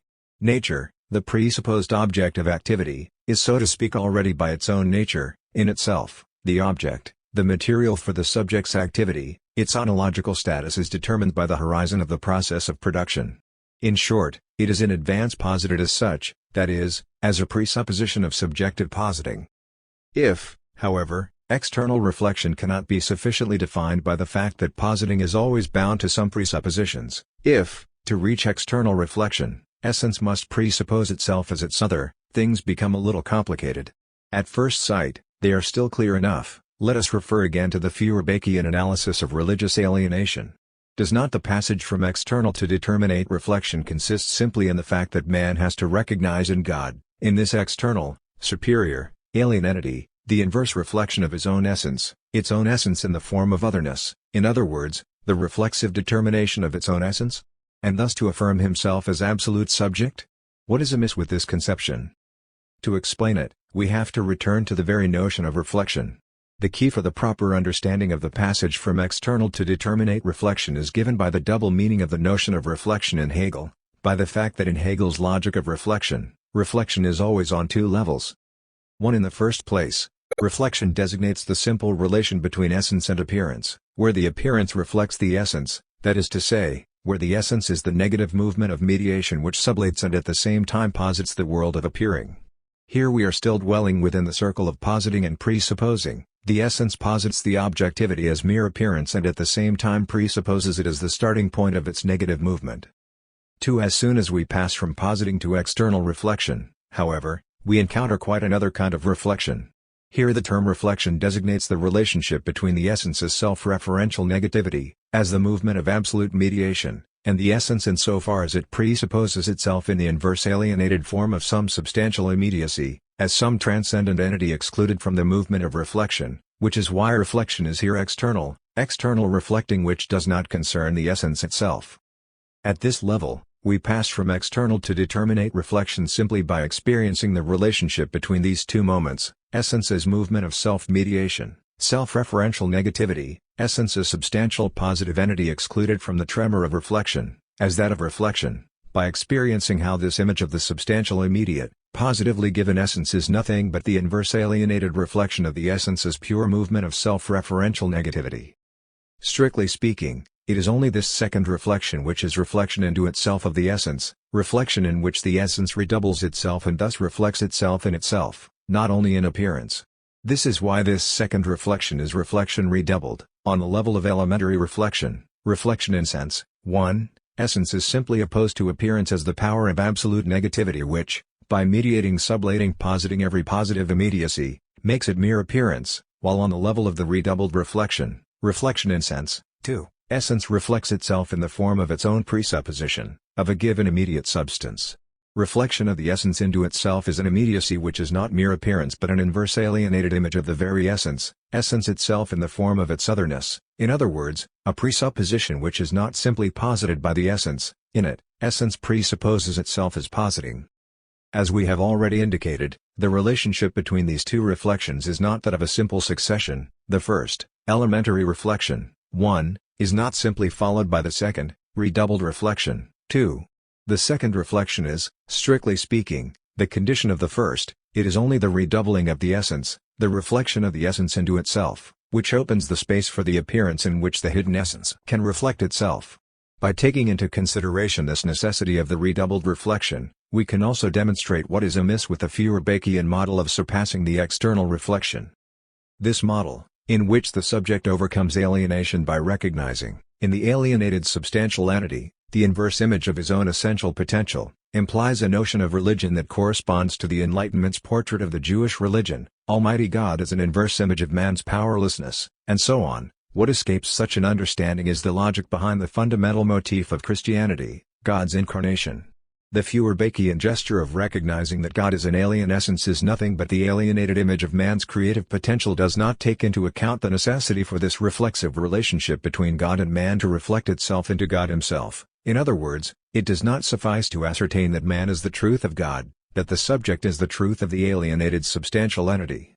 It is not enough for the subject to reflect himself in this entity as in his inverse image. The crucial point is that this substantial entity must itself split and engender the subject, that is, God himself must become man. As regards the dialectics of positing and presupposing, this necessity means that it is not enough to affirm that the subject posits its own presuppositions. This positing of presuppositions is already contained in the logic of positing reflection. What defines determinate reflection is, rather, that the subject must presuppose himself as positing. More precisely, the subject effectively posits his presuppositions by presupposing, by reflecting himself in them as positing. To exemplify this crucial twist, let us take the two usual examples, the monarch and Christ. In the immediacy of their lives, subjects as citizens are, of course, opposed to the substantial state which determines the concrete network of their social relations. How do they overcome this alienated character, this irreducible otherness of the state as the substantial presupposition of the subject's activity positing?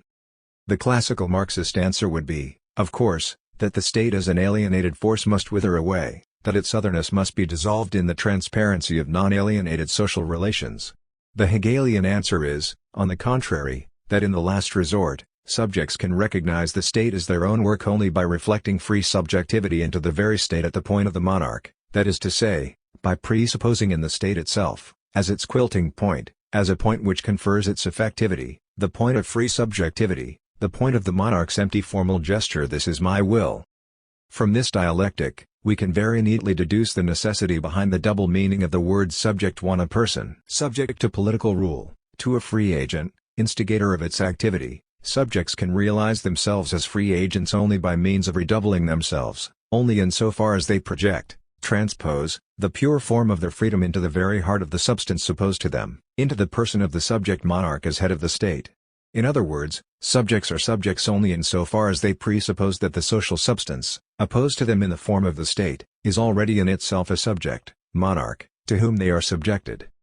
Here we should rectify, or, more precisely, supplement, our previous analysis. The empty gesture, the act of formal conversion by means of which substance becomes subject, is not simply dispersed among the multitude of subjects and as such proper to each of them in the same manner. It is always centered at some point of exception, in the one, the individual who takes upon himself the idiotic mandate of performing the empty gesture of subjectivation, of supplementing the given, substantial content by the form of "this is my will." This is homologous with Christ. The subjects overcome the otherness, the strangeness, of the Jewish God not by immediately proclaiming him their own creature but by presupposing in God himself the point of incarnation, the point at which God becomes man. This is the significance of Christ's arrival, of his "it is fulfilled," For freedom to take place, as our positing, it must already have taken place in God as His incarnation. Without it, subjects would remain forever bound to the alien substance, caught in the web of their presuppositions. The necessity of this redoubling explains perfectly why the strongest instigation to free activity was procured by Protestantism, by religion putting so much emphasis on predestination, on the fact that everything is already decided in advance. And now, finally, we can also give a precise formulation to the passage from external to determinate reflection. The condition of our subjective freedom, of our positing, is that it must be reflected in advance into the substance itself, as its own reflexive determination.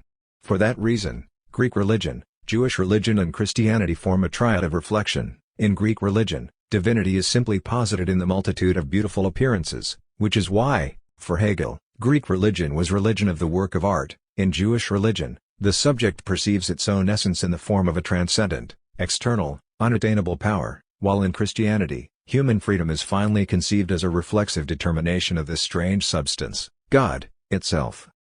The significance of these at first sight purely speculative ruminations for the psychoanalytic theory of ideology cannot be overestimated. What is the empty gesture by means of which the brute, senseless reality is assumed, accepted as our own work, if not the most elementary ideological operation, the symbolization of the real, its transformation into a meaningful totality, its inscription into the big other?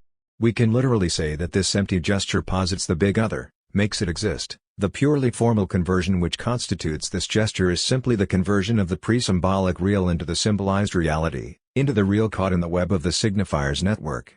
In other words, through this empty gesture the subject presupposes the existence of the big other. Now, perhaps we are able to locate that radical change which, according to Lacan, defines the final stage of the psychoanalytic process, subjective destitution. What is at stake in this destitution is precisely the fact that the subject no longer presupposes himself as subject. By accomplishing this he annuls, so to speak, the effects of the act of formal conversion. In other words, he assumes not the existence but the non-existence of the big other, he accepts the real in its utter, meaningless idiocy, he keeps open the gap between the real and its symbolization. The price to be paid for this is that by the same act he also annuls himself as subject, because, and this would be Hegel's last lesson, the subject is subject only insofar as he presupposes himself as absolute through the movement of double,